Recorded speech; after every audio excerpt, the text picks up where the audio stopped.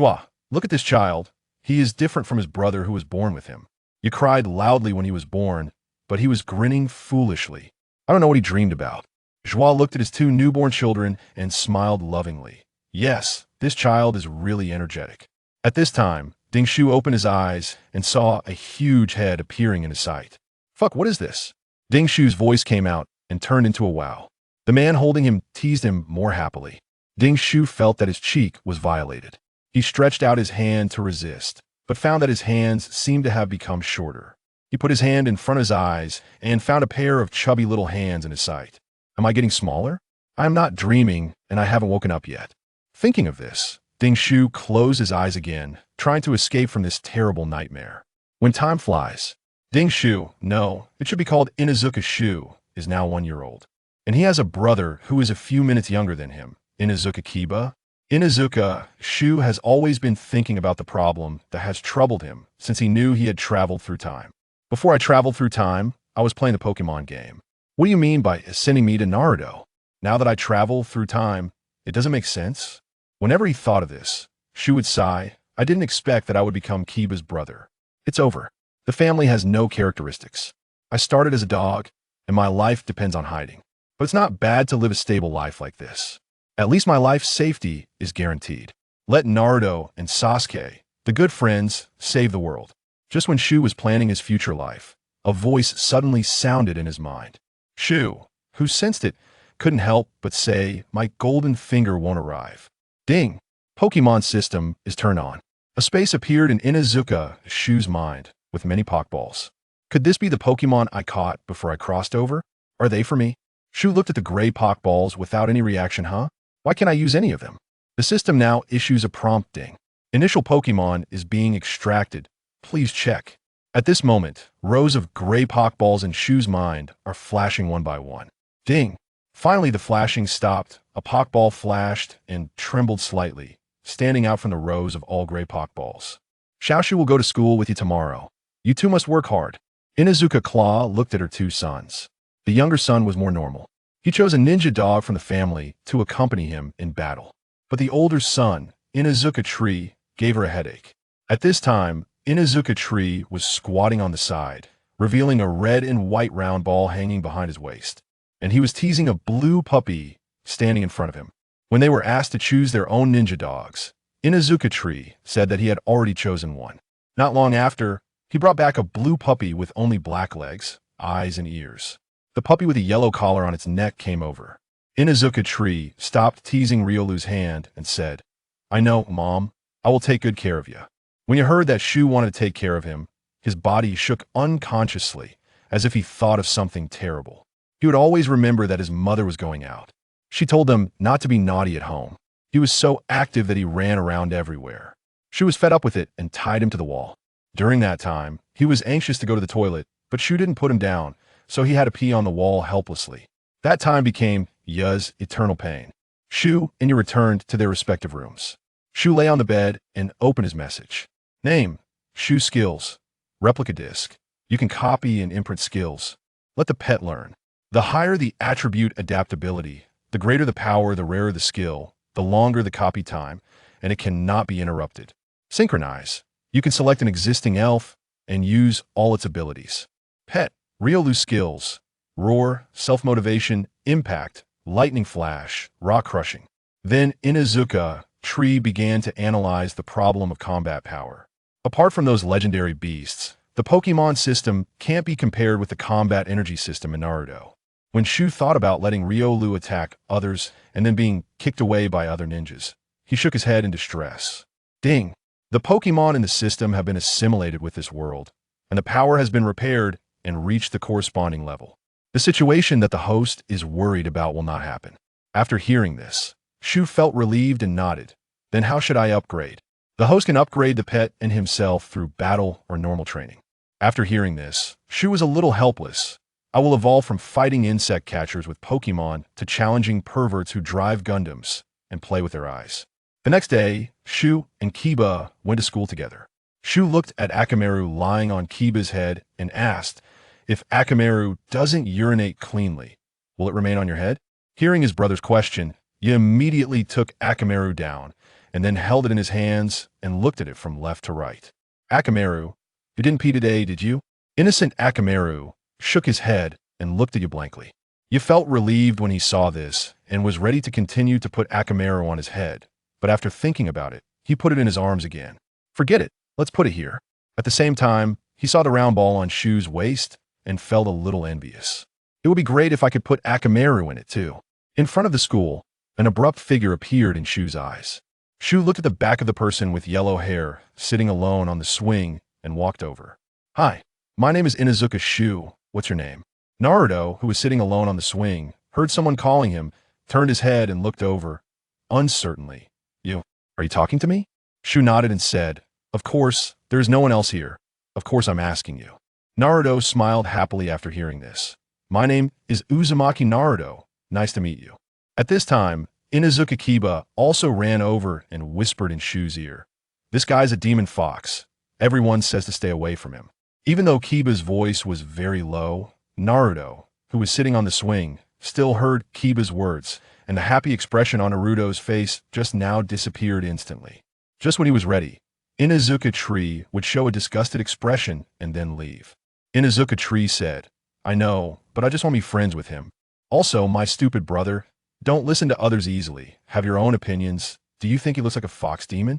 He looked at Naruto after hearing this, and then shook his head. That's right, so don't care what others say. Just be firm. This is what I taught you today. After hearing what Inazuka Tree said, Naruto's tears flowed out of his eyes. This is the first time since he was born that he has not been disliked by others, and he has also been recognized by others. Chapter 2. Enrollment Shu turned towards Naruto and said, We are about to enter the school. Would you like to join us? Upon hearing Shu's invitation, Naruto promptly descended from the swing and nodded in agreement. Thus, the trio prepared to make their way into the classroom. During this time, Shu spotted some of the other Konoha younglings, while Sasuke was bidding farewell to his brother before entering the school. As Shu observed Itachi's departing figure, he mused. Is this the legendary Itachi? The night of the Uchiha massacre must be approaching soon. The three entered the classroom, and once all the new students settled into their seats, Iruka walked in. He approached the podium, gazing at the classroom filled with students, and declared, I will be your teacher from now on. My name is Iruka Umino. Now, I would like each of you to introduce yourselves. Then, a chorus of youthful voices filled the room. I am Naruto Uzumaki. I am Sasuke Uchiha. I am Hinata Hyuga. As the introductions concluded, Iruka nodded with satisfaction and commenced the day's lesson. Finally, the school day came to an end. Inazuka Shu climbed off his desk, yawning widely and wiping the tears from the corners of his eyes. Yaya, let's go. It's time to head home. Upon reaching the door, he noticed Naruto, who was also preparing to leave, and called out, Are you heading home too? Would you care to join me for some Ichiraka ramen? Yaya, intrigued by Shu's sudden invitation, questioned, Brother, weren't you just? Shu raised a hand to interrupt Yaya, turning to him and stating, What of it? I've changed my mind. Do you have a problem with that? He shook his head repeatedly, yielding to the oppressive influence of his elder brother. Upon hearing the invitation from Inazuka Shu, Naruto was initially inclined to accept, but upon reflecting on his meager wallet, he hesitated, preparing to decline. However, it seemed that Shu also sensed Naruto's awkwardness and stepped forward, saying, It's all right, you're just treating us. Don't be shy. Consider this our first gathering. If you truly feel uncomfortable, you can treat me next time. After some contemplation, Naruto agreed. You observed the duo ahead, Shu and Naruto, and couldn't help but ponder, who exactly is his brother, Shu, or that Naruto fellow? Arriving at Ichiraku Ramen, Naruto habitually ordered his favorite dish, while Shu and Ya each selected a bowl for themselves. This marked Shu's inaugural experience with the famed Ichiraku Ramen. Upon tasting it, Shu found it merely a notch above ordinary ramen, not particularly remarkable. Only Naruto, sitting nearby, savored the meal with great enthusiasm, soon finishing both the noodles and broth in his bowl. After their ramen feast, Naruto and Shu bid farewell to Ya and merrily strolled towards their homes. Shu observed the direction in which Naruto headed, a path leading to the impoverished district, and couldn't help but lament the plight of the fourth Hokage's orphan, living in such circumstances. It was indeed a sight to evoke sympathy. No wonder there had been whispers about Naruto turning to darkness in the past. Shu's kindness towards Naruto stemmed from a belief that fostering a good relationship with the protagonist could never be detrimental, coupled with a sense of genuine pity for Naruto. given his prior understanding of him in a past life. The two then made their way home, and upon arrival, Joie inquired, "Where have you been? Why are you back so late? Come, have dinner first." Shu replied, "No need. Yeah, and I had dinner out with classmates." Joie, upon hearing this, was delighted that his eldest son was taking the initiative to make friends. It was truly wonderful. Meanwhile, Ya, lagging behind, wore a bitter expression, realizing that his brother was making friends at his expense. As school resumed, Shu quickly became acquainted with his classmates, forming a truant quintet with Orochimaru, Akimichi Choji, Naruto, and Ya, often sneaking out to play when Irika was not paying attention. One day, Irika addressed the students from the podium, stating, "Today we will engage in one-on-one battle practice. Please follow me to the playground. When I call your names, you will face off." Upon hearing this, Ya nudged his sleeping brother beside him. "Hey, wake up. We need to go outside for the practical exercise." Awakened from his dream, Shu instinctively tapped you on the head and replied, "I know," before making his way towards the playground, leaving you alone in a state of disarray in the classroom. "Why is it always me who ends up injured?" You mused. Shu, however, held no qualms. The purpose of having a younger brother was, of course, to tease him. Otherwise, there would be no fun to be had. As Irika called out fewer names, Shu's name finally emerged from Irika's lips. The next match was between Inazuka Shu and Uchiha Sasuke. Upon hearing his name, the two stepped into the battle zone, and Naruto, who had just finished his match, called out to Shu, "Do your best." Defeating the cool guy, Shu hurled the Pokeball from his waist, and Ryolu emerged, captivating the onlooking classmates, including Irika, who were witnessing such a summoning technique for the first time, their faces illuminated with curiosity. Standing opposite was Uchiha Sasuke, who, upon seeing the blue pup before him, braced himself for the impending confrontation. Shu began issuing commands to Ryolu. "Ryolu, use quick attack." Sasuke observed as the blue canine surged towards him at remarkable speed, leaping to deliver a kick to his face. With a slight tilt of his head, Sasuke evaded the strike, swiftly countering with a kunai to push Ryolu back. Just then, Shu's voice echoed again. "Ryolu, use Sword's Dance." In an instant, Ryolu radiated a brilliant glow and charged towards Sasuke with even greater velocity. As the relentless Ryolu continued its assault, Sasuke contemplated his strategy. "I must break free from this persistent companion and strike at Inazuka Shu directly." With this resolve, Sasuke focused on the approaching Ryolu, hands forming seals as he prepared his technique. Fire release, great fireball technique. A blazing fireball erupted from Sasuke's mouth, hurtling towards the attacking Ryolu. With no time to evade, Ryolu crossed its arms to shield its head, subsequently being propelled backward by the impact. Seizing the opportunity, Sasuke rushed towards Inazuka Shu. Startled by Sasuke's advance, Shu attempted to dodge. However, in his panic, his left foot inadvertently tangled with his right, causing him to lose balance and tumble forward. At that moment, the recently struck Ryolu, though slightly singed, rapidly approached and leaped, aiming to deliver a downward strike on Sasuke's head. Sasuke raised his hands to defend, but suddenly felt a chill in his lower region. Unbeknownst to him, the fallen Inazuka Shu had inadvertently pulled down his pants during the fall. The spectators, Irika and the other classmates, fell into an immediate silence, their eyes fixated on Sasuke's compromised state. Chapter 3. Sasuke walks the bird off. The girls watching from the sidelines were the first to react, their shrieks rising in a chorus. Each covered their eyes with their hands, yet through the gaps between their fingers, their curiosity about Sasuke was evident. Shu, unhurriedly rising from the ground, brushed off the non-existent dust on his clothes. He then looked at Sasuke, who stood before him, gently patting his shoulder while softly suggesting, "Shall I help you pull your pants up? It's not good for you to have them down for so long. You might catch a chill." Sasuke stood frozen, his eyes vacant and unfocused, the once normal hue of his pupils turning a vivid crimson as a black tomo emerged, slowly swirling within his gaze. Snapping back to reality, Sasuke quickly bent down to adjust his pants before darting out of the crowd. Shu, watching Sasuke's retreating figure, was surprised that he had inadvertently prompted Sasuke to awaken his Sharingan. "Perhaps he should be grateful to me." Irika, at a loss for words, awkwardly stepped into the arena and announced, due to Sasuke's departure from the competition, Inazuka Shu is the victor. Shu retrieved his Pokeball, recalling Ryolu, and made his way toward Naruto and the others. Naruto gave Shu a thumbs up, exclaiming, "Impressive, Shu. Finally, that arrogant guy got his comeuppance." Shu smiled and nodded in acknowledgement. After Irika arranged the remaining students for battles, he concluded the day's lessons. On their way home, Kiba curiously glanced at his brother. He had sparred with Shu in his leisure time and remembered that Shu's strength was not something Sasuke could match. Thus, the outcome of today's match was quite intriguing. Unable to contain his curiosity, Kiba asked, "Bro, you didn't intentionally pull down Sasuke's pants today, did you?" Shu turned to Kiba, a mischievous smile on his face, and replied, "What do you think?" Kiba, recalling his brother's cunning nature, silently mourned for Sasuke. Meanwhile, Sasuke had returned home, and Makoto, noticing his early arrival, inquired, "Why are you home so early today?" However, Sasuke ignored his mother. Rushing to his room where he found a corner to curl up in, hugging his knees while quietly contemplating life. He muttered repeatedly, "I was seen. I was seen." Makoto, puzzled by her son's behavior, wondered what was troubling him today. The next day, Shu and Kiba arrived at school as usual. Shu glanced at Sasuke's seat, realizing he had not come. Perhaps he was still at home, sulking. Young people often have such fragile emotional resilience. I must find an opportunity to help him strengthen it. At that moment, Iruka entered the classroom, approached the podium, and surveyed the students seated below. He announced, "Uchiha Sasuke is suffering from a cold and will be absent for a few days. Now, let us begin our lesson."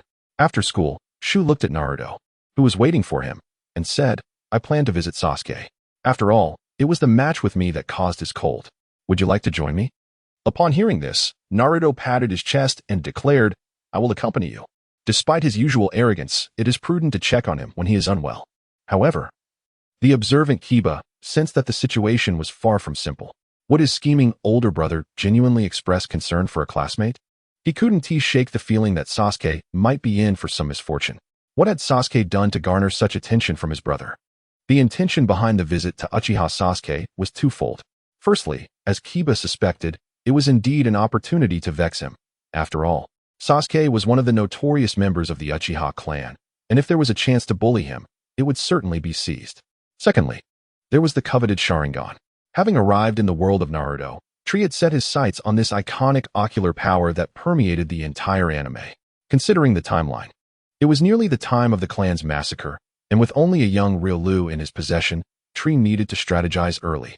When that fateful day arrived, he aimed to seize a pair of Sharingan, hoping to replicate them for the benefit of his little sprites.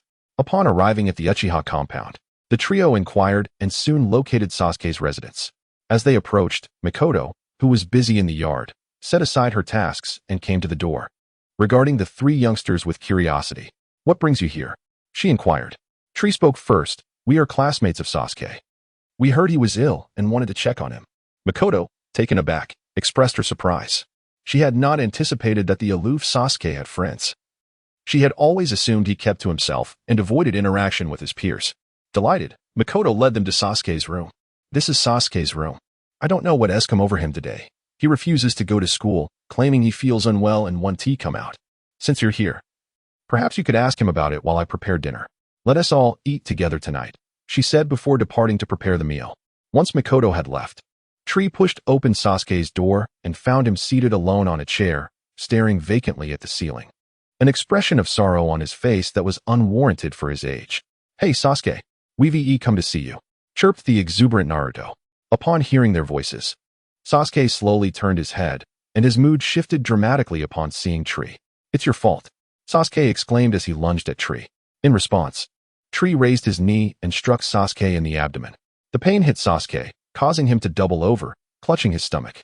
At that moment, Tree crouched beside Sasuke and said, "Calm down, it was truly an accident. Everyone was far away, and no one saw clearly. Moreover, those girls instinctively covered their eyes. So you weren't exposed at all." Upon hearing Tree's words of comfort, a flicker of hope appeared on Sasuke's innocent face. "Really?" The Tree nodded affirmatively, assuring, "Of course, I would never deceive you. If you have any doubts, you may inquire with ya. I have never lied to him throughout our lives."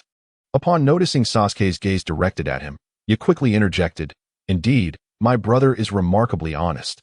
He has never deceived me." However, he refrained from mentioning the instances where he mischievously led Sasuke to the girls' restroom, guided him toward the river, or added peculiar items to his bowl during meals. Aside from those playful antics, he truly is a wonderful brother. Reassured, Sasuke felt his worries dissipate significantly. He then addressed the Tree. "Thank you for your guidance today. However, I assure you, I shall defeat you in our next battle. The tree nodded in acknowledgement, responding, you are always welcome to challenge me. When Meichin arrived to summon them for dinner, the group exited the room together. Chapter 4. The planning of the Sharingan. Several individuals entered the dining hall, where Shuriken gazed upon the man seated at the head of the table. This must be Fugaku Uchiha, the current head of the Uchiha clan.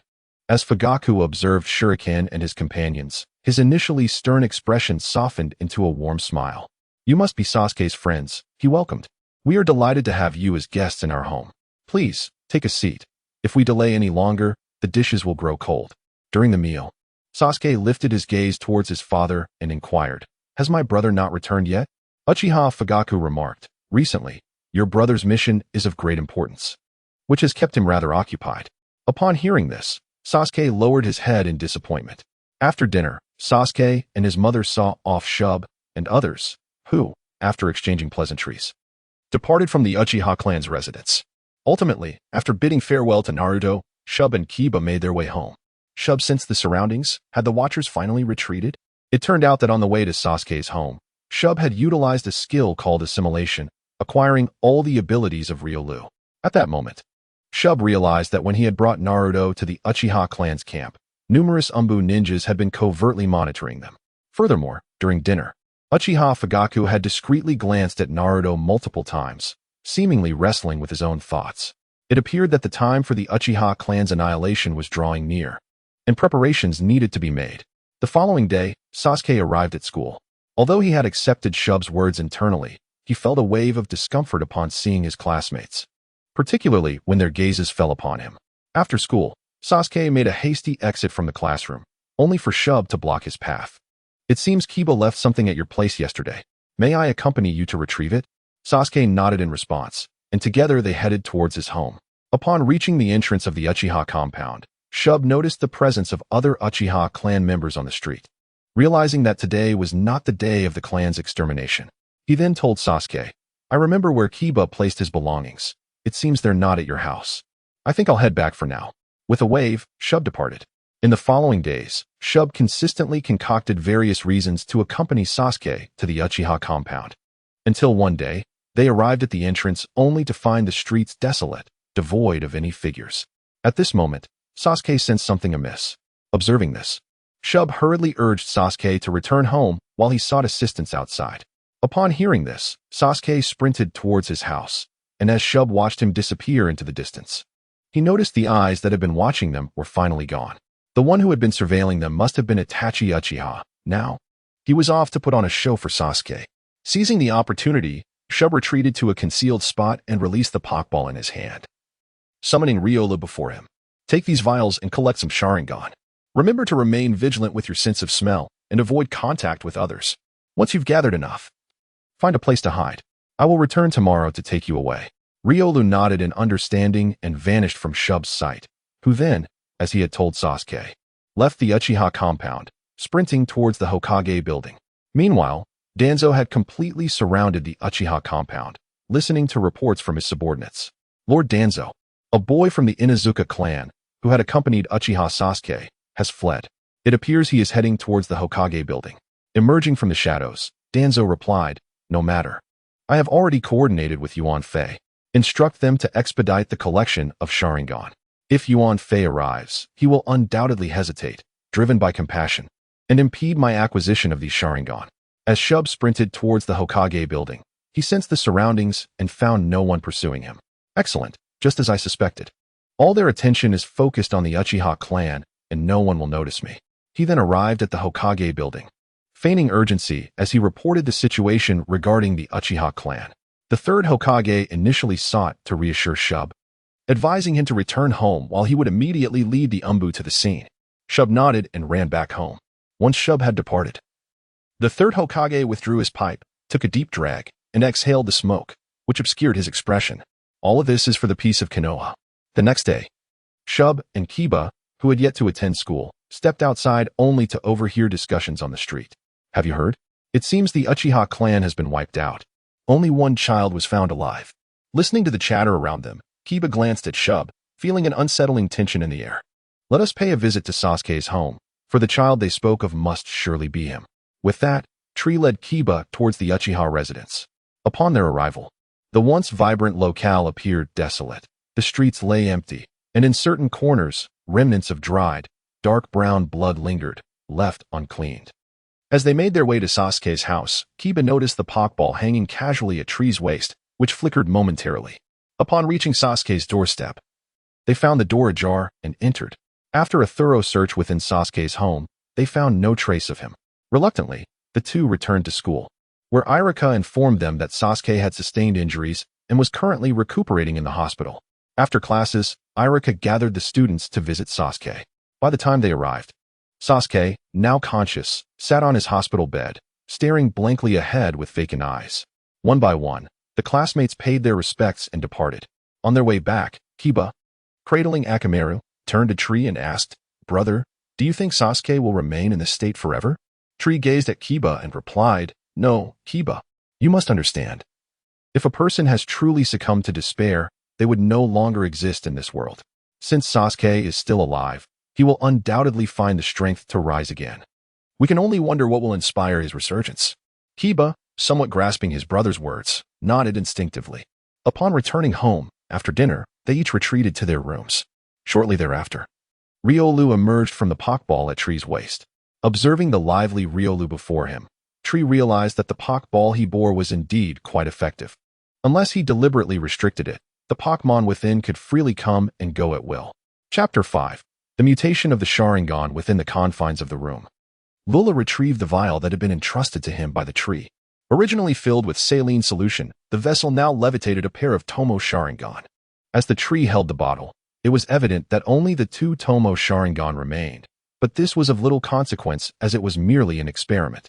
Subsequently, the tree commenced the invocation of its skills, endeavoring to replicate the Sharingan. As a cerulean glow enveloped the tree's hands, a progress bar manifested in its mind. Observing the familiar progress bar, a smile crept across the tree's lips. It appeared to mirror the experience of duplicating ninjutsu scrolls. Thus, it seemed that in the realm of secret techniques, replication was indeed within its capabilities, albeit at a sluggish pace. The tree noted the progress in its mind crawling along like an ant, indicating a sleepless night ahead. As dawn approached, a notification finally resonated in its mind. Ding. Replication successful. At that moment, the tree's gaze shifted to the Sharingan within the vial, and the information presented in its mind had transformed. Unlike the replicated skills that could be utilized repeatedly by the sprites, the Sharingan operated differently. Two Tomo Sharingan, mutation usable by psychic and ghost types, can evolve alongside the user's abilities. Upon seeing this, the tree reflected that it was less about replicating the Sharingan and more about adapting it to suit the sprite's needs. Next, the tree attempted to withdraw the altered Sharingan into its backpack, and to its astonishment, the Sharingan vanished from its grasp. As days turned into weeks, Naruto and his companions reached the age of graduation. On this particular day, as they awaited their examination, Naruto, filled with anxiety, turned to the tree beside him and exclaimed, "What should we do?" The tree, once again testing my inadequacies in the art of shadow clones, left me certain of my impending failure. The tree patted Naruto on the shoulder, encouraging him with unwavering faith. Nearby, Kiba heard his name being called by Iruka and turned to the tree and Naruto, stating, "I'll go in first." Moments later, Kiba emerged, a new forehead protector gleaming on his brow. Witnessing this, Naruto felt a twinge of envy. Shortly thereafter, the tree entered the examination room, facing the same challenges depicted in the original tale, the shadow clone technique. The tree felt no pressure, having already imparted some common taijutsu and ninjutsu suitable for Lyra to it. As Naruto anxiously awaited the tree's return, he noticed that the tree emerged without a forehead protector. While a flicker of joy sparked within him at the thought of companionship, the realization that even the tree had failed only deepened his own sense of uncertainty. The tree joined Naruto and the others, prompting Naruto to offer consolation. "It's all right, tree. Even if you didn't T-pass, I'll be here for you." The tree, sensing Naruto's misunderstanding, subtly turned, revealing a forehead protector secured to his arm. Naruto's spirits plummeted. Finally, he called out his own name, summoning the resolve to enter the examination room with a demeanor akin to one marching toward doom. Soon, Naruto emerged, head hung low, and approached the tree, lamenting, "Tree, I didn't T-pass. What should I do? Everyone else has graduated, and I'm still stuck here." The tree comforted him, Let us go have some Ichiraku ramen first, and then I'll think of a way to help you. With no alternatives, Naruto reluctantly agreed. As the trio prepared to leave the school, a figure obstructed their path. Shueibai-sensei? The teacher regarded Naruto and his friends gently, inquiring, "Where are you off to?" Naruto, despondent, replied, "I failed the exam, of course. That infuriating Iruka-sensei 1T even cut me some slack. He is so stingy. Now, I can only ponder how to graduate." Upon hearing this, Shueibai remarked, "I do know of a method, but..." The tree immediately grasped Shueibai's implication and addressed Kiba and Naruto. "Kiba and I will head back now. We'll save the ramen for next time. Shueibai-sensei likely has a way to guide you through the exam, and we wouldn't want to intrude." With that, the tree led Kiba away. After their departure, Shueibai nodded, contemplating the situation. Deceiving Naruto, a perennial underachiever, was manageable. However, should the two of them catch wind of anything amiss and report it to the Hokage, it could spell disaster for him. Watching the naive Naruto, Shueibai divulged his internal strategy, the Book of Seals. Shueibai nodded affirmatively. As long as you manage to steal the Book of Seals and learn the ninjutsu inscribed within, graduation is assured. However, you must not divulge this matter to anyone. Should the Hokage become aware, the consequences could be dire. Naruto nodded, contemplating a plan to pilfer the Book of Seals that very night. At that moment, Inazuka Kiba was on his way home and noticed something peculiar about Shikuro. Pointing to a round object at Shikuro's waist, he inquired, "Brother, why do you have another sphere at your side?" Shikuro replied, "A few days ago, I was summoned back to the world of summoned beasts, and I happened to capture another one there." Kiba mumbled, "But I don't recall seeing it this morning." Feigning surprise, Shikuro responded, "Oh, is that so? It seems I haven't shown you enough affection as your elder brother, to the extent that you miss such a detail." Upon hearing Shikuro's words and noticing his brother's squinted eyes, Kiba felt a sense of unease. It seemed his elder brother was plotting something. In truth, Kiba had not been mistaken. The additional little spirit had awakened in the space during his graduation. And though Shikuro had yet to fully grasp the conditions for awakening these spirits, possessing two of them now instilled him with a newfound confidence. While his aspiration was to lead a life of leisure, who wouldn't he desire to stand tall among the elite if given the opportunity? He yearned to engage in a battle with the legendary sage of six paths, Madara and Kaguya, to rectify the regret of having only witnessed these encounters in anime, unable to experience them firsthand. Reflecting on the newly acquired spirit, Shikuro turned to his shadow, contemplating how to extract the contents of the Book of Seals. With the spirit now at his side, the task seemed considerably easier. That evening, the dinner prepared by Inazuka Shu was particularly sumptuous, and even his sister, who had been busy at the medical department, returned home. Inazuka Hana approached Shikuro, ruffling his hair as she remarked, "It's only been a short while since we last met, yet I see you've grown taller." Kiba, witnessing Shikuro's obedient demeanor, was hardly surprised. It was well known that among the siblings, Shikuro was most obedient to Hana. Following their father's untimely death, their mother had fallen into despair. And it was Hana who primarily cared for them until their mother gradually regained her strength to look after them. Shikuro, gazing at Hana, asked, "Is the medical department not busy today? How come you have time to return?" With a smile, Hana replied, "Today marks the graduation of my two younger brothers. So, of course, I must return to celebrate with them. Come, sit down and eat. Your mother and I have been busy preparing your favorite dishes." Noticing the red ball in Kiba's arms, Hana turned to Shikuro and asked, "Aren't you going to release Ryolu? It's been quite a while since I last saw it." Chapter 6. The Book of Sealing. Thus, Hua, cradling Leo, and Ya, holding Chi-Wan, joyfully completed their meal as a family of four. Upon returning to their room, a gaseous entity emerged from the shadow of a tree. The tree beheld the figure of Gaisai and handed him the double tomo Sharingan previously stored in the system's backpack. Gaisai, shortly, "Seek out that yellow-haired individual with 6 whiskers whom you encountered in the classroom. Stay close to him and transcribe the contents of the scroll he opens," instructed the tree. Upon receiving the command, Gaisai vanished from the room, leaving the tree to await his return. Meanwhile, Naruto, having heeded Mizuki's words, ventured to the location where the Book of Sealing was kept. Upon arriving, he surveyed his surroundings and, finding no one present, seized the Book of Sealing and dashed towards the rendezvous point agreed upon with Mizuki. Upon reaching a secluded forest, Naruto paused, catching a peculiar fragrance in the air. After scanning the area and confirming his solitude, he eagerly opened the Book of Sealing. Let me see what it contains, he mused. At that moment, Gaisai, who had located Naruto, hovered above him, possessing the Sharingan, the double tomo within his eyes slowly rotating as he began to replicate the contents of the book. At the Hokage Tower, the third Hokage observed Naruto through the crystal ball on his desk. His attention was suddenly drawn to a purple mist hovering above Naruto's head. As he approached for a closer inspection, it vanished. What was that? Am I imagining things? Continuing his scrutiny, the third Hokage found no trace of the mist.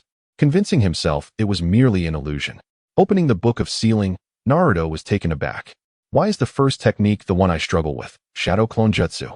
He scratched his head, and after reviewing the technique, he closed the book and raced towards the designated meeting place with Mizuki. Meanwhile, Gaisai, having completed the transcription of the book of sealing, floated towards the tree's residence. In a manner akin to the original narrative, Naruto, upon hearing Iruka's acknowledgement of him, emerged from behind a concealed tree. Naruto looked at Mizuki and declared, I am not some demon fox. I am Uzumaki Naruto, and I have friends who recognize me. Tree. Yeah, and Shikamaru are all my companions. I am determined to teach you a lesson. Mizuki, upon seeing Naruto step forward, wore a mocking expression. You? With your lackluster performance? Naruto clasped his hands together and invoked the technique of Shadow Clone Jutsu he had learned from the Book of Seals. Countless Narutos surrounded Kabuto, leading to a brutal onslaught. Following this, under Iruka's comforting smile, Naruto finally received the Leaf Village's graduation headband from him. Meanwhile, back in the treehouse, Guiz was diligently transcribing the ninjutsu from the Book of Seals onto a scroll. Observing the completed scroll, Tree turned to Guiz with a smile and said, You've worked hard, Guiz. Go rest within my shadow. Tree picked up the scroll and sighed. Tonight will be another exhausting night. Today marked the day when graduating students awaited their guiding instructor at the school, and Kiba was preparing to accompany Tree. As Tree was about to leave, he noticed Kiba carrying a roll of fine wire and an electrical device, which piqued his curiosity. Brother, what are you bringing those things for? Tree, engrossed in his own preparations, replied, They will prove useful today. Upon arriving at the classroom, Tree and Kiba found an empty spot and settled in. As usual, Sasuke entered the classroom with his cold demeanor. Upon seeing Tree seated, he offered a slight nod.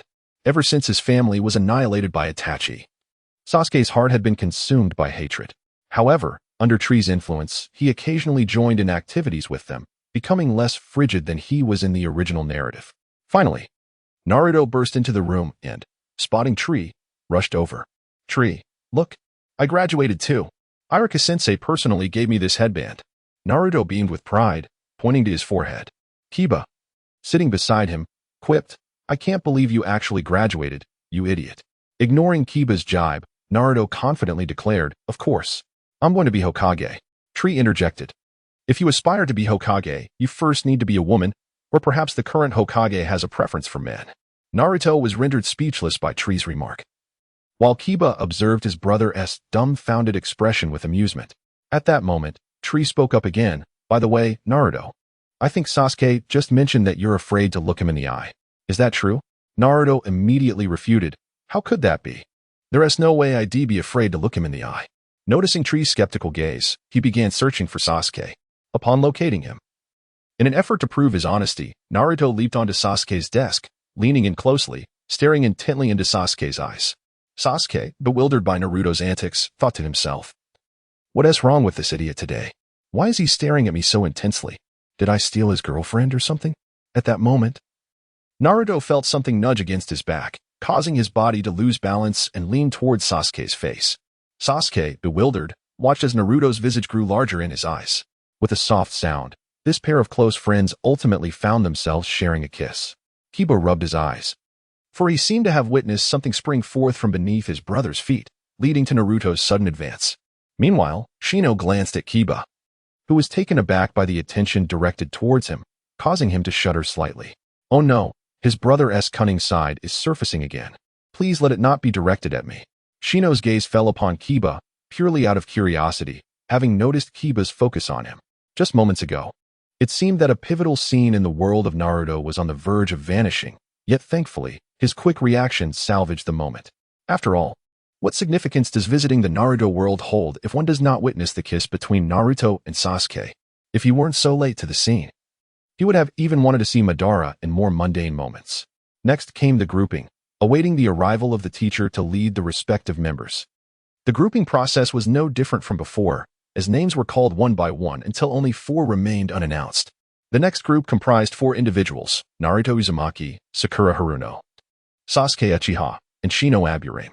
Naruto, glancing at Iruka with a puzzled expression, inquired, "Iruka-sensei, why is our group composed of 4 members?" Iruka responded, "Grouping is determined by strength." Naruto pondered aloud, "Is it because Sasuke's strength is too weak that our group only has 4 members?"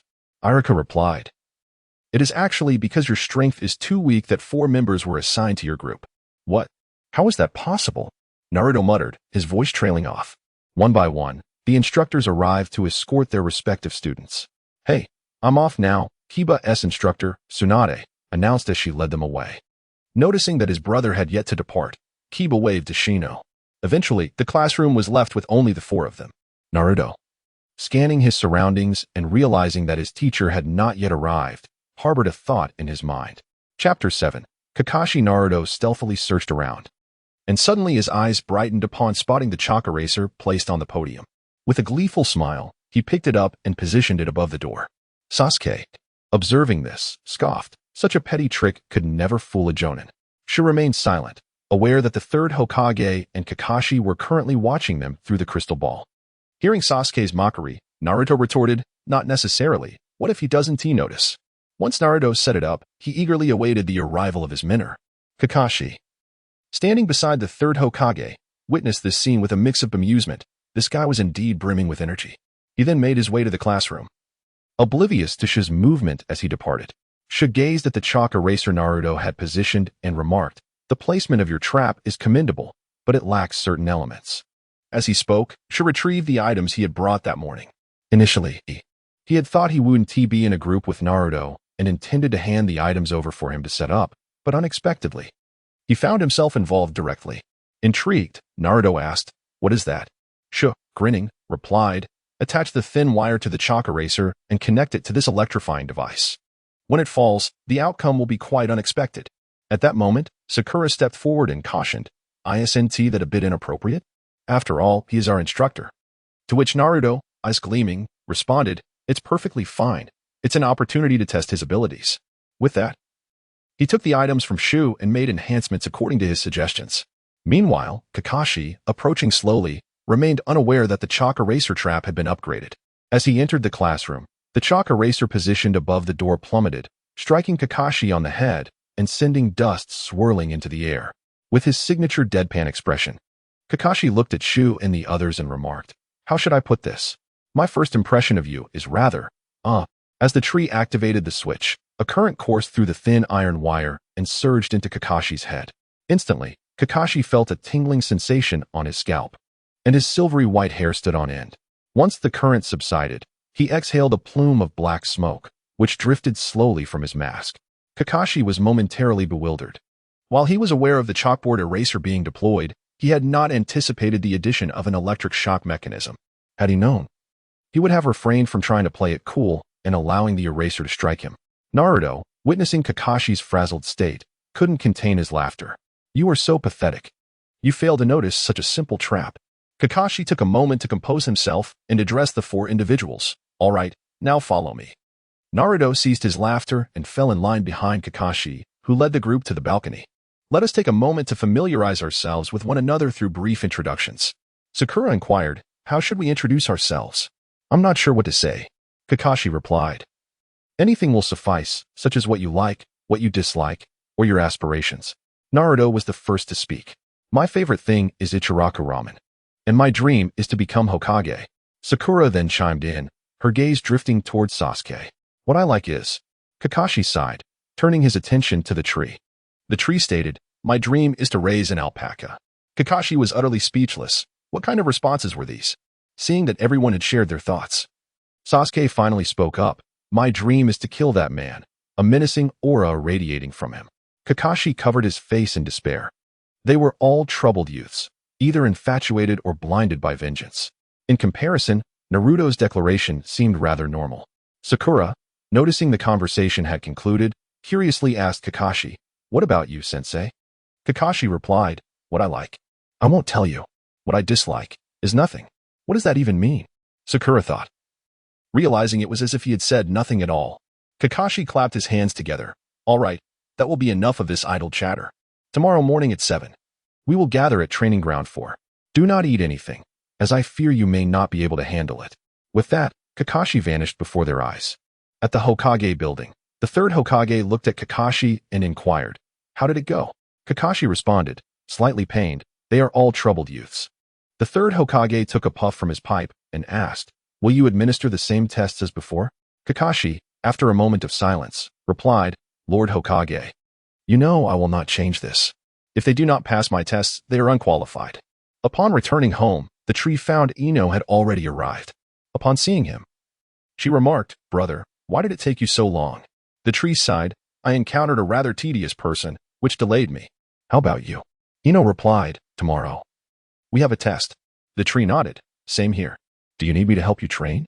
In a moment of nostalgia, you felt a surge of excitement as he prepared to face his elder brother once more. Arriving at a clearing, he gazed at his brother and declared, "Kamaru and I have developed a new technique, so do exercise caution." Shu released his Lucario, which had recently evolved from Riolu, and he had taught it several suitable skills. Pokemon, Lucario skills, Double Team, 8 Gates Formation, Flying Thunder God Technique, Extreme Speed, Heavy Slam, Heavy Kick. Reflecting on Lucario's impressive skill set, Shu felt a deep sense of satisfaction. With his current power, he believed no one in the ninja world could defeat him. "Yeah?" Staring at the familiar Pokemon, questioned, "Riolu?" Shu chuckled, "It has evolved. Now it's called Lucario." As you observed the imposing Lucario before him, his demeanor shifted to one of seriousness. He noticed Kamaru, perched on his shoulder, trembling involuntarily, a clear sign of fear. Gently encouraging his companion, you whispered, "Stay strong, Kamaru. Let us not disappoint. This is merely training." Upon hearing this, Kamaru gathered its courage and leapt down from Ya's shoulder. Nodding in approval, you turned to Shu and said, "All right, let us begin." Ninja Technique. Beast Transformation. With a resounding thud, Kamaru and Ya transformed into 2 identical, snow-white wolves, glaring fiercely at Shu and Lucario before charging forward. Lucario swiftly evaded the attack with Quick Attack, leaving Ya's strike to miss its mark. In response, Lucario executed a low kick, targeting the flank of one of the wolves. Bang! The impacted wolf skidded several meters across the ground before reverting to its original form, revealing Kamaru, now unconscious. Lucario, with remarkable agility, utilized Quick Attack once more, appearing before the second wolf. A swift backflip resulted in a kick aimed at the wolf's head. As he was struck, he too reverted to his original state, sitting on the ground. Observing this, Shu shook his head and approached the fallen Ya. Chapter 8. Kakashi's test. As you approached, he appeared somewhat disheartened. "Brother, do you think I'm utterly useless? We were born at the same time, yet I can hardly even touch your body." With a gentle pat on Ya's head, Tree responded, "But you have touched me now. Do not lose heart. I shall guide you and Akamaru from here on. This should facilitate your improvement." Upon hearing this, Ya's eyes sparkled with hope. "Really?" Tree nodded. Previously, Ya had requested his guidance, but at that time, Tree had been preoccupied with his own affairs and lacked the time to assist him. Now, having found much of what he sought in Konoha and having enhanced his own abilities, Tree felt it was time to mentor his younger brother. After all, having a brother who was too weak would be quite a source of embarrassment.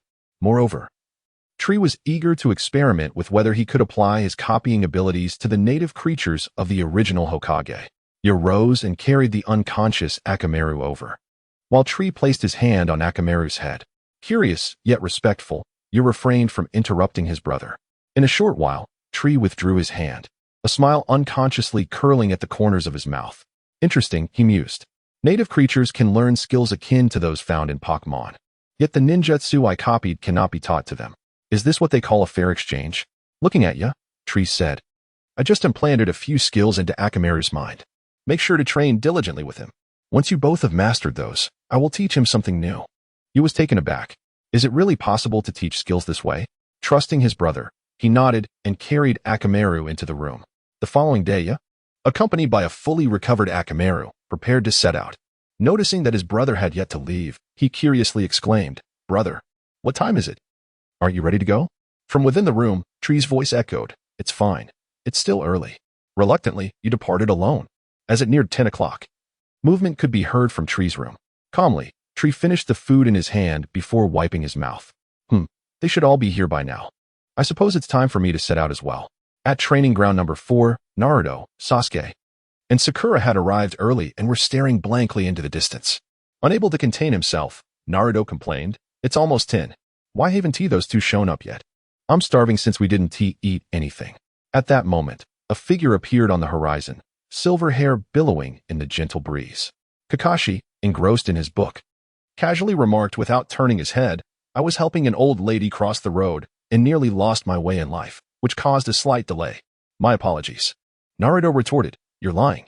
You're just late." While still perusing his book, Kakashi replied, "Well, since everyone is here, let us commence today's test." With that, he closed the book. "Wait a moment. Tree hasn't arrived yet," Naruto interjected. "What?" Naruto, noticing Kakashi's astonished expression, remarked, "That guy still hasn't arrived. I wonder what he's up to." At that moment, a voice emerged from the trees. "I apologize, everyone.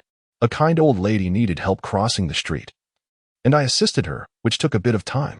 Upon hearing this familiar excuse, Naruto and the others were momentarily speechless, as Kakashi had just mentioned the same reason. Feigning surprise, the tree chimed in, "Oh, it seems there are quite a few elderly ladies in need of assistance today." Kakashi, uninterested in further banter, proceeded with the day's agenda. "Here are 3 bells. Those who manage to seize one will pass the test, while those who fail to do so will have to return to the academy for further training." The observant Sakura inquired, "But there are 4 of us, and you only have 3 bells." Kakashi nodded in acknowledgement. "Indeed, so you must quickly devise a strategy to snatch them from me. Otherwise, the last one to act will be left without a bell and must return to the academy."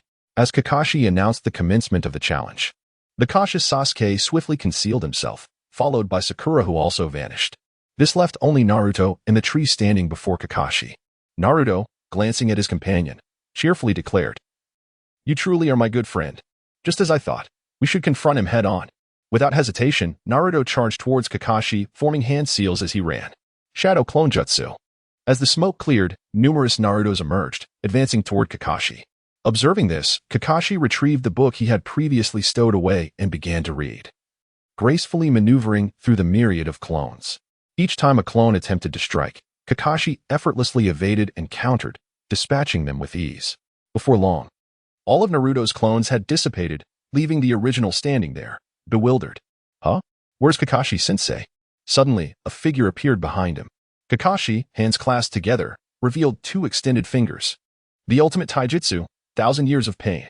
As Kakashi's fingers struck their target, Naruto felt an unusual sensation before he could fully comprehend it, only to be sent flying and ultimately landing in the river. The tree pondered, stroking its chin. "Should I let Ricario learn this technique? Never mind. It's too indecorous and would tarnish my handsome image." Kakashi then turned to the tree and asked, "Do you wish to engage me in a one-on-one battle like Naruto?" The tree retrieved a Pokeball from its waist, and a flash of red light illuminated the scene as Lucario emerged. "I wish to give it a try as well. But first, I must deal with your shadow clone." Lucario swiftly executed an agility move, followed by a flame punch. Responding to the command, Lucario dashed towards Kakashi, leaping into the air just as Kakashi processed the situation, raising its fiery fist to strike. With a resounding bang, the struck Kakashi transformed into a cloud of smoke, while the real Kakashi, perched on a distant tree with a book in hand, closed it with intrigue. "Interesting. It seems I must personally intervene." "What?" Sasuke, who had been covertly observing, was taken aback by the revelation. "That was merely a clone. Where's the real one?" Unconsciously activating his Sharingan, Sasuke's eyes, one bearing a double tomo and the other a single tomo, began to spin as he sought to analyze the impending battle. If the tree realized that Sasuke had awakened a second tomo due to his clan's massacre, it would surely swell with pride, though it was a feat that had come at the cost of Sasuke's dignity. The tree gazed at Kakashi, reappearing from behind the foliage. "If you don't take this seriously, your life may be forfeit, and I won't take responsibility." Hearing the tree's audacious proclamation, Kakashi set his book aside. "It seems that last strike has inflated your confidence, tree. Allow me to demonstrate how a true ninja engages in battle." Lucario, extreme speed. With a whoosh, Lucario vanished, reappearing behind Kakashi, its foot poised to deliver a kick. Chapter 9. Test passed what? So swift, and even faster than before. Has this summoned beast mastered its instantaneous technique to such a degree? With a resounding thud, Lucario finally struck a wooden block, and Kakashi appeared not far away. At that moment, Kakashi no longer regarded him with disdain. Such strength demands my full attention, he thought. With that, Kakashi pulled down the mask that covered the left side of his face, revealing a pair of blood-red eyes, with 3 tomos swirling within. As he gazed at the trees, vigilant against any sudden assaults. Seeing this, the trees continued to issue commands to Lucario. Lucario utilized Quick Attack, closing the distance before employing a slicing strike. Once again, Lucario's form vanished, but this time, Kakashi, relying on his Sharingan, managed to perceive Lucario's silhouette and evaded the incoming blade-like strike. With a thunderous crash, the ground where Lucario landed erupted into a shower of debris. Observing this, Kakashi swiftly formed hand seals. Earth-style, yellow spring swamp. The ground beneath Lucario softened, ensnaring his feet and rendering him immobile. Noticing this, Kakashi dashed toward the trees. The trees had been directing the summoned beast all along, opting not to join in the assault against him. This implied that the tree's capabilities might not match those of its summoned creature. To avoid obstructing the beast's offensive, it chose to command from a distance. Upon reaching the trees, Kakashi intended to subdue it, only to be met with a smile upon the tree's face. In the next instant, the tree vanished from his sight. Kakashi, in disbelief, turned to look behind him, realizing the tree had somehow positioned itself at his back. The tree raised its fist, which emanated a faint white glow. A million-ton punch. The tree's fist hurtled toward Kakashi, who could hear the sound of air being displaced by the punch. A chilling thought surged through Kakashi's mind. This strike could be fatal.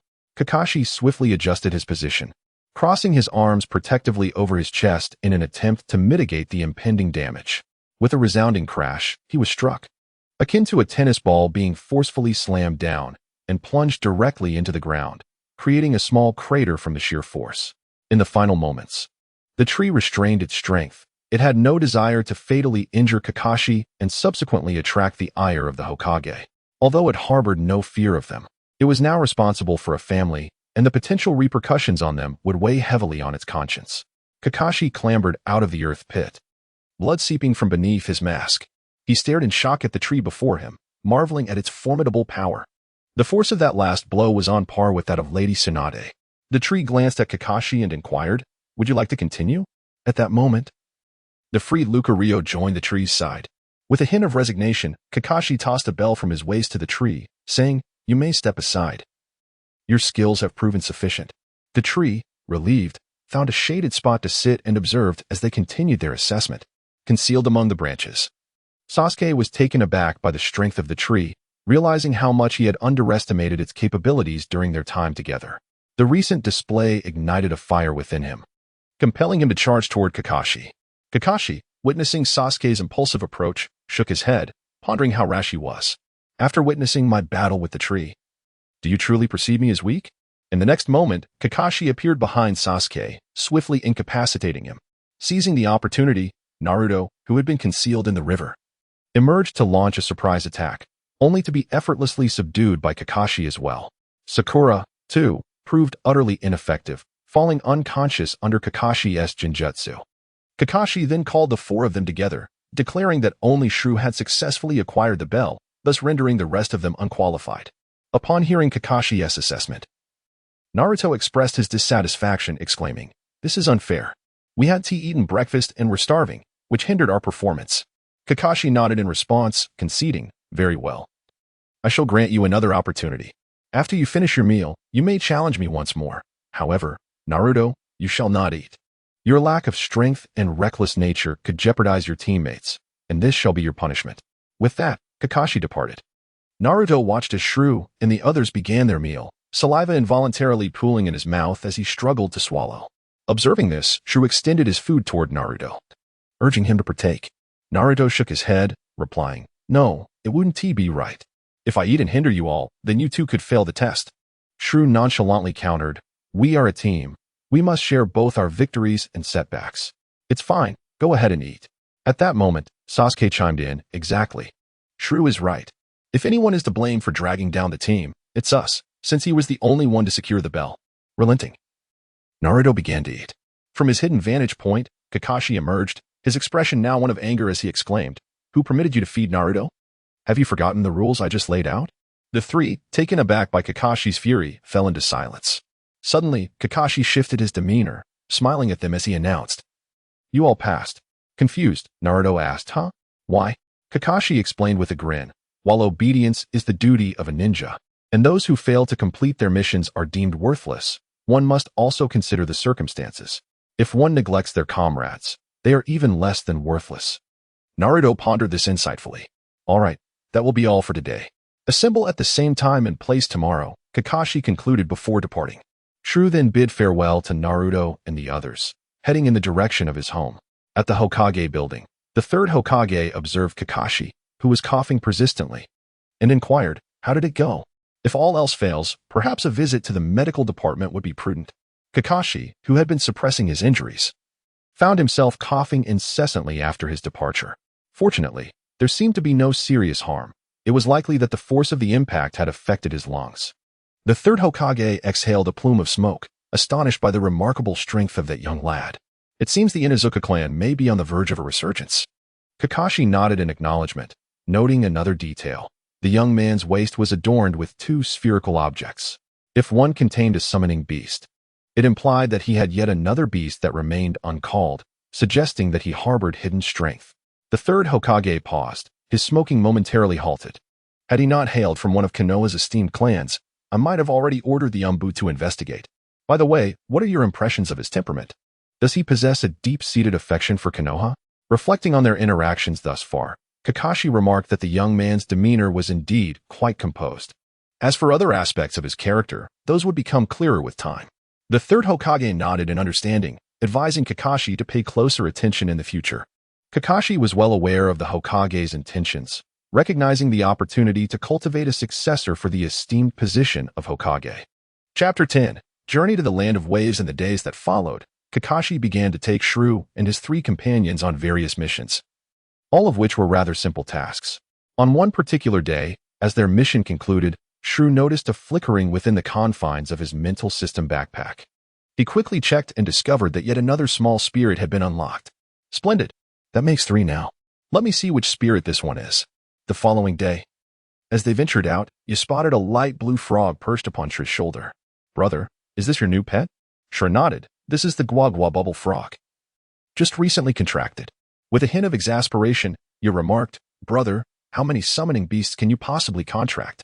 Why are they all so different? And each possessing such formidable power?"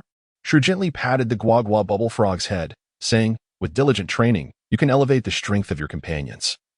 Just as I do. You two have great potential. Yeah, do not let it go to waste." You nodded in understanding. When Shru reunited with Naruto and the others, they too noticed the Guagua bubble frog resting on Shru's shoulder. "Wow, the tree, is that your summoning beast? What an adorable frog." The tree looked at Naruto, whose eyes sparkled with excitement. Surely, Naruto did not possess an innate fondness for frogs. Kakashi also glanced at the tree's shoulder, pondering if it was yet another summoning beast. He wondered about its strength, but from the current impression, it seemed less formidable than the last one. With the commencement of today's new mission, Naruto began to voice his complaints, lamenting the monotonous nature of their daily tasks. "I yearn for a true ninja mission," he declared, turning away. Kakashi, observing this, asked helplessly, "Naruto, where are you off to?" Without looking back, Naruto replied, "I'm going to find Grandpa Hokage. I want to undertake a genuine ninja mission, not this mundane business of searching for lost cats and dogs." Upon arriving at the Hokage's office, Naruto insisted, "I want a more challenging task. These trivial cat and dog hunts do not reflect my worth as a ninja." The third Hokage regarded Naruto with a gentle smile and said, "Is that so? Fortunately, I have a high-level task available. It's a mission to escort someone home." Upon hearing this, Naruto's eyes sparkled with excitement. "Really? We can accomplish that." At that moment, Kiba and his team entered the Hokage's office to submit their tasks. Hearing Naruto's words, Kiba couldn't help but scoff. "It's just a regular escort mission. Is it really necessary to be so thrilled? We won't even encounter any enemies." Naruto turned to the third Hokage, who responded, "While it's not guaranteed that you will face enemies, it is still a highly significant task. So what will it be, Naruto? If you don't want it, I can assign it to someone else." After contemplating, Naruto accepted the mission. The third Hokage then summoned the mission's client, who introduced himself as Tazuna. Upon seeing the young shinobi before him, Tazuna expressed his skepticism. "Are you really going to be the ones escorting me? I can't shake the feeling that this is rather unreliable." Naruto stepped forward confidently, asserting, "Don't underestimate me. I am destined to become Hokage." Thus, after finalizing the arrangements, Naruto's team accepted the mission. Before departing, Kakashi advised, "Everyone, gather your things. We leave promptly tomorrow morning." Upon returning home, the tree informed his mother, "This is my first mission. I must give it my all." His mother encouraged him, "Make sure to be careful. It's just an escort mission after all." The tree nodded reassuringly, "Don't worry, it's not dangerous. We are merely escorting someone." The following day, the group assembled and set out towards their destination. As they traversed a forest, they passed a puddle of water. Kakashi discreetly scanned the area before continuing onward, seemingly unperturbed. As they moved further away, the puddle gradually transformed into two shadowy figures. The target was identified. It was that old man. The two figures then vanished once more. Suddenly, a sharp chain with a blade ensnared Kakashi, who was at the rear of the group. The two assailants pulled the chain, tearing him apart mercilessly. The others, sensing the disturbance, turned to witness the horrifying scene, leaving them all stunned. Sakura, in particular, screamed, "Kakashi-sensei!" Sasuke was the first to react, his gaze fixed on the two individuals charging towards them after having slain Kakashi. The tree, observing the bubble frog perched on its shoulder, called for assistance, prompting the creature to leap forth with remarkable agility. As it landed before the assailants, a cascade of bubbles erupted from its mouth, momentarily obscuring their vision. Seizing this opportunity, Sasuke dashed forward, executing a flawless sequence of taijutsu that subdued both foes. At that moment, an approving voice echoed, "Well done. Even in the face of unexpected circumstances, you remained composed. Excellent work, Sasuke, and you too, Tree." The tree looked at Kakashi, conveying an expression that seemed to ask, "Do I need your praise?" Kakashi, feeling a hint of embarrassment, momentarily forgot that he was in the presence of a formidable talent, one that even he might struggle to contend with. Sakura, realizing the situation, exclaimed, "Kakashi-sensei, are you all right?" Kakashi nodded with a smile. "I merely wish to observe how you would respond to unforeseen events, as well as to ascertain the identity of their assassination target." Naruto, still reeling from the shock, stared blankly at his hands, musing, "What am I doing? I actually cowered behind you all."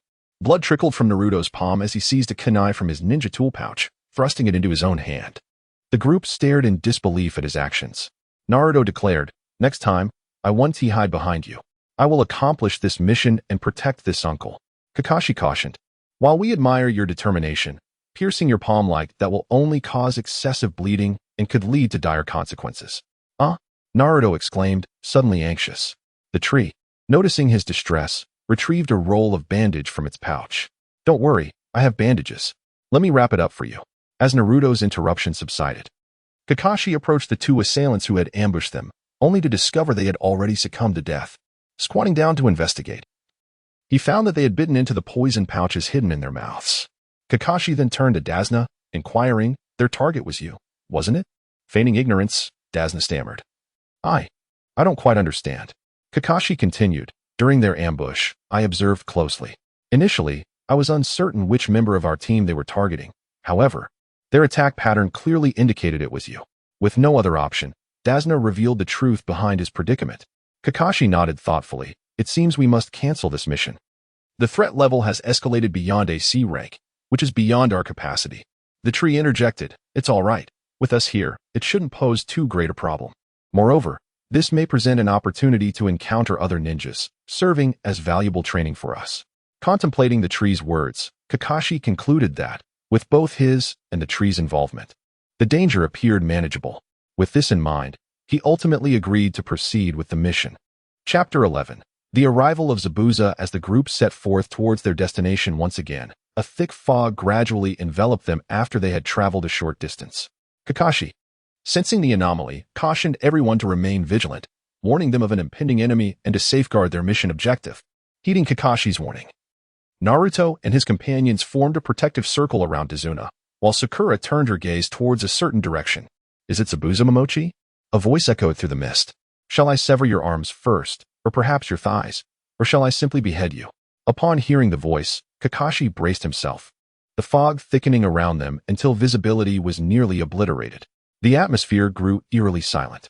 Kakashi activated his Sharingan, scanning the surroundings intently. Suddenly, the fog surged, and a massive cleaver emerged behind Kakashi, swinging menacingly toward him. Realizing the danger, Kakashi swiftly crouched to evade the strike and quickly retreated to gain distance.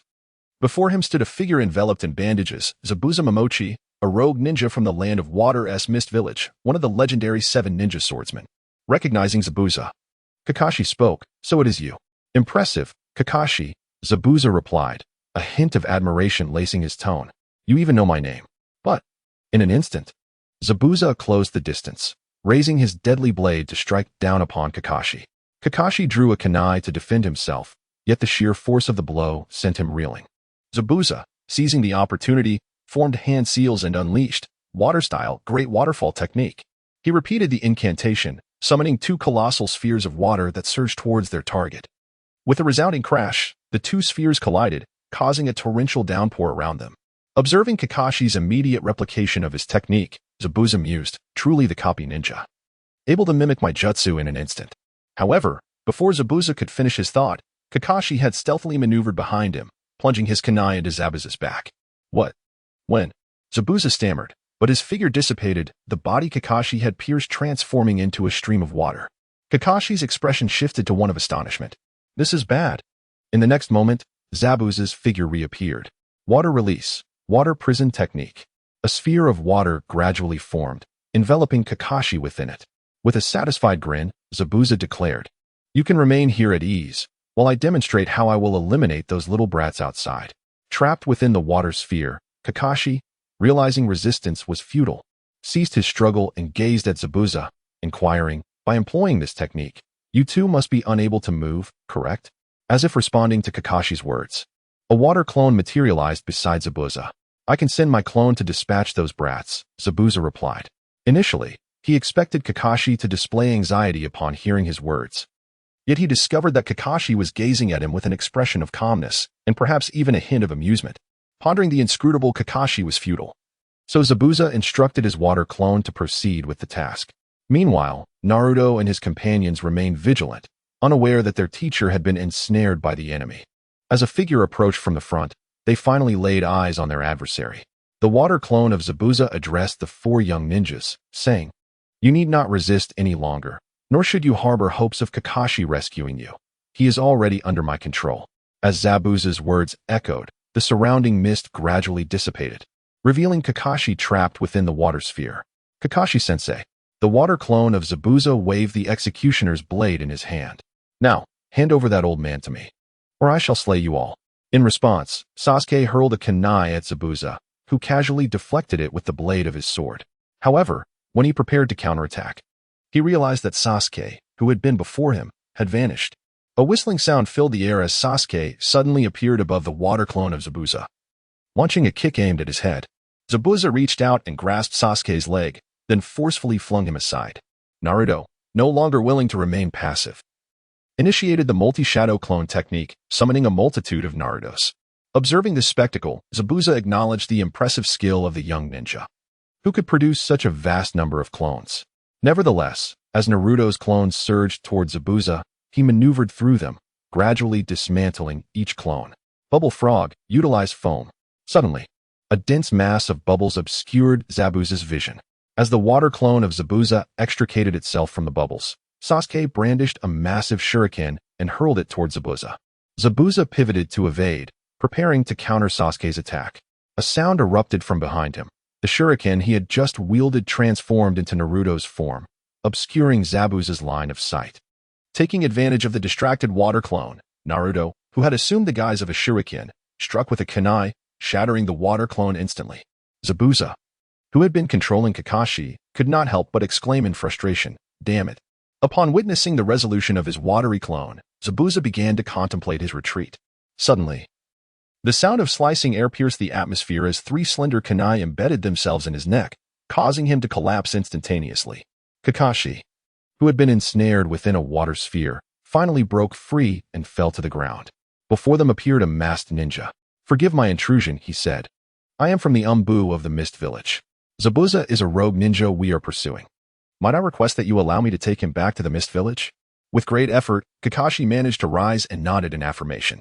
Upon receiving Kakashi's confirmation, the masked ninja took Zabuza away. At that moment, Kakashi could no longer withstand the strain and fell to the ground.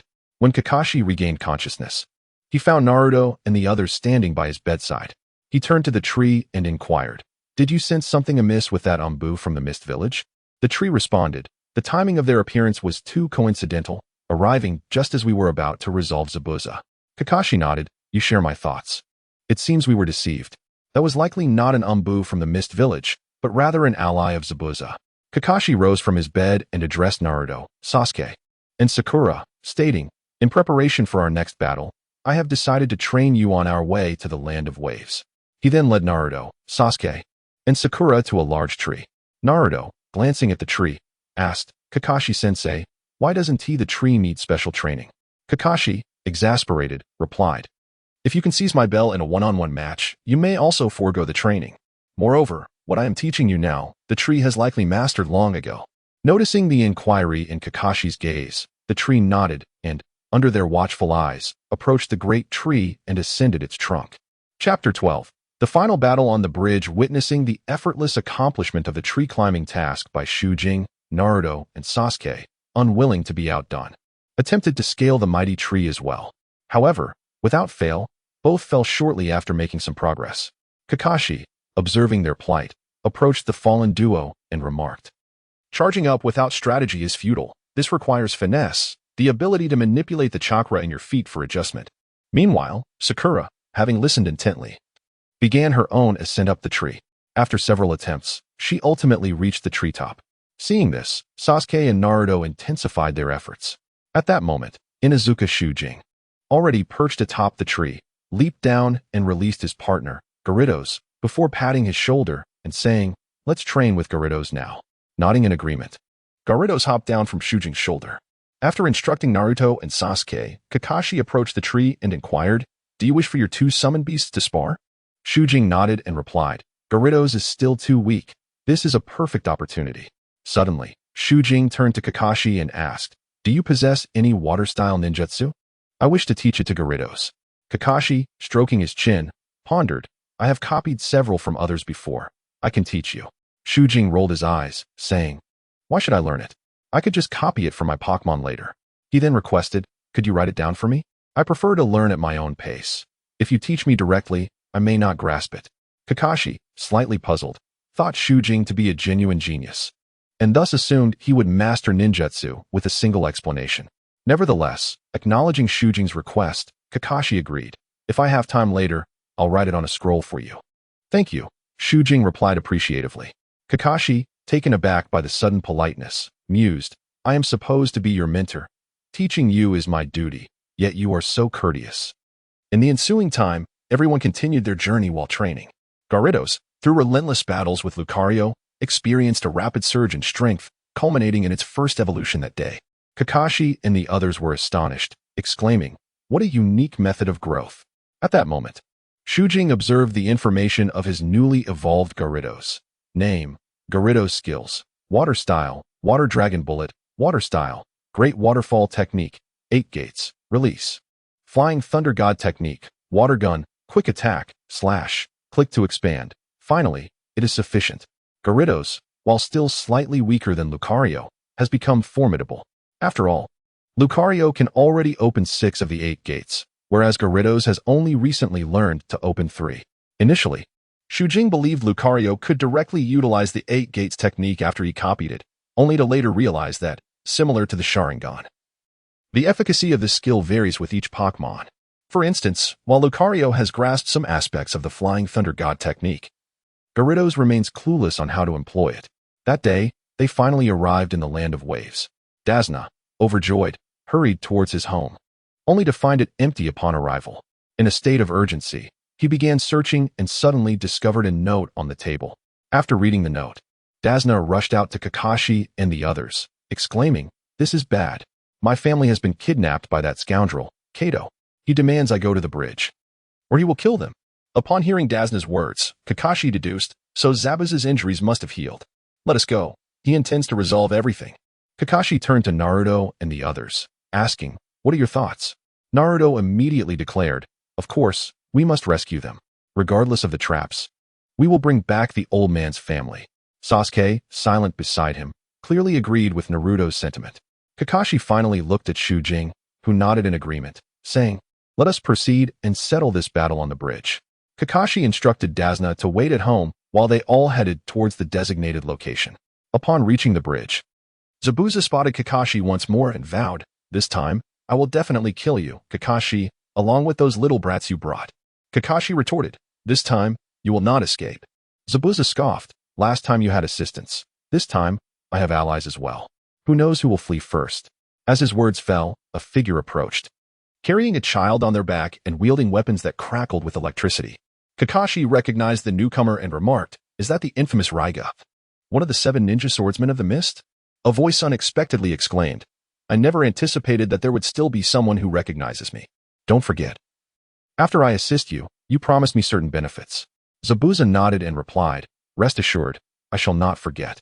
Kakashi, sensing the difficulty of the situation, turned towards the tree and said, "This time, it is up to you. I will leave the matter of Raiga in your hands.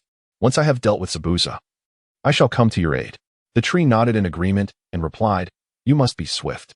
I would rather not have finished my battle while you are still evenly matched with Zabuza." Kakashi, upon hearing this, could not help but think, "Am I being looked down upon by my own disciple?" As the battle commenced, the tree released the frog, while Naruto and Sasuke, 2 ardent friends, confronted White. Raiga, observing the blue frog before him, felt a sense of disdain and addressed the tree. "Are you mocking me? You dare to send this frog to face me?" The tree narrowed his eyes and retorted, "This is a frog, not a toad. Are your eyes failing you?" Upon hearing the tree's taunt, Raiga ceased his chatter, raised his weapon, and gathered lightning at the tip of his blade, charging towards the frog. The frog utilized a flash of electricity to evade. Boom! The 2 lightning spheres struck empty air, while the frog had already positioned itself behind Raiga, executing a swift kick towards his back. Lamaru, bound to Raiga, cautioned, "Be careful. It's already behind you." Heeding the warning, Raiga swiftly turned to block the frog's attack, as the frog leapt into the air, creating distance once more between them. Chapter 13. The battle concludes at this moment. Leia no longer underestimated the prowess of the blue frog, Guadawa. It was indeed quite formidable. With a flicker of lightning, Leia summoned a barrage of electrical strikes that surged towards Guadawa, resembling serpents of electricity. Faced with the unavoidable onslaught, Guadawa momentarily found itself at a loss.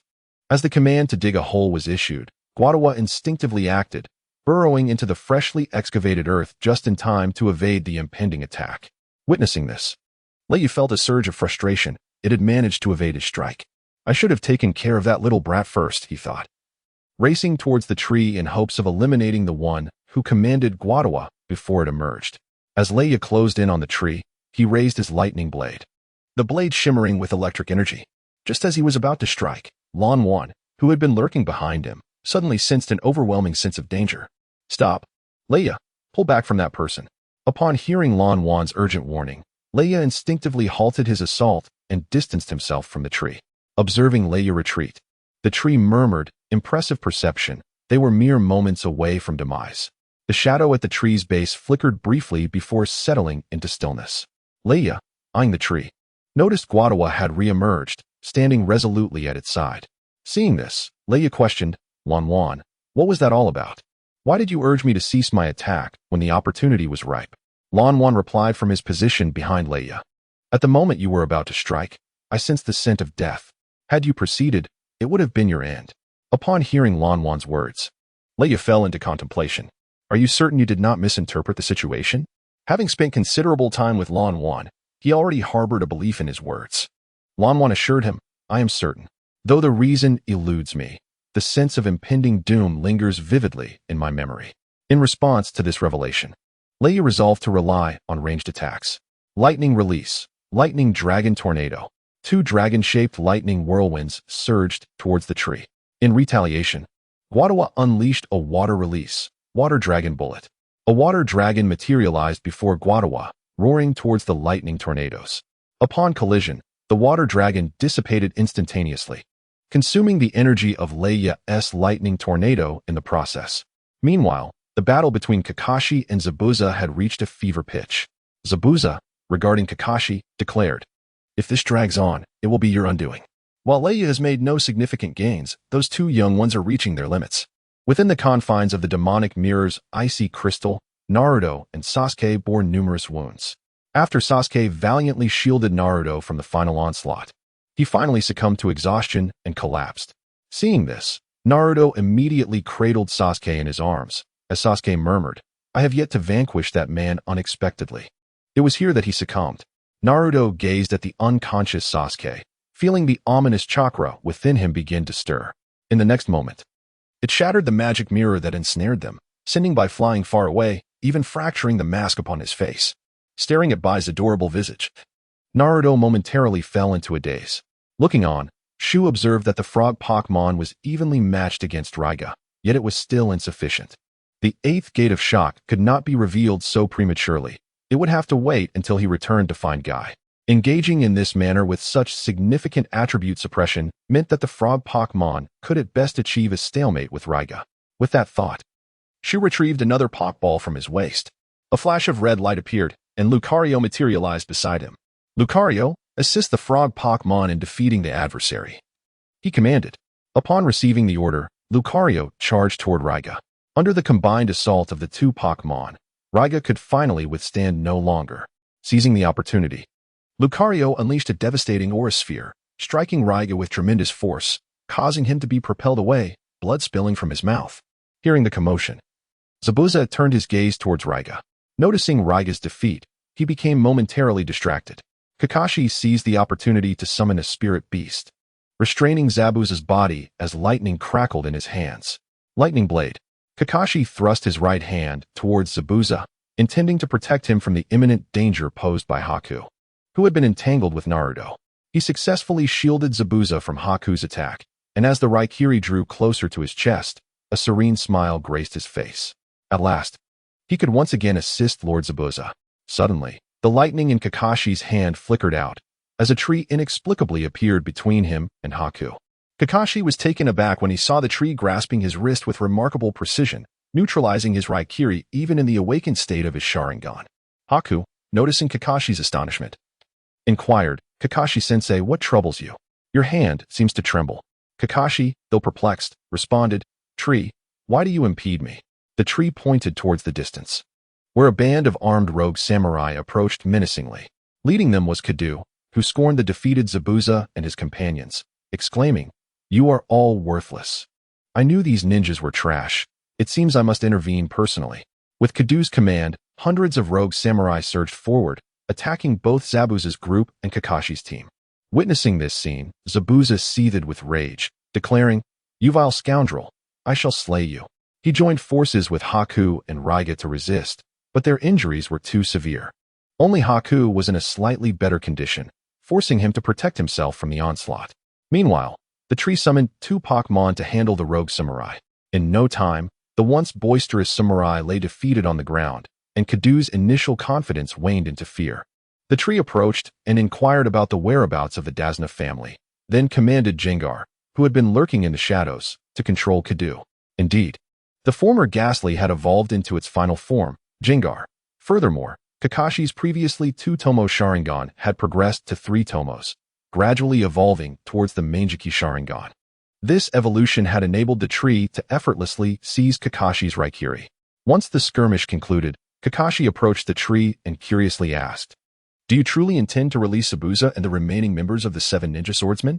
The tree replied, "If we slay them, the ninja swordsmen of the Land of Water will fall into our hands, which would lead to future complications. It would be wiser to allow them to depart, as we stand to lose nothing." After reflecting on the tree's words, Kakashi reluctantly acquiesced, realizing the sense in the tree's reasoning.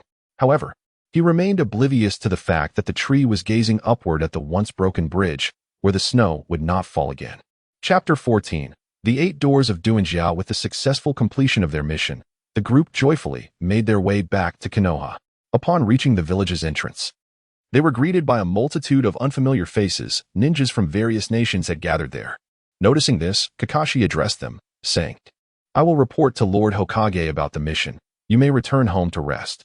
Upon hearing Kakashi's words, the others dispersed, heading towards their respective homes. Kakashi proceeded to the office of the 3rd Hokage, where he accurately recounted the events of their journey. The 3rd Hokage listened attentively and nodded, stating, "The Chunin exams are about to commence. Everyone will be in teams of 3, but your squad Kakashi understood the Hokage's implication and responded. I propose that Inazuka Shu form a team on his own. He is more than capable. The third Hokage nodded in agreement, expressing that he, too, thought the same and was merely inquiring about Kakashi's perspective. Upon returning home, Shiro was greeted by the sight of his sister. Oh, don't you have to go to the medical department today? Inazuka Hana, upon hearing her name called, turned to see Shiro and hurried over to ruffle his hair. The medical department is not busy today, so I've taken a few days off. The Chunin exams are approaching, and I will likely be swamped again. By the way, did you just return from your mission? Shiro nodded, affirming, yes, I just finished today and saw you right away. By the way, where's Kiba? Anna recalled. He just went out. It seems his instructor called for them to gather. That evening, Kiba finally returned, carrying Akamaru. Upon entering, he spotted Shiro, who had already returned. Oh, brother, you're back. Shiro smiled and replied, yes, did you miss me? I'll make you happy in a moment. Ah, it's still my familiar brother, Kiba said, obediently closing his mouth and beginning to eat. Their mother, Tsum, witnessed this scene and a look of happiness graced her face. I truly hope our family can remain this joyful forever. The following day, Shiro arrived at the designated meeting point Kakashi had informed them about.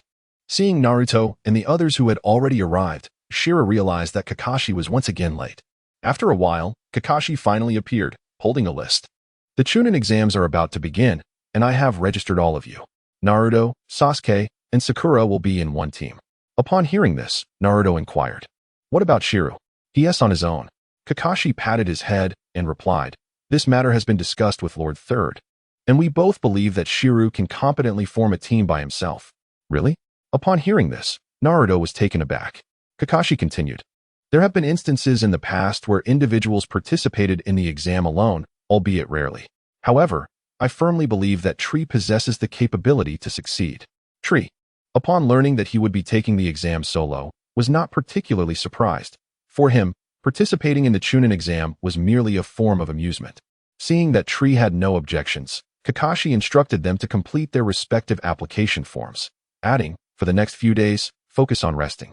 The exam will be upon us soon. After the meeting dispersed, Tree did not head home immediately, but instead made his way to the training grounds, seeking an individual who would allow him to utilize the 8 gates freely. As he was about to search every training area, he finally spotted the 2 figures at training ground number 6.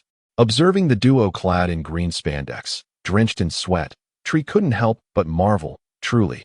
They are the precious beasts of Konoha. It's quite impressive. Kai and Lee noticed someone approaching and paused their training. Tree stepped up to Kai. Aren't you Kakashi's student? What brings you here? Tree replied, I wish to learn the 8 gates from you. Kai circled Tree, scrutinizing him. The 8 gates can only be mastered by those brimming with youthful vigor. I sense a lack of vitality within you. You are not suited for this training. Moreover, even if I were to impart the knowledge of the 8 gates to you, it is unlikely you would master it. Unfazed by Kai's refusal, Tree turned to Lee and asked, Lee, would you be willing to spar with my partner to witness its youthful spirit? Lee hesitated, glancing at Kai, who encouraged, Lee, go ahead and battle Tree's summon beast. It will be a good opportunity for him to witness your vigor. All right, Sensei. Tree, seeing their agreement, commanded Lucario to charge at Lee. Lee, observing the uniquely shaped summoned beast rushing towards him, did not hold back. Konoha Whirlwind. He executed a spinning kick aimed at Lucario's chin. In a display of agility, Lucario, without Tree's guidance, evaded using quick attack and retaliated with a glowing fist aimed at Lee. Realizing he could not dodge, Lee crossed his arms defensively. The impact reverberated through him, and he thought, what tremendous strength. Little Lee traced a distance of several dozen meters on the ground, while Lucario, emboldened by his advantage, swiftly closed in to engage him in close combat. The training arena resonated with the sounds of their fierce exchange of blows. Observing this, Kai could not help but express his admiration. What an extraordinary spirit beast. Moreover, it excels in physical techniques. Where did you acquire it? Upon hearing this, Shu replied, I am not quite sure. While practicing summoning the spirit beast, I inadvertently experienced a reverse summoning and, in a haze, ended up signing a contract. During their conversation, Little Lee made a critical error, allowing Lucario to seize the opportunity and send him flying. Satisfied with the display, Shu nodded, acknowledging that under the circumstances of not directing the fight and with numerous skills restricted, it was quite commendable to achieve such a performance. Noticing that a victor had emerged, Kai observed Lucario for a moment before stating, "All right, I can teach you about your spirit beast, but I will not be responsible for whether you learn it or not. And I will only explain it once." Shu nodded in agreement, jesting, "No problem. I've already learned it, just lacking an excuse to use it." Following this, Kai began a detailed explanation, and to his surprise, Lucario, already familiar with the 8 gates technique, found himself capable of opening the 7th gate after listening to Kai's thorough elucidation. Content: Shu made his way home, eagerly anticipating the upcoming Chunin exams. Watching Shu depart, Kai turned to little Lee and said, "Lee, this fellow will undoubtedly become a formidable opponent for you in the future. Let us ignite our youth by running 30 laps around Konoha." "All right, Teacher Kai." Chapter 15. Gaara. On this day, Naruto invited Sakura to enjoy a bowl of ramen together. After relishing their meal, the two began to meander through the streets of Konoha. Suddenly, they were startled by a commotion emanating from ahead. Intrigued, Naruto hurried towards the source of the noise. Upon arriving at the scene, he was taken aback to see his former subordinate, Konohamaru, being bullied by ninjas from another village. Without hesitation, Naruto rushed forward. "Hey, you there, put Konohamaru down this instant." Hearing someone meddling in his affairs, Kankuro turned to face Naruto. "I can't stand you arrogant little brats." With that, Kankuro tightened his grip on Konohamaru's arm. Witnessing this, Naruto was determined to confront Kankuro. Suddenly, a stone flew through the air, striking Kankuro's wrist with precision. Startled by the pain, Kankuro involuntarily released his hold. "Damn it, who was that sneak attacking me?" he exclaimed, scanning the area for the culprit. His gaze fell upon Sasuke, perched nonchalantly atop a tree, casually tossing another stone in his hand while casting a disdainful look at Kankuro below. "This is not a place for you to act recklessly," Sasuke declared. Naruto, feeling irritated by Sasuke's bravado, turned back to Kankuro. "That's right, you were just bullying my subordinate. Apologize to him at once." Kankuro, sensing the challenge, reached for the puppet secured behind him. Just then, a chilling voice cut through the tension. "You worthless scum. The visage of the Sand Ninja Village has been thoroughly disgraced by your actions. Is it not time for you to withdraw?"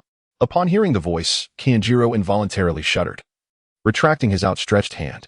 Seeing the newcomer, he hurriedly clarified, "Gaara, please allow me to explain. It is not as you perceive." The tree, overhearing the exchange between Kanjiro and Gaara, could not help but chuckle. Both Kanjiro and Gaara turned towards the sound, inquiring, "What provokes your laughter?" The tree responded, "Your conversation bore an uncanny resemblance to that of a wayward man caught in the act by his girlfriend." The urgency with which that bandaged fellow sought to justify himself was simply too amusing. Kanjiro shot a fierce glare at the tree, yet Gaara remained unperturbed, striding towards the arboreal figure. As Gaara approached, the tree was acutely aware of a potent scent of blood wafting towards him. Taking a step back, he covered his nose and retorted, "Shorty, kindly maintain your distance. Like that bandaged man, I harbor a disdain for short individuals. Furthermore, if you neglect your hygiene, you shall find yourself without companions." Upon hearing the tree's final remark, Gaara momentarily paused, intrigued. "How fascinating. I do hope we cross paths in the forthcoming matches. I am known as the Sandstorm, Gaara." The tree nodded in acknowledgement, choosing not to engage further with this rather eccentric individual. Feeling overlooked, Gaara's temper flared slightly. Yet he recognized that this was not the appropriate venue for a confrontation and restrained himself. Just before departing, he turned to the figure seated in the tree, asking, "What is your name?" The figure nonchalantly replied, "Uchiha Sasuke." Noticing Gaara's impending departure without inquiring about his name, Naruto felt a pang of embarrassment and called out towards Gaara, "I am Uzumaki Naruto. Be sure to remember it." The Chunin exams proceeded as scheduled, and since the tree was to compete solo, he set out with Kiba. Kiba observed the absence of the blue frog upon his brother's shoulder and inquired, "Has your Gamabunta undergone evolution?" "Indeed, it evolved upon our return from the land of waves," came the reply. Hearing about his brother's summoning beast's evolution, Kiba turned to Akamaru and mused, "When will you evolve as well?" Accompanied by the tree, Kiba arrived at the designated assembly point for their team. Spotting Hinata, the tree suddenly remarked, "Kiba, did you know that during our recent mission, Naruto encountered a charming young lady?" Hinata, previously lost in thought, perked up at the mention of Naruto's name, her ears attentively raised. Kiba casually queried, "And what then? That slacker Naruto? How could any girl possibly take an interest in him?" A soft, gentle voice interjected, "Kiba, Naruto-kun is truly remarkable." Indeed, that delightful young lady must have realized this and confessed her feelings to Naruto, who seemingly reciprocated. However, subsequent events have left him in a quandary. What transpired? Kiba asked. His curiosity piqued, while Hinata appeared increasingly anxious. Well, after spending time with a girl who appeared to be quite adorable, Naruto discovered that she was, in fact, a charming boy. Despite having developed feelings for him over the course of their interactions, Naruto found himself at a loss regarding how to proceed. I hold no prejudice against such feelings. As long as it is true love, it is valid. Moreover, I have recently noticed that Naruto has been acting strangely, harboring a particularly special affection for Sasuke. To avoid intruding upon their dynamics, I decided to accompany Kiba to the examination today. Kiba, upon hearing this, was taken aback. What? Are you saying that Naruto might have developed an attraction to men? Hinata was momentarily stunned. Naruto-kun. Shu shook his head. I am uncertain as well. I can only attribute Naruto's transformation to that charming boy named Sai. Finally arriving at the examination venue, Hinata seemed rather listless throughout the journey. Upon reaching the entrance, Shu and the others spotted Rock Lee engaged in a spar with Sasuke. Under the relentless barrage of Lee's taijutsu, Sasuke was swiftly knocked aside. Witnessing this, Naruto rushed over to assist the injured Sasuke. The members of Kiba's team, observing this scene, became increasingly convinced of Shu's earlier assertion. It appeared that Naruto might truly be leaning towards a different orientation, prompting them to consider keeping their distance. Hinata, upon witnessing this, sank into a deeper melancholy. Meanwhile, Naruto, noticing Shu's arrival, approached him with a cheerful demeanor. Shu, you made it. Yes, what is the situation? That green watermelon is trying to pursue Sakura, which I obviously oppose. He then challenged Sasuke, but ended up losing. I see. Well, the crowd is growing. Let us proceed. Having seen through a simple genjutsu, the group ascended to the second floor, the actual examination site. Upon observing the multitude of participants, Naruto couldn't help but exclaim, there are so many people. Shu, you'll attract their attention, which is not beneficial for the upcoming matches. Upon hearing this, Naruto turned around to behold a warm, smiling individual wearing glasses, resembling a friendly older brother. The newcomer approached them and introduced himself. I am Kabuto Yakushi. This marks my third participation in the Chunin exam, and I possess considerable experience in this regard. Naruto, intrigued, quickly inquired, is that so? You have quite the experience. Kabuto smiled, adjusting his glasses. Indeed. I have gathered useful intelligence from my previous examinations. As he spoke, he produced a collection of cards.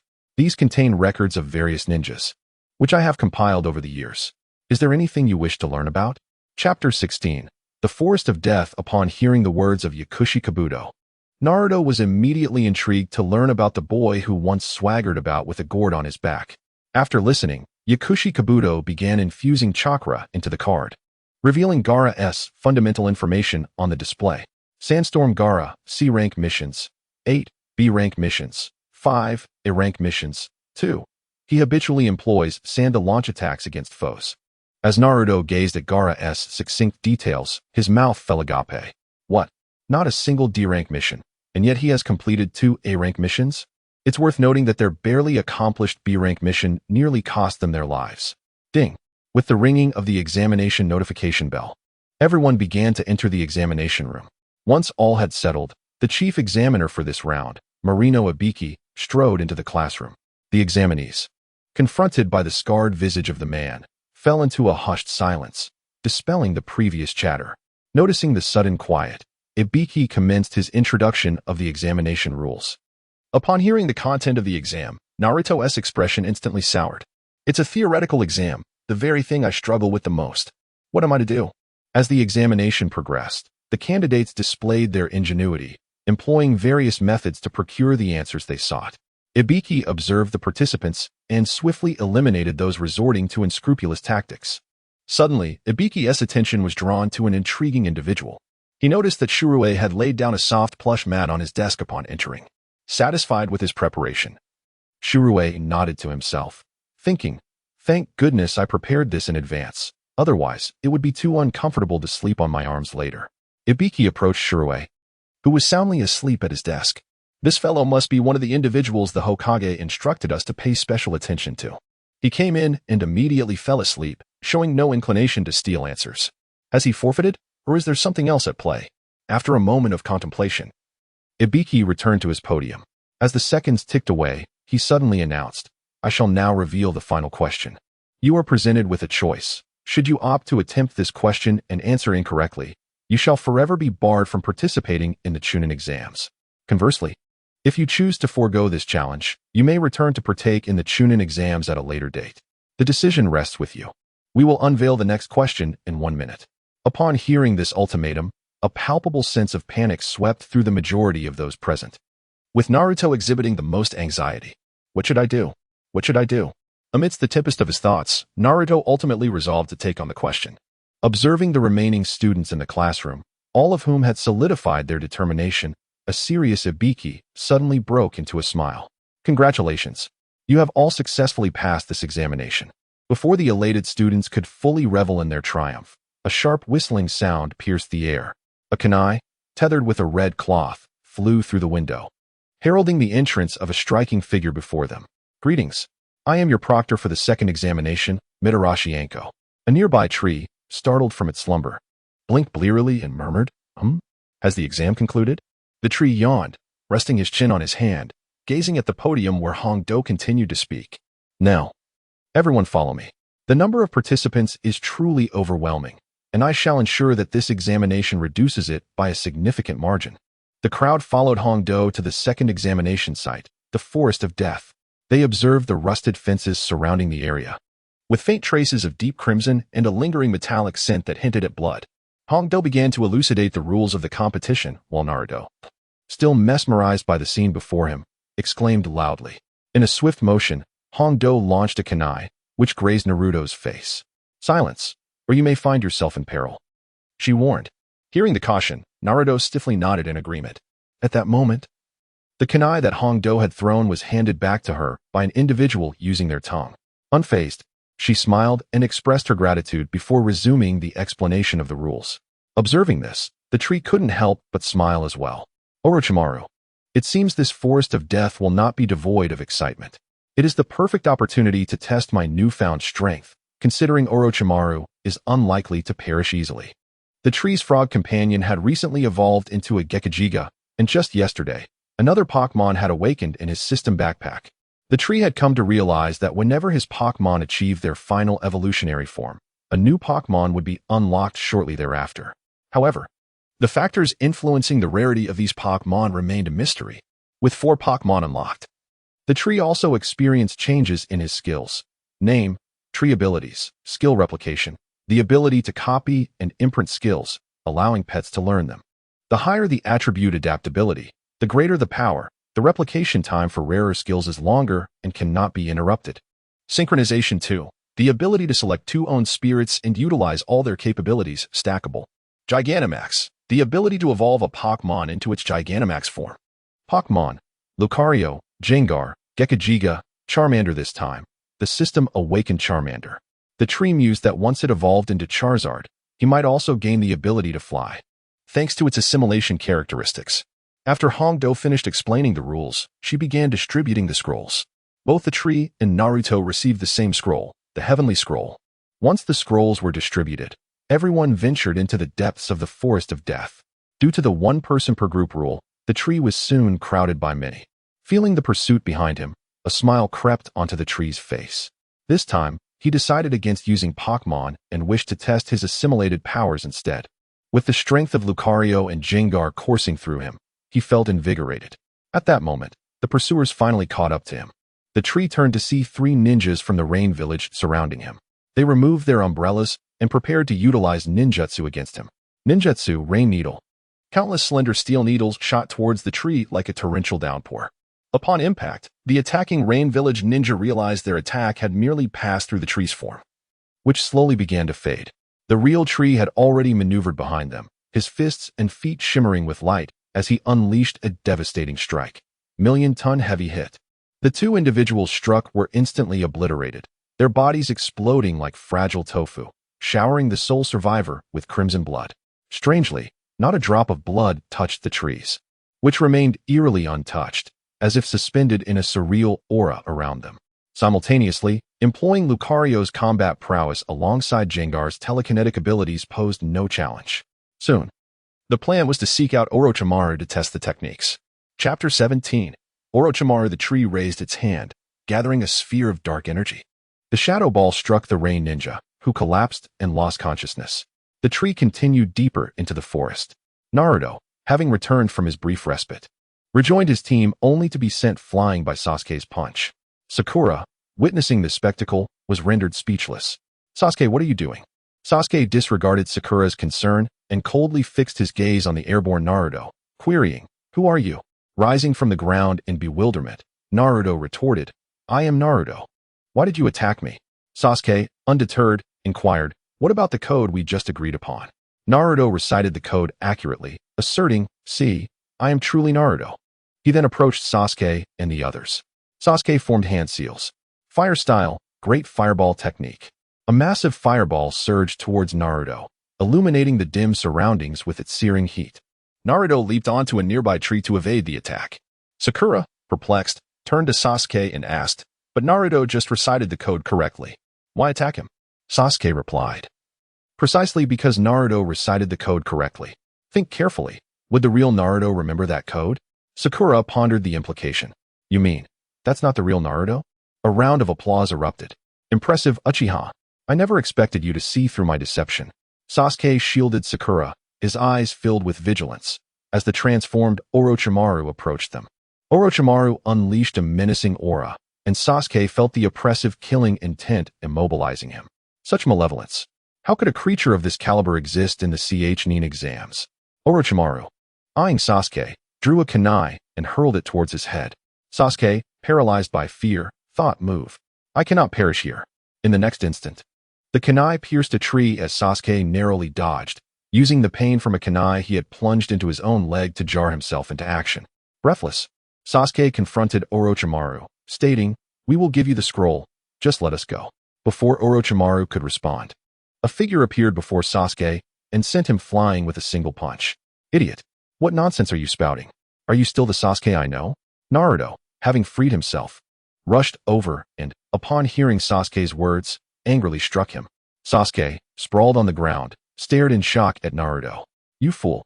Do you have any idea how powerful this person is?" Naruto did not direct his gaze towards Sasuke, but instead charged at Orochimaru.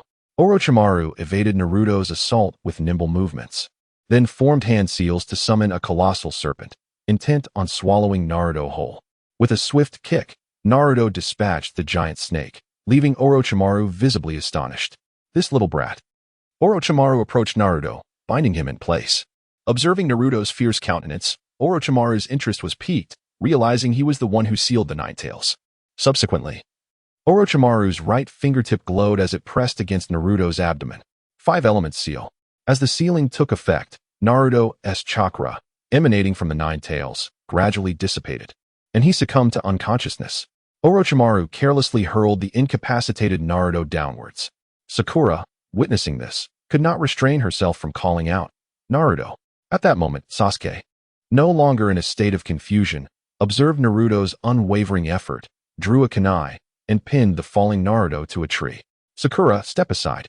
"Allow me," he declared, charging toward Orochimaru. With remarkable speed, Sasuke unleashed a flurry of attacks upon Orochimaru, yet the latter consistently managed to evade with precision. Sasuke executed a great fireball jutsu, forcing Orochimaru back. However, as Orochimaru prepared to counterattack, he found himself ensnared by fine, transparent threads. Unbeknownst to him, Sasuke had enveloped the area in these delicate strands, effectively trapping Orochimaru against the tree. Fire style, great fireball technique. Sasuke swiftly formed hand seals, launching a massive fireball toward Orochimaru, who had now run out of options for escape. With a resounding explosion, the immense fireball struck Orochimaru, searing the flesh from his face, breaking free from his bindings. Orochimaru tore away his disguise, revealing a transformed visage that stunned Sasuke into silence. Pleased with his handiwork, Orochimaru elongated his neck and sank his teeth into Sasuke's neck. As he withdrew, the wound morphed into 3 tomo-shaped marks. Sasuke felt an agonizing pain in his neck before he collapsed, clutching the injury. Just before losing consciousness, he faintly heard Orochimaru's voice, "If you seek power, come find me," before Orochimaru vanished from his sight. Meanwhile, the tree continued on its path, effortlessly dispatching anyone who crossed its way. At that moment, a figure appeared before the tree. The tree regarded the delicate man before it, Orochimaru. As Orochimaru departed from Sasuke, he chanced upon a solitary tree. Casting a cursory glance at the tree, he felt no inclination to linger and prepared to continue on his intended path. The tree, perceiving his indifference, remarked, "I never expected to encounter one of the legendary Sannin, Orochimaru, here." Upon hearing the tree's words, Orochimaru halted his steps, turning to face it, intrigued that a mere sapling recognized him. In the next instant, he stood before the tree, his tongue lunging toward it with a menacing flick. The tree observed the approaching tongue, glistening with a slimy residue, and felt a wave of revulsion. In a flash, Orochimaru's tongue was thwarted before it could make contact, and a smile crept across his face. "How fascinating," he mused. "What do you say? Care to join me? I can bestow upon you great power." The tree, in response, mirrored his smile. "Your prowess might not suffice." With that, the tree concentrated a shadowy orb in its hand and hurled it at Orochimaru. Orochimaru deftly evaded, watching as the colossal tree was shattered by the impact, curiosity piquing his interest. "What technique is this?" he wondered. Ignoring Orochimaru's inquiry, the tree initiated the 8 gates release. The gate of opening, now unleashed. With a thunderous explosion of energy, the tree surged forward, having opened the 6th gate, and charged at Orochimaru, leaving only an afterimage in its wake. In an instant, the tree was upon him, delivering a brutal kick without hesitation. Orochimaru, caught off guard, was sent hurtling through the air, losing control of his body. The tree followed up with a barrage of strikes, sending Orochimaru ricocheting like a ping-pong ball. Finally, with a powerful blow, the tree sent him crashing to the ground, striking a pose in midair as it prepared to unleash its next move. Behold, the Peacock. Chapter 18. The commencement of the 3rd preliminary match. As the smoke cleared, the fallen Orochimaru lay motionless on the ground. Slowly, Tree approached Orochimaru, declaring, "Stop pretending. I know you're unscathed." From the pit, Orochimaru's body began to writhe, and then, astonishingly, he emerged unscathed from his previous form. Standing before Tree, Orochimaru was indeed remarkable. He had mastered even the 8 gates, having opened up to the 6th gate. Tree remained indifferent to Orochimaru's praise, prompting Orochimaru to adopt a more serious demeanor. With a swift motion, Orochimaru opened his mouth, his tongue lunging towards Tree once more, this time wielding a sword. The blade cut through Tree's form, yet Tree remained unharmed, a radiant smile illuminating his face as he confirmed his hypothesis. Indeed, after assimilating the characteristics of Jengar, ordinary physical attacks posed no threat to him. He pondered whether, in the future, he could similarly evade water-type attacks from Pokemon with different abilities, such as Water Absorb. Upon realizing his attack had failed, a fleeting look of shock crossed Orochimaru's face, quickly replaced by resolve. "Shadow Snake Hand," he exclaimed, as multiple snake apparitions burst forth from his sleeves, lunging at Tree. However, as they neared, the serpents could advance no further. Using telekinesis, Tree held the snakes at bay, teasing Orochimaru with a smirk. "I fear snakes. Could you refrain from this?" Orochimaru retreated, forming hand seals. "Serpent's array," he declared, unleashing a torrent of snakes from his mouth. Tree, observing this, exclaimed in frustration, "I told you I'm afraid. Why must you press your advantage?"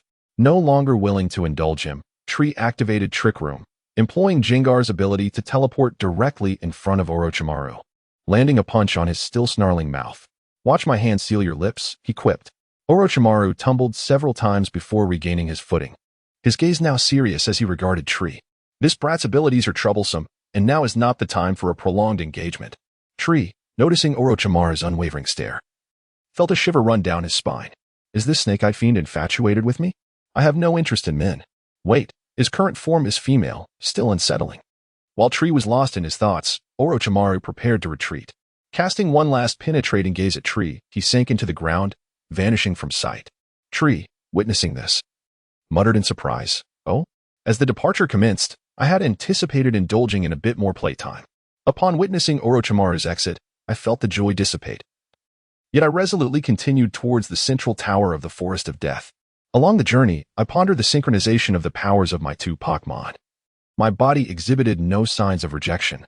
Moreover, the 8 gates technique could be employed directly without the need for practice, akin to the straightforward execution of skills in previous gaming experiences. However, it appeared that my usage limit was somehow linked to the Pokemon. When I assimilated Greninja, I could only unlock up to 4 gates, while the assimilation of Lucario allowed me to reach 7 gates. I stroked my chin, realizing that training my Pokemon's strength was imperative. Meanwhile, outside the Forest of Death, Red Bean stumbled upon a ninja whose face had been mutilated by Orochimaru. Sensing the gravity of the situation, she dashed into the forest, yet after a thorough search, she found no trace of Orochimaru. With no other option, she reported the circumstances to the Hokage. As time dwindled, the countdown for the second competition loomed ever closer. I arrived early at the task submission area, where Charmeleon stood beside me. Upon seeing me, Inazuka Kiba approached with his companions. Kiba observed his brother grilling skewers, utilizing the tail of an unfamiliar summoning beast. I glanced up at Kiba and exclaimed, "Ah, you finally made it. I thought you would take longer." Kiba, watching me roast skewers on Charmeleon's tail, inquired, "Brother, is this yet another new summoning beast of yours?" I nodded, offering, "Would you like to try the skewers? They're freshly grilled." Kiba accepted the skewer from my hand and took a bite, the juices sizzling as he did so. The tree observed the expression of Ya, who nodded in approval after devouring the skewers, indicating they were indeed delectable. The tree felt a sense of satisfaction. After all, having the small fire dragon was quite convenient, eliminating the need to seek a source of fire for cooking. Ya gazed in astonishment at the little orange creature before him, especially at the flame dancing at its tail. After some time, the moment for the second examination arrived, and Naruto and his companions finally made their entrance. The tree had already prepared, ready for the assembly. Standing on the elevated platform, Akamichi addressed the successful candidates. Now that the second exam has concluded, all who have arrived here are those who passed. You now have one final opportunity to choose whether to withdraw from the upcoming competition, as the challenges ahead will be even more arduous. Upon hearing Akamichi's words, some began to contemplate, and a few, battered and bruised, chose to raise their hands and withdraw from the next round, acknowledging their limits and facing the forthcoming trials. From his vantage point, Akamichi observed the remaining participants and announced that, due to the number still exceeding the standard for the third exam, a preliminary round would be held before commencing the third exam.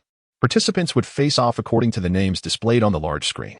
In the first match, mirroring the original story, Sasuke faced off against one of Orochimaru's subordinates, who unwittingly provided Sasuke with a wave of experience through his actions. As the competition unfolded, the screen illuminated the names of Ya and Naruto. The tree pondered, having previously trained Ya, who should now possess significantly greater strength than in the original tale. It remained uncertain whether he could triumph over the protagonist. As he entered the arena and laid eyes on Naruto, he wore a disdainful expression, declaring, "You're the tail end Charlie. You might as well concede." Naruto retorted, "Who asked the tail end Charlie? I'm destined to become Hokage. And don't think that just because you're the tree's brother, I'll go easy on you." Infuriated by Naruto's words, he sought to teach him a lesson. Glancing at his companion, Akamaru. With a flash, Akamaru surged forward, charging at Naruto with remarkable speed. Before Naruto could react, he was sent flying by Akamaru's assault. Seizing the moment, he unleashed his beast clone technique, transforming Akamaru to mirror his own appearance. The two Ya figures unleashed a flurry of relentless attacks on Naruto, who soon bore numerous wounds, his clothing reduced to mere strips. From the stands, the tree observed Ya's onslaught. Although the name might invite mockery, Yu was exhibiting considerable prowess. Logically, Naruto should have been on the verge of defeat. As Yu paused to catch his breath after the relentless barrage, Naruto finally erupted with power, revealing a trace of the Nine-Tails chakra that had been sealed away by Orochimaru. Chapter 19, The Battle Between Rock Lee and Gaara. At this moment, Naruto underwent a transformation. His canines protruded, and his fingernails elongated into sharp points. Upon witnessing Naruto's condition, Kiba was taken aback. In the next instant, Naruto had already appeared before Kiba with astonishing speed. Kiba had no time to react, and just as he had previously pummeled Naruto, he was now sent flying after a swift grab from Naruto. The immense force caused Kiba to roll and skid across the ground before finally coming to a halt. Seeing Kiba being sent flying, Akamaru charged towards Naruto. However, Naruto deftly evaded Akamaru's attack and executed a swift kick, sending him back to his original form. As Kiba and Akamaru lay incapacitated on the ground, the match concluded under the incredulous gazes of the spectators. Shu couldn't help but remark on the abruptness of the outcome. It was indeed a sudden climax, as Kiba was taken out in an instant, the privileges of a true protagonist. The names on the large screen began to scroll once more, and Shu noticed his name alongside his opponent's, Kankuro. A smile crept across his face. "This match promises to be interesting. It's your turn now, little Charizard." The small Charizard at Shu's feet nodded, and then leaped into the arena alongside Shu. Kankuro, recognizing a familiar face, arrogantly declared, "Last time you escaped due to sheer luck. Without Gaara to hinder me this time, I shall teach you a lesson." Shu replied to Kankuro, "I don't converse with those who are less handsome than I." Charizard. Flame Vortex. Upon receiving the command, Charizard puffed out its cheeks and unleashed a torrent of flames that enveloped Kankuro in an instant. Seeing Shu initiate the attack, Kankuro retrieved his puppet from behind, maneuvering it through the flames towards Shu. Charizard Alloy Claw. Charizard's claws darkened as it raised them to strike the approaching puppet. Charizard's sharp claws pierced through the rushing puppet, but suddenly, the puppet's body expanded, enveloping Charizard entirely. Kankuro emerged from the flame vortex, gazing at Shu, who stood there without a summon beast. "Your summon is now trapped by me. It is time for you to concede." However, a smile unexpectedly graced Shu's face as he looked at the leisurely Kankuro. "Who gave you the false impression that I cannot defeat you without my summon?"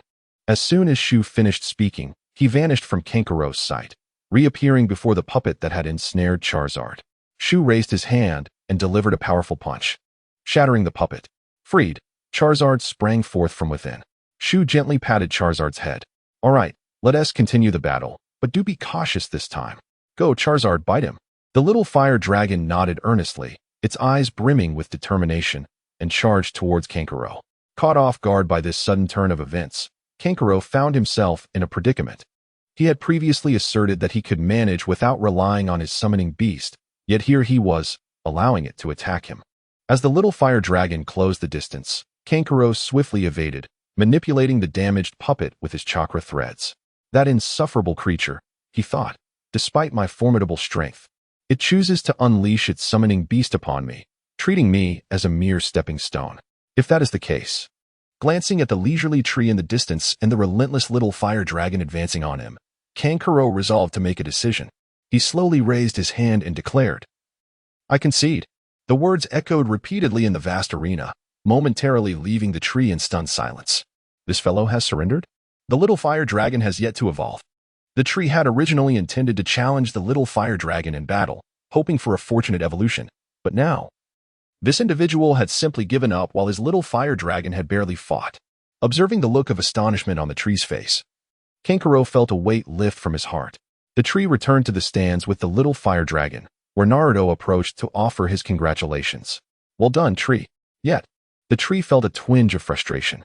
Upon seeing Naruto, he suddenly remarked, "Naruto, you have a mosquito on your head." With that, he playfully struck Naruto on the head.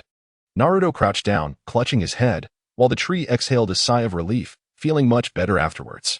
Having returned, Kiba witnessed Naruto's predicament and felt fortunate. "I knew it. Just by looking at my brother's face, I could tell he was displeased. Thankfully, I stayed away. Otherwise, I would be the one crouching there." The names continued to scroll across the large screen, and the battles persisted. At last, it arrived at a match that piqued the tree's interest, Rock Lee versus Gaara. Observing Lee below, the tree thought, "So this is the extraordinary watermelon skin who attained level 600 in just 10 minutes. Previously, I had only a brief encounter with Lucario. Now, I can witness his true strength." Rock Lee, facing Gaara, was the first to strike, swiftly appearing before Gaara. Leaf Hurricane. Lee executed a sweeping kick aimed at Gaara's face. But Gaara remained expressionless as the sand surrounding him automatically shielded against Lee's attack. Undeterred, Lee accelerated the speed of his fists and feet, launching a flurry of blows like a tempest against Gaara, yet all were effortlessly deflected by the sand. Realizing he could not prevail, Lee decided to create distance and leapt onto a nearby statue. From his elevated position, he began to remove the weights binding his limbs, preparing to shed them. The spectators scoffed at this scene, deriding, "Removing those weights will not alter much. That slight reduction in weight cannot significantly enhance his speed." Hearing their mockery, the tree responded, "Is that so? You may not comprehend the extent of determination possessed by one solely devoted to cultivation, yet you shall soon witness its manifestation." As Shaoli released the burden strapped to his limbs from a height, a resounding crash reverberated through the arena, creating a substantial crater upon impact. The spectators, gazing at the two deep impressions carved by Shaoli, were rendered speechless in astonishment. What manner of creature is this, capable of bearing such immense weight? Once free from his constraints, Shaoli experienced an exhilarating lightness. In an instant, he vanished from his elevated position, reappearing before Gaara. observing Xiao Li's renewed assault. Gaara summoned the surrounding sand for defense. However, he gradually realized that his defenses could not keep pace with Xiao Li's remarkable speed, ultimately resulting in a direct hit. The audience, witnessing Gaara finally being struck by Xiao Li, fell into a profound silence, each individual captivated by the display of strength. How formidable! Someone murmured in awe. The battle continued to unfold, and although Xiao Li's speed had significantly escalated, Gaara began to adapt, rendering Xiao Li's fight increasingly arduous. After evading one of Gaara's strikes, Xiao Li cast a glance towards Kai, who stood in the stands. Kai, with a warm smile, raised his thumb in approval and nodded affirmatively. Chapter 20. Training. Upon receiving Kai's approval, Xiao Li suddenly unleashed an overwhelming aura, causing the surrounding debris to float momentarily. Kakashi, seated in the stands, was astonished. Despite his mask obscuring his face, his surprise was palpable. He turned to Kai and exclaimed, "Have you lost your mind? Teaching him such a technique?" Kai responded with a chuckle, "Xiao Li is a prodigy. He possesses exceptional talent in this regard. Besides, your teammate Inazuka Kiba isn't far behind, attempting to train his summoning beast in this very technique." "What?" Kakashi exclaimed, glancing incredulously at Kiba, who stood at a distance.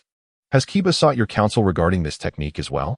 Kai nodded, explaining that Kiba wished to see if his summoning beast could integrate the technique and unlock the 8 gates. Kakashi sighed, acknowledging Kiba's reckless ambition. In the stands, Kiba, noticing Niji beside him, teased, "I heard Xiao Li mention that this technique was supposed to be reserved for you, Niji." Niji remained silent, pondering the implication that the technique was meant for him, feeling a mix of gratitude and irony. On the battlefield, Xiao Li's body began to glow red, his eyes revealing only the whites. As his aura peaked, he vanished from sight. Gaara, caught off guard, found himself face to face with Xiao Li, who had already reached him after unlocking the 5th gate. Before Gaara could even command his sand for defense, he was struck and sent flying, suspended in midair. Gaara wore an expression of disbelief. How could this happen? Xiao Li did not relent. The bandages wrapped around his hands unfurled, allowing him to pursue the airborne Gaara. In midair, Xiao Li ensnared Gaara with the very bandages he had released. Li Lianhua. Li embraced Gaara, who was ensnared by him, and hurled them both towards the ground with tremendous velocity. A resounding crash echoed as a cloud of dust enveloped the area, and the once smooth surface was once again marred by a crater, with Gaara lying motionless at its center. Li, panting heavily and having exhausted the 8 gates, found himself in a precarious state. Yet, Gaara managed to raise his hand once more, commanding the surrounding quicksand to assault Li, realizing that Gaara could still mount an attack. Li struggled to move, but his arms and legs remained ensnared by the shifting sands. With Gaara's clenched fist, the areas where Li was bound began to contort irregularly. Gaara again manipulated the quicksand, seeking to envelop Li completely. At that moment, a green figure entered the fray, dispersing the encroaching sands aimed at Li. Kakashi observed Gaara, who lay on the ground, with a cold demeanor, while Gaara looked on in confusion. "Why do you impede me?" he inquired. Kakashi replied, "Because he is my beloved disciple." Turning to see Li, who had lost consciousness yet remained upright in stance, arms poised for battle, Kakashi cradled Li in his arms, gently stroking his spiky hair. "Well done, Li. I have witnessed your efforts." As if hearing Kakashi's words, Li's body relaxed. With the conclusion of the contest, the victor was declared, Sandstorm Gaara. As the results were announced, the preliminary rounds of the 3rd exam came to a close. Kiba and Shino walked home together, and Kiba turned to his brother, asking, "Am I particularly useless? I couldn't even surpass the last place." Seeing Kiba's dejection, Shino responded, "Do you still consider Naruto to be the bottom? To be honest, his strength is formidable, and his progress accelerates with each passing moment." Kiba was somewhat skeptical, but Shino continued, setting Naruto aside, even against others. "I doubt your chances would be significant. Your techniques and attacks are far too monotonous." Feeling disheartened by Shino's words, Kiba asked, "What should I do?" Shino replied, "There is still some time before the 3rd exam. I'll be training my Charmeleon. You should join me." "Really? That would be fantastic." After adjusting his mindset, Shino led Kiba to the training grounds. There, Shino pointed out Kiba's shortcomings and subsequently had him battle against his Charmeleon. Kiba, eyeing the summoned creature and recalling the previous match, felt a newfound respect rather than disdain. Kiba initiated with the 4 legs technique, transforming into a beastly form while prompting Akamaru to mimic him. They dashed towards Charmeleon at great speed. Shino stood by, hands in his pockets. Charmeleon, use smokescreen. Charmeleon exhaled a plume of black smoke, obscuring Kiba's vision. Relying on his keen sense of smell, Kiba managed to locate Charmeleon's position. Akamaru, let us go. Kiba and Akamaru combined their strength, spinning rapidly as they charged forth, two colossal tornadoes hurtling towards Charmeleon. Utilizing alloy claws, the little fire dragon raised its paw and charged towards the tornado that was hurtling towards it.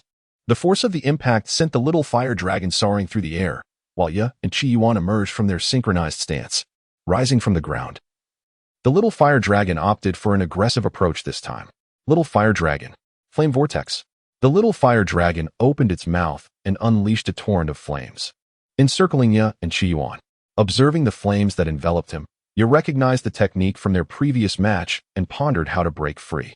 He glanced at Chi-Yuan and suggested, "Let us employ that move. Double-headed wolf." With a swift motion, a colossal silver double-headed wolf materialized before the little fire dragon, letting out a fearsome roar. Seeing this, Shu couldn't help but chuckle. "I didn't expect you to master that technique." Little fire dragon, fire blast. The little fire dragon puffed up its cheeks and released a fierce flame directed toward the double-headed wolf. In response, the wolf sprang into action, its massive form spinning rapidly before charging at the incoming flames. The immense tornado it generated was far more potent than the previous two, effortlessly shattering the little fire dragon's fiery assault and crashing into its body. The little fire dragon was sent flying, ultimately collapsing to the ground, unconscious. After executing the maneuver, Ya also reverted to a resting state, panting heavily alongside Chi-Yuan. Shu recalled the little fire dragon into its pop ball and approached Ya. "That was quite an impressive technique. Why didn't I see you use it during the exam?" Ya gasped. "I was knocked out by that Naruto fellow before I could showcase it." Sitting beside Ya, Shu initiated a conversation. "It seems we haven't had a chat like this in quite some time." Ya, cradling Chi-Yuan, replied, "Indeed, as we've grown older, such conversations have become rare." Hearing Ya's remark, Shu reflected on his decade-long journey in the Naruto world and sighed. "After this Chunin exam, I may embark on a journey for training. You must take good care of mom and sister, especially sister. She has looked after us since childhood. And now that she has grown, I worry she hasn't found a partner yet." Ya, upon hearing this, retorted with a smirk. "Remember that time you saw sister walking and chatting with a boy? You sent your Ryolu to chase him down for several streets. And now you're fretting over her love life? How hypocritical." Chapter 21. The third match begins after a moment of reflection on life. Tree decided to set such thoughts aside, for it was time to train his companion. He proceeded to select skills that aligned with Chibiru's abilities and engaged in a discussion with you about his concerns, offering some advice for the future. Once he felt satisfied with their progress, Tree rose to his feet and declared, "That will be all for today. You may practice at your own pace. I shall take a stroll for a while." With that, Tree departed from the training grounds and wandered through the streets of Konoha. Suddenly, a familiar flash of yellow caught Tree's eye. "Isn't that Naruto?" he thought, quickening his pace to follow. He approached Naruto and tapped him on the shoulder, exclaiming, "Hey, Naruto, what a coincidence. What are you up to?" Turning at the unexpected touch, Naruto replied, "Oh, it's you, Tree. I'm just undergoing special training with my teacher." Tree noticed a figure dressed in black and wearing sunglasses standing nearby. "Is that him?" he wondered. Ebisu, sensing the disdain in Tree's gaze, immediately retorted, "I am a special instructor of the grandson of the third Hokage. Do you dare question my abilities?" Tree nodded, indicating that was indeed his sentiment. Feeling belittled, Ebisu resolved to prove himself. Tree then pointed towards a distant location and said, "There is someone peeping at the women's bathhouse. If you can defeat that individual, we shall believe in your prowess." Ebisu looked in the direction Tree indicated and indeed spotted a white-haired figure engaged in voyeurism. The silhouette seemed oddly familiar to him. Just as Ebisu was deep in thought, Tree interrupted, "Are you capable or not? You can't even handle a peeping Tom at the bathhouse. Yet you claim to be a special instructor?" Upon hearing Tree's words, Ebisu ceased his contemplation and strode purposefully towards the perpetrator. Approaching from behind, he pointed and exclaimed, "What do you think you're doing? How dare you spy on the women's bathhouse?" Jiraiya was deeply engrossed in his observations, his hands incessantly moving. Upon hearing someone shouting from behind, he cast an irritated glance over his shoulder. "Keep your voice down, or they'll discover us," he admonished. Ebisu, witnessing this brazen behavior, prepared to teach him a lesson. Just as he was about to act, darkness suddenly enveloped him. Jiraiya, fearing that Ebisu's loud antics might alert those inside, swiftly incapacitated him. Tree turned to Naruto and remarked, "Look, that esteemed teacher isn't all that impressive. You might as well learn from that perverted voyeur lurking around the women's bath." Naruto hesitated, pondering Tree's suggestion. "Is that really true? It feels a bit dubious," he replied. Tree, with a playful tone, responded, "Why care about being reliable? You yourself are hardly dependable. Besides, remember what you just told me? Sasuke is currently training with Kakashi. If you don't find someone formidable, you risk falling far behind Sasuke." Upon hearing Sasuke's name, Naruto immediately dispelled his doubts and turned his gaze toward Tree. "But how can I persuade him to teach me? Surely he won't instruct me without reason." Tree snapped his fingers. "That's simple. Just approach him and claim that he knocked out your mentor. If he refuses, employ your seduction technique. With that secret weapon of yours, you'll undoubtedly succeed." Nodding in agreement, Naruto moved to position himself behind Jiraiya. "Hey, what are you doing?" Noticing another interruption to his endeavors, Jiraiya prepared to reprimand the newcomer, only to find it was merely a child. He dismissed the boy with a wave. "You wouldn't understand. I'm researching material here. Run along." Upon hearing Jiraiya's dismissive response, a mischievous grin spread across Naruto's face as he shouted towards the women's bath, "Help! There's a pervert peeping at the women's bath." The individuals bathing within the confines of the room became agitated upon hearing the commotion, all raising their heads towards the source of the sound. Realizing that his position had been compromised, Jiraiya promptly fled, taking Naruto with him. The Tree observed their departure, choosing not to follow but instead returning home, allowing Naruto to train independently. It was also time for me to meticulously organize my current Pokemon. Upon returning home, the Tree leisurely reclined on the bed and began to examine the details of his Pokemon. He possessed a total of 4 Pokemon. 1. Greninja ability, Torrent, enhances water-type moves. Multiple Shadow Clone technique, Flying Thunder God technique, 8 gates, 5 gates, Water Release, Water Dragon Bullet, Water Release, Waterfall, Water Shuriken, Climbing Waterfall, Scald. 2. Lucario ability, Justified, increases speed when injured or affected by negative status, moves, Multiple Shadow Clone technique, Flying Thunder God technique, 8 gates, 7 gates. Wave Cannon, Aura Sphere, Copycat, extreme speed. 3. Jengar ability, Cursed Body, has a chance to disable the last move used by the opponent. Moves, 3 Tomo Sharingan, Hypnosis, Dream Eater, Shadow Ball, Shadow Clone, Sludge Bomb. 4. Charmander ability, Blaze, has a chance to burn opponents upon contact. Moves, Fire Release, Fireball, Flamethrower, Fire Spin, Metal Claw, Iron Tail, Quick Attack. The Tree scrutinized the detailed information of his Pokemon, reflecting that the current abilities were not particularly advantageous, with Jengar being the sole exception, granting immunity to physical attacks. After the Chunin exams concluded, he planned to explore other areas to learn additional ninjutsu, as his current repertoire was rather limited. Additionally, he needed to devise a strategy for Jengar's evolution, as he contemplated his future direction and prepared to establish a subsequent plan. He noted that formidable adversaries were increasingly manifesting, with several possessing 6 paths level strength. He resolved to find a way to revive those legendary Pokemon, as he was not fond of being bested by others. He wondered what transformations might occur upon unlocking 6 Pokemon. In the days that followed, the Tree devoted his time to training Charmander. True to expectations, on the eve of the 3rd round of the Chunin exams, Charmander finally evolved into Charmeleon. The 3rd round commenced as scheduled, with the stands filled to capacity with spectators. As the announcement was made to begin, the 3rd match officially commenced. Naruto arrived at the venue just in the nick of time, and the Tree observed the match between Naruto and his future brother-in-law, yawning out of boredom. As Naruto unleashed the chakra of the Ninetales, Neji predictably succumbed to him. The next match was set, Inazuka Shu versus Gaara of the Sandstorm. The Tree, which had been idly lounging, was taken aback upon hearing the announcement of his adversary. Wasn't it supposed to be the 2nd pillar facing the Calabash babies? How did I become involved? Gaara had already arrived at the battlefield, casting a cold, merciless gaze upon the Tree still on the platform. Lowering his head, a bloodthirsty glint flickered in his eyes. "Mother, do not fret. Soon there shall be blood to satisfy you." Seeing this, the Tree, with a sense of resignation, leaped into the arena. Initially intending to remain a mere bystander, it conceded to the circumstance and prepared for the forthcoming warm-up.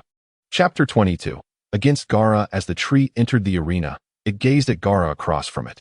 "Hello, gourd boy. I never anticipated that we would face each other." Gaara fixed his piercing gaze upon the tree, a sinister smile creeping across his face. He, I shall crush you. Only by eliminating individuals like you can I validate my existence. What do you mean by individuals like me? Someone superior to you, perhaps? It seems that very few will emerge unscathed from this battlefield. No longer engaging in banter, Gaara raised his hand, causing the sand from the gourd on his back to swirl ominously in the air before surging towards the tree. The tree retrieved a pokeball from its waist. Allow me to indulge in a moment of youthful exuberance. I choose you, Charizard. A crimson creature resembling a lizard materialized before the spectators.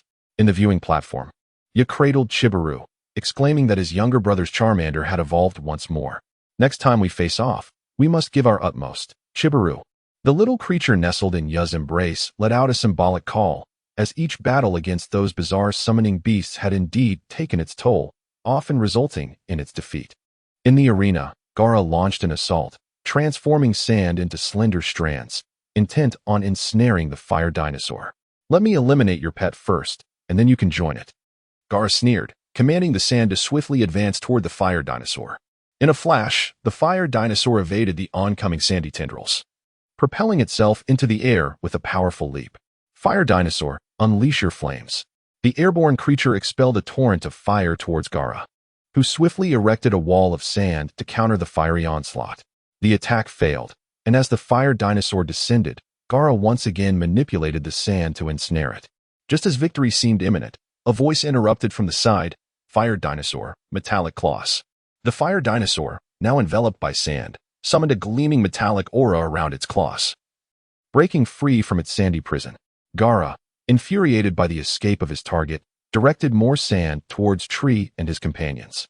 Previously, he had converted all the sand from his gourd into a tide, assimilating the very earth into sand. Tree observed the vast expanse of sand before him, remarking, I've been waiting for you. Did you really think I wouldn't notice your earlier maneuvers? However, in the face of absolute power, all of this is futile. As Gaara concentrated his energy on the sandstorm before him, he failed to notice a figure stealthily approaching from behind. A blue frog, seemingly adorned with a red scarf, raised its leg and kicked towards the back of Gaara's head. Hearing the rush of wind behind him, Gaara realized he could not evade in time and attempted to shield himself with sand. Yet, the immense force shattered the sand defense, and the foot struck Gaara's head directly, sending him sprawling across the ground, rolling until he crashed against the arena's boundary. With Gaara's control dissipating, the sandstorm he summoned fell inertly to the ground. The Koga Ninja Frog completed its task and swiftly returned to Tree's side. At the highest vantage point, the fifth Hokage observed Tree's performance, unable to suppress his admiration. What a unique fighting style. The synergy with his summoning beast is remarkable.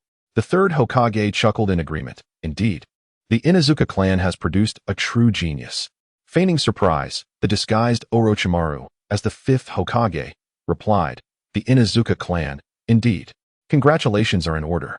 Afterward, he shifted his gaze back to the ongoing match. From their initial encounter, he had instructed Kabuto to investigate Tree, gathering essential information. But now he sought to uncover additional details. The strength Tree displayed now starkly contrasted with his prowess exhibited in the Forest of Death, and his combat style was entirely different.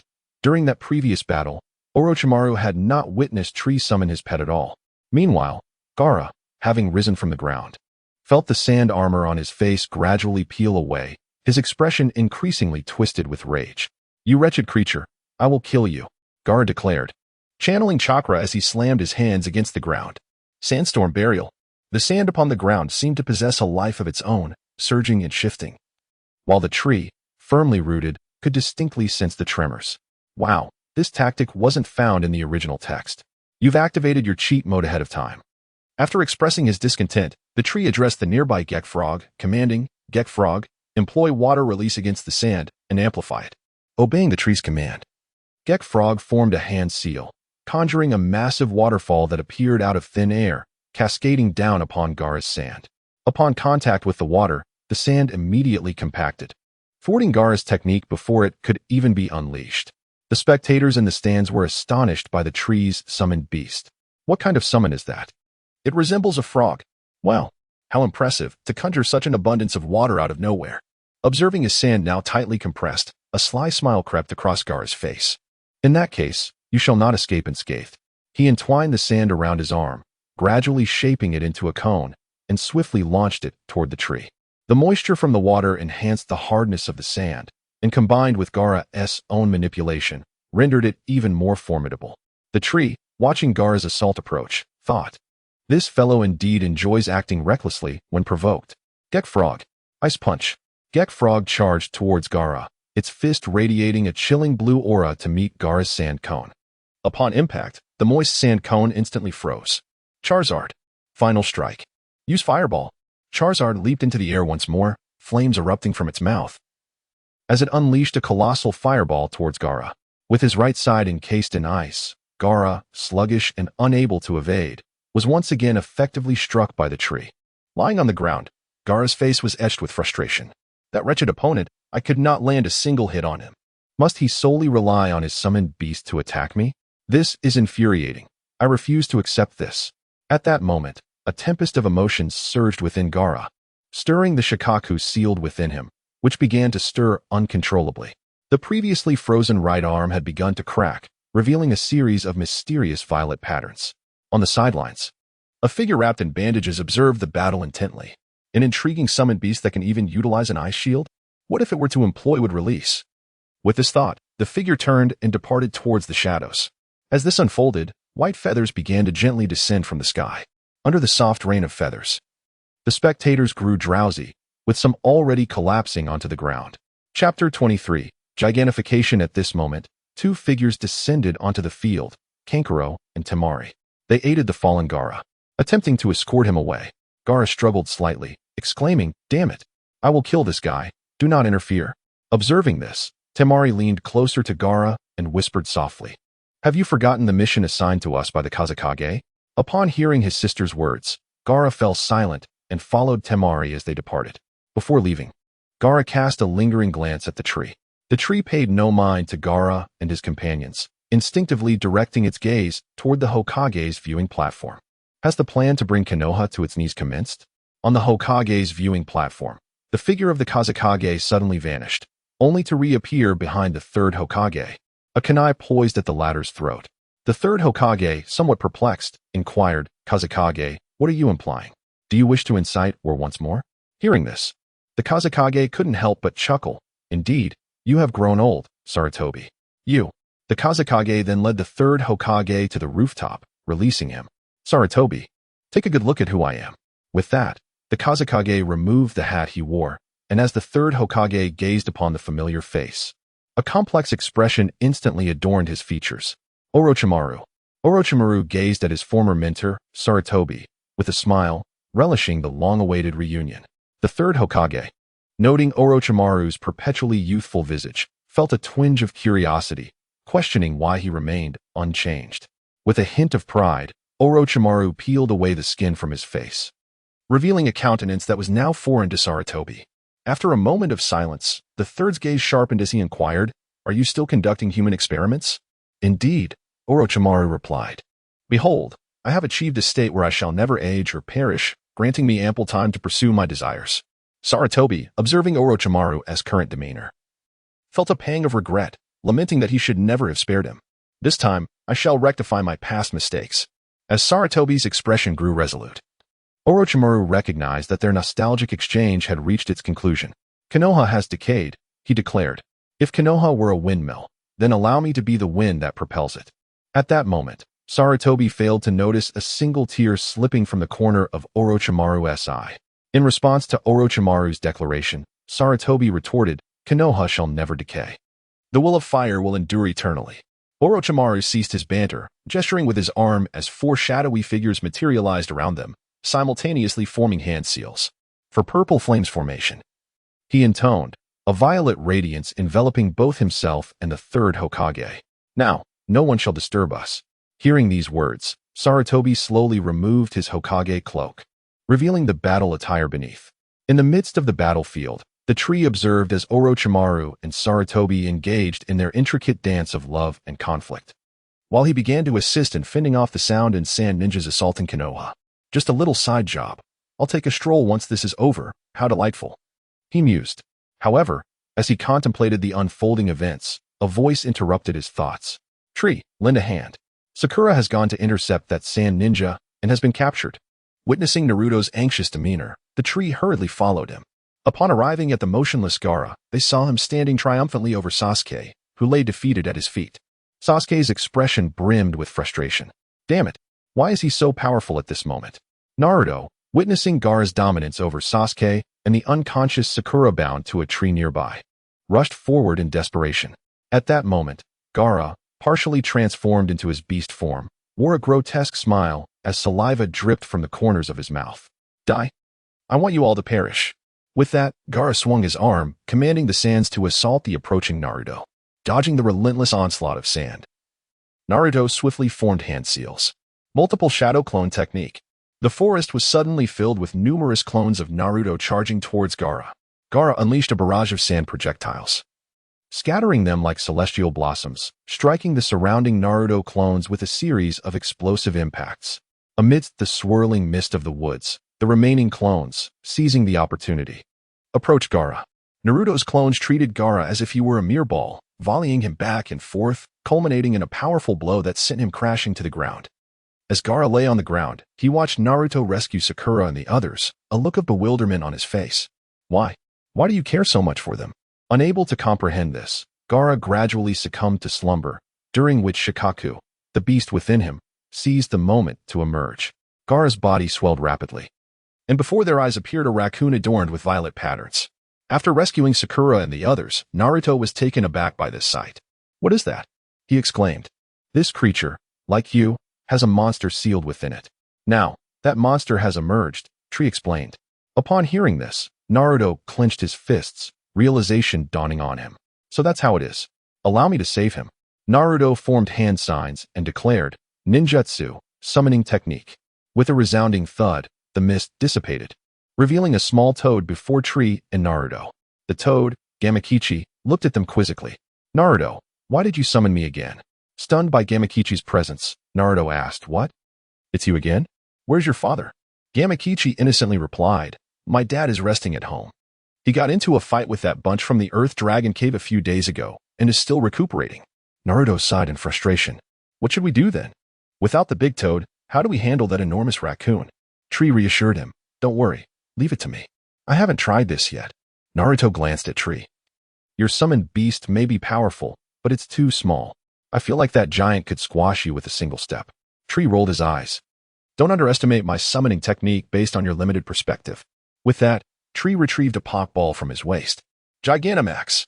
The once palm-sized ball swelled in his hands, and Tree hoisted the now gigantic Pokeball overhead before tossing it into the air. Naruto and Gamakichi watched in awe as Tree called out. What sort of summoning technique is this? I've never seen it before. Naruto shot a glance at Gamakichi. If you haven't seen it, do you think I have? Tree always summons his beast this way. I need to ask if I can do the same. Imagining himself tossing a ball to summon toads. Naruto's eyes gleamed with delight.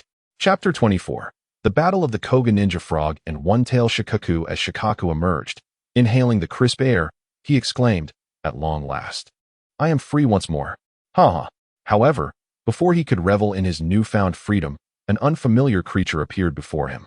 The Koga Ninja Frog had been enlarged through its gigantification, and its tongue, which had previously encircled its neck like a scarf, now extended to its waist, adorned with azure wave-like patterns on its limbs. Shikaku, bewildered, questioned, where did this creature come from? The Koga Ninja Frog gazed at Shikaku with an icy stare. Ignoring Shikaku's presence incited the latter's fury. How dare you look down upon me, you wretched being? With a swift motion, Shikaku unleashed a wind-release technique, vacuum bullets, sending a barrage of air projectiles hurtling towards the Koga Ninja Frog, the sound of their flight piercing the air. Yet, with composure, the Koga Ninja Frog nimbly evaded the incoming assault. Undeterred by the miss, Shikaku unleashed a relentless barrage of air bullets, firing them with the rapidity of a machine gun. In response, the Koga Ninja Frog employed its shadow clone technique, enhancing its speed. Despite its newfound size, the frog retained its agility. Each air bullet fell short, landing in the nearby forest, which succumbed to the devastating onslaught, the ground pockmarked by craters.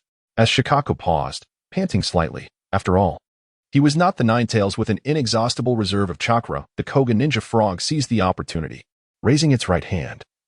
It concentrated a water shuriken and hurled it towards the gasping Shikaku.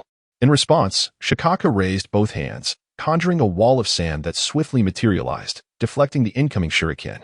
But as the sand wall dissipated, Shikaku realized that the Koga ninja frog had vanished from sight. Before Shikaku could identify its target, a sudden and immense force struck from behind, propelling it uncontrollably through the air. After rolling on the ground, Shikaku rose once more, only to discover that its previous adversary had maneuvered behind it. "You wretched toad, do you only know how to cower? Have the courage to confront me head-on." The eyes of the Greninja remained cold as it charged directly at Shikaku. Realizing the Greninja's intent, Shikaku thought, "Finally, let me shatter you." It lifted its claw, aiming to strike at the approaching Greninja. A tremendous sound of air being sliced echoed in the ears of Naruto and the others. Naruto, observing Shikaku's movement, inquired of Sakura, "Sakura, your Greninja will be all right, won't it? That raccoon-esque attack seems quite formidable." Sakura, arms crossed, watched the fierce battle between Greninja and Shikaku with a relaxed demeanor. "No worries, I have faith in my Pokemon. Besides, Greninja hasn't even unleashed its true power yet." As Greninja rushed toward Shikaku, it met Shikaku's enormous claw with a piercing gaze, suddenly bursting with energy. With its special move, Water Shuriken, Greninja unleashed a powerful strike against the claw that was aimed at it. The collision created a violent gust of wind, uprooting trees in the vicinity. The spectators, including Sakura and Naruto, found their hair blown back by the force. Once the shockwave subsided, the area where Greninja and Shikaku had clashed was devoid of forest, leaving a circular patch of barren land surrounding them. Sakura and Naruto looked up towards the battleground, observing that Shikaku's right side had vanished entirely, while Greninja retracted its right fist. At that moment, Shikaku's expression was one of disbelief. "Impossible. I, the great Shikaku, have been bested by a mere toad." Greninja wasted no time, forming hand seals as a massive water dragon surged forth, striking Shikaku and sending it flying, leaving a long trench in its wake. Then, gathering frigid energy in its mouth, Greninja unleashed an ice beam that struck the now-soaked Shikaku, freezing it before it could regain its footing. In a flash, Greninja executed quick attack, arriving before the frozen Shikaku and delivering a crushing blow with its foot, shattering it into pieces. Severely injured, Shikaku was propelled back into Gaara's body. As Gaara revived and plummeted from the air, his face bore an expression of utter disbelief.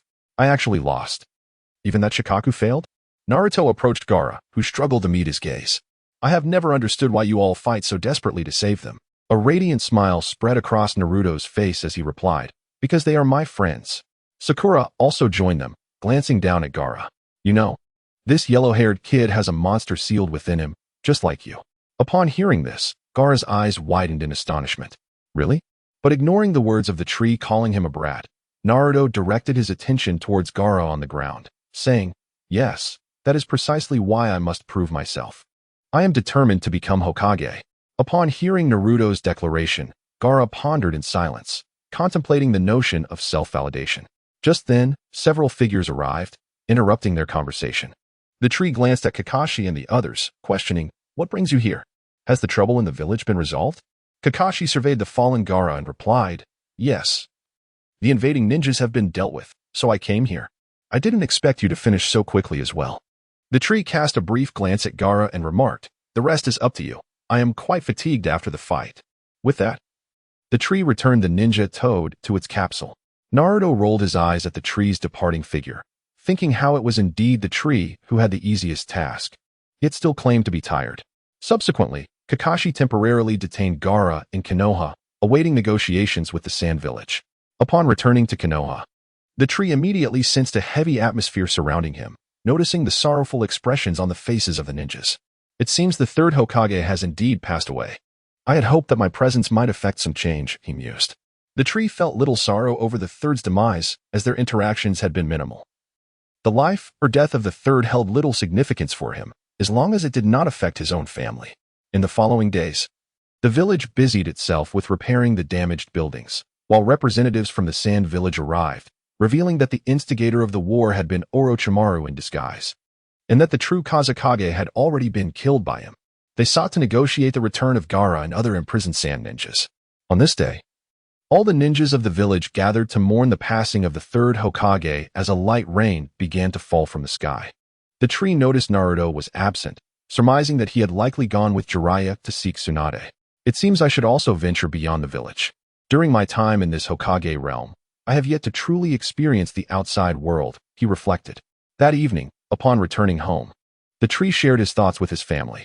Upon hearing her son's desire to venture out for training, his mother wholeheartedly supported the tree's aspirations.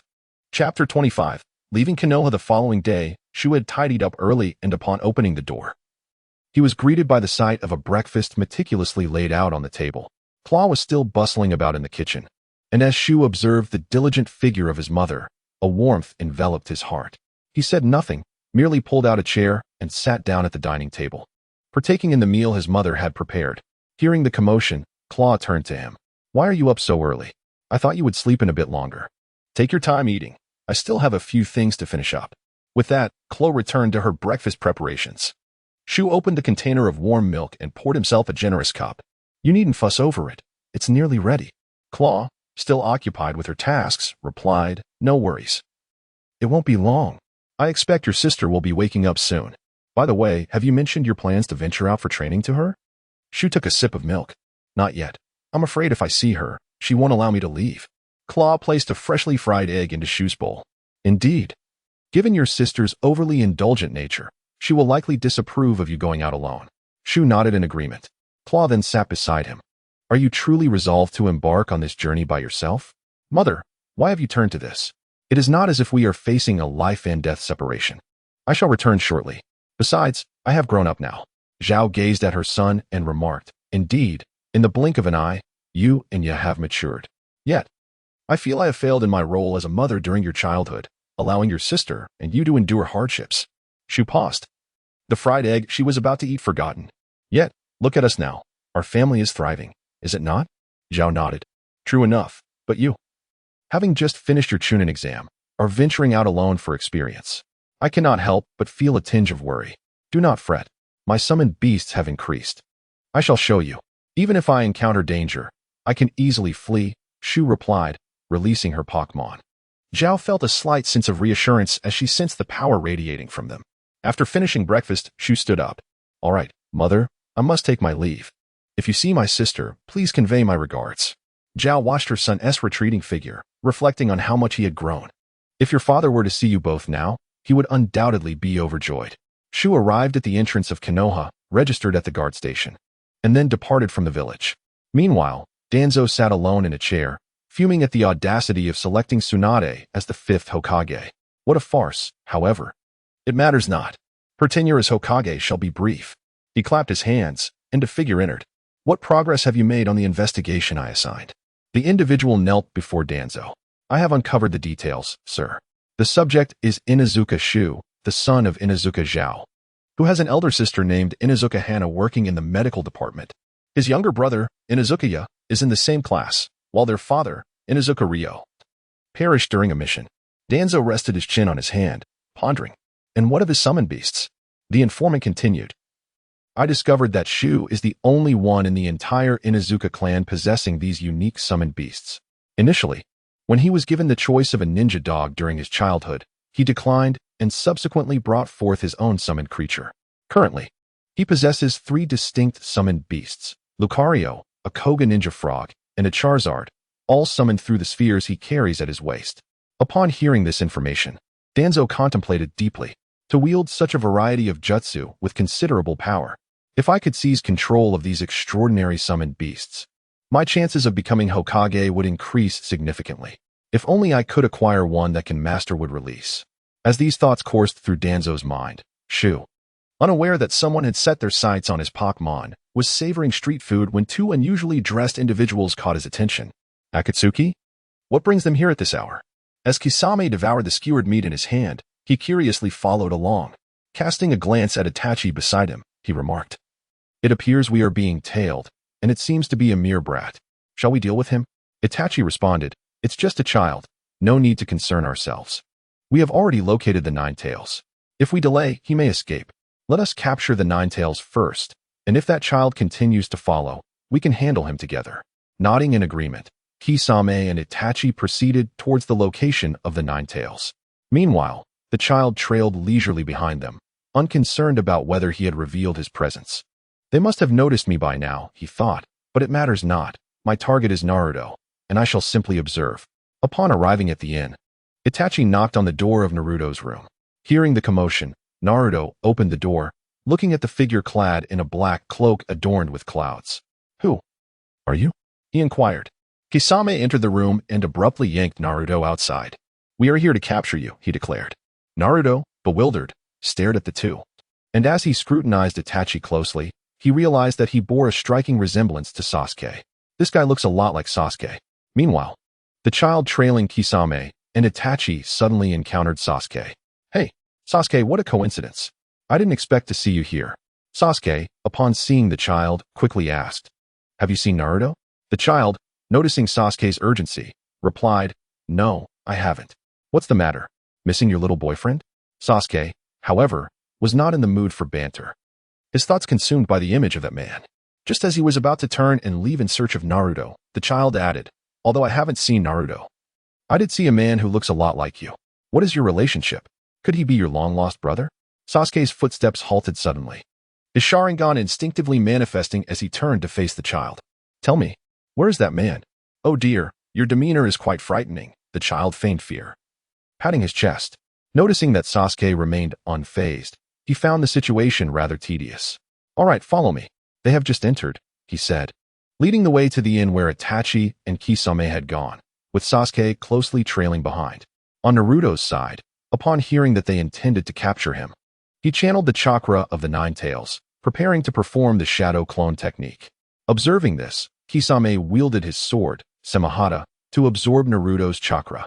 After striking a pose for a moment, Naruto realized his chakra had vanished and felt puzzled. Kisame chuckled, Do not struggle, my Samahata relishes the chakra of tailed beasts. However, if you continue to resist, it might be more convenient for me to sever your limbs. Chapter 26. Obtaining Amaterasu just as Kisame was about to make his move. A voice echoed from a distance. At last, I have found you, Itachi Uchiha.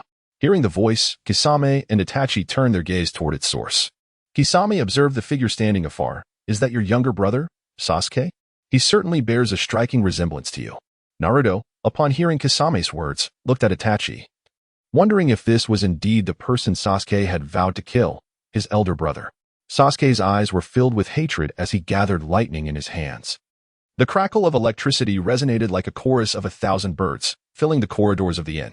With determination, Sasuke pressed his hand against the wall of the corridor and charged towards Itachi. As he witnessed Sasuke's actions, Tree found himself perplexed. He had never understood why one would need to press their hand against a wall, even when he had seen it on television. Was it a mirage? Sasuke carved a deep mark into the wall as he lunged at Itachi, dragging his arm behind him. Itachi, observing Sasuke's Chidori aimed at him, effortlessly seized Sasuke's wrist. With a slight exertion of force, he snapped Sasuke's wrist, causing the Chidori to dissipate. Itachi then raised his knee and collided with Sasuke's abdomen, forcing the younger Uchiha to expel his stomach contents. Grabbing Sasuke by the throat, Itachi leaned closer, whispering into his brother's ear, You remain as feeble as ever. So weak that I lack the desire to kill you. It seems your hatred for me is insufficient. Allow me to remind you of that fateful night. With that, Itachi activated his Manjiki Sharingan, casting Tsukuyami. As Sasuke locked eyes with Itachi, he was transported back to the night of the Uchiha massacre. Itachi released his grip, and under the weight of the illusion, Sasuke slumped to the floor. Kisame, observing the scene, remarked, Truly, Itachi is ruthless, even towards his own brother. As Naruto witnessed Sasuke's injury and unconsciousness, his chakra surged uncontrollably. Kisame, without hesitation, struck again, siphoning off Naruto's chakra. Very well, I shall first sever this Nine-Tails brat's limbs. This is becoming tiresome. With those words, Kisame swung his sword, Samahata, towards Naruto. Suddenly, a pale hand grasped Kisame's wrist. When did this happen? Kisame exclaimed, bewildered. Even Itachi had not noticed. Upon recognizing the figure that had intervened, they discovered it was the very small spirit that had been trailing them earlier. Kisame's expression darkened as he attempted to exert force to reclaim his weapon, yet the blade remained unyielding in the grip of that delicate hand. He found it unfathomable. This mere spirit was now holding him captive, rendering him unable to retrieve his weapon. Tree languidly remarked, Naruto and Sasuke are part of my team. Is it not rather disrespectful to bully them so? As the words of the ghostly Kiba had yet to escape his lips, Shu delivered a swift kick. sending him soaring like a cannonball into a nearby room, where he collided violently with a wall, becoming ensnared in the debris. Itachi, poised to intervene, found that Shu had anticipated his movements, launching an attack before he could react. With no alternative, Itachi crossed his arms to shield himself against the overwhelming force, which propelled him across the ground. Such formidable strength, it seemed that Konoha had birthed yet another prodigy. A flicker of appreciation ignited within Itachi's gaze as he contemplated this. Emerging from the rubble, Kiba mused, "This little brat possesses quite the intrigue. I must eliminate him." However, just as he prepared to strike at Shu, a middle-aged man with white hair appeared, carrying an unconscious woman. "To attempt to deceive me with such tricks is utterly naive. I am Jiraiya, the sage of Mount Myaboku." Shu regarded Jiraiya with a look that suggested he found one adversary insufficient, having been delayed for such an extended period. Ahem, Jiraiya coughed to alleviate the awkwardness, addressing Shu. "From whence do you hail, young one, to dare question me, the sage of frogs?" Disregarding Jiraiya's inquiry, Shu's disdain was evident in his eyes. Jiraiya feigned ignorance and formed hand seals. Summoning technique, binding of the frog's mouth. The corridor, once mere walls, was swiftly enveloped in fleshy tendrils, prompting a satisfied nod from Jiraiya. "You are now within the intestines of the frog I summoned, so surrender willingly." Seeing this, Itachi urged Kiba, "Retreat, our situation is dire." With that, they began their withdrawal. Jiraiya, observing their escape, pursued them, only to arrive at a scene devoid of their presence, save for a circular breach in the ground, surrounded by flickering black flames. Naruto, piqued by curiosity, reached out to touch the flames, but Jiraiya quickly interjected, "Do not touch that. It is no ordinary fire." Producing a scroll, he declared, "Sealing fire technique." The scattered black flames were swiftly imprisoned within the scroll. At this moment, Shu spoke up. "Could you possibly grant me that scroll? I wish to study it." Jiraiya regarded him with caution. "This is no ordinary flame. Bestowing it upon you would be exceedingly perilous." Realizing Jiraiya's reluctance, Shu offered, "I could exchange some intelligence for it. What do you say?" Jiraiya, intrigued by the proposal, replied, "Oh." As the tree gazed at Jiraiya, he inquired about his intentions to locate Tsunade. He recalled having seen her previously and proposed a bargain. If Jiraiya could relinquish the scroll in his possession, he would divulge her whereabouts. After a moment of contemplation, Jiraiya acquiesced to the tree's request. Consequently, the tree successfully acquired the sealing scroll of Amaterasu, much to his astonishment. Initially, the tree's visit was solely to glimpse the legendary Uchiha Itachi. However, upon contemplating his departure, he remembered that Jiraiya had once sealed Amaterasu in this very location. This prompted him to test the waters regarding the acquisition of such a powerful item, and to his surprise, he succeeded. Jiraiya, recognizing the tree as a member of Konohagakure, had discreetly observed him earlier and discerned that he was a promising young individual. He foresaw that, with time, the tree would contribute fresh vitality to the village. Thus, it was with relative ease that he yielded to the tree's persuasion, merely extending a favor. The tree then informed Jiraiya of Tsunade's location, preparing to part ways. However, Jiraiya called out to him, requesting that he escort Sasuke back to Konoha for recuperation, as he had fallen victim to Uchiha Itachi's genjutsu. Jiraiya intended to summon Tsunade to treat him once he and Naruto returned. Reluctantly, the tree consented, feeling somewhat obligated after having received assistance. As Jiraiya observed the tree escorting Sasuke away, he and Naruto embarked on their continued quest to find Tsunade. Unaware that this decision to send the tree back to the village nearly jeopardized the recently restored peace of Konoha once more. Chapter 27. An audience with Danzo with tree leading Sasuke towards Konoha. Passers-by glanced at them, murmuring concerns about the seemingly troubled child being dragged along. One bystander expressed uncertainty. "He should be fine, right?" Tree grasped one of Sasuke's legs, sprinting with haste. "What a nuisance. If it weren't for you, my burden, I could have been traveling the world by now." After voicing his grievances, Tree quickened his pace, leaving a cloud of dust in his wake. Upon reaching the medical department in Konoha, Tree entrusted Sasuke to the care of the attendants. Observing Sasuke in Tree's grasp, one attendant inquired, "What happened to him?" "He misbehaved and got beaten by his brother," Tree replied. As the attendant settled Sasuke down and conducted a brief examination, they couldn't help but remark on the cruelty of his brother upon seeing the boy's tattered state, pallid features, and frothy mouth. Tree nodded in agreement. "He will be here with you for now. By the way, it seems he has fallen victim to a rather advanced genjutsu, so Tsunade will be coming to treat him." I must take my leave. The attendant, upon hearing Tsunade's name, was filled with excitement. What? Lady Tsunade is coming? That would be wonderful. Tree shook his head, noting the attendant's admiration, thinking yet another victim of infatuation. As he prepared to exit the medical department, a voice called out to him, halting his departure. You are Hanabi's brother, aren't you? The melodic voice carried a hint of uncertainty. Turning to look, Tree saw a youthful girl standing shyly at a distance. He nodded in affirmation. Indeed. Is there something you need? The girl approached Tree, her demeanor anxious. Hanabi has been missing for several days. I haven't seen her return. Has something happened? Upon hearing her words, a wave of foreboding washed over Tree. Missing for days? The girl nodded. Yes, I haven't seen her since the day before yesterday. I thought perhaps something had occurred at your home. Tree calculated the time since his departure. I left 3 days ago. So she must have gone missing shortly after I left. With that thought, he dashed out of the medical department, racing towards his home, praying that all was well. Once accustomed to a carefree existence, Tree's face now bore the marks of anxiety. Arriving at the familiar entrance, he burst inside, only to find his house empty. Damn it! What is happening? Where has everyone gone? In an instant, the tree vanished, and the next moment, it appeared at the summit of Konoha, atop Hokage Rock. From the shadow of the tree, a figure slowly emerged. Jengar stood before the tree. Jengar, proceed to the opposite side of Konoha. We shall sense together. I need to ascertain whether my family still resides in Konoha. Upon receiving the command, Jengar became invisible and began sprinting towards the other end of Konoha. As Jengar dashed away, the residents of Konoha felt a sudden chill sweep through the air. How peculiar. It is spring, a season of warmth and blooming. Why does it suddenly feel so cold? The tree then discarded the remaining 3 Pokeballs from its waist. I have already briefed you 3 little ones. Go forth and search. If you uncover any information, notify me through our psychic link. I have now assimilated Jengar's state.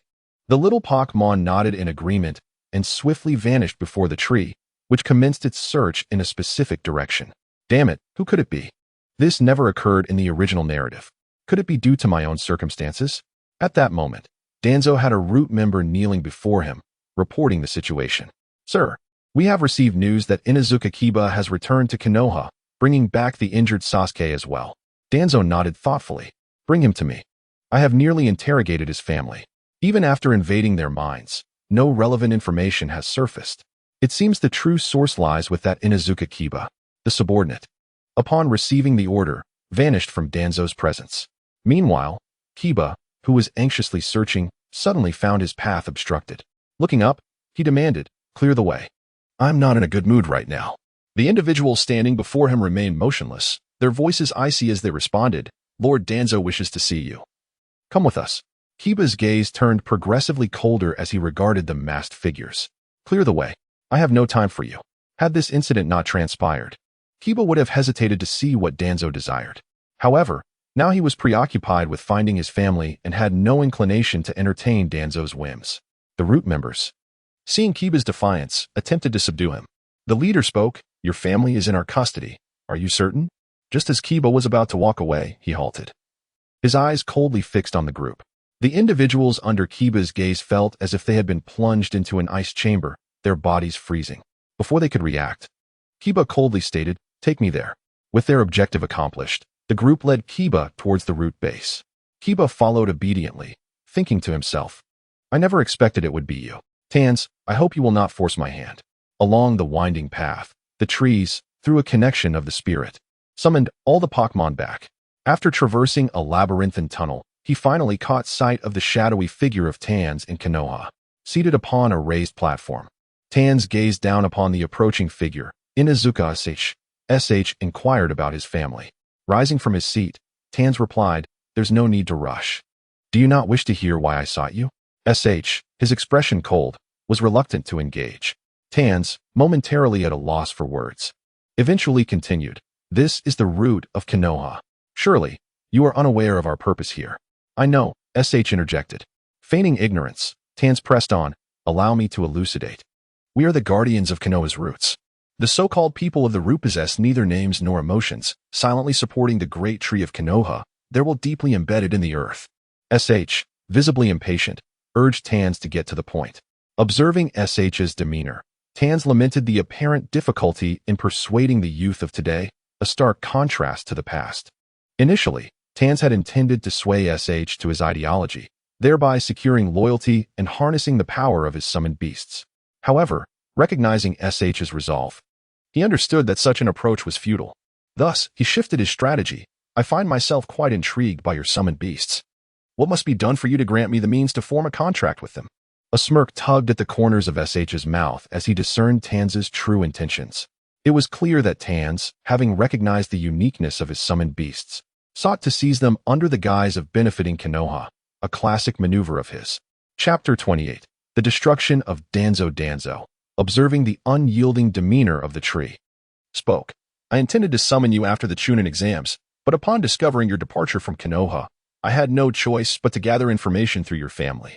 However, after several days of investigation, it became evident that among your kin, and indeed the entire Inazuka clan, you are singular in possessing this extraordinary summoning beast. Not only can it wield ice release, but it is also capable of employing the forbidden technique of the 8 gates. I am quite curious, can your summoning beast master would release as well? Upon hearing this, the tree gazed at Danzo, who stood atop the platform. As his own shadow flickered slightly. First, tell me about my sister and mother, he implored. Danzo replied, they are well.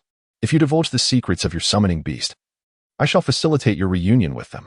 Danzo's disdainful smile revealed his contempt for the tree's immediate concern for his family. Such attachment, he thought, was a sign of weakness. Those burdened by emotional ties could never ascend to true strength.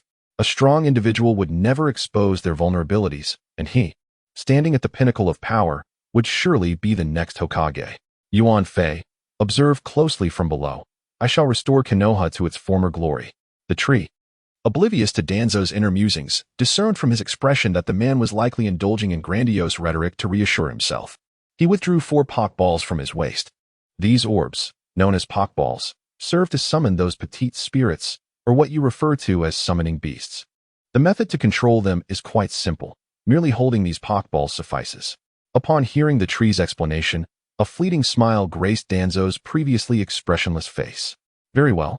Hand over your Pokballs, and I shall release your family. With a wave of his hand, a root member positioned beside the tree seized the Pokballs from his grasp and presented them to Danzo. Danzo scrutinized the red and white spheres, marveling at the power they contained, such potent summoning beasts sealed within. He pondered the genius behind their creation, contemplating how, if he could possess such technology, even the tailed beasts would bow before him. After a moment of admiration for the craftsmanship of the Pokballs, Danzo turned his attention back to the tree. By the way, I discovered through my investigations that you initially possessed only 1 Pokball. What accounts for the 3 additional ones? With a demeanor of resignation, the tree earnestly explained, when the spirit within each Pokball fully matures, a new Pokball emerges, containing the younger version of the spirit. Danzo nodded, acknowledging that his findings corroborated the tree's account. From the original Ryu to the current Lucario, the additional Pokballs were indeed a result of growth. Just as Danzo prepared to inquire further about the tree's Pokemon, the tree's eyes suddenly glowed crimson, revealing the bizarre rotation of the kaleidoscope Sharingan. He had been merging with Gengar, and the intense emotional upheaval had culminated in the evolution of his Sharingan. Through his mental connection, the tree received information from Gengar, who indicated that they had located 2 individuals in an interrogation chamber. However, Gengar sensed that one of them no longer bore a life force, while the other was in a precarious state. This revelation stirred a tumult of rage within the tree, compelling him to exclaim, Danzo, I want you dead. Tuzong was utterly bewildered by this sudden transformation. At the foot of the tree, a circle of black ripples abruptly materialized, from which emerged a purple Pokemon. It possessed a pair of legs and a short, pointed tail, with its swirling Sharingan eyes particularly striking. Protruding spikes adorned its back. From within, Gung-Gue extracted 2 individuals. One, already unconscious, was Joie, and the other, seemingly lifeless, was Inazuka Hana, the sister of Inazuka Shu. Gazing at the 2, Shu hoarsely declared, Gung-Gue, keep a close watch on them. I will confront him on my own today. None of you shall interfere. I am determined to tear him apart. Tuzong, taken aback by the spectacle, was astonished to discover that Shu possessed Sharingan, and that his summoned beast also bore the same ocular prowess. It was his first encounter with a summoned beast exhibiting Sharingan, and his desire to possess Shu's beast intensified. Shu retorted, then go fetch it from the depths of hell. No sooner had Shu spoken than he vanished from sight. Tuzong, witnessing Shu's disappearance, was suddenly engulfed by a profound sense of impending danger. Before he could react, he felt his body grow inexplicably light. Whose body is this? It feels so familiar. Unbeknownst to him, Shu had stealthily positioned himself behind Tuzong and swiftly decapitated him. Holding Tuzong's severed head, Shu remarked, "You might as well employ Izanagi now. I've graciously allowed you some time." As Tuzong's consciousness began to fade, he activated the Uchiha clan's forbidden technique, Izanagi. Moments later, he reappeared, unscathed. Observing Shu anew, Tuzong acknowledged, "It appears I underestimated you. Who would have thought you concealed your abilities so well, not only acquiring Uchiha Sharingan, but also possessing such intricate knowledge of my circumstances?" At this moment, Shu was uninterested in further conversation. Upon Tuzong's resurrection, he vanished once more. Anticipating this, Tuzong steeled himself, yet the outcome remained unchanged. Before he could react, his head was once again in Shu's grasp, who tossed it in the air, playing with it nonchalantly. In disbelief, Tuzong activated Izanagi once more, transforming his fatal injury into a fleeting nightmare. As he reappeared, Shu grinned widely. With a swift motion, an arm soared into the air, still connected by blood and flesh, as if wrenched from the body by immense force. Tuzong was momentarily dazed. How could this be? This is the third time. I have yet to discern how he strikes. Covering the wound with his transplanted Sharingan arm, he gazed at Shu in utter disbelief. Finally, Shu spoke, "Even the Sharingan on your eye. You still have 9 chances to revive. Now, do enjoy the experience." Upon hearing Shu's words, Tuzong instinctively glanced at his bandaged hand, pondering how this individual could possess such intimate knowledge of his affairs, even being aware of the number of Sharingan he had transplanted. A sense of panic washed over Tuzong as he discreetly gestured with his remaining hand. Chapter 29. Unveiling strength. The members of the Root organization, upon receiving the signal, rushed towards the tree. At this moment, the tree, having fused the powers of the Koga Ninja Frog and Jengar, displayed a disdainful expression. "Let me deal with you first," it declared. The tree began to weave through the ranks of the ninjas, each time lifting its hand to strike or kicking out, sending several ninjas flying with each blow. In the blink of an eye, those who had surrounded the tree were all sprawled on the ground. At that moment, a scarecrow wielding a scythe, adorned with a cursed symbol on its forehead, charged at the tree. The tree deftly evaded the scarecrow's attack and leaped aside. Before it stood 2 figures. These were the 2 guards of Danzo, Yamanaka F and Aburame Torian. Regaining focus from the scarecrow, Yamanaka F signaled to the tree, employing the mind transfer technique. The tree, observing the impending assault, did not flinch as a wave of consciousness invaded its inner realm. Yamanaka F, believing he had succeeded, intended to collaborate with Aburame Torian to capture the tree. Suddenly, a voice resonated within the tree's psyche. "Did you truly think entering my inner world would be so simple?" In an instant, the scene before Yamanaka F transformed, and he found himself back in his own body. As soon as he returned, he clasped his head with both hands, a wail echoing throughout the Root organization's base until his eyes turned white, and he collapsed unconscious. Beneath the fallen Yamanaka F, an unidentified liquid began to seep out slowly. Aburame Torian, witnessing this, could not contain his curiosity and questioned the tree. "What have you done to him? Why is he in this state?" With arms crossed, the tree replied, "I merely guided his consciousness through a glimpse of the 18 levels of hell. Who knew he would falter by the 10th level? It seems he will not awaken again. You fiend!" Aburame Torian exclaimed as he removed his gloves and launched an attack on the tree, confident that if he could merely touch the tree, he could end its life beneath his poisonous insects. As Aburame Torian approached, the tree remained still, considering. "You dare to challenge me in taijutsu? Allow me to show you what true martial arts entail." 8 gates of opening. The first gate, the opening gate. The tree's aura surged dramatically, shattering the stone slabs beneath its feet, as tiny fragments of rock floated in the air under the intense pressure of its energy. Danzo, momentarily halting his actions, observed in disbelief as the tree had not only mastered the 8 gates, but had opened the 7th gate. He pondered why this young scion of the Inazuka clan possessed the Sharingan and could also access the 7th gate. Suddenly, Danzo noticed a peculiar symbol on a fallen Pokeball that had been neglected during the battle. As he recognized it, his pupils dilated in shock. This is the Flying Thunder God technique. He has even mastered that. Who on earth is he? At this moment, Shu remained unaware that Danzo had already discovered his secret, that he could have effortlessly severed Danzo's head. However, even had he known, Shu would not have been overly concerned. He possessed an abundance of teleportation skills, and his astonishing speed was not to be underestimated. Yamanaka Torian, observing Shu's overwhelming presence, suppressed his trepidation and bravely charged forward. In an instant, Shu's right leg moved slightly, and it seemed as though Torian's body had been struck by an unseen force, propelling him into the air with tremendous force. Shu gathered his energy, aiming at Torian's position, and unleashed his technique, Day Tiger. The air surrounding Shu was compressed to its limits as a colossal white tiger surged forth toward Torian. Boom! The enormous beast collided with the aerial Oil Maiden, and under the force of this assault, the Oil Maiden dissipated into thin air. The tree reappeared before Danzo, stating that the lesser foes had been vanquished. And now it was his turn. As Danzo gazed at the tree, a flicker of regret stirred within him, only to be swiftly discarded. I am not in the wrong. It is through my actions that Konoha will grow stronger in the future. Once again, Danzo met his demise at the hands of the tree. This time as it mercilessly crushed him underfoot. The overwhelming force shattered his body into countless fragments, blood splattering in every direction, leaving a gaping crater where he once stood. Fortunately, Danzo revived yet again, as the bandages that had ensnared him during the tree's previous attack had finally slipped away. 3 of the implanted Sharingan had closed, leaving him with only 8 remaining lives for his right eye. The tree relinquished its state of the 8 gates, allowing Danzo to savor his impending doom. A swift death would render the struggle meaningless. Assuming the tree had reached its limit, Danzo remarked, I must commend your prowess. Your ability to approach me so swiftly indicates that you have mastered the Flying Thunder God technique. Truly, I must applaud you. However, you must have reached your peak by now. Rest assured, once I defeat you and claim your summoning beast, I shall not forget you. The tree chuckled at Danzo's words. Who led you to believe that I have exhausted my strength? Danzo dismissed this as mere bravado, forming hand seals and unleashing a wind release, vacuum wave. A razor-sharp wind blade aimed at the tree.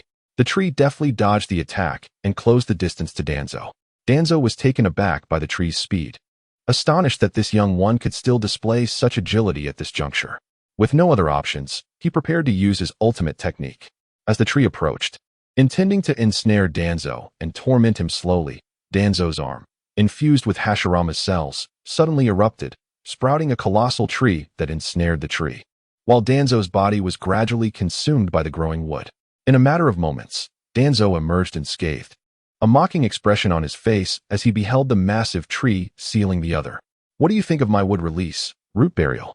This technique was developed using Izanagi and Hashirama's cells. From within the giant tree, the tree's voice resonated, it's rather unimpressive.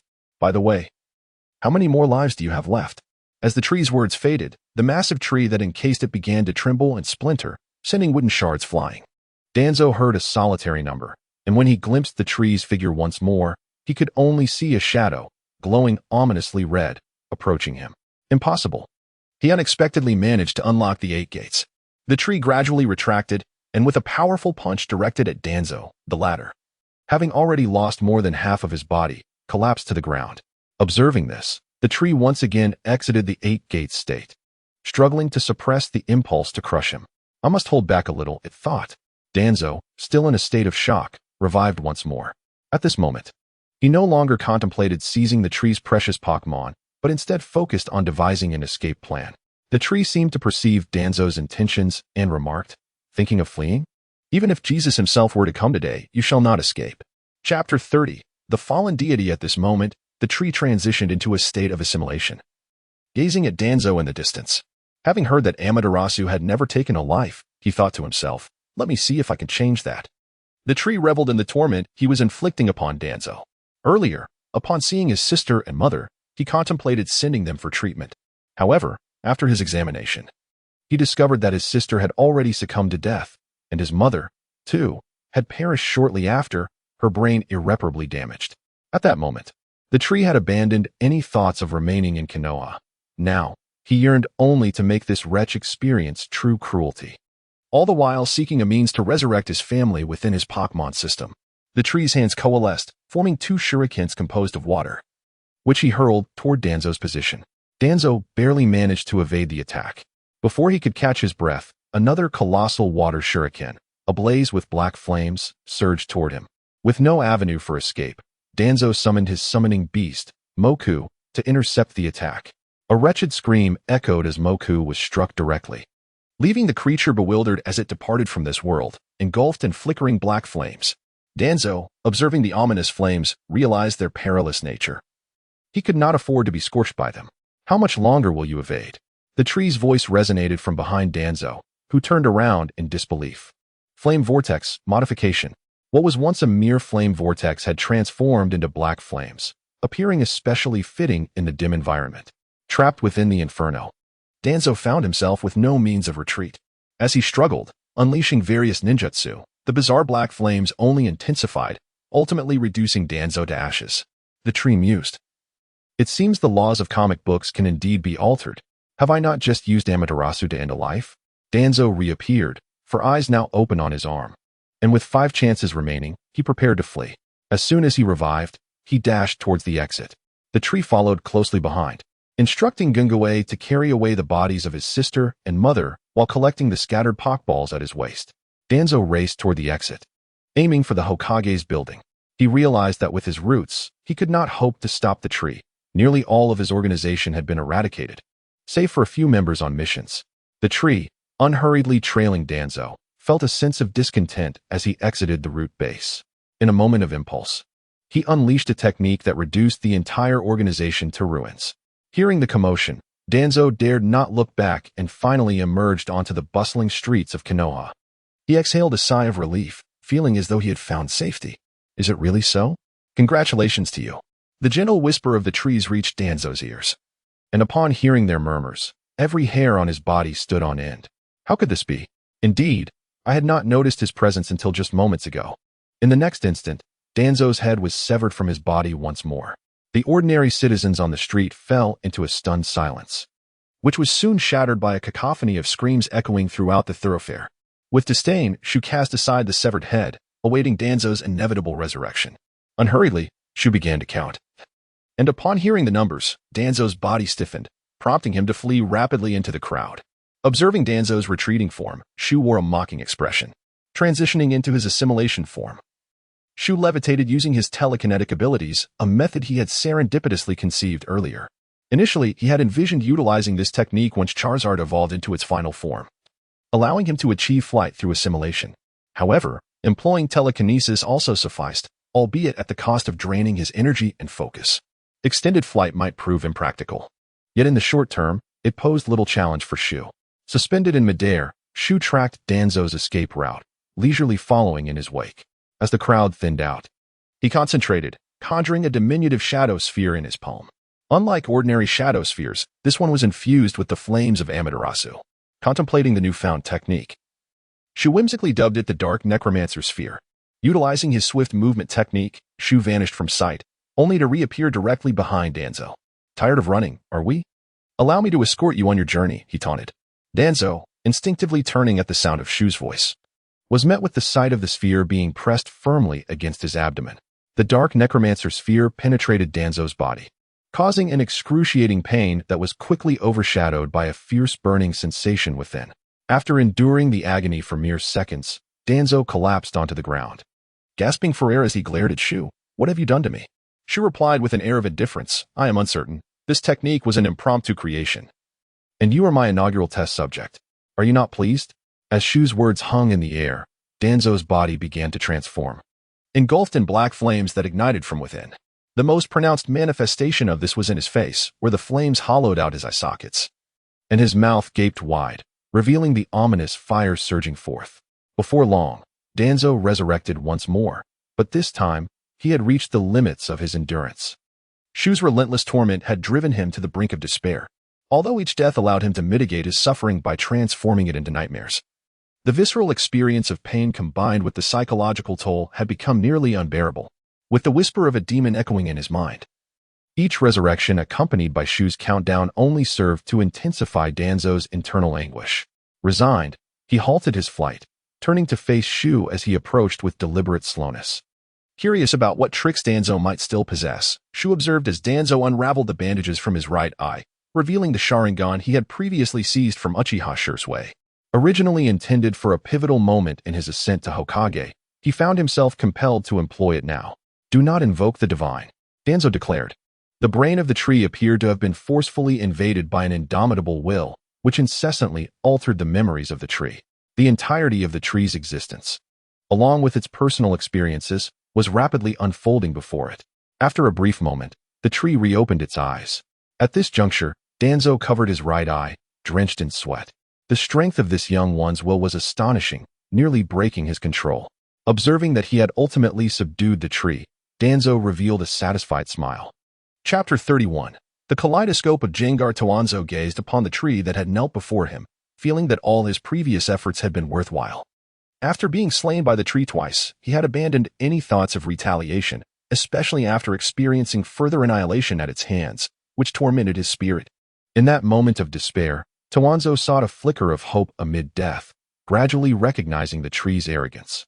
This realization presented him with an opportunity. He continued to feign death to induce complacency in the tree, ultimately relying on the power of his right eye for a desperate gamble. Although the journey proved arduous, the outcome was favorable. He succeeded. After persuading the tree to surrender all of its pokeballs, Toanzo took it back to his base of operations.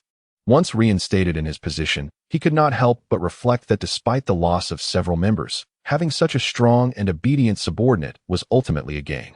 In the ensuing days, after recuperating his strength, Toanzo dispatched the tree to eliminate Tsunade, the newly appointed 5th Hokage, thereby seizing control of the forces of Konoha and achieving his long-cherished dream of becoming the 6th Hokage. Rejuvenated, Toanzo launched an offensive against the remaining major nations, aspiring to unify the entire realm of Hokages.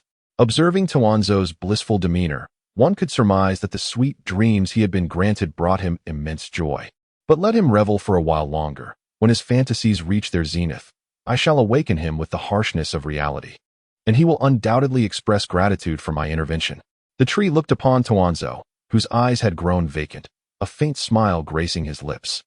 The kaleidoscopic Sharingan in the tree's eyes slowly revolved, the patterns resembling countless inverted triangles. Indeed, Jengar's evolved Sharingan bore remarkable effects.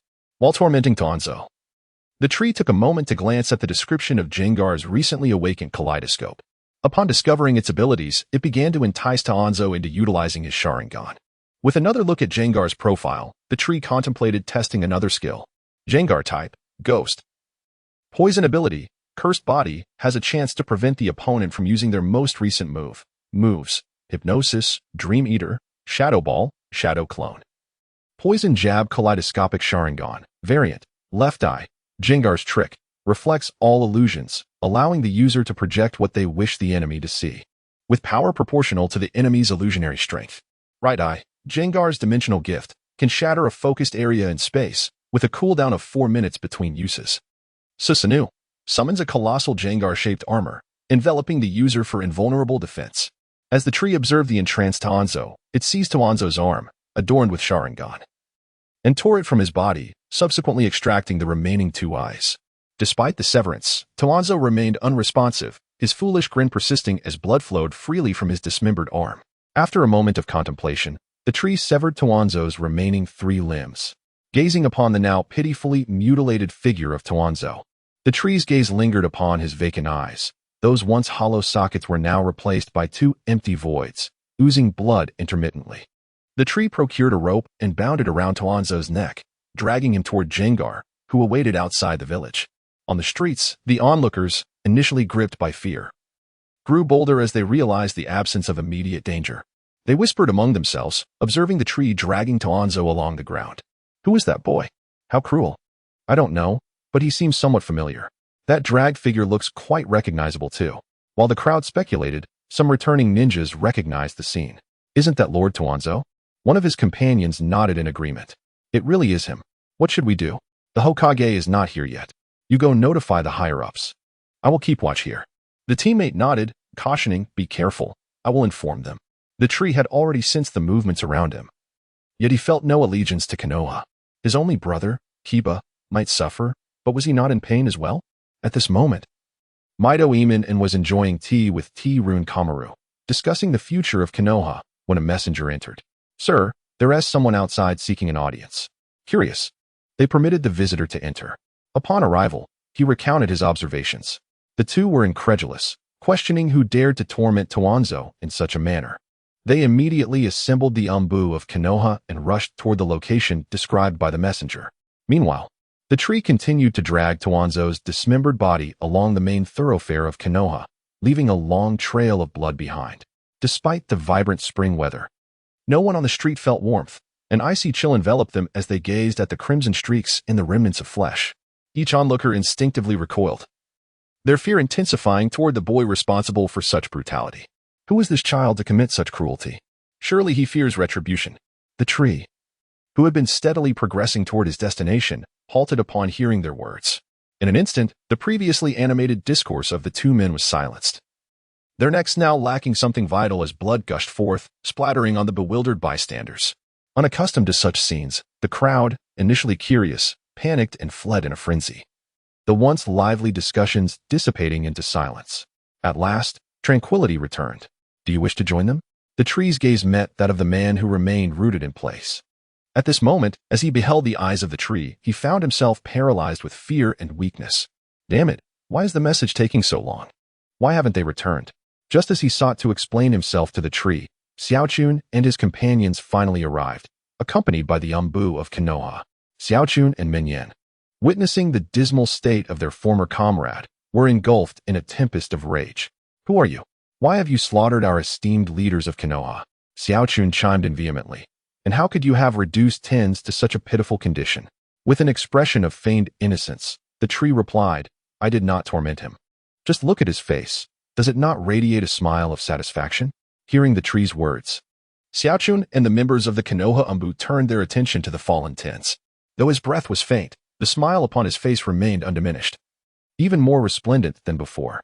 As they gazed into his hollow eyes, noting his severed limbs and the trail of blood leading to him, it became almost inconceivable to fathom how this boy had orchestrated such horrors.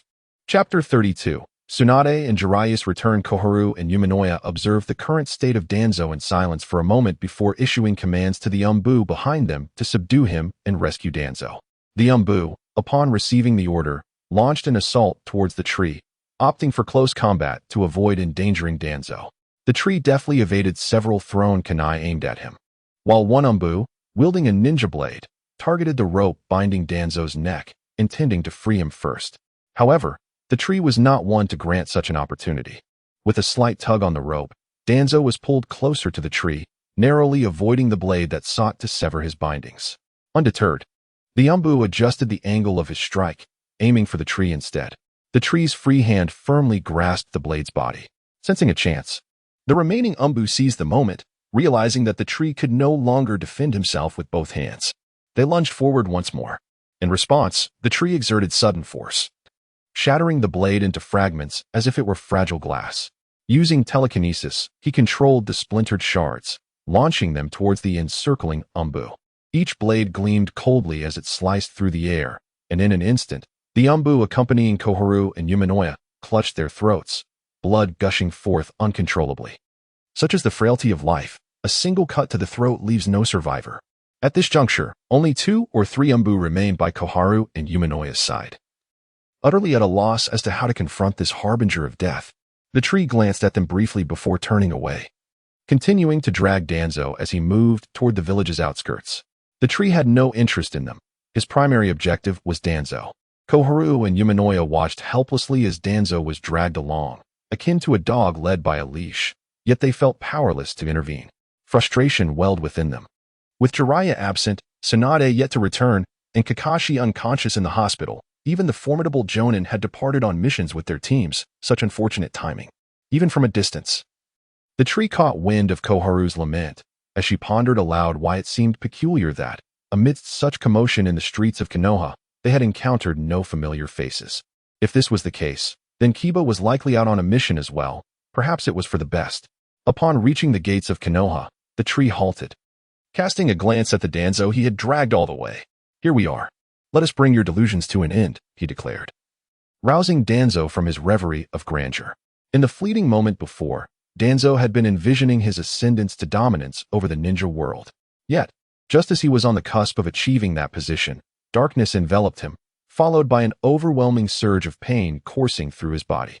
Words failed him as he grappled with an indescribable agony, feeling as though he were nailed to a butcher's block, immobilized. while waves of torment assaulted his nervous system. With a feeble voice, Danzo managed to utter, "This. What is happening? Why is this the case? Have I not already ascended to the pinnacle of the shinobi world? The pinnacle of the shinobi world? Just based on your claims?" A mocking voice echoed. And as Danzo pondered the source of the voice, the figure of Shuriken continued, "I merely granted you a beautiful dream. After all, are you not fond of dreaming? I have now fulfilled your wish, so show some gratitude, Shuriken. You are Shuriken. How can this be? How can you still be alive? I had you under control. I resolved you when I achieved my success. It is impossible for you to reappear." Upon hearing Danzo's anguished cries, Shuriken calmly responded, "It is all a fabrication. The truth is, I have reduced you to a mere husk, having deprived you of your eyes.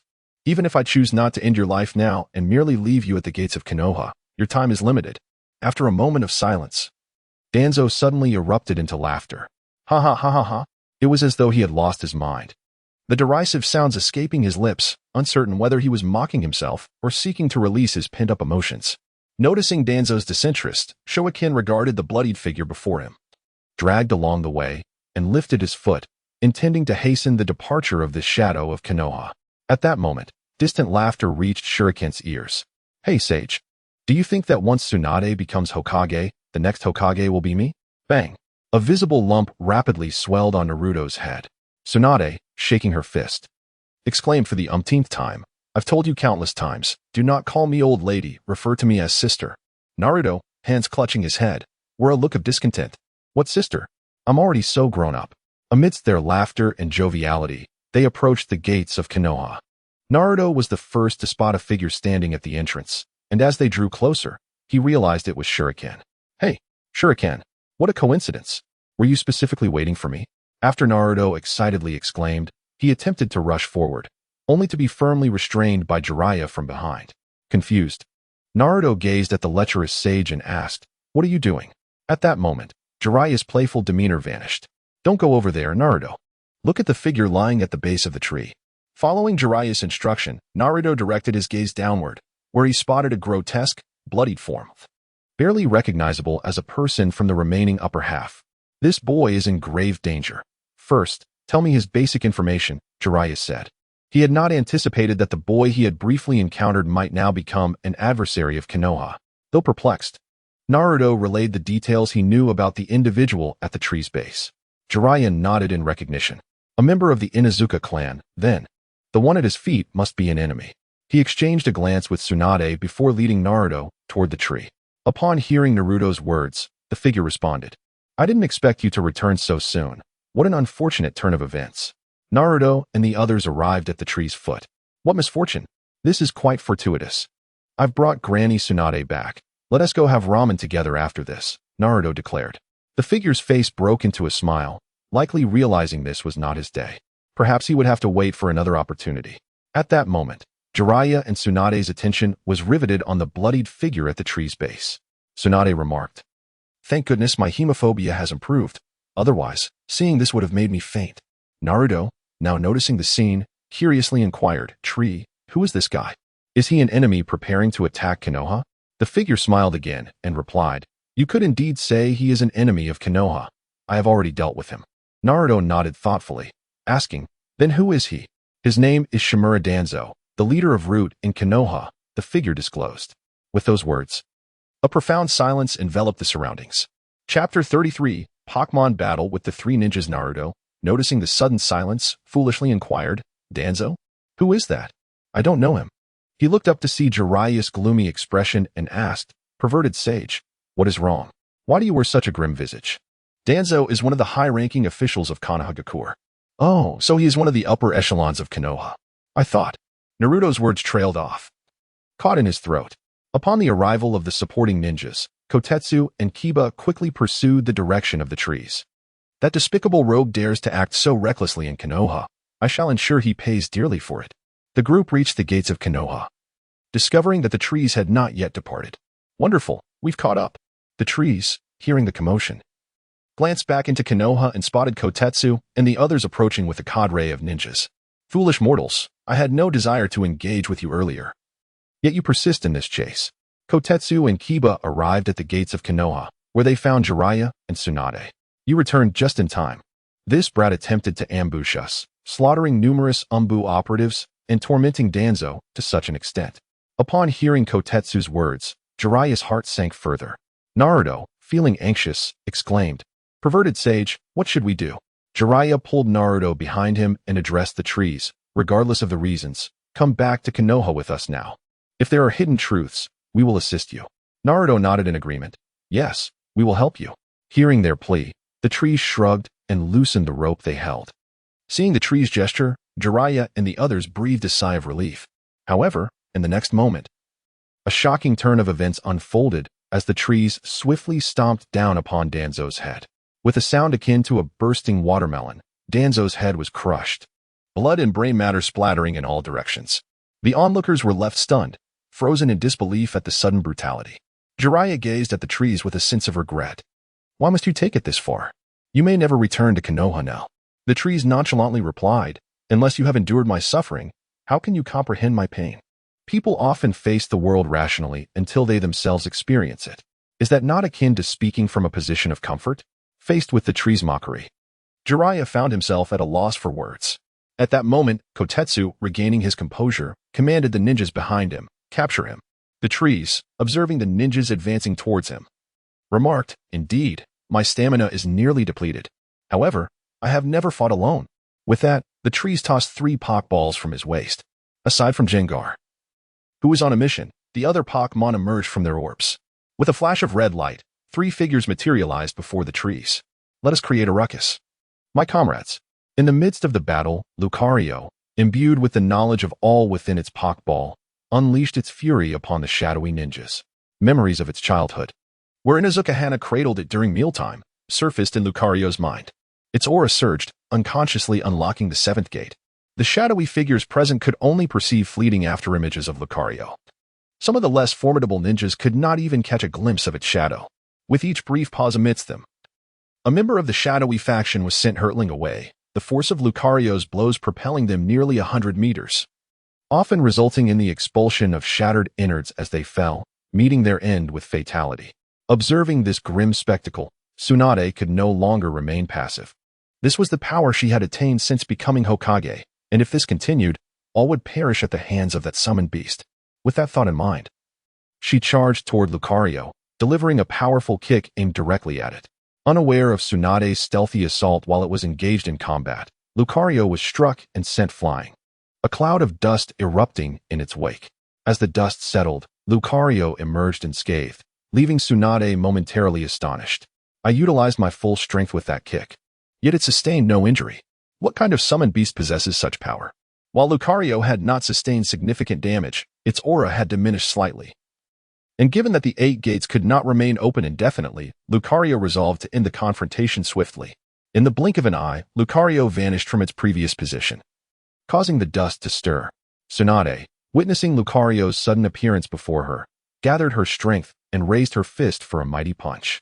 Lucario, aware of the impending strike, clenched its own fist, empowered by the 8 gates, and met her blow with a punch of tremendous weight. The force was so immense that it sent tremors through the ground, and as the dust cleared, a colossal crater marked the spot of their clash. Lucario, having exited its 8-gate state, gasped for breath as it regarded Tsunade, who lay ensnared amidst the shattered debris, her proud figure partially obscured.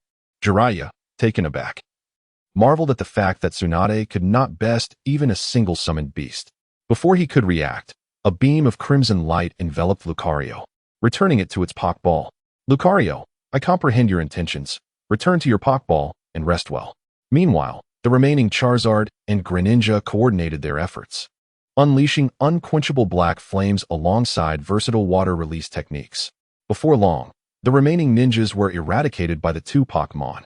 In the midst of the chaos, a frantic Koharu and Minin, realizing they were the last 2 standing, urgently called out to Jiraiya, "Jiraiya, what are you waiting for? Are you going to let Konoha be destroyed by this brat today?" Upon hearing this, Jiraiya charged towards the 2 Pokemon by the tree. Having discerned that the tree's strength was waning, his intention was to first vanquish the summoning beast before apprehending its master. The Charizard initiated the assault, its metallic claws shimmering as it lunged at Jiraiya. In response, Jiraiya invoked the technique of the wild lion's mane, allowing his white hair to extend and envelop a substantial portion of his body. The metallic claws of Charizard struck against this protective barrier, producing a resounding clash of metal. Realizing its attack had proved futile, Charizard puffed up its cheeks and unleashed a torrent of flames towards Jiraiya. The decision to refrain from employing Amaterasu stemmed from the understanding that such flames would rapidly deplete its stamina. Having already expended considerable energy in conjunction with the Greninja to eliminate foes, further reckless usage could lead to its immediate exhaustion. Chapter 34. Pokemon Battle with the Three Ninjas 2. As Jiraiya witnessed the flames hurtling towards him, he swiftly dispelled the Wild Lion's main technique and evaded to the side. He quickly formed hand seals with both hands, invoking Earth Release, Hell Swamp. The once firm ground transformed instantaneously into a quagmire, ensnaring both Charizard and Greninja within its depths. With a sigh of relief, Jiraiya prepared to eliminate the duo, however. Greninja leaped forth, launching a colossal water shuriken that spun rapidly towards him. The notion of ensnaring the frog in the mire was a grave miscalculation. Realizing he had only subdued one of his foes, Jiraiya remained undeterred, forming hand seals once more. Fire Release, Great Fireball Technique. Jiraiya concentrated his chakra into oil and, as his mouth brimmed with it, he unleashed the flames, directing them toward Greninja. The oil-enhanced fire release was significantly more potent than the standard technique, even mitigating the effects of water release, which typically countered fire. Water surged from beneath Greninja's feet as it employed waterfall, elevating itself atop the towering waves. Meanwhile, Jiraiya's flames collided with Greninja's cascading water, generating a substantial cloud of steam. At that moment, Jiraiya heard a whooshing sound from above. Having leapt into the air, Greninja instantaneously opened the 8th gate, achieving the 5th gate. Its legs, resembling a colossal axe, descended toward Jiraiya with tremendous force, encased in a layer of water blades. Observing this alarming sight, Jiraiya realized the danger and raised his right hand, gathering chakra within his palm. Giant Rasengan. A colossal orb materialized in Jiraiya's palm, aimed directly at the leg of the Konoha ninja frog. With a resounding crash, a cloud of dust enveloped the area. As the tremendous force sent the frog reeling to the side, its feet scraping against the ground for a considerable distance before finally coming to a halt. At that moment, Jiraiya's face and right arm flushed crimson, with several areas even developing blisters. He had not anticipated that the encasing water would not only be sharp but also scalding hot. The temperature so intense that he nearly faced disaster. Jiraiya silently thanked his instincts. Upon realizing the water posed a threat, he swiftly deployed his hair for defense. However, some of the explosive hot water still splattered onto him, resulting in his current predicament. The tree recognized the limits of the Konoha ninja frog and withdrew it into its Pokeball. At that moment, only the recently freed Charmeleon remained on the scene. Charmeleon exhaled a spark from its nostrils, signifying its displeasure. It locked onto its target and charged towards Jiraiya, unfazed by the approaching Charmeleon. Jiraiya retaliated by delivering a kick to its head. Charmeleon, anticipating the move, ducked to evade and swiftly spun around, swinging its tail toward Jiraiya's face. Instinctively, Jiraiya reached out to grasp it, subsequently flinging Charmeleon away. Just as he contemplated his next action, a sudden wave of excruciating pain radiated from his palm. He brought his hand before his eyes, only to discover that it had been scalded, and faintly he could detect the aroma of roasted meat emanating from it. Jiraiya pondered in bewilderment. Could this be the result of his contact with that summoned beast? Given the circumstances, physical contact with it is no longer an option. Jiraiya was fortunate enough to activate the fire dragon's characteristic, the fiery body. He began to alter his combat approach, incessantly employing ninjutsu to harass the fire dragon. Before long, the creature's stamina was entirely depleted. The tree, now devoid of strength, recalled the exhausted fire dragon into its Pokeball. One must commend Jiraiya. His wealth of combat experience truly reflects the prowess of the legendary Sannin.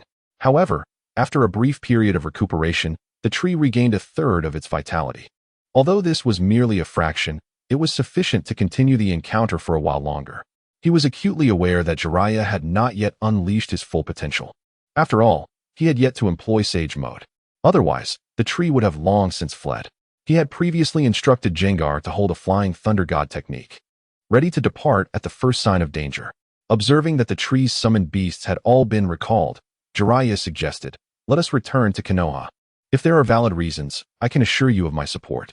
Indeed, I am on the verge of becoming the 5th Hokage." Tsunade, emerging from the pit she had been in moments ago, appeared somewhat disheveled, yet showed no visible signs of injury. Hearing Jiraiya and Tsunade's exchange, Sakura and Minin, who had been observing the battle, excitedly exclaimed, "No way. How can you so easily suggest letting him go? He has brutally slaughtered Konoha's higher-ups."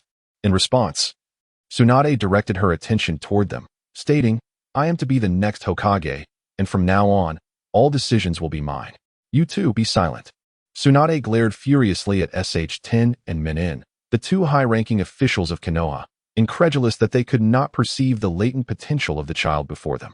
Setting aside the peculiar summoning beasts, the boy's own prowess was formidable. If he were to consent to return to Konoha, he would undoubtedly become a tremendous asset for the village in the future. Naruto, who had refrained from intervening until now, finally spoke up, "Stand down, SH. I have faith that the perverse sage and Grandma Tsunade will deliver justice." SH regarded Naruto, whose innocent expression stirred envy within him. "I truly admire your ability to radiate light and illuminate others, regardless of the darkness surrounding you. However, I am not you. Had I endured the same trials as you, I might have obliterated everything around me long ago, including the present." Upon uttering these words, SH retrieved a kunai from his ninja tool pouch and forcefully slashed it against the forehead protector draped over his shoulder. Seeing this, SH-10 and Minin both exhaled in relief, thinking, "Finally, this little brat is finished." SH-10 called out to Tsunade and the others, "Look, this kid has betrayed the village. Capture him, or better yet, eliminate him." At that moment, SH's form abruptly appeared before SH-10. He seized her by the throat. Due to their age difference, he could not lift her, but as he tightened his grip, her face began to turn a deep shade of purple. Minin, witnessing the scene, felt compelled to intervene but was paralyzed by a mere glance from SH. With a sharp crack, SH-10 gasped for breath, slipping away from life in SH's grasp. Minin, watching his former teammate demise, experienced a tumult of emotions.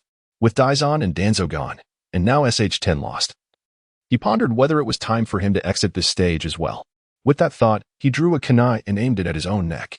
Suddenly, a hand reached out and firmly grasped his arm, preventing him from carrying out his grim intention. Minin's eyes widened in terror as he beheld the kunai so perilously close to him. "What has come over me? Why would I contemplate such an act?" In that moment, he recalled the look in SH's eyes directed at him. Chapter 35, The Rogue Ninja of Konoha. It turns out that the warning glare from the tree towards Minin was not merely a caution.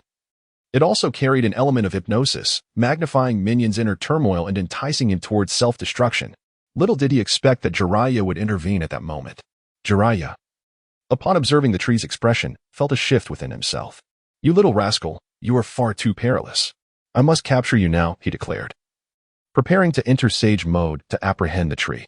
However, at that moment, Naruto stepped in to halt Jiraiya. "Be sage, let the tree go. I implore you," he said. Naruto understood that the tree had changed. He was uncertain of the circumstances that had led to this transformation. But the tree now evoked only a profound sense of estrangement within him. The tree, once the first to offer friendship, was no longer the same. Yet, he could not bear to witness the tree being captured by Jiraiya and the others, so he pleaded earnestly. Upon hearing Naruto's words, Jiraiya was reminded of his past self, when he too had foolishly sought favor for Orochimaru from the third Hokage.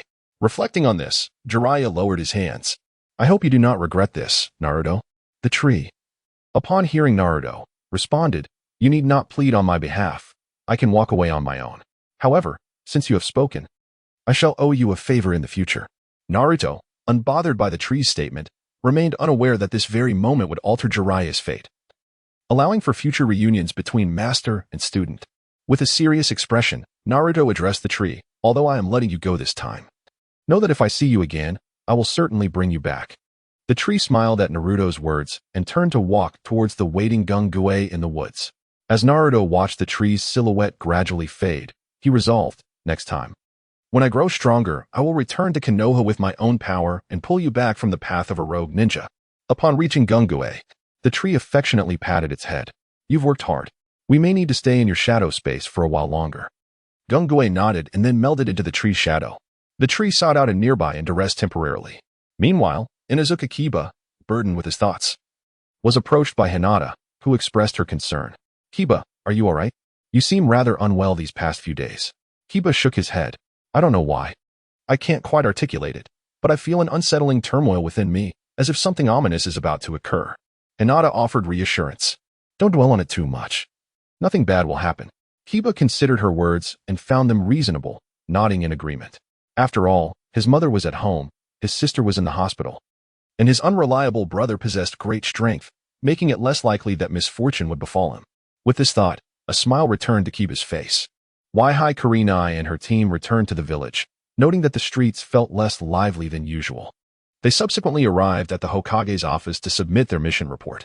During this time, Kiba learned of the events that had transpired while he was away on his mission. How could this be? How could my brother possibly become a traitorous ninja, and furthermore, murder his own kin as well as the esteemed leaders of Konoha? Hinata and Shino of Team 8 observed the bewildered state of Kiba, at a loss on how to console him. The insidious rumor circulating within Konoha undoubtedly originated from Minma, who sought to amplify the vilification of Shu. It was indeed true that Toryun had perished at Shu's hands. Many had witnessed the event.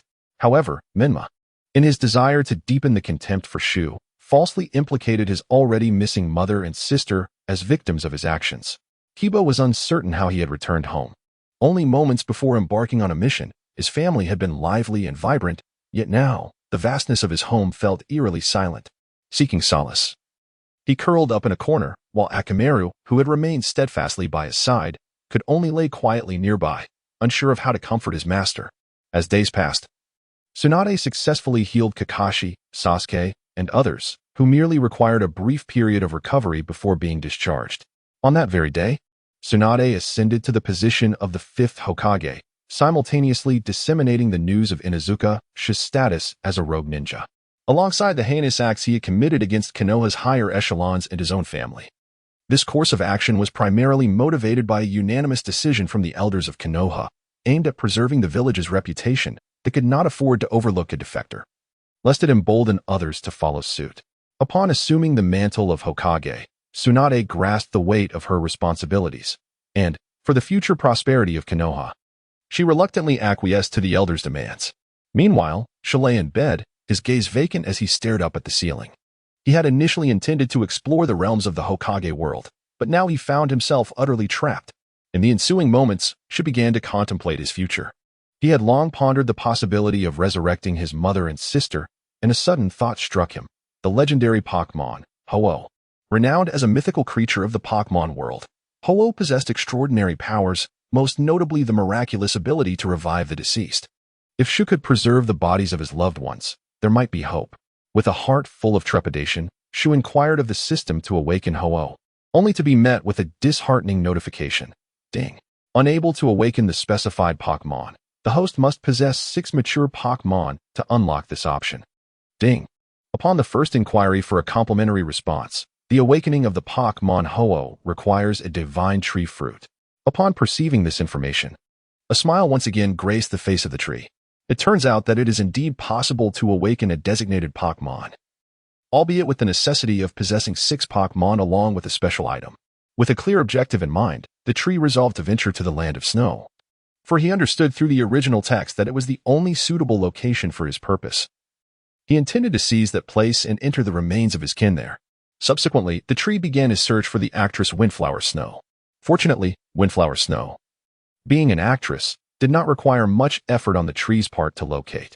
Meanwhile, an event unfolded in Konoha shortly after Inazuka Tree's defection.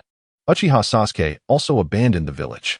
The reason behind Sasuke's betrayal stemmed from a spur-of-the-moment decision to challenge Naruto, only to discover that the once derided Naruto had surpassed him. Driven by a desire for greater power, he fled to Orochimaru. In light of the tree's actions, Tsunade was infuriated upon receiving this news. However, due to a shortage of personnel in Konoha, she could only dispatch the newly graduated Chunin to apprehend the deserters. At this juncture, Naruto had resolutely decided that, having allowed the tree to escape previously, he must now bring Sasuke back. Simultaneously, the tree found himself amidst the most absurd situation of his life. Windflower Snow, initially nursing a drink in a bar, observed a small child approaching her directly. With a hint of impatience, she remarked, "I have no interest in you, and you are far too young." The tree, having just reached her side, wore an expression of disbelief. "Small? Me?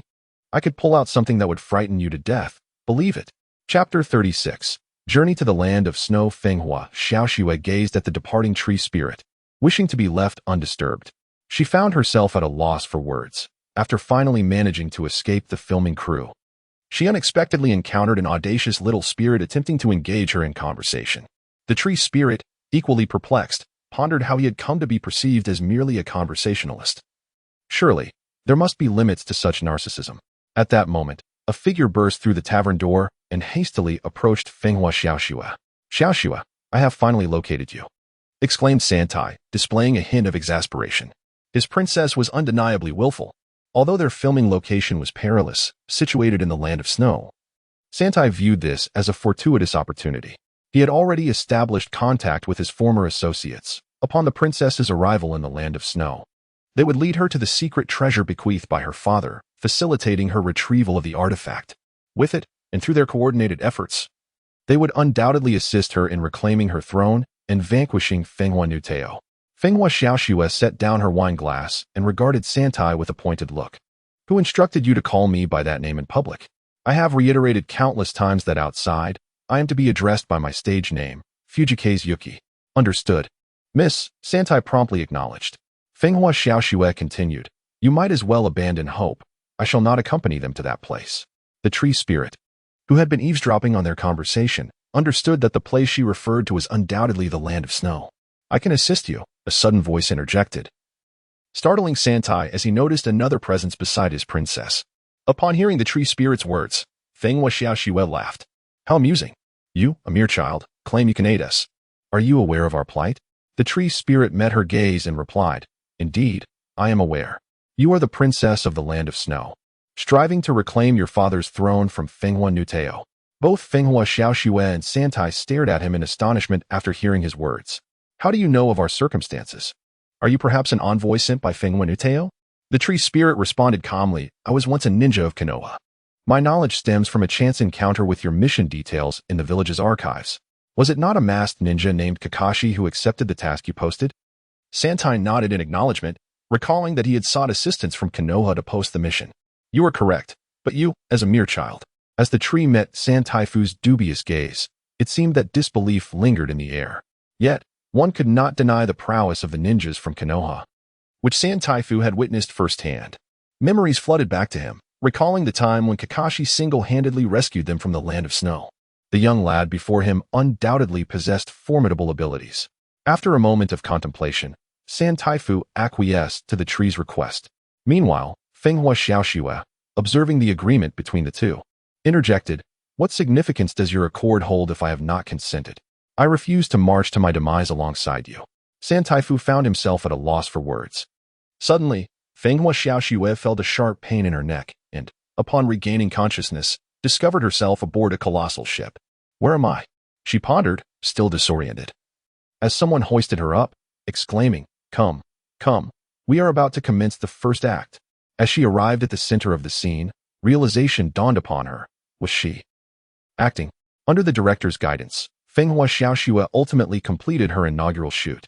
Descending from the stage, her expression was one of seething anger. Ignoring the incessant apologies of Santaifu trailing behind her, finding a quiet corner to rest, she gazed at the endless expanse of the ocean, her heart increasingly unsettled. "Am I destined to return to that place?" she pondered, resignedly bowing her head. "What am I afraid of? I have proclaimed my presence." Hearing a voice beside her, Fenghua Xiaoxue turned to see the tree leaning over the ship's edge. "It is all your fault. Had it not been for you, my tranquil life would not have been disrupted. Such lamentations are futile now. We have already set sail towards our destination," the tree replied. With a sigh, Fenghua Xiaoxue conceded, "Indeed, it is all over."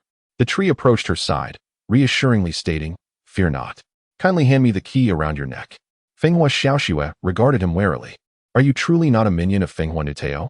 Seeing her suspicion, the tree responded, "I assure you, I am not. If I had intended to seize your necklace, I would have done so while you were unconscious."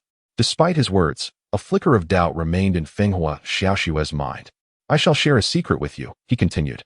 "The mysterious treasure your father bequeathed to you is nothing but a solar heater, an apparatus that allows you to briefly glimpse the essence of spring." Fenghua Xiaoxue gazed at the tree in disbelief, her childhood memories surfacing, echoing the conversations she once had with her father. "What was my wish, little Snow?" Fenghua Xiaoxue gazed lovingly at his little princess. In her childhood, The innocent Xiao Shui looked up at her father, expressing her desire to witness the arrival of spring. Fenghua Zhao Shui gently stroked Xiao Shui's head and reassured her, "Do not worry, my dear. Your wish shall certainly be fulfilled by your father." At the thought of this, tears streamed down Xiao Shui's cheeks, unable to contain her emotions any longer. After a moment of weeping, she lifted her gaze to the tree and inquired, "How do you know all of this?" The tree, half-jokingly, replied, "Because I am a prophet." Fenghua Zhao Shui chose not to respond verbally but instead handed over the key hanging from her neck to the tree, hoping that it had not deceived her. The tree nodded. In truth, it had no use for the key, but it was merely a gesture to placate her. Thus, as the great vessel continued its journey, Fenghua Zhao Shui accompanied the crew in their filming. Unbeknownst to them, they were nearing the kingdom of snow, as the glaciers floating on the sea began to multiply. Upon witnessing this scene, the director joyfully instructed the captain to dock at a nearby location. "Quickly, quickly! This is an exquisite filming site. Let us all disembark," he exclaimed, beckoning the crew to step ashore. Once everyone had set foot on the vast glacier, the director stroked his chin, feeling that something was still missing. If only it would snow, he lamented.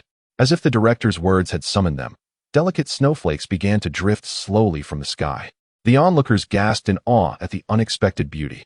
Observing this spectacle, the director urged the staff, "Hurry, hurry. All teams, prepare for filming. Do not let this moment slip by." The tree stood to the side, gazing at the gentle snowfall, finally arriving as anticipated. It had followed along this journey and had almost given up hope. On the massive glacier, 3 figures stood poised, with the princess below. "We are ready to act," declared the leader as the trio advanced toward Fenghua Zhao Shui's position. Chapter 37. The Snow Ninja. As the crowd busied themselves with filming, a sudden voice echoed from above. "Oh, is that not our princess of the land of snow? We have been waiting for your return for quite some time." Upon hearing the voice, Fenghua Xiaoxua looked up, and her gaze fell upon several familiar figures etched deeply in her memory from childhood. Upon recognizing them, she felt an overwhelming weakness wash over her, collapsing to the ground. They have returned. Just as despair threatened to engulf Fenghua Xiaoxua, a figure stood before her. "What is there to fear with me around?" The figure, Shu, approached Fenghua Xiaoxua, casting a disdainful look at the 3 figures standing above. "Are you the ninjas of the land of snow? You seem rather unimpressive." The trio atop the glacier regarded Shu with scorn, and the largest among them could no longer contain himself. "Wolf Fong, let me teach this brat a lesson." With that, he dove from the icy heights, charging towards Shu's position. A thunderous crash resounded as the snow on the glacier was propelled half a meter into the air, scattering snowflakes in every direction. As the flurry settled, the robust form of Dongxiang Bingbao was revealed. He surveyed the area but did not see Shu, prompting him to boast. "Looks like I've squashed him flat. What a feeble brat, merely boasting." As Dongxiang Bingbao began to stride towards Fenghua Xiaoxua to seize her, the 2 remaining figures atop the glacier shouted, "Dongxiang, watch out above." Perplexed, Dongxiang Bingbao instinctively glanced upward, only to see a foot rapidly enlarging in his vision. Bang! Struck with tremendous force, Dongxiang Bingbao spun rapidly on the spot like a top, eventually collapsing to the ground, still propelled by the residual momentum. Shu, with his hands in his pockets, remarked, "That is precisely why I said you are all rather unimpressive." The 2 remaining ninjas, Wolf Fong and He Chue Shuels, could no longer stand idly by and charged at Shu.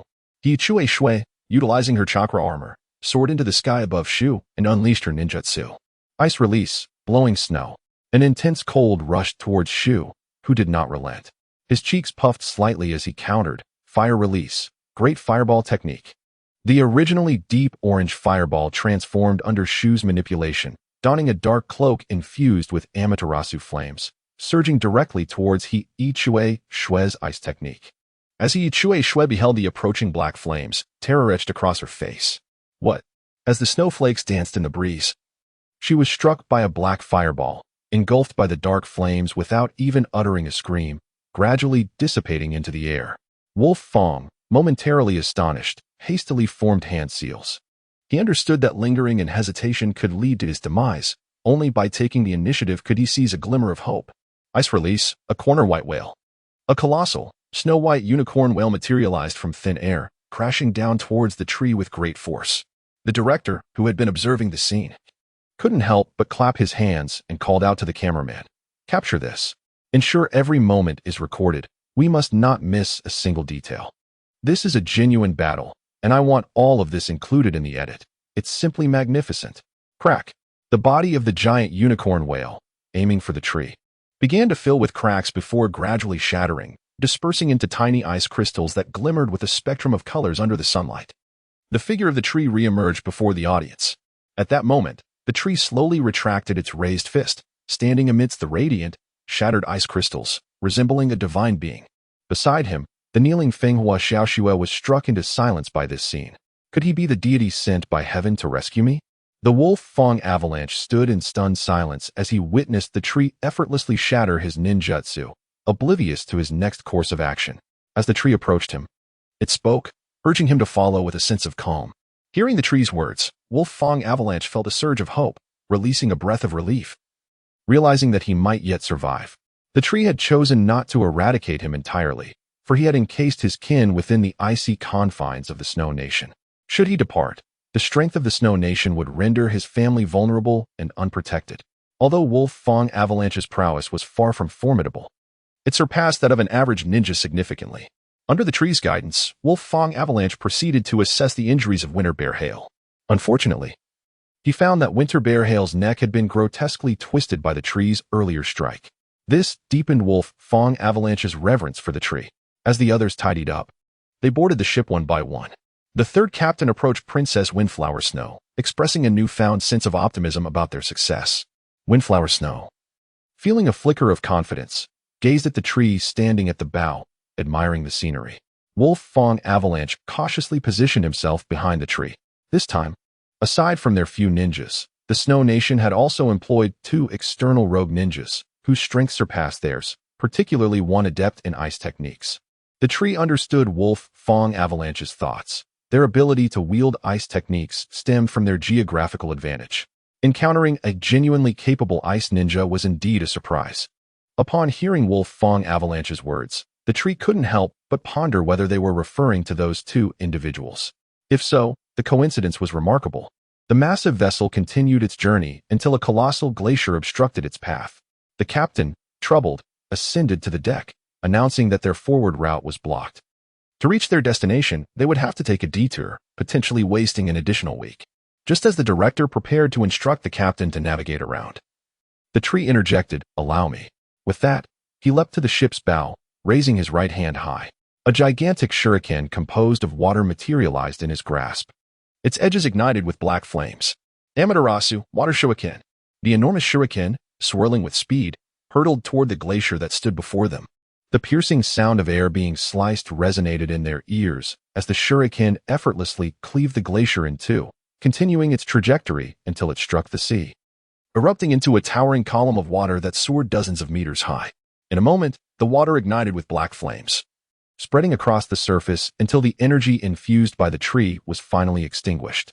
In that instant, the onlookers aboard the vessel gazed at the tree with newfound admiration.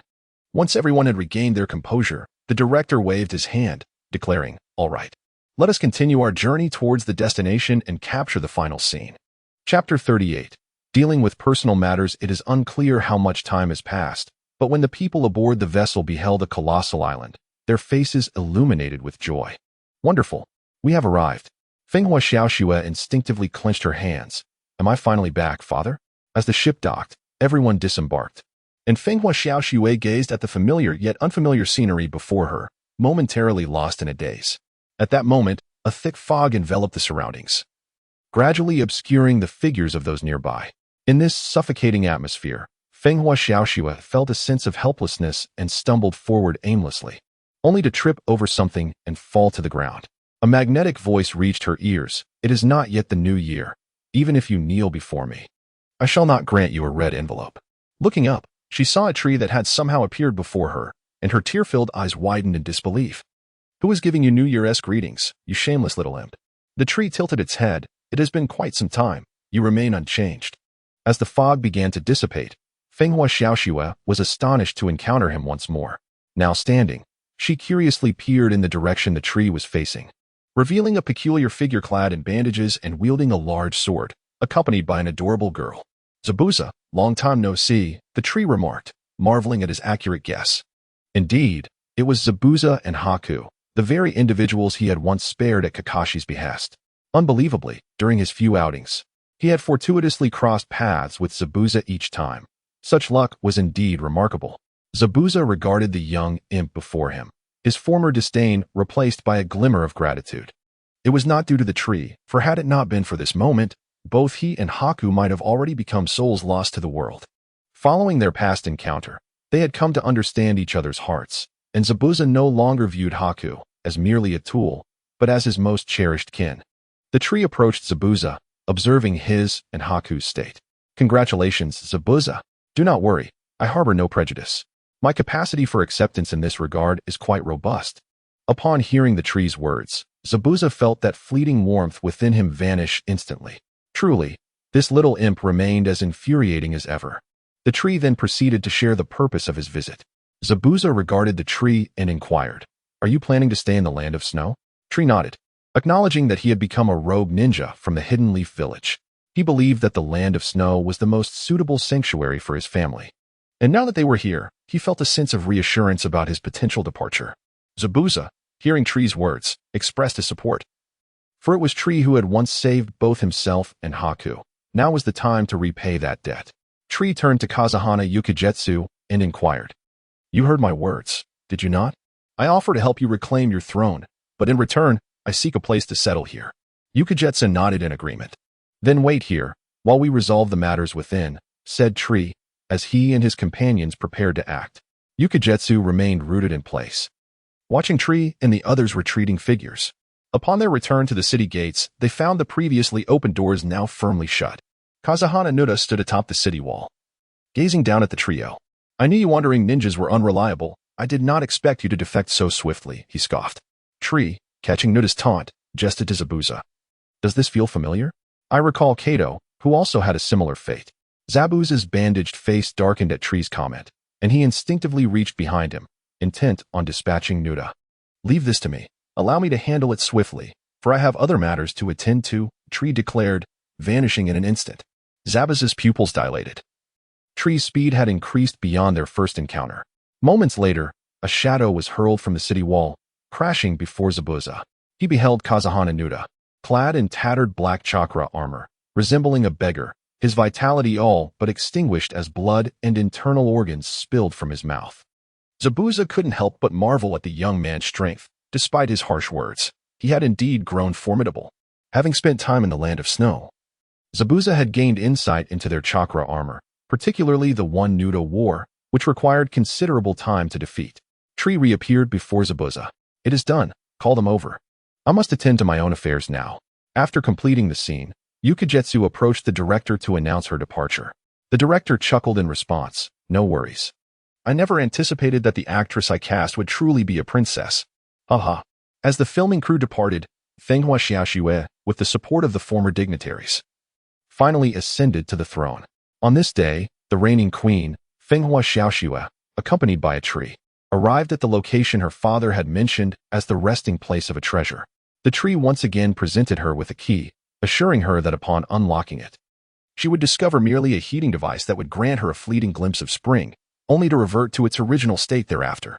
Fenghua Xiaoxue declined to take the key, instead gazing at the tree and saying, "If I were to unlock it, wouldn't that mean you could no longer keep your loved ones?" The tree shrugged nonchalantly, replying, "No matter, I can wait for the device to fail." Fenghua Xiaoxue shook her head, saying, "There is no need. I have seen enough of spring outside. It now seems that the snow of my homeland feels far more comforting. Yet, I realize this too late." With that, she turned away, aware that the tree needed solitude in the remaining time. After her departure, she commanded that no one be allowed to disturb the tree. Once alone, the tree excavated a frozen spot, creating an ice hole, and summoned 2 ice coffins from his shadowy realm with the help of Gungue. Observing the 2 individuals within the coffins, the tree reflected, "In truth, I do not belong to this world. Upon my arrival, I felt lost and helpless, far from the serene detachment depicted in the novels I once read. I have always felt out of place in this realm. However, after awakening the Pokemon, their companionship has alleviated much of that emotional turmoil. Your concern for me has allowed me to let go of the lingering resentment within my heart. Seeing both of you tirelessly engaged in your endeavors, it is comforting to know that you can now rest. You need not worry about me. I will undoubtedly revive you both. As for you, That stubborn lad probably still does not comprehend what has transpired. Perhaps this is for the best, sparing him from further anguish. The tree spoke these words in one breath. And upon concluding, he cast a deep gaze at the two figures before sealing them within the ice hole. Wait a little longer. It shall not be long before we reunite once more. Chapter 39. The Elven Reaper. Time flew swiftly, and in the blink of an eye, 3 years had elapsed. The tree had grown considerably taller, standing over 1.80 meters, making it hard to believe that he was merely a 16-year-old youth. His tousled black hair danced in the evening breeze, and a hint of a cynical smile adorned his face.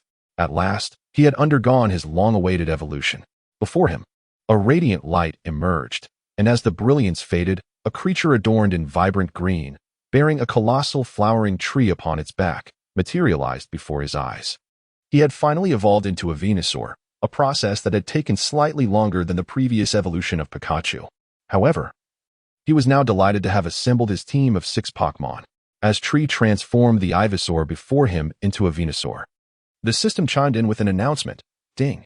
Host has gathered 6 Pokeballs, initiating system upgrade. Ding. System upgrade complete. Upon hearing the voice in his mind cease, SH, filled with curiosity, accessed his profile to observe the changes he had undergone after collecting 6 Pokémon balls. Name, Inazuka SH. Skills. Replication Disc. Allows for the copying of skills, enabling pets to learn. The higher the adaptability of the attributes. The greater the power, the more rare the skill, the longer the replication time, and it cannot be interrupted. Sync 3. Permits the selection of 3 possessed Pokémon to utilize all their abilities, stackable. Gigantamax 2. Enables the evolution of 2 Pokémon into their Gigantamax forms. Wave of Power. Facilitates direct communication with his Pokémon. Mega Evolution. Allows 1 Pokémon to undergo a Super Evolution. Specified Awakening. Awakens Pokémon based on required items. With the awakened Pokémon being in its final form, the host is now a true trainer and will not automatically awaken Pokémon thereafter. Note, the simultaneous appearance of Pokémon is limited to 6, while the others remain in a spatial box, in a dormant state. Pokémon: Lucario, Gengar, Greninja, Charizard, Raichu, Venusaur. After reviewing his profile, SH could not help but exclaim how significantly he had strengthened. He then proceeded to examine the Pokémon he had trained over the years. Charizard type: Fire, Flying ability, Blaze, has a certain chance to burn opponents upon contact.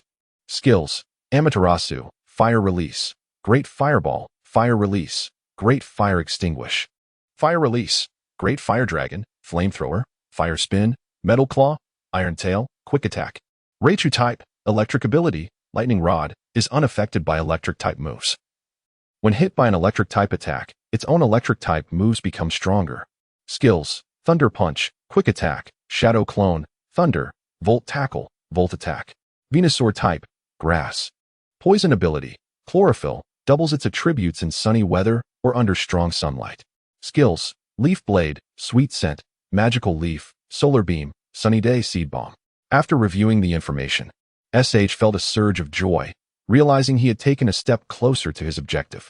He then made his way toward the palace in the Snow Kingdom. Inside the palace, Fenghua Xiaoxue had shed her youthful innocence and now exuded an air befitting a queen. Upon seeing SH approach, she instantly transformed back into a youthful demeanor. Asking, "Why have you returned so soon? Have you completed your bounty mission?" SH nodded. "Yes, I will visit my sister tonight. But I may need to be away for a while." Upon hearing SH's words, Fenghua Xiaoxue, who had been in high spirits, suddenly fell silent, feeling a hint of melancholy. "Will you return afterward?" SH smiled. "Of course, I will return. My family is still here." "Is that the sole reason for your return?" The tree, noticing the hopeful gaze of Fenghua Xiaoxue, averted its eyes and remained silent. Observing this, Fenghua Xiaoxue felt a twinge of disappointment. Throughout their 3 years of companionship, she had come to realize that she had developed feelings for this mischievous spirit. The journey through the snow country had not been without its challenges, every time trouble arose.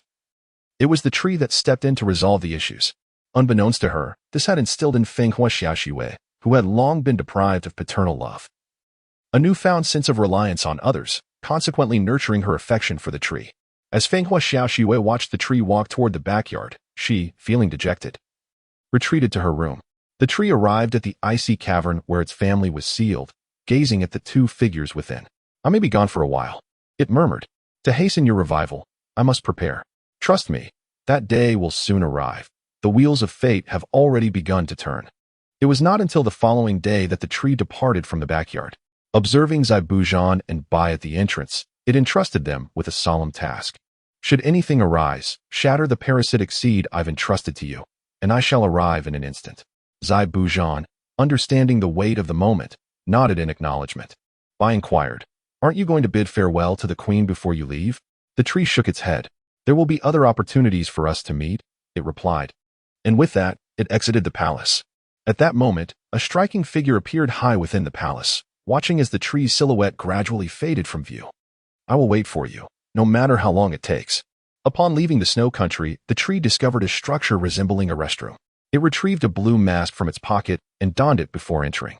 Inside, the tree activated a concealed mechanism, revealing a passageway below. Without hesitation, it descended into the tunnel. As it journeyed deeper, raucous laughter echoed from below. Ha! I waited by the restroom for 2 months just to kill that target. One voice boasted. No wonder it still smells so foul in here. Another chimed in, joining the laughter. Finally reaching the lower level, the tree was met with the sight of revelers, who turned their attention toward it as the noise in the room gradually subsided. A newcomer, puzzled, looked at a friend who had moments ago been engaged in jovial banter. What's wrong? Why have you stopped talking? Hearing this, the friend instinctively covered the newcomer's mouth and made a shushing gesture before releasing him. Be cautious. That is the Spirit Reaper. The Spirit Reaper? The newcomer wore an expression of utter bewilderment. The man continued to elucidate that when he first arrived at the Underground Bounty Guild, he was ridiculed by some short-sighted individuals. In response, he summoned a peculiar spirit beast that silenced that individual permanently. Consequently, everyone became aware of his formidable reputation and ceased to provoke him. However, upon his return, displeased by the noise of chatter, he unleashed several extraordinary spirit beasts, exterminating all those who spoke too loudly. A few among them, who dared to resist, were remarkably powerful. Yet none escaped unscathed. As time passed, we learned that he referred to those spirit beasts as Pokemon, which led to his ominous epithet, the Grim Reaper of Spirits. The elderly man appeared to recall something and whispered to the newcomer, by the way. There is one more crucial detail. He has never accepted a task here below the S rank, and he has never failed. Upon hearing this, the newcomer gazed at the trees with an expression filled with disbelief and reverence. Chapter 40. A fortuitous encounter with Kaku as Shu approached the innermost door. The murmurs of those around him gradually faded into silence. Accustomed to the environment, he pushed the door open and entered. Before him lay a simple desk, atop which a man lounged with his legs crossed, rhythmically swaying, a cigar perched between his lips, the smoke curling around the room. If you keep smoking like that, you probably won't last for many more years, Shu remarked. The man lowered his legs upon hearing the comment. Ah, you've arrived, the Pokemon Reaper, he said. Shu rolled his eyes behind his mask, exasperated. Could you refrain from calling me such a melodramatic name? It's quite embarrassing for anyone who hears it. The man continued. So what brings you here today? I currently have no tasks that might pique your interest. Shu settled onto the sofa before him. What about the matter we discussed previously? I have completed numerous tasks for you, after all. The man pondered for a moment, then retrieved a scroll from his desk drawer. This is the extent of what I could gather. I have done my utmost to collect what you seek. Utilizing his telekinesis, Shu summoned the scroll to his hand. He unfurled it, revealing the recorded techniques of wood release. Is this all there is? He inquired. The man appeared slightly embarrassed but offered an explanation. It is indeed a bit lacking, but as you know, wood release is the essence of Konoha. Although no one can wield it now, it remains under strict supervision. And even the sealing book of Konoha does not document it. Shu nodded, recalling that when he replicated the sealing book, he found no mention of wood release techniques. He suspected that the third Hokage had deliberately provided Naruto with a truncated version of the sealing book, omitting many techniques such as impure world reincarnation and Shiki F gene. Looking at the scroll in his hand, Shu decided to stow it away. Well, at least it's better than nothing. I shall make do with this for Venusaur. With that thought, he prepared to rise and leave. The man observed Shu's intention to depart. Are you really just going to leave like that? Won't you take on a task for fun? Never mind. It's no longer necessary. I have other matters to attend to, Shu replied. The man nodded. If you require collaboration in the future, do not hesitate to contact me. As Shu exited the Underground Bounty Exchange, his next destination was Kumogakure, where lightning release was abundant. He intended to seize their sealing book for Reichu to learn from. Just as Shu had ventured a short distance from the Bounty Exchange, a figure appeared before him. "Are you the Pokemon Reaper?" Lost in contemplation, the tree was abruptly interrupted, and with curiosity, glanced up to find a figure clad in a black robe adorned with red clouds standing before him. The tree found it peculiar that this stranger seemed to know him, only to realize that he had been so engrossed in thought that he hadn't even removed the mask from his face. It became evident that this individual was none other than Kakuzu. Having just left the Akatsuki, Kakuzu sought to check the guild for any lucrative bounty missions, while Haydn, delayed by his own antics, had yet to catch up with him. "What brings you here?" The tree's cold voice emerged from behind the mask. Kakuzu chuckled in response. "I believe your head is worth quite a sum in the guild's bounties." Upon hearing Kakuzu's words, the tree understood his intentions. Seeking death? With that, Kakuzu launched the first strike, a fist aimed squarely at the tree's face, only to be astonished as his punch passed right through. "Is that all you've got? You won't be collecting my bounty with such feeble skills." Kakuzu, incensed by the tree's taunt, formed hand seals and unleashed a fiery technique. Fire style, head burn. Flames erupted towards the tree, scorching the ground black. However, when the flames subsided, Kakuzu found himself unable to see even a shadow of the tree. Realizing he had miscalculated the force of his attack, he lamented the loss of what could have been a worthy foe. Just as he was feeling regret, a sudden tap on his shoulder startled him. "Hey, could you turn around? I've been standing behind you for quite some time." Reacting instinctively, Kakuzu attempted to distance himself. But it was too late. The tree had already condensed a dark sphere in his hand. Dark Spirit Ball. The sphere struck Kakuzu in the abdomen as he turned, sending him flying. Rising from the ground, Kakuzu assessed his condition. Only a mild ache remained. "Is that your idea of a tickle?" he mocked. But his expression shifted dramatically as a searing heat coursed through him, igniting him in black flames. From his back, 4 masked tentacle monsters erupted, one transforming into Kakuzu's likeness. His face twisted in displeasure. Having been so thoroughly embarrassed, he was incensed at the waste of his own heart. "You dare destroy my heart. I shall take yours to compensate." With that, the 2 masks floating beside him settled onto his shoulders, while another remained at his chest. Mixed ninjutsu. For Symbol's impact cannon, Kakuzu fused the remaining 4 elemental techniques and unleashed them with all his might toward the tree. The tree observed the approaching energy cannon, appreciating its impressive power, yet the right eye of the tree underwent a transformation, the kaleidoscope within swirling rapidly. Following its gaze, a space shattered as the 4-symbol impact cannon struck, with all of its energy absorbed into the fragmented realm. The dimensional gift of Gungue has the ability to fracture the space at the focal point of its gaze, with a cooling period of 4 minutes. Truly, Gungue's kaleidoscope proves to be remarkably effective. Kakuzu, witnessing the failure of his hybrid technique, was astonished at how this individual managed to nullify his attack. The tree launched a counterattack, now capable of assimilating 3 Pokemon. Typically, the first choice for the tree is always Gungue, the second being Lucario. And now a third has been added, Charizard. Ever since Charmeleon evolved into Charizard, the tree acquired the ability to fly. Though he is not fond of the sensation of being in the air and seldom utilizes it, the tree employed Quick Attack to reach Kakuzu's side. And before Kakuzu could react, he struck with Dragon Claw, piercing directly into the mask on Kakuzu's chest. With a resounding crack, another of Kakuzu's lives came to an end. The tree raised his leg and delivered a powerful kick, sending Kakuzu sprawling across the ground for several meters. Struggling to rise from the ground, Kakuzu muttered in frustration, realizing he had encountered a formidable opponent today. What is that fool Haydn doing? Why hasn't he arrived yet? Chapter 41. The Undying Duo. While Kakuzu pondered the delayed arrival of Haydn, a tree surged forward, colliding with Kakuzu and sending him flying. His body soared through the air as the tree swiftly approached him. With the force of 1,000,000 tons, it unleashed a barrage of punches. The tree's fists descended upon Kakuzu with a ferocity reminiscent of a meteor shower, driving him into the ground and creating a deep crater. As the dust settled, Kakuzu lay on the ground, his form tattered and broken, resembling a shattered doll devoid of life. The 2 masks on his shoulders detached from his mangled body and flew to the side. Regaining his composure, Kakuzu still possessed 3 hearts, and at that moment, his gaze bore an unprecedented gravity. What manner of creature was this, exhibiting such formidable strength? In that instant, Kakuzu contemplated a hasty retreat. Wind release, pressure damage. Fire release, head hardening. Lightning release, earth walking. Combined ninjutsu, electric flamestorm. Left with only the hearts corresponding to fire, wind, and lightning, Kakuzu reluctantly unleashed his combined ninjutsu. The flames, already fierce, surged with greater intensity, while the lightning accelerated the technique, propelling it rapidly towards the adversary.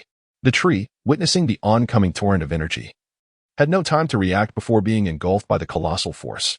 Upon realizing his attack had struck the tree, Kakuzu did not relent. Instead, he swiftly turned and raced towards Haiden's previous position, convinced that the one who had thwarted his mightiest blow would now fall victim to his combined ninjutsu. As if to confirm Kakuzu's suspicions, when the energy dissipated, a massive figure cloaked in purple-black emerged, and the tree appeared entirely unscathed, enveloped in an aura that suggested no harm had befallen it. Kakuzu, glancing out of the corner of his eye, thought to himself, I knew he would be unhurt. But to sustain no injuries at all is quite outrageous. That shell, reminiscent of the Uchiha clan's Susanoo, possesses remarkable defensive capabilities. The tree dispelled the spectral form of the Susanoo, observing Kakuzu retreating into the distance with amusement. So, when faced with adversity, he chooses to flee? Unfortunately for him, I do not share Hashirama's leniency. I won't allow him to escape after his treachery. As Kakuzu sprinted, he glanced back only to discover the tree's figure had vanished. Where did he go? This is troubling. In the midst of his flight, Kakuzu quickly recalibrated his position. As an ancient being from the same era as the first Hokage, his extensive combat experience instinctively warned him of impending danger. Indeed, just as Kakuzu adjusted his stance, the tree materialized beside him, its fist descending heavily towards his prior location. Boom! The tree's attack missed Kakuzu, instead creating a profound crater in the ground. Kakuzu silently rejoiced in his evasion. Thank goodness I repositioned. But Jiaodu gazed at the tree, which had missed its attack, in the deep pit created in the ground, reflecting on the punch that had previously struck him. How could this individual possess such formidable physical prowess? His strength might even rival that of Tsunade, renowned for her exceptional might. The tree, witnessing its attack fail, felt a flicker of surprise. It had not anticipated being evaded. This was rather intriguing. Once more, the tree pursued Jiaodu, who, upon noticing the relentless assassin closing in, felt a surge of anxiety. The immediate priority was to regroup with Haiden and explore the possibility of utilizing Haiden's unique abilities to eliminate this foe. The distance between the two, one fleeing and the other pursuing, gradually diminished, and finally, a familiar silhouette appeared before the fleeing Jiaodu. At last, he had arrived. Haiden, leisurely wielding his scythe, ambled along the path, bemused by Jiaodu's urgency. What was the rush? He was merely attending to a personal matter. In the blink of an eye, the threat had vanished. Truly, next time, he must ensure that this individual is also offered to Lord Jashin. Jiaodu halted before Haiden, who regarded his return with curiosity. What brings you back? Surely you did not come specifically to seek my attention? Even if that were the case, I would not forgive you for not waiting for me earlier. Jiaodu, catching his breath, urged, enough with the chatter. There are enemies behind us.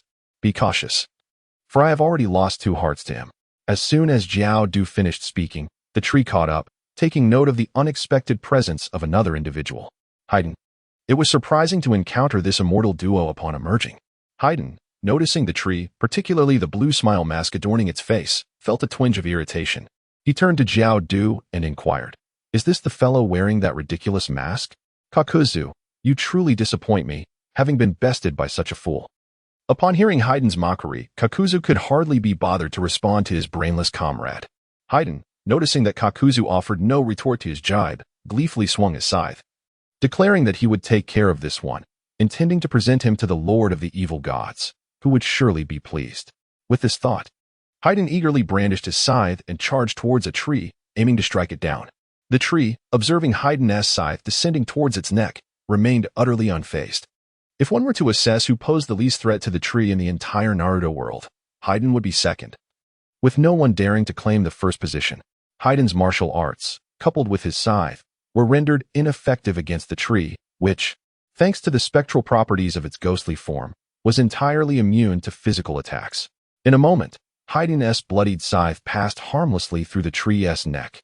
A flicker of surprise crossed Haiden's face as he witnessed his weapon passing through the tree's form. He swiftly adjusted his stance, attempting another strike, yet the outcome remained unchanged. His scythe once more passed through without causing harm. Unable to draw blood, Haiden found himself powerless to utilize his cursed technique, Death's Design, which relied on the essence of blood. The tree, watching the relentless assault from Haiden, wondered if it was time for a counterattack. As the thought crossed its mind, it lifted its leg and sent Haiden flying. Kakuzu, observing from the sidelines, was in disbelief. How could it be that Haiden could not even land a blow on that entity? Before Kakuzu could further process his astonishment, the tree approached Haiden, placing its hands upon his face. With a firm grip, it effortlessly detached Haiden's head from his body. The headless form of Haiden flailed wildly, brandishing his weapon in a futile manner, while the tree held his severed head in hand. Haiden, in his characteristic arrogance, exclaimed, "You wretched being! Even now you cannot kill me. What can you possibly do?" The tree paid no heed to Haiden's words, raising his head to eye level, seemingly contemplating something.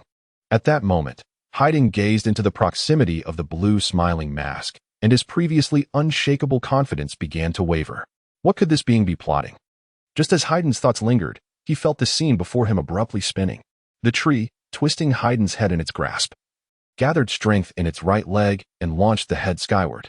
Shielding its eyes from the sun, the tree watched Haiden's head soar into the distance. Indeed, this should be a perfect shot, it mused. Haiden's head, ascending further, shouted defiantly, "You vile creature! I shall return." His words gradually faded in the air, and the head transformed into a shooting star, vanishing from their sight. Chapter 42. The appearance of the masked man. Kakuzu gazed at Haiden, whose head had been severed, and then cast a glance at his body, which continued to flail the scythe aimlessly. Indeed, I should not have harbored any expectations for that fellow Haiden. The sight of him, headless yet animated, was a peculiar phenomenon, truly an anomaly within the realm of Naruto. In our world, such a being could undoubtedly double as a worker, even with a split existence, offering a distinctly unique experience. Kakuzu turned towards Jay. "Very well, let us continue." At this moment, Kakuzu had resigned himself to fate, adopting a combat stance, prepared to face Jay in a desperate struggle. Suddenly, Jay made a move, yet his target was not Kakuzu, but rather a nearby tree. With a swift punch, he shattered the trunk, sending splinters of wood scattering. Having observed for a considerable time, it was time for the hidden entity to reveal itself. Jay paused and addressed the ground beneath the splintered tree. "It is time for you to emerge."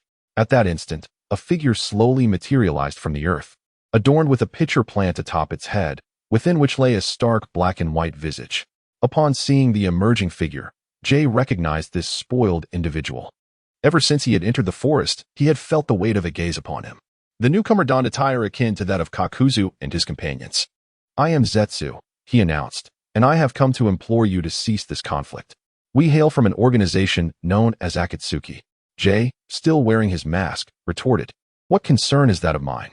This fellow has provoked me, and I intend to send him to meet his maker." Zetsu continued, "You may not yet be well acquainted with our organization. Allow our enigmatic leader to elucidate matters further. By the way, he is also known as Uchiha Madara." Upon finishing his words, Zetsu stepped aside, and the air around them began to warp, revealing a figure emerging from the distortion. A man clad in a spiral mask materialized before Jay. The masked man regarded Jay with calmness.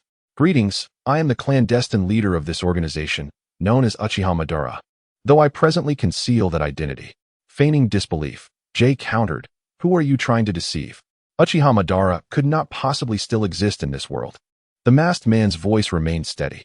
"Your disbelief does not negate his existence, does it?" After listening to the tree, he gazed at the masked man, saying, "Even if you are indeed Uchiha Obito, I still intend to eliminate that individual." At that moment, Obito, who was feigning the identity of Uchiha Madara, felt a surge of irritation primarily due to Kakuzu's reckless actions in making enemies, and secondly, feeling belittled by the tree. He resolved to teach the tree a lesson. With this thought in mind, Obito initiated his assault, flinging iron chains toward the tree. The tree, observing the incoming chains, chose to disregard them entirely, raising his fist to meet the attack. Having extensively utilized Pokemon assimilation, the tree discovered that his preferred combat style was hand-to-hand fighting. The visceral sensation of each punch was irresistibly exhilarating, and unless circumstances dictated otherwise, his first instinct was always to engage in melee. As the iron chains appeared poised to strike the tree, they unexpectedly passed right through his body. Obito was taken aback. He had only just received news from Zetsu and rushed over. He had not witnessed the previous battle between the tree and Haiden, and Zetsu had yet to relay that information to him. The tree's fist was also on the verge of striking Obito, but, unsurprisingly, it too passed right through him. Thus, Both individuals traversed through one another's forms. Obito paused, intrigued by the tree's remarkable ability, realizing why he was so audacious. The tree chuckled in response. "You're not so bad yourself." Obito, still grappling with the enigma of the tree's abilities, suggested, "Let us cease hostilities for now. Your strength is formidable. Would you consider joining us?" Upon hearing Obito's sudden invitation, the tree remarked, "So you propose an alliance out of desperation? You felt overwhelmed and now seek my companionship?" Obito reiterated, "While you may be immune to attacks, I suspect there are limitations to your power. Our organization, Akatsuki, is driven by a vision, a pursuit of peace in the ninja world, aiming to eliminate conflict altogether. Many powerful individuals have already joined us. What are your thoughts?" The tree, listening to Obito's lackluster rhetoric, mused that it was no wonder he had ultimately been swayed by Naruto. His persuasive skills were so poor that he would likely struggle to earn a meal if selling something. Pretending to be intrigued, the tree asked, "Is it truly possible to achieve peace?" Obito smiled at the tree's inquiry, saying, "Of course. You can join us, and together we can realize this aspiration." After pondering for a moment, the tree replied, "Very well, I will join for now and observe. If it does not align with my expectations, I shall withdraw at any time." Obito nodded in agreement, saying, "Currently, the public leader of Akatsuki is a man named Pain. While I operate from the shadows to avoid premature detection by other ninja villages, which could disrupt our plans." The tree acknowledged this information, at which point Obito added, "Could you please remove your mask now?" The tree casually responded, "You should remove yours as well. I have yet to see the true Uchiha Madara." Obito laughed. "That is not possible. If someone were to see me, it would be disastrous." The tree rolled his eyes beneath his mask, considering the formidable Zetsu was present, along with several other powerful individuals. If anyone were to witness this, would Obito even survive to tell the tale? Obito seemed to find his excuse somewhat too casual. Fortunately, the tree did not dwell too much on his mask. He reached out and removed it, prompting Kakuzu's curiosity. He wished to see the face of the one who had rendered him powerless. The youthful visage of Inazuka Shu appeared before them. "Allow me to introduce myself, Inazuka Shu, a rogue ninja from Konohagakure." Upon hearing Shu's words, Obito gleaned his background and responded, "From now on, you shall report to the Rain Village. I will inform Pain in advance. By the way, since you are Uchiha Madara, I presume you possess an extensive collection of fire release techniques? Might I take a look? I wish to train my pet." Obito found this request rather peculiar, asking for Uchiha scrolls to train a pet. It struck him as somewhat insulting. Nonetheless, he retrieved a scroll from his pocket and tossed it to Shu, considering it a perk for his entry into the organization. Then, he vanished into the distorted void with Zetsu. Shu regarded the scroll in his hand. Now, he could update the skills of his fire-breathing dragon. Previously, he had only learned a few techniques, which he had scavenged while bounty hunting. Kakuzu stared at the youthful face before him, momentarily at a loss for how to respond. Shu spoke first. "Now that we are teammates, let bygones be bygones. Be more cautious next time. Not everyone is as accommodating as I am. By the way, I won't be joining you for now. I need to make a trip to the Cloud Village before heading to the Rain Village." With that, Shu turned and walked toward the direction of the Cloud Village. Kakuzu watched him depart, gradually releasing a sigh. What a formidable little brat. Chapter 43. Reichu's battle with the Two Tails. After a brief respite, Kakuzu rose once more, taking the time to bind the restless, headless Haiden. It was quite a nuisance, and he wondered where Haiden's head had wandered off to. Thus began Kakuzu's quest to locate it. As he traversed the landscape, he eventually arrived at the hidden Cloud Village after several days of arduous travel. Gazing upon the towering peaks before him, he noted that they were indeed distinct from those of the Leaf Village, though he found the latter to be more comforting in comparison. Now within the confines of the hidden Cloud Village, Kakuzu strolled leisurely through the streets, observing the villagers and shinobi with their bronzed skin, which made his own pale complexion stand out rather conspicuously. As night fell, Kakuzu summoned Jengar, instructing him to seek out the village's sealing scrolls. In the dead of night, Jengar returned, clutching a multitude of scrolls of varying sizes.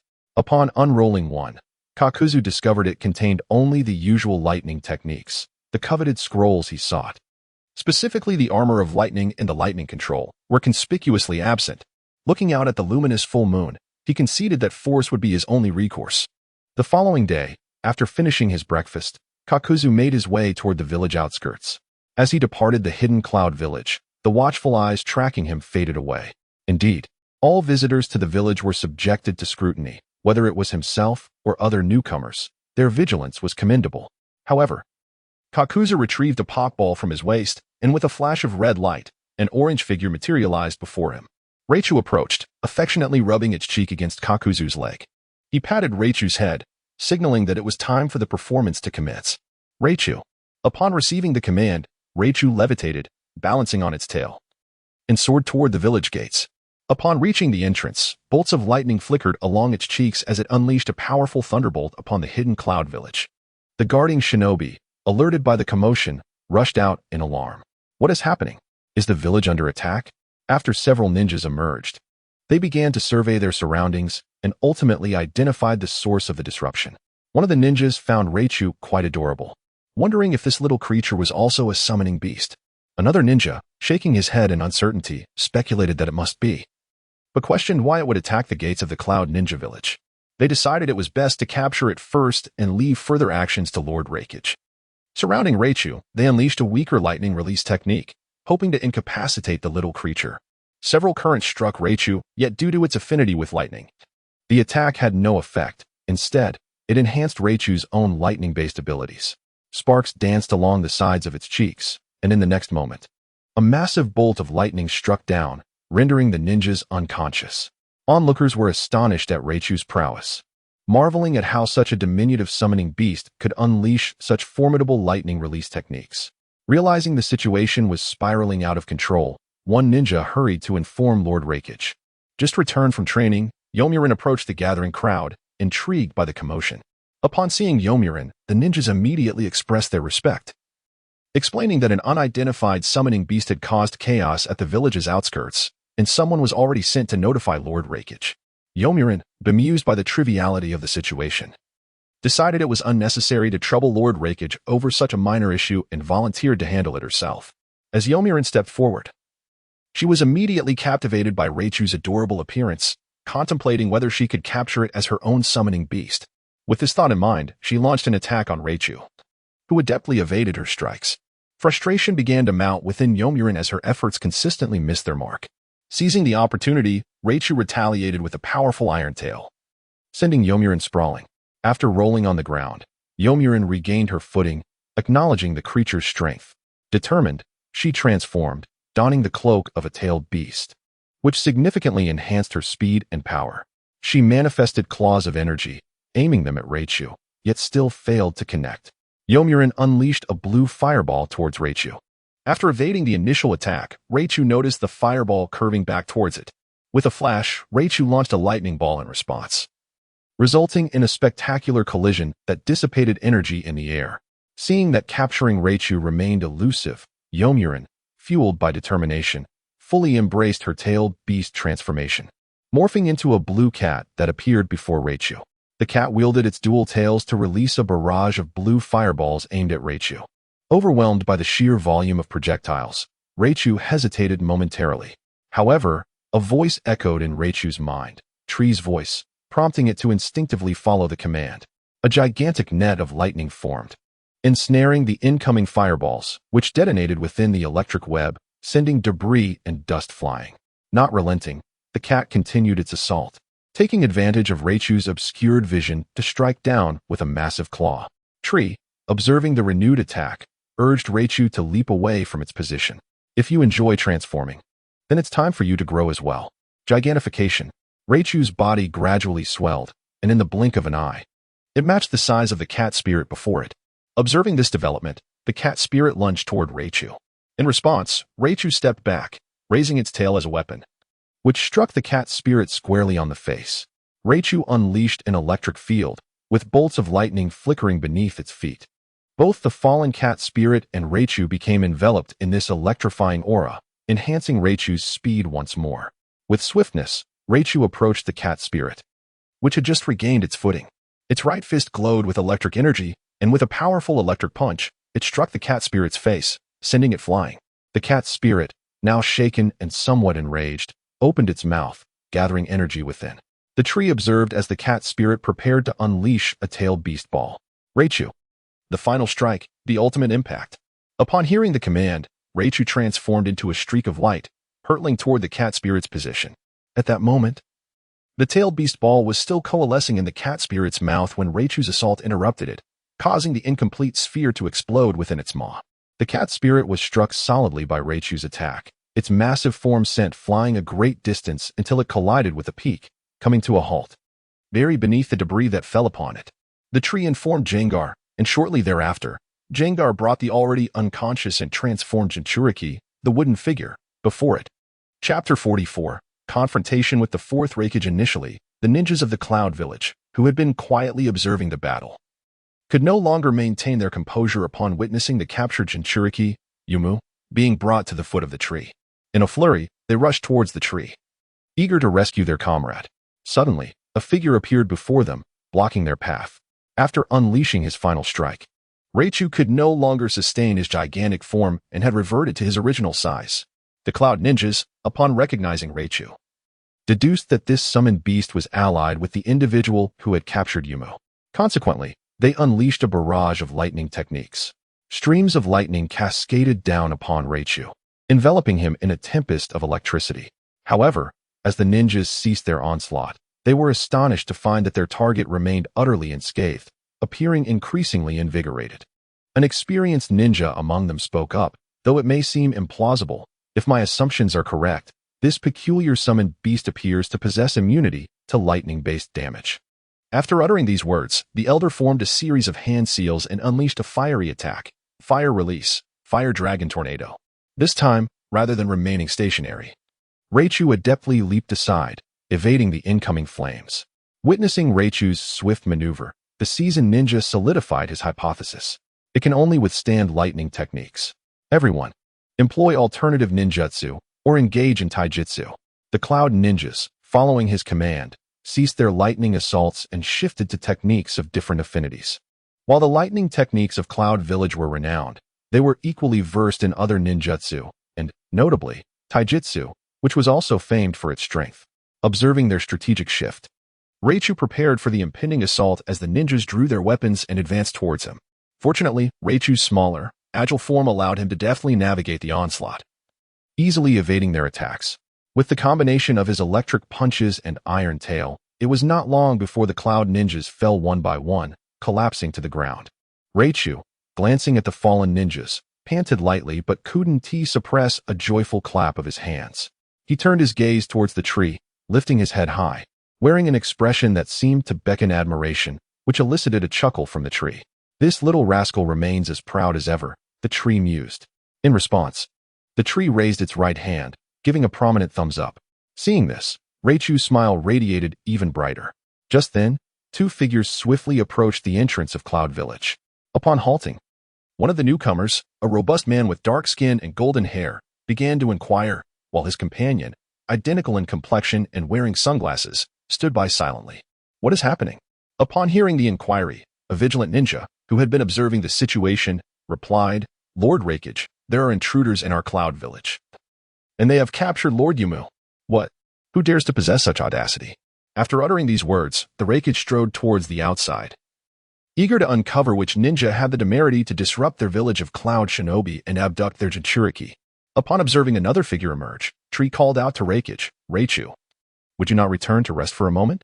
However, Reichu, resolute, shook his head, determined to continue his training. For he felt overshadowed by the prowess of the seniors before him and was unwilling to fall short against them. The Raikage intended to confront Reichu, but at that moment, a peculiar man adorned with sunglasses interjected, "Brother, allow me to handle this." "Fool, idiot." Acknowledging the situation, the Raikage nodded, "Then I shall deal with another, and simultaneously rescue our comrade." Having established their roles, the Raikage emanated a surge of lightning, vanishing in an instant only to reappear before Tree. "You are the one causing chaos in our Cloud Shinobi village?" Tree regarded the dark-faced elder and replied, "Indeed, I wish to propose a trade." Intrigued, the Raikage encouraged, "Pray, do tell. I shall return your Jinchuriki, and in exchange, you will provide me with a scroll detailing the secrets of your village's techniques and the thunder armor. What say you?" "Haha." The Raikage laughed incredulously. "This is the first time I have encountered someone daring enough to extort from our village." Tree retorted disdainfully, "Well, now you have." The Raikage's smile faded, his body crackling with electric energy as he declared, "Let me witness your abilities, young one." for you have the audacity to demand from our village." In a flash, the Raikage vanished, leaving a crater where he once stood. The next moment, he materialized before Tree, unleashing a formidable strike. Lightning release, lightning slash. Tree, having adapted his form to embody the attributes of lightning, combat, and spirit, stood firm against the descending blade. 100,000-ton punch. The clash of their powers sent shockwaves through the ground, shattering the earth and sending debris scattering in all directions. Suddenly, a figure emerged from the dust, with Tree adjusting his position mid-air to mitigate the impact. However, upon landing, he found his feet scraping against the earth before finally coming to a halt. Impressive, Raikage. Even after neutralizing the effects of lightning, your immense force still propelled me away. Fascinating.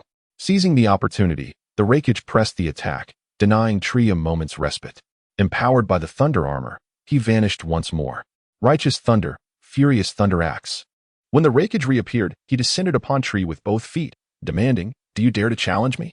The Raikage's lightning-infused strikes rendered Tree's spectral abilities ineffective. Yet Tree was not one to shy away from combat. With a thunderous crash, their battle raged on. With a soaring momentum that seemed to rise from the earth itself, the bark of the tree gradually transformed into a deep crimson hue. A mass of black hair stood erect, reaching skyward. The 8 gates of Uchiha. The shock gate opens. As the 7th gate was unlocked, the tree's strength surged instantaneously. 1,000,000-ton fist, revamped, tiger charge. The original technique of the 1,000,000-ton fist, now enhanced by the tree's activation of the 8 gates, merged seamlessly with its innate daytime tiger. A colossal white tiger manifested upon the fist of the tree, lunging towards the 4th Raikage above. In contrast to Gai's daytime tiger, which emerged upon the opening of the 7th gate, this tiger was far more substantial and imposing. The Raikage, caught off guard, had no choice but to brace himself and strike downward with his foot against the oncoming beast. Boom! The powerful impact unleashed a tempest that swirled violently through the arena, causing the hair of those nearby to stand on end in its wake. As the dust settled, the Raikage reappeared before the crowd, albeit in a less than favorable condition. Though he managed to regain his footing, the irregular twisting of his right calf was evident. He tore the tattered remnants of his white robe from his body and bound it around his leg, securing the distorted area. "Very well, little brat. You have successfully provoked my ire." Chapter 45. The emergence of Lucario. The tree's face still bore a smile, but was it truly in a state of urgency? The Raikage cut through the chatter, commanding, "Lightning armor, full power." With a resounding boom, the ground beneath him could no longer withstand the force, fracturing like a tortoise's shell. In a flash, the Raikage's figure vanished from the tree's sight. Unyielding, the tree, having opened the 7 gates, surged forward to confront the Raikage. Clap, clap, clap. The distant cloud shinobi, observing the battle, could no longer discern the figures of the two combatants. They could only hear the sounds resonating in the air, a testament to the ferocity of their clash. Meanwhile, Raichu was engaged in fending off Karabi's relentless assault. Karabi, wielding 7 blades through the rhythmic movement of his body, charged at Raichu. Utilizing Shadow Clone Jutsu, Raichu deftly evaded the incoming strikes. Yet, despite his efforts, numerous small cuts marred Raichu's body, while he had avoided any fatal wounds. He now appeared as if drenched in crimson. Raichu's gaze towards Karabi grew resolute, and with a surge of electrical energy enveloping him, he unleashed a full-powered thunderbolt aimed directly at Karabi's position. Karabi, witnessing the formidable bolt of lightning hurtling towards him, thought to himself, "Such potent lightning release. I truly underestimated this orange summoning beast, but just a little more, you fool." A crimson cloak of the tailed beast enveloped Karabi as he unleashed the thunder blade. With remarkable speed, Karabi charged headlong into the incoming lightning bolt, which erupted in a brilliant explosion, momentarily blinding those outside the village who instinctively closed their eyes. When they turned their gaze back to the battlefield where Raichu and Karabi clashed, they discovered that the peculiar spirit beast had collapsed onto the ground. The tree, entangled with the lightning shadow, sensed Raichu's predicament and promptly tossed another Pokeball from its waist. A flash of red light heralded the arrival of Lucario. "Your little brother is being bullied. Go forth, the restrictions have been lifted." Through years of synchronizing with the Pokemon system, the tree had gradually uncovered many latent abilities. It was revealed that the tree could share a portion of its authority with Pokemon, enabling them to utilize skills such as Dynamaxing and Mega Evolution independently. Lucario, having witnessed the unfolding situation, immediately responded to the tree's command and charged towards Karabi. Just as Karabi attempted to seize the fallen Reichu, a whoosh sliced through the air from behind. Reacting swiftly, Karabi crossed his hands to block Lucario's flying kick. Confronted by the newly arrived spirit beast, Karabi remarked, "You two are together, aren't you? You fool." Ignoring Karabi's peculiar rap-like cadence, Lucario activated the 8 gates, unlocking directly to the 7th gate. A formidable aura surged from Lucario, causing the air around its ears to whistle. As the first Pokemon to remain by the tree's side, Lucario had always regarded the subsequent Pokemon as its juniors. The thought of its younger companion being bullied ignited a fierce rage within Lucario. With a resounding thud, the ground beneath Lucario buckled as it propelled itself like a cannonball towards Karabi. Realizing the intensity of Lucario's approach, Karabi took the matter seriously, brandishing 7 blades in a defensive stance. Each strike from Lucario in close combat landed with precision against Karabi's weaponry, with a stylish spin and side kick. Lucario sent Karabi hurtling away. Karabi executed a mid-air somersault, landing gracefully on the ground. "Impressive martial arts, you fool." As the words of Karabi faded, the 7 blades embedded in his form suddenly became riddled with cracks. With a resounding snap, the blades shattered, leaving only their handles clinging to his body, littering the ground at his feet. In an effort to conserve energy, Lucario temporarily withdrew from his 7-gate state. Meanwhile, the voice of the 8 Tails resonated within Karabi's mind, warning him not to underestimate his opponent, for he sensed that the summoned beast before him still had untapped power. Acknowledging the caution from 8 Tails, Karabi replied, "Understood. I will take this seriously, you fool." His body transformed once more, entering a state of half-tailed beast transformation, enhancing his strength and stature. Karabi charged towards Lucario. Observing the now colossal half-tailed beast Karabi, Lucario ceased holding back and activated his gigantification. With a thunderous crash, Lucario braced himself against the oncoming Karabi, whose immense force propelled Lucario's entire form backward, leaving deep ruts in the ground beneath him. Once he regained his footing, Lucario seized the horns in his grasp and lifted the half-tailed beast Karabi high before hurling him away, sending his massive body crashing into the ground, creating a gigantic crater. Just as Lucario sought to press his advantage, he sensed a surge of energy coalescing within the pit. In response, Lucario positioned his hands at his waist, beginning to gather his own energy. A dark, colossal energy sphere hurtled towards Lucario, who concurrently completed his gathered aura sphere and launched it forward. The blue aura sphere collided with the ominous tailed beast ball, unleashing a cataclysmic shockwave akin to a devastating hurricane, leaving desolation in its wake. Even the battling trees and wreckage were momentarily halted by the force. As the tumult subsided, the once level ground bore a massive concave crater, spanning hundreds of meters in diameter. Lucario fixed his gaze on Karabi, acutely aware of the heavy breaths escaping him, realizing that this strike had significantly drained his own stamina. In a blink, Lucario, who had just been panting before the half-tailed beast Karabi, vanished from his sight. "Be careful," cried 8 Tails. Karabi heeded the warning from the 8-tailed bull. Yet he had not fully grasped the situation when Lucario unexpectedly appeared by his side. Lucario engaged in close combat once more, unleashing a series of relentless strikes that landed squarely upon Karabi. Ultimately, with a charged punch, he sent Karabi hurtling through the air. Lucario, relying on his inherent ability, found his speed amplified due to his injuries, and with the last vestiges of his stamina, he launched Karabi away. At this moment, Karabi's body was riddled with wounds, and he succumbed to unconsciousness, reverting from his half-tailed beast state. Witnessing this, the 8-tailed bull within Karabi resignedly prepared to take control of his body. With his opponent now incapacitated, Lucario returned to his original form, cradling Reichu in his arms, and made his way toward the trees. Meanwhile, the fallen Karabi's body erupted with a surge of brilliant red energy, soaring skyward. Chapter 46. The fierce 8-tailed ox. Lucario sensed the surge of energy behind him and halted, cradling the unconscious Reichu in his arms. He bent down, intending to place Reichu aside and unleash his Mega Evolution to confront the 8 Tails once more. However, at that moment, the voice of the tree resonated in his mind. "Not yet, Lucario. The time is not right. Perhaps another time."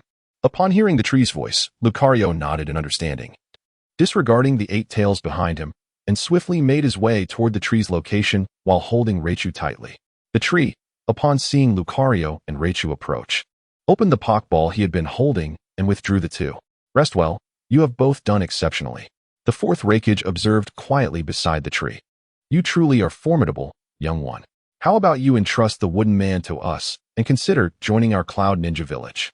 The tree, still in the state of the 8 gates, regarded the Raikage, who was similarly harnessing the full power of the Raijin armor. I think not. Joining you would merely turn me into cannon fodder. I am well aware of the saying, those not of my kind will inevitably harbor ill intentions, upon hearing the tree's words. The Raikage responded, in that case, I can no longer allow you to remain. The tree chuckled in response. What gives you the courage?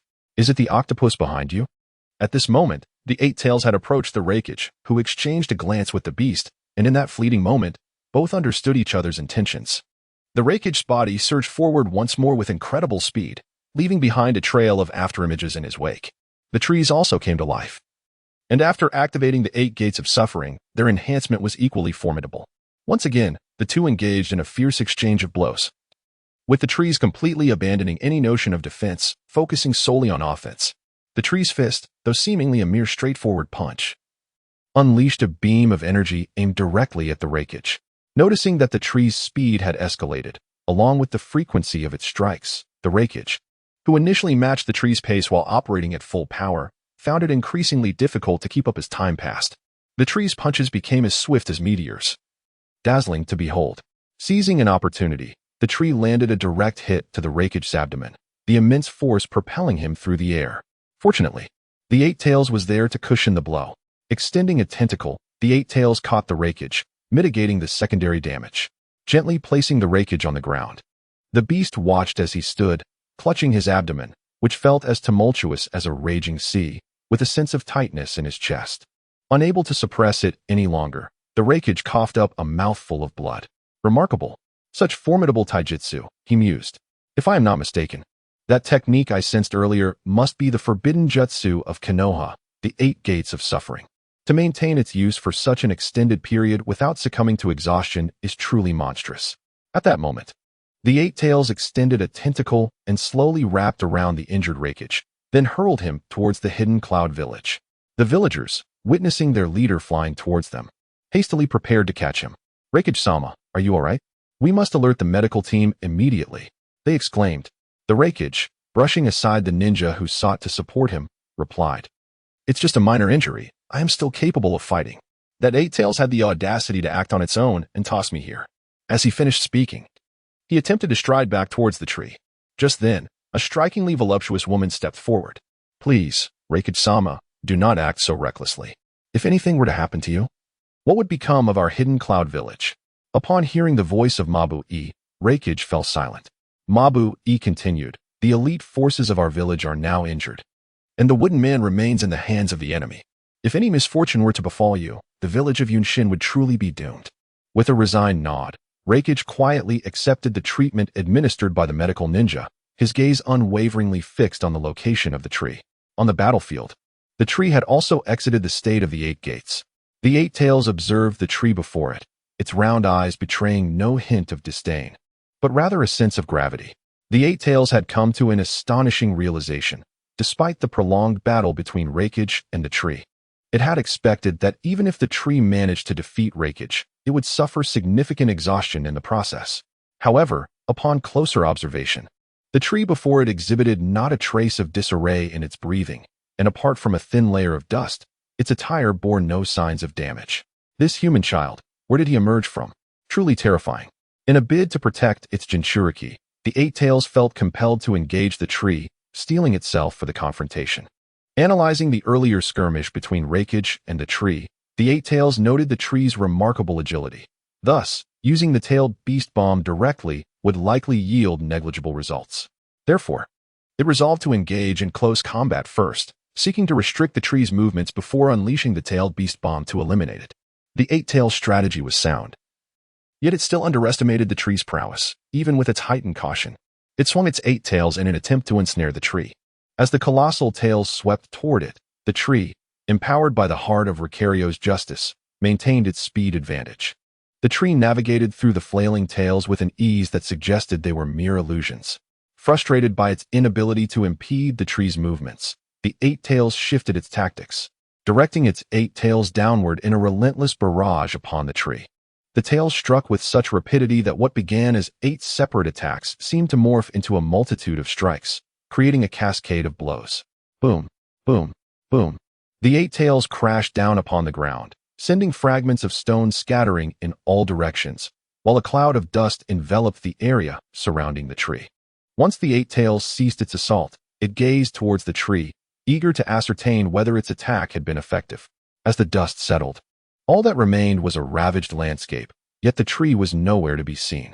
Octopus, have you finally exhausted yourself? The 8 tails heard a voice from above and looked up, only to discover a figure floating effortlessly before it. The tree hovered in midair, arms crossed, wearing a mocking expression as it regarded the formidable 8 tails. It is no wonder that Uchiha Madara deemed you mere beasts. Your intellect is indeed rather rudimentary. If your Jinchuriki were conscious, the synergy between the two of you might have posed a modicum of amusement for me. But alas, in the present circumstances. The tree shook its head, and in an instant, its figure vanished from the 8 tails' sight. A crisis looms. The 8 tails sensed impending danger and attempted to evade. Yet the tree had already appeared directly above its head. Chapter 47. The delicious tentacles of the 8-tailed octopus. At this moment, the tree raised its right hand high. A colossal black sphere forming at the center of its palm, the great dark necromantic sphere. The tree pressed the dark orb down onto the head of the 8 tails. Unlike the necromantic spheres the tree typically wielded, this one detonated upon contact with the 8 tails' formidable head, releasing a cascade of pitch-black Amaterasu flames that enveloped the creature entirely. The 8 tails let out a piercing scream, its voice reverberating throughout the space as it writhed in agony, its 8 tails thrashing wildly. One of its tails even snapped off, flinging itself aside in the chaos. With a thunderous roar, the struggles of the 8 tails gradually subsided, collapsing to the ground as the Amaterasu flames continued to sear its form, only extinguishing once the energy released by the tree was fully consumed. The tree leaned closer to the 8 tails, inhaling the enticing aroma that wafted from its charred flesh, reminiscent of delectable octopus balls. Swiftly, it approached the half-cooked 8 tails and withdrew a single tentacle. Gazing at the enormous octopus tentacle in its grasp, the tree noted that the surface suckers had become slightly charred from the Amaterasu flames. As the tantalizing scent reached its nostrils, saliva pooled in its mouth. The tree swallowed hard and, unable to contain its eagerness, took a substantial bite of the tentacle. The flesh was succulent and springy, and as it was swallowed, a hint of sweetness lingered, leaving the tree utterly captivated. Delicious, far superior to anything I've tasted in my previous world. Ah, what bliss! In the blink of an eye, the tree devoured the massive tentacle, licking its fingers in satisfaction. In the next moment, it vanished, reappearing with 2 more steaming tentacles in hand. As the tree patted its now round belly, a hearty belch escaped. Oh, I've overindulged. It seems I want to finish the rest.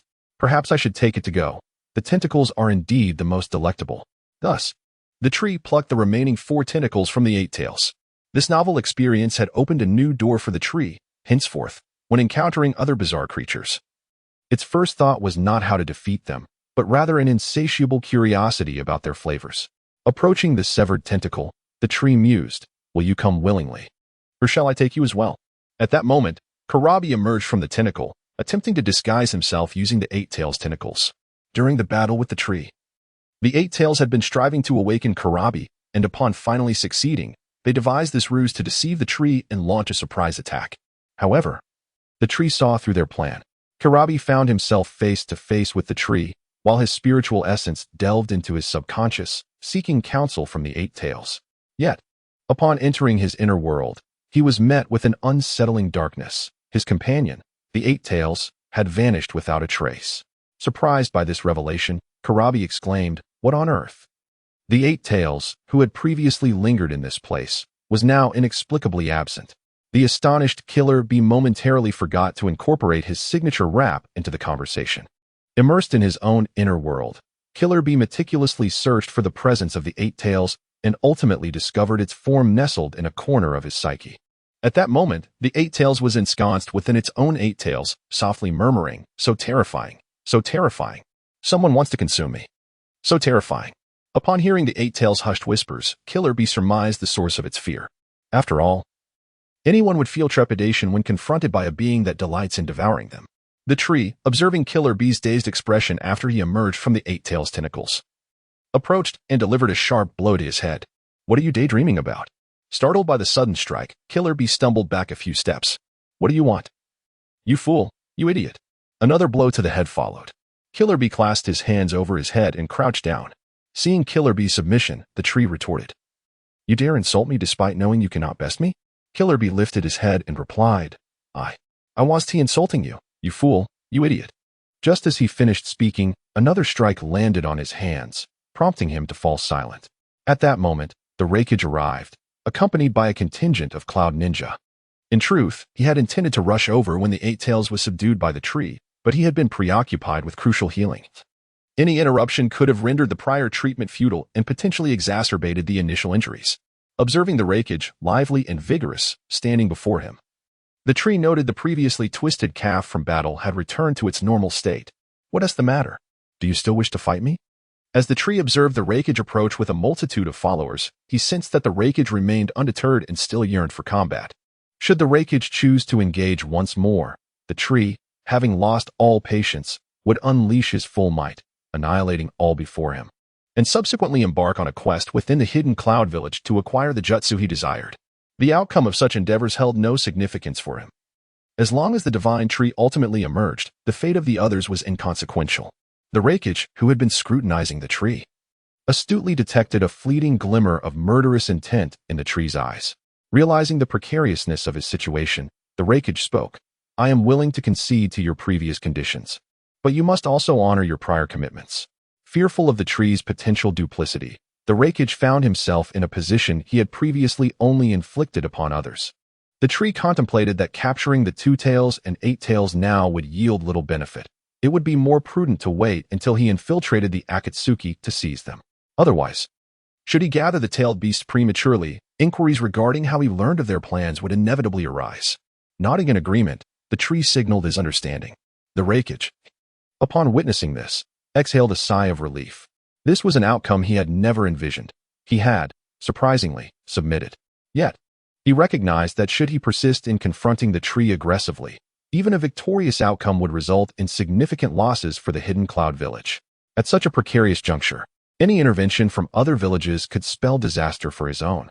The Raikage retrieved a scroll from within his robes and tossed it to the tree. All the jutsu you seek are contained within this scroll, along with some additional lightning release techniques, as a bonus from me. The tree unfurled the scroll, glanced over its contents, and nodded in satisfaction. As he turned to depart, he passed by 3 enormous octopus tentacles he had previously severed. With a swift motion, he released a Pokeball from his waist. In an instant, Venusaur, Greninja, and Charizard materialized before him, while Gengar lingered in the shadows. Lucario and Raichu rested within the confines of their respective Pokeballs, recuperating. Chapter 48, The Head of Haiden after summoning the 3 of them. The tree instructed each to carry a massive tentacle of an octopus as they proceeded towards the Rain Ninja village. The Raikage, observing Tree's actions, could not help but feel a sense of relief. This fellow still had 3 unique summoning beasts in reserve. Had I chosen to strike earlier? Well, the Raikage pondered. His chances of victory seemed increasingly slim. As night descended, Tree summoned Gengar, who had been lingering in his shadow, while also releasing the now partially recovered Raichu and the fully restored Lucario. Seeing all his Pokémon gathered around him, Tree's face broke into a joyful smile. All right, everyone. It has been a while since we last gathered. Today, we have some delightful ingredients, so let us revel in this moment. Especially you, Raichu and Lucario. You both fought valiantly today. Upon hearing Tree's words, the other Pokémon expressed their discontent with vocal protests. Yes, you all have worked hard too. It's my fault for not letting you battle. I promise to give you a chance next time. Tree, upon hearing the complaints from his other Pokémon, immediately bowed his head in apology. Then, Charizard reignited the 3 octopus tentacles, and amidst laughter and camaraderie, the 6 Pokémon swiftly devoured the tentacles. Meanwhile, Kakuzu was still carrying Haiden's headless body, continuing his search for Haiden's severed head. One day, as Kakuzu passed through a forest, a cacophony of noise reached his ears. Damn it, you insolent squirrel. How dare you treat my head as a toilet? Just wait. Once I have my body back, I will tear you to pieces. Upon recognizing Haiden's voice, Kakuzu moved towards the source of the commotion, only to find a squirrel anthropomorphically standing atop Haiden's head, urinating. After finishing, the squirrel shook itself off, cast a disdainful glance at Haiden, and scampered away into the woods. Ah, Haydn could only hang helplessly from the branch, roaring in frustration. Hey, are you done yet? A familiar voice resonated from below, but due to the angle at which he was stuck, Haydn could not see beneath him. In a state of urgency, he called out, "Is that you, Kakuzu? Thank goodness. Quickly, come and get me down." Seeing Haydn's predicament and acknowledging his own share of responsibility, Kakuzu refrained from further conversation and promptly rescued Haydn from the tree. With a series of stitches from Kakuzu, Haydn managed to reattach his head to his body. Oh, the feeling of having my head back on is so much better. By the way, have you dealt with that bastard? Upon hearing Haydn's inquiry, Kakuzu shook his head and replied, he has been absorbed by the organization, preparing to join. Kakuzu chose not to mention the masked individual who had introduced himself as Uchiha Obito. After all, his primary motivation for joining this organization was financial gain, and he had no intention of concerning himself with such matters. What? That bastard is joining the organization too? How infuriating. The next time we meet, I shall offer him to Lord Jashin. It would be wise to avoid provoking him. His prowess has already surpassed ours. Kakuzu, having lived for such an extended period, recognized the disparity between himself and the tree after their last encounter. He suspected that during that confrontation, the tree had not exerted its full strength, merely toying with them, as he never sensed any murderous intent emanating from it. Haydn, upon hearing Kakuzu's words, dismissed them with a scoff. Why should you elevate someone else's reputation? This is not like you, Kakuzu. Don't you desire to exchange his head for some coin? Kakuzu rolled his eyes in response. I do enjoy wealth, but not at the cost of my life. Anyway, the leader has summoned us back to the village of Rain. It seems a plan is finally underway after all these years. Haydn trailed behind Kakuzu, incessantly muttering, You've grown increasingly timid with age.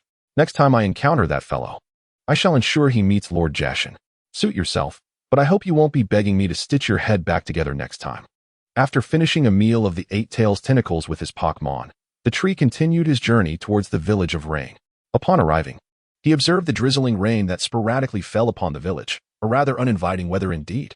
As he stepped into the village of Rain, the droplets that were about to touch his body were repelled, as if an extraordinary force surrounded him, shielding him from the rain. This was the tree employing telekinesis to envelop himself, as he despised the feeling of being drenched and sticky.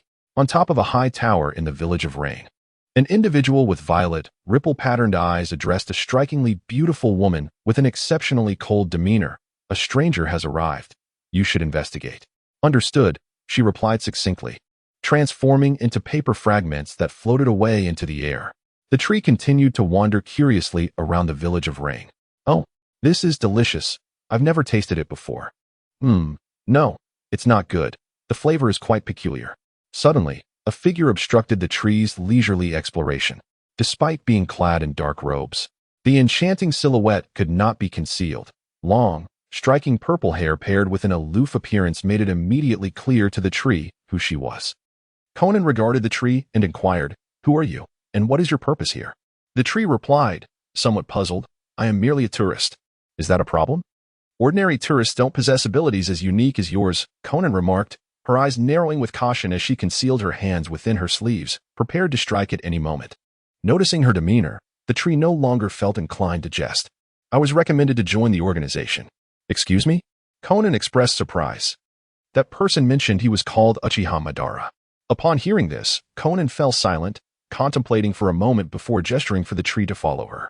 As they walked, the tree observed the townsfolk greeting Conan warmly, referring to her as Lady Angel. What is your connection to Jesus? Xiaonan halted her steps, glancing back at the tree. Jesus? The tree, noticing Xiaonan's unexpected pause, elucidated, Jesus created the angels. Xiaonan turned her head back, stating, I am not a creation of Jesus. If one must attribute my existence to anyone, it would be the deity of Rain Shinobi Village, Pain. Ah, splendid, the tree responded, momentarily silenced by such a fantastical retort. The tree pondered how to alter this whimsical mindset. It had discerned a method. Administering a beating might suffice. If that failed, another beating would surely awaken them to reality. Xiaonan led the tree to the towering structure of Rain Shinobi Village. Pain, the embodiment of the philosophy of God, regarded the approaching tree. Uchiha Obito has already informed me of your circumstances. Welcome to our organization. The other members shall be returning shortly. Then, we may all become acquainted. Upon concluding his words, Pain instructed Shaonin to escort the tree back down. Alone atop the tower, Pain gazed down upon the village of Rain Shinobi. Our plan is set in motion. I shall fulfill your wish and ensure that this world truly attains peace. Chapter 49. The Headless Haiden. Once more Conan led the tree to a room. You may stay here for the time being. I have placed the organization's attire on the table for you to change into shortly. Observing Conan's cold demeanor, the tree couldn't help but tease. Am I to change right now? Unmoved by the tree's words, Conan gazed at him with an icy stare. The tree, feeling the chill from her gaze, shrugged and replied, "All right, I was merely jesting." With that, Conan disregarded him and exited the room. Once Conan had left, the tree picked up the red cloud-patterned attire from the table.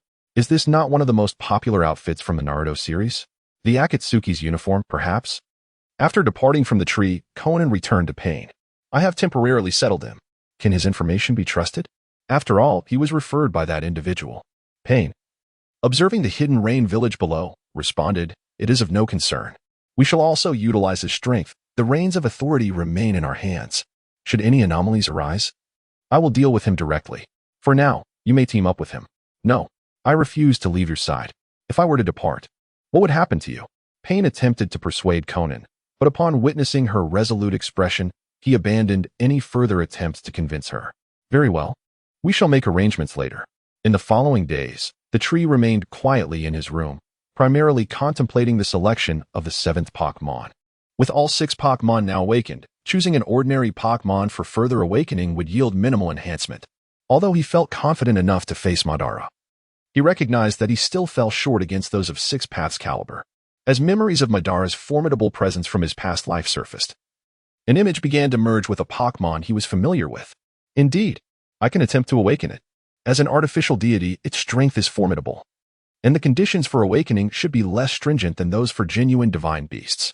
With this thought, the tree promptly accessed the system. Previously, he had perused the requirements for awakening other legendary Pokemon, such as Rayquaza and Groudon, but the conditions were excessively demanding. Whether it required a moon heart or a sun heart, or even a source of earth energy, the mere name suggested they were no less complex than acquiring the god tree's fruit. Moreover, the tree was uncertain of how to obtain such items. Had he known, he would have considered awakening several more. For now, he would have to postpone that endeavor and await potential changes in the system's requirements. Opening the familiar interface, the tree inquired about the Pokemon he wished to awaken. Missing no awakening condition, Heart of the Wraith, the Heart of the Wraith? What on earth is that? Upon hearing the name, the tree instinctively paused, suddenly striking its own head in realization. Indeed, it recalled having seen a theatrical version titled The Death of Naruto, in which the principal antagonist was presumably named Wraith. Contemplating this, the tree, regardless of the accuracy of its conjecture, felt compelled to investigate further. Once the meeting with Akatsuki concluded, it intended to venture forth, as it had not encountered any recent disturbances within the ninja realm, suggesting that the plot had yet to unfold. The tree had long been active as an underground bounty hunter in the ninja world, and if it had not caught wind of any rumors, it was likely that events had not yet commenced. At that moment, the door swung open, revealing Conan before the tree. "Everyone from the organization has returned. The leader has matters to discuss and will introduce you as the new member," she announced. Upon hearing this, the tree rose, donned the Akatsuki attire, and followed Conan. Within a concealed cavern of the Rain Shinobi village, an odd statue came into view, adorned with 9 tightly shut eyes and 10 elongated appendages resembling arms. This must be the shell of the 10 tails, the 6-path statue, the tree pondered as it approached. The assembled members, who had already arrived, stood in their respective places, curiously observing the newcomer they had never seen before. Among them, Kakuzu and Haiden, who were somewhat familiar with the tree, reacted differently upon its arrival. Kakuzu chose silence, refraining from the mockery that other members engaged in, while Haiden shouted at the tree, "You wretched being, I finally see you again. This time, I shall offer you to Lord Jashin." With that, Haiden leaped down from the statue's hand, brandishing his scythe and charging toward the tree. The other Akatsuki members eagerly anticipated this spectacle, intrigued to witness the capabilities of the new member. Even Pain, standing at a distance, did not intervene. As Haiden rushed toward the tree, his scythe danced swiftly in his grasp, its blade glinting ominously. In a flash, a cold gleam swept past the tree, yet Haiden's attack continued to pass harmlessly through its form, just as it had during their initial confrontation. The tree, with its hands casually tucked into its pockets, remained motionless, allowing Haiden to strike for a full 3 minutes. Throughout this duration, Haiden employed various offensive techniques, all of which inexplicably traversed through the tree's body. Eventually, Haiden ceased his relentless assault in frustration. At that moment, the familiar sensation returned to the sides of his cheeks. The tree placed its hands upon Haiden's face with the same force as before. With a resounding pop, Haiden's head was once again severed from his body. The stitches Kakuzu had previously mended now torn asunder. Holding Haiden's head, the tree made no further comment and kicked it toward the exit. Haiden's head soared through the air like a meteor, leaving behind his final exclamation. Damn it, what an annoying sensation. Kakuzu, remember to find me. The headless body of Haiden stood quietly this time, unlike the previous occasion when he had flailed about recklessly. Beside Itachi, Kisame inquired curiously. Has that fellow employed Genjutsu? It appears Haiden's attacks are utterly ineffective. Itachi, having activated his Sharingan, shook his head. No, I detect no signs of illusion. It must be some unique ability. Moreover, Itachi noted that the moment Tree had made his move was extraordinarily swift. So much so that even with the Sharingan activated, he could only perceive a blurred afterimage. The other members of the Akatsuki had witnessed Tree's prowess and chose to remain silent. After all, those who joined the Akatsuki had been exceptional geniuses in their respective villages. If a new member lacked sufficient strength or a distinct ability, they would not be accepted into the organization, regardless of Pain's approval, as they held their own pride. This was also the reason Pain had not intervened during Haiden's attack. He too was intrigued by Tree's capabilities. Chapter 50. The Tree and Itachi. Pain observed the tree and instructed, "You may proceed over there." Instead of moving to another vacant spot, the tree leaped beside Kakuzu. "What a coincidence, we meet again," Kakuzu remarked, at a loss for words and ultimately choosing silence. "How aloof. I've devised several new techniques this time. Let us test them next time," the tree suggested. Kakuzu instinctively shifted his body aside upon hearing the tree's words. At this moment, Pain interjected, "Well, since everyone is present, let us strategize our forthcoming endeavors. We are about to embark on our most crucial mission, the capture of the tailed beasts. After years of investigation, we have acquired a rough understanding of the locations of each tailed beast and their Jinchuriki. It is now time to capture them. Next, pair up to commence the tailed beast apprehension.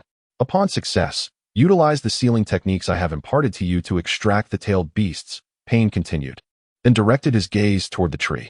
"You are to head to Orochimaru and retrieve the void ring he previously seized from the Akatsuki.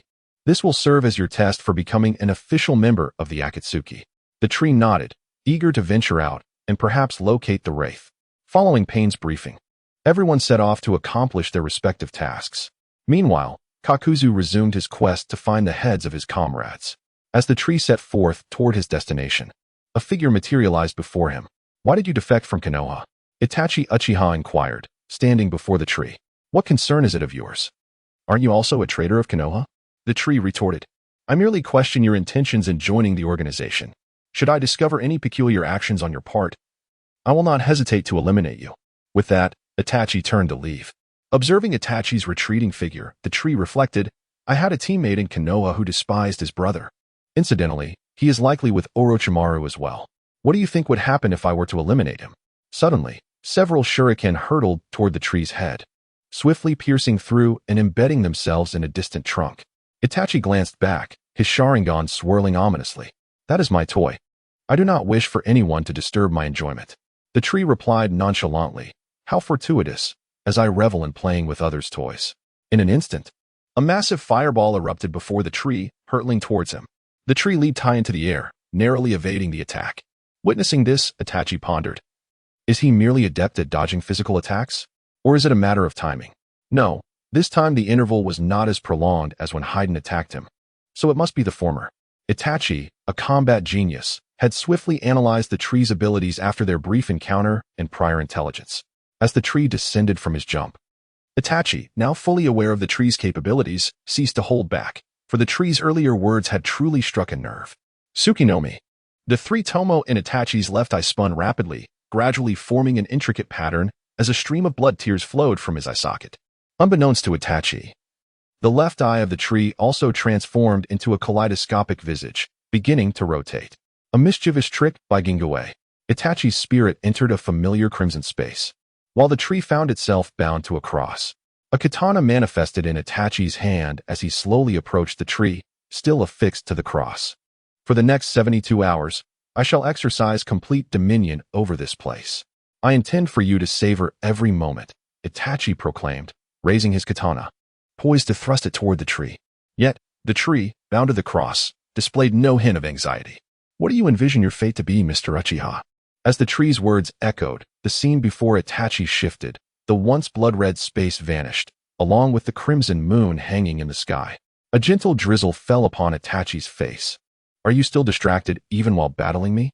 Do you truly hold me in such contempt, Uchiha Itachi? Upon hearing that familiar voice, Itachi turned to see a fully grown Sasuke, garbed in a white samurai robe, glaring at him with palpable anger. I have slain Orochimaru. I have claimed everything that belonged to him. The warm-up is over, Itachi. Are you prepared for your atonement? Without granting Itachi a moment to respond, Sasuke charged forward, thrusting the Kusanagi sword toward him. Itachi swiftly grasped Sasuke's wrist, altering the trajectory of his attack. Chidori. Sasuke's left hand crackled with lightning, the sound reminiscent of 100 birds in chorus as he aimed for Itachi's neck. Quack, quack, quack. Upon being struck, Itachi's form disintegrated into countless crows, scattering in all directions. The dispersed crows converged once more, reassembling into Itachi's body. Unbeknownst to him, he had been drawn into this battle, engaging Sasuke in combat. During the fray, Itachi suddenly discerned Orochimaru concealed within Sasuke's body. Wounded, he summoned Susanoo, sealing Orochimaru within the Totsuka blade. Seizing the opportunity, Sasuke pierced Itachi's body with a decisive strike, causing him to collapse some distance away. Witnessing this, Itachi, dragging his battered form, coughed a mouthful of blood as he slowly approached Sasuke. Standing before the exhausted Sasuke, Itachi gently flicked his forehead. Forgive me, Sasuke. With that, Itachi fell. Am I not dead?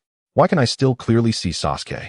Itachi realized that aside from being unable to move or speak, he could still distinctly see Sasuke and hear the sounds around him. Sasuke, sitting on the ground, gasped for breath, greedily inhaling the fresh air. Before he could even react, the void behind him suddenly twisted, and a masked figure emerged from within. Itachi, sensing the gravity of the situation, recognized this as the man who once claimed to be Uchiha Madara. His purpose for appearing now was undoubtedly to reach Sasuke. Subsequently, just as in the original tale, Sasuke was deceived by Obito and lured into joining the Akatsuki organization. So, is this the conclusion you desired? Sensing his voice, Itachi turned to look, unaware of when he had regained the ability to move. It was merely that those in the scene could not see him. A figure resembling a tree appeared before Itachi. Gazing upon this tragic character from the Hokage, who sacrificed himself to uphold the so-called will of fire to such an extent, Itachi reflected on the contrast between himself and this figure. While Itachi, for the sake of his perceived greater good, annihilated his entire clan, including his own kin, to secure peace for the village, this figure nearly brought devastation upon Konoha, almost slaughtering its upper echelons in a fit of familial loyalty. Chapter 51. The Witch Zihuan. Upon hearing the voice, Itachi snapped back to reality and beheld the tree standing before him. In certain respects, I find myself akin to you. Yet, concerning family, I perceive your selfishness towards your brother. You have always been self-centered, believing that your actions are for his benefit, when in truth, you merely wish for him to tread the path you have laid out.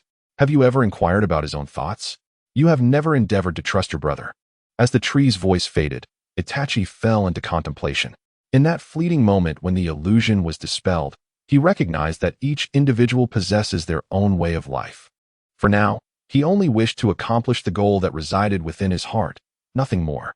Observing the tree's departing figure, he pondered, my own objective?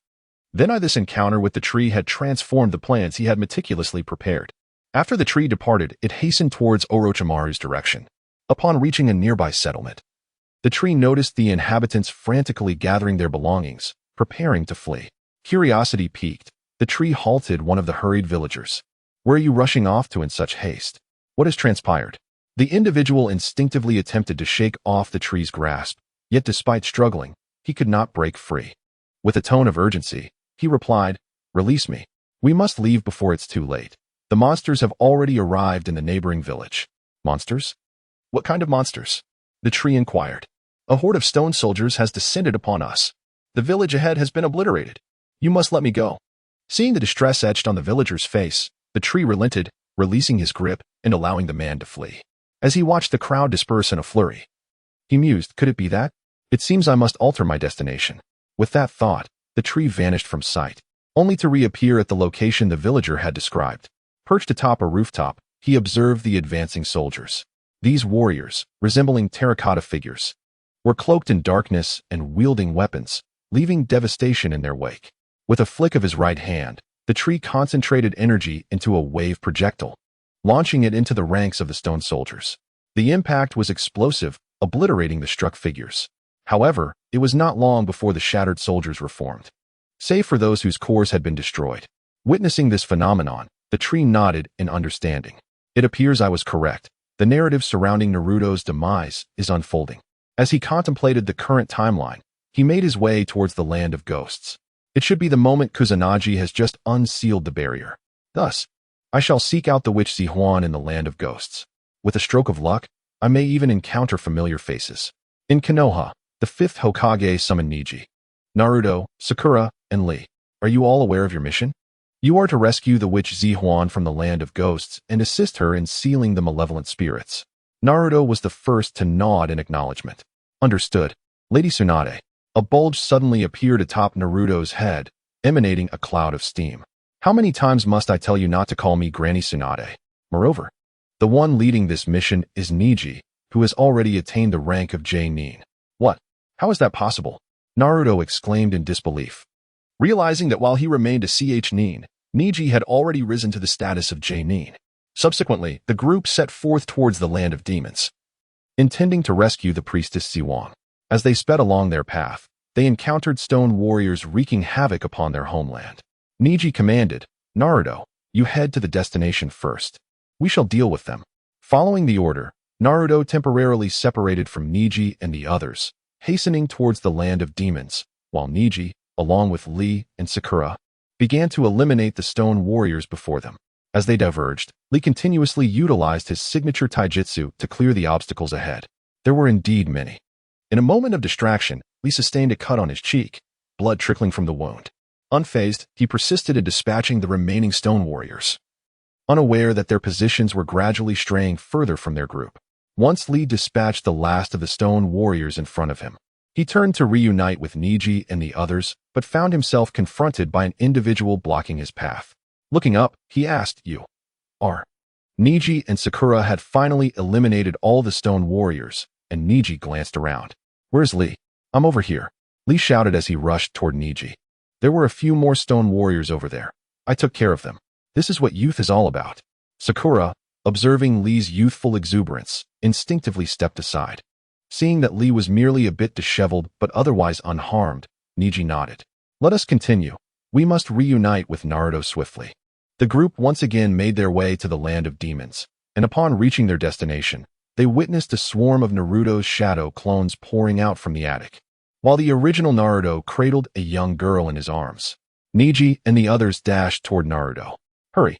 As they saw more stone warriors emerging from the main city, they began to provide cover for Naruto as they retreated together to a safe location. Once they reached safety, Naruto gently set Zihuan down, along with one of her subordinates. Zihuan, having been rescued, remained silent, her expression neutral. In Naruto's embrace, she had caught a glimpse of his true appearance and realized the inevitable fate that awaited him. The group found a place to rest for the night. While gathered around a meal, Zihuan suddenly turned to Naruto and said, You will die. What? Cough cough. Naruto, nearly choking on his food, was startled by Zihuan's abrupt statement. Regaining his composure, he stared at her. Are you trying to choke me just to validate your claim? After Zihuan uttered those words, she fell into silence. As her subordinate, Zusu took the opportunity to speak up, asserting that everything Lord Zihuan said would invariably come to pass, as there had never been an exception in the past. Upon hearing Zusu's affirmation, Naruto maintained a facade of calmness, yet internally he was beset by turmoil, beads of cold sweat cascading down his forehead. At that moment, Shali turned to Zihuan and inquired, What about me? What is my fate?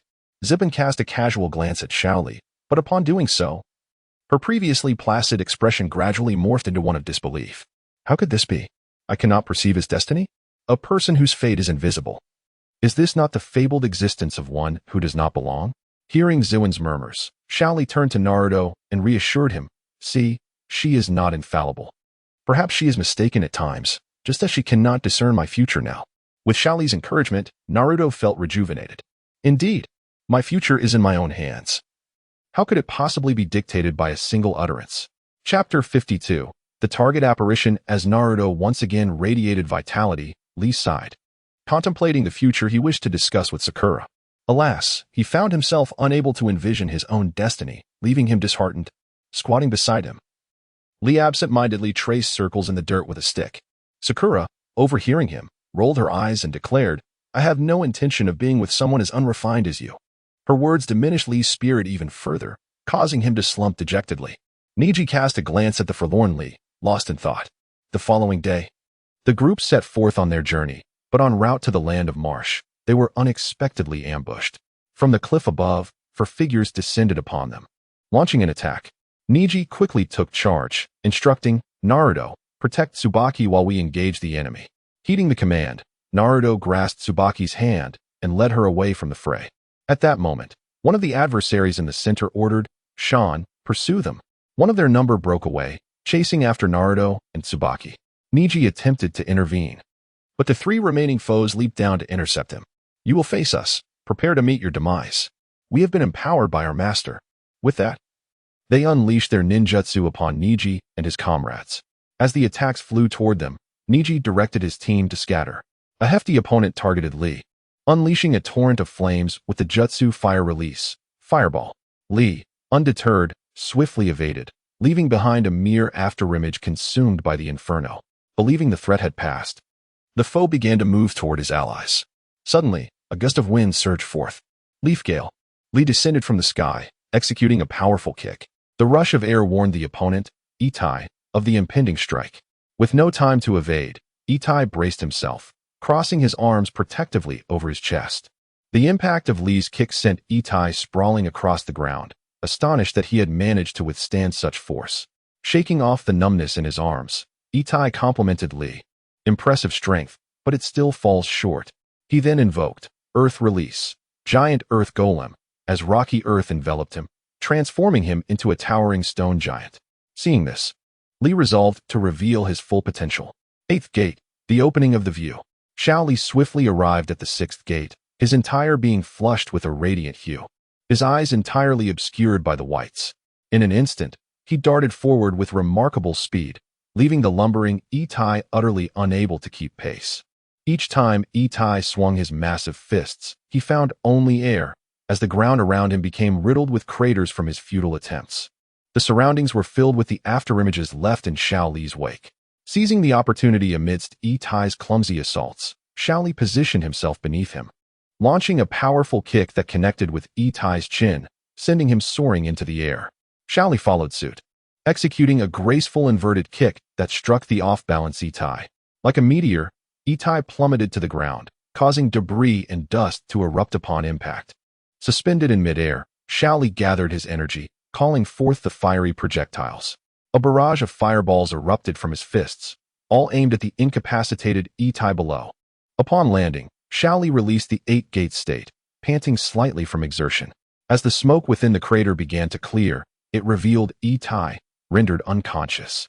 Meanwhile, Neji and Sakura had each dealt with their respective adversaries, and Xiaoli joined them. Naruto had finally subdued the enemies pursuing them, but tragically, Z1 lay motionless on the ground, a victim of their ambush. Naruto stood sorrowfully before the fallen Z1, just as Neji, Xiaoli, and the others arrived to witness the scene. Is this Z1? Neji inquired, uncertainty lacing his voice. She was ambushed by someone else. I was preoccupied with another assailant, so I couldn't assist. A figure emerged from the bamboo grove. The group turned to see yet another Z1 approaching. This deceased one is Atsushi. I foresaw his demise yesterday and informed him, hence he met his end today, Z1 stated with an unsettling calmness. Witnessing this, Naruto's fury ignited. This person died for you, and you speak of it so coldly, as if it were merely a matter of fact. As the recently turned Z1 trembled slightly, it became evident to Naruto, upon his approach, that her face was already awash with tears. Upon witnessing this, the words he wished to utter were swallowed back down. After everyone had regained their composure, they resumed their journey, ultimately arriving at the volcano in the land of Marsh. There lay the body of the malevolent spirit, bound in a seal, and it was now Ziwang's task to harness her own strength to re-imprison it. Upon reaching the volcano's mouth, they beheld a multitude of stone soldiers below. Naruto spoke, "We will clear the path for you. Seize the opportunity to enter and seal it away." With that, Naruto and his companions launched an assault on the stone soldiers, and through their combined efforts, they finally opened a route for Ziwang to rush inside. As Ziwang made her way to the depths of the seal, she discovered a withered man lying on the ground. This was Kasuna, the one who had initially unraveled the seal of the malevolent spirit. He had used his own body to contain the spirit, ultimately returning it to this place. Gazing upon the now resurrected spirit, Ziwang felt engulfed by despair. "It's over. Everything is over," she murmured as she knelt upon the ground. The malevolent spirit, with its dark tendrils, ensnared Ziwang, drawing her toward its maw. In that critical moment, Ziwang envisioned her mother, Mile, who appeared beside her and rescued her from the brink. Upon regaining her senses, she found herself cradled in Naruto's arms, who smiled at her. Relieved to have arrived just in time. "Thank goodness, I almost missed it," he exclaimed as he set Ziwang aside and resumed his battle against the malevolent spirit. As the number of tendrils controlled by the spirit multiplied, Naruto found himself increasingly unable to evade them. A massive tendril seized an opening, seemingly poised to impale him. Witnessing this, Ziwang's heart sank. Surely, prophecies do come true. Was this all destined to end in failure? The tendril loomed larger in Naruto's vision, and just as it was about to pierce him, a green figure flashed by, delivering a swift kick that sent the tendril flying. Leaf, great whirlwind. Naruto landed safely. And Lee, grinning widely, gave him a thumbs up. "How is that? Did I arrive in time?" Naruto nodded, a joyful smile gracing his face. "Thank you, Lee." He then turned his gaze back to Ziwang. "See, fate can be altered. I believe we will succeed." Inspired by Naruto's radiant smile, Ziwang felt a rekindling of faith within her. Suddenly, the bells adorning her form shattered, and a brilliant light emanated from her being as she unlocked her true power. Ziwang clasped Naruto's hand, saying, "Let me lend you my strength. I believe you can defeat it this time." Chapter 53. A reunion after many years. Naruto sensed a surge of power emanating from Ziwang's hand as he gradually condensed a massive, colorful orb. He raised the orb high and swiftly charged towards the monstrous entity, exclaiming, "Wind release, evil severing great spiral sphere." Soaring high into the air, Naruto plummeted downwards, striking the orb against the creature's visage. The attacked being began to dissipate into the ether, and the stone soldiers engaged in battle outside ceased their movements, rendered immobile. Kakashi and the others, rushing to assist, breathed a sigh of relief upon witnessing the scene unfold within the cave. It appeared that success had been achieved. Zidane, seeing Naruto's triumph, broke into a joyful smile as he approached her. "Let us depart. The skirmish outside must have concluded as well." With that, he took Ziwang's hand and led her out of the cavern. At the heart of the molten lava, a blood-red orb floated ominously above the fiery depths. "Humph. Did you truly believe that such an act could obliterate me, the Wraith? Next time, I shall resurrect in full form. This was merely a shell I projected. Is that so? However, you may not have the opportunity to return," a voice interjected. The orb, taken aback, found itself grasped in a firm hand. "Who is this rough-browed intruder? Release me at once." Little Lee bore an expression on his face that was unexpected for him, a playful smirk. "Oh, you're the one who previously referred to yourself as this lord, still searching for a head, are we? Care for a little experiment? You." The orb trembled in Lee's grasp. "Enough of this chatter. System, submit the Wraith's heart." Ding. Detection confirms the host possesses the Wraith's heart. Conditions to awaken the supremacy have been met. Would you like to awaken? Awaken. Ding. Awakening successful. Estimated time, for days. Little Lee beamed as he observed the Wraith's heart vanish from his hand. Indeed, this was not in vain. Splendid. Kakashi and the others watched with relief as Naruto and Ziwang emerged unscathed. "Wonderful. You both made it out. Are you all right?" Naruto scratched his head, assuring them, I'm fine. We successfully completed our mission." At that moment, Neji inquired, "By the way, where is Little Lee? Wasn't he also inside?" "Huh? Indeed. Where has the watermelon rind gone?" "I'm right here." "Naruto, you knucklehead, prioritizing a girl over your friends and running off without a care for me." Upon hearing Little Lee's playful jibe, Naruto shyly ruffled his hair. As Little Lee reunited with them, Niji suddenly launched an unprovoked attack on him, striking with a palm. Smack. Little Lee sees Niji's wrist mid-strike, perplexed. Niji, what are you doing? Why the sudden assault? Niji struggled to free his wrist from Little Lee's grip, but found it impossible. You aren't the real Little Lee. Tell me, where is he? Upon hearing this, Kakashi's expression immediately grew serious, and a kunai suddenly appeared in his hand, thrusting it towards Lee. Lee, taken aback by Kakashi's abrupt attack, found himself at a loss for words. As the kunai drew nearer, he released Niji's wrist and leaped backward. What nonsense are you spouting, Niji? What do you mean I'm not Lee? Meanwhile, Naruto, standing nearby, appeared equally bewildered. Niji, what is wrong with you? Why do you claim he isn't Lee? Niji gazed at the Lee before him, knowing that this was not the true essence of Lee. Ever since that day Lee had inquired about his future, Niji sensed something amiss. Naruto, do you ever concern yourself with what others say about your future? Naruto pondered for a moment, shaking his head. No, my destiny is in my own hands. Nothing is predetermined. Niji nodded in agreement. Exactly. You think this way, and so does Lee, who believes that with enough effort he can surpass genius. How could he ever ask someone else about his own future? You both are individuals who prefer to forge your own paths. After hearing this, Naruto nodded and then pulled Tsubaki behind him. Who are you really, and where is the true Lee? A smile spread across Lee's face. Oh dear, it's been a while.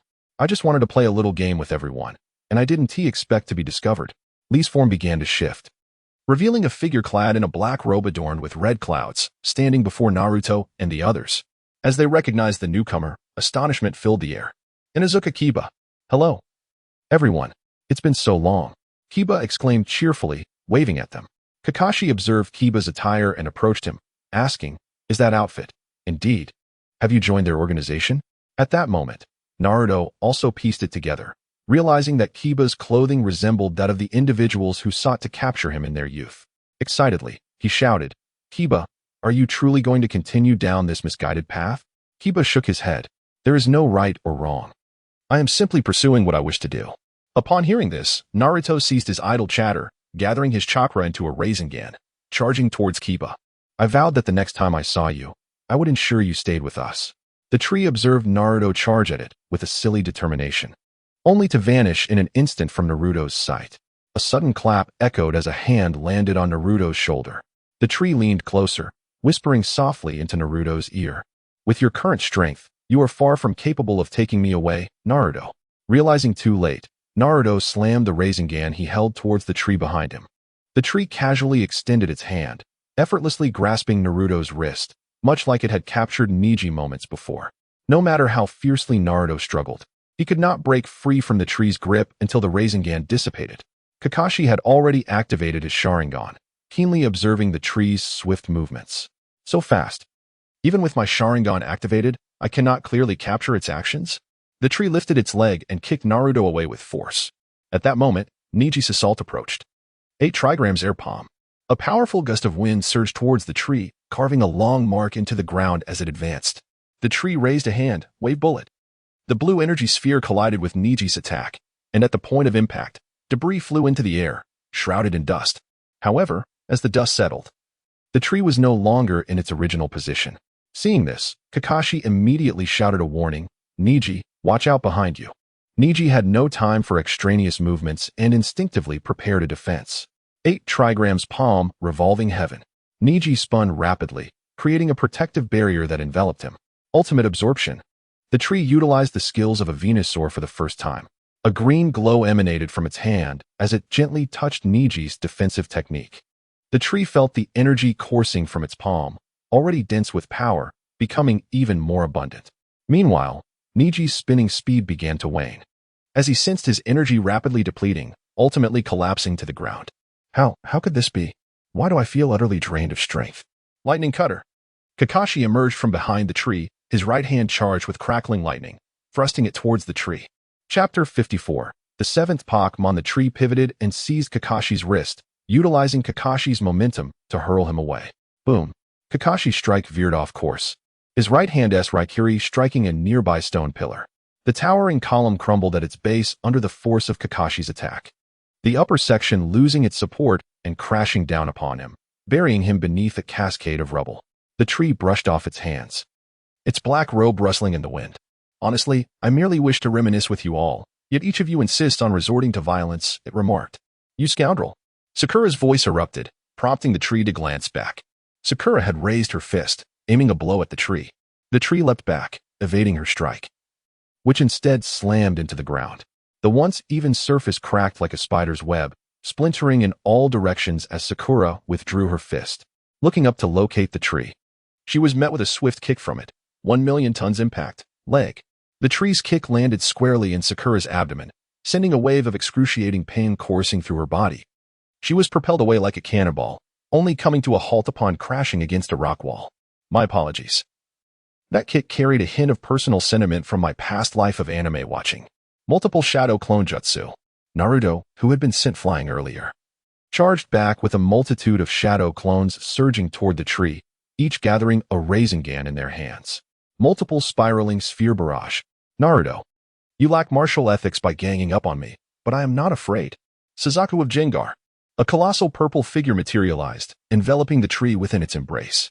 The tree stood atop the head of the Jengar's Susanoo, hands casually tucked into its pockets. You choose to gang up, and thus I shall summon my mecha, who dares to challenge. The Susanoo of the tree differed from that of other Uchiha clan members. While they manifested a Tengu-like appearance armed with various weapons, the trees took on a gigantic Jengar form, encasing it within. Although no weapons emerged, through prior experiments, the tree discovered it could control the Susanoo to utilize Jengar's innate abilities, essentially merging with Jengar in its colossal form. Toxic impact. The formidable Gengue Susanoo opened its colossal maw, releasing a torrent of violet liquid that sprayed in all directions. Any clone of Naruto that came into contact with this liquid would instantly dissolve into a cloud of smoke. As the tree continued to expel increasing quantities of this toxic substance, Ziwang, who had been standing nearby, found herself in peril. At that moment, she stood atop a stone. But suddenly her footing slipped, and she was on the verge of plummeting into the noxious purple liquid below. In the next instant, Naruto appeared, whisking her away in a protective embrace. The tree retracted Susanoo, and the toxic liquid on the ground began to gradually dissipate. Observing the panting Naruto, the tree remarked, "It seems you have failed to capture me once again, Naruto. Until we meet next time." With that, the tree vanished before Naruto's eyes. Holding Ziwang, Naruto gazed at the spot where the tree had disappeared. He then placed Ziwang down and rescued Kakashi and Sakura, who were buried beneath a pile of rubble. Kakashi, looking disheveled, brushed off the dust from his clothes, astonished at how much the tree had grown in the years they had been apart.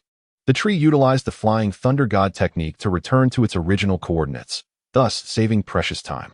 Now, it's time to head to Orochimaru, he concluded. In the following days, the tree followed its plan and made its way to Orochimaru's base in the Sound Village. On one such day, while still traveling, the tree heard a voice echo in his mind. Ding. Mutuo awakening, please check. Ding. Since the host now possesses the 7th Pokemon, the home feature is activated. Home feature. Store surplus Pokemon. Those within will enter a dormant state, allowing the host to summon them from the home without the need for Pokeballs. Listening to the consecutive notifications, the tree realized that future Pokemon would not require Pokeballs for summoning. They could be directly called from the home. He had not anticipated that he would be able to tread the path of a summoner as well. After organizing the system's information, he eagerly opened Mutuo's profile. Mutuo type, psychic ability, pressure. Opponents battling against it will feel an overwhelming sense of oppression and anxiety, causing the weak-hearted to faint. Skills, confusion, psychic, Psystrike, recover, future sight. Life do, telekinesis, click to expand. Upon reviewing Mutuo's skills, the tree could only feel one overwhelming sensation, strength. This ability seemed akin to the Conqueror's Haki from One Piece. Was this truly a Pokemon ability? It felt almost altered. He immediately switched his assimilation attributes to Ghost, Psychic, and Fighting. Feeling the flow of power within him, he eventually opened his eyes. How can I enhance Mutuo's strength? He pondered. The Sharingan? No, that won't work. Gengue already possesses it, and it will inevitably evolve into the Rinnegan. Adding the Sharingan to Mutuo would result in redundant abilities. That leaves the Rebirth Eye? A plan gradually took shape in the mind of the tree. For now, it would be best to seek out Orochimaru. Matters regarding the Rebirth Eye could be contemplated later. Harnessing its extraordinary powers, the tree swiftly set off toward its destination. Previously hindered by sluggish flight and the limited capabilities of Gengue, Even though it could achieve rapid movement, the energy expenditure was considerable. Now, with the presence of Mutuo, a pure psychic Pokemon, the tree's telekinesis became effortless. What would have taken 2 days to reach had now brought the tree to the very entrance of Orochimaru's Sound Village. Adjusting the conical hat upon its head, the tree stepped inside. The 2 Sound Village ninjas stationed at the gate, upon witnessing the tree pass by, were inclined to inquire further. However, as the tree revealed its eyes hidden beneath the hat, the 2 would-be interrogators halted in their tracks, abandoning any thoughts of obstruction. The tree nodded in satisfaction. The use of hypnosis had become remarkably effortless. Previously, attempts to employ hypnosis on adversaries yielded only fleeting results and substantial energy drain, making it an impractical choice during combat. Yet now, a mere glance was sufficient to ensnare them in self-induced slumber, a testament to the immense strength of the tree's mental prowess. The tree wandered through the Sound Village as if in a realm untouched by others. Any patrolling ninja who dared approach would succumb to the tree's gaze, falling into a hypnotic trance. This continued until a white-haired youth, adorned with spectacles, appeared. "You don't seem to be a ninja from our village," remarked Kabuto, who had just emerged from Orochimaru's laboratory, unable to resist the familiarity of the figure before him. Chapter 55. The battle between Mutuo and Orochimaru. Upon hearing someone call his name, Shiyu turned his head. The bespectacled individual before him was Kabuto. As Kabuto noticed Shiyu's gaze upon him, he too discerned Shiyu's features. This person appeared strikingly familiar, as if he had encountered him before. After a moment's contemplation, Kabuto recalled that during the Chunin exams in Konoha, Orochimaru had instructed him to investigate Inazuka Shu. How curious that he had joined that organization as well. Just as Kabuto was about to inquire about Shu, he suddenly felt a heaviness in his head. A smile graced Shiyu's face. He had been pondering who might know Orochimaru's whereabouts, and here was someone who had come to him unbidden. Shiyu immediately employed a hypnosis technique on Kabuto, subtly monitoring the expenditure of his mental energy. Indeed, the stronger the opponent, the greater the drain on his own power when attempting to hypnotize and control them. He guided Kabuto towards Orochimaru's lair.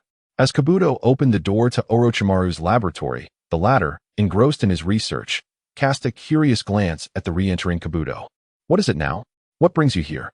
Noticing Kabuto's lack of response, Orochimaru stepped closer, observing Kabuto's dazed expression. "Controlled by someone? How intriguing." He then looked towards the entrance. "Aren't you coming in?"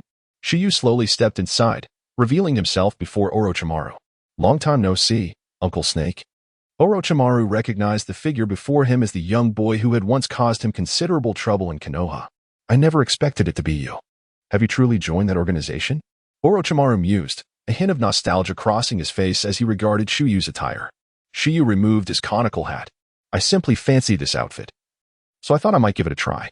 Meanwhile, Kabuto, standing vacantly to the side, gradually regained his senses. Where's this? How did I end up here?" Upon observing Kabuto's bewilderment, Orochimaru's expression turned to one of surprise.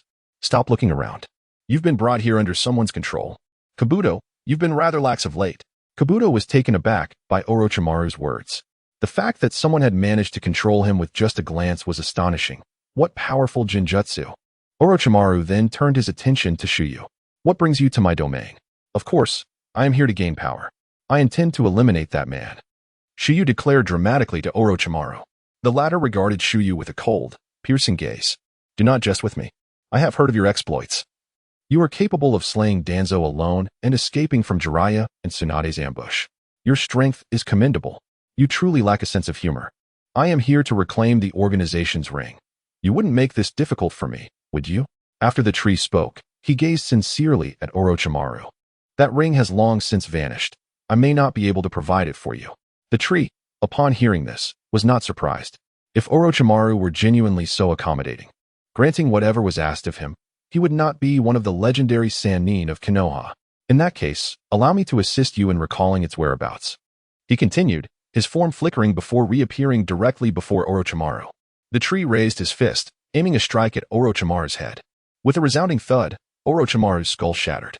The tree shook his hand, realizing something was amiss. It was merely a substitution technique. Indeed, the Orochimaru he had just struck down slowly slumped to the ground, transforming into a pile of mud. In a swift motion, Orochimaru appeared behind the tree, launching himself like an arrow towards the tree's back.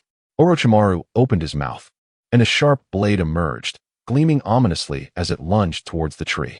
However, as the sword made contact with the tree's body, it unexpectedly passed right through him.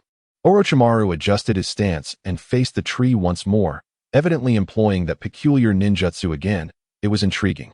The tree regarded Orochimaru, feeling somewhat innocent in this encounter. Orochimaru's sword strikes and summoned serpents were merely physical assaults, thus the tree need not react. Orochimaru puffed up his cheeks, unleashing a wind technique. Wind release, pressure damage.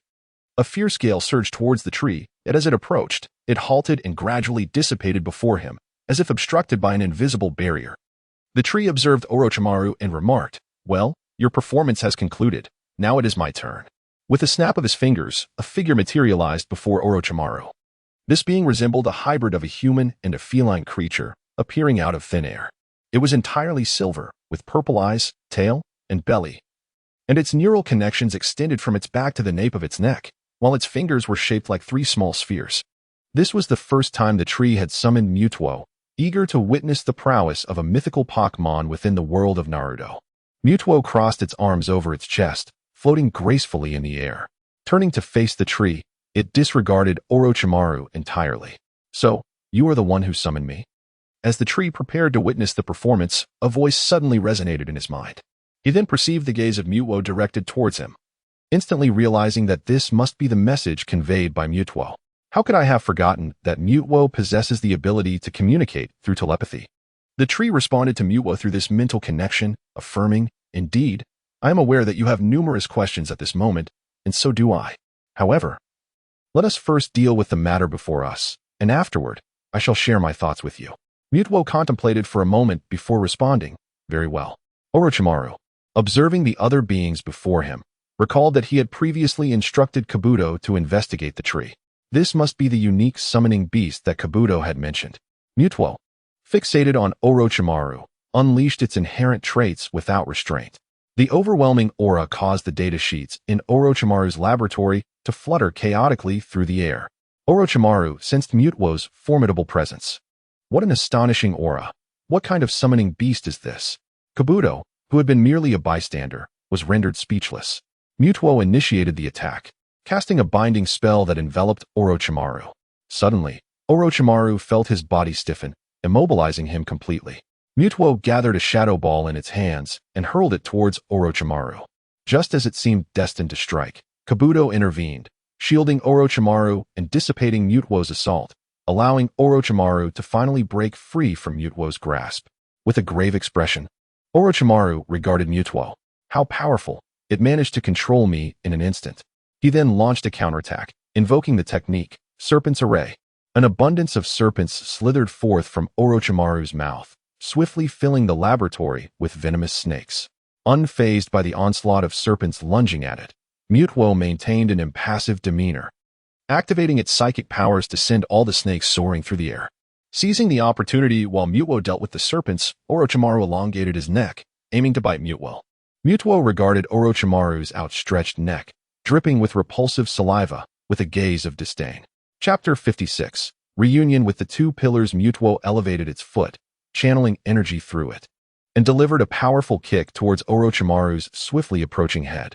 With a resounding thud, the force of the blow sent Orochimaru's head soaring through the air like a soccer ball, tracing an arc before embedding itself into the ceiling of the laboratory.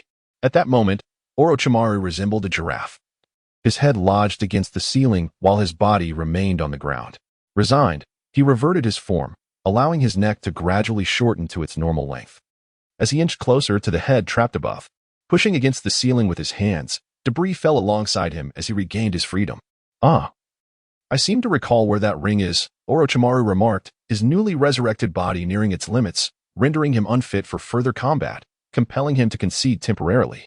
Upon hearing Orochimaru's words, the tree instructed Mutuo to cease its actions.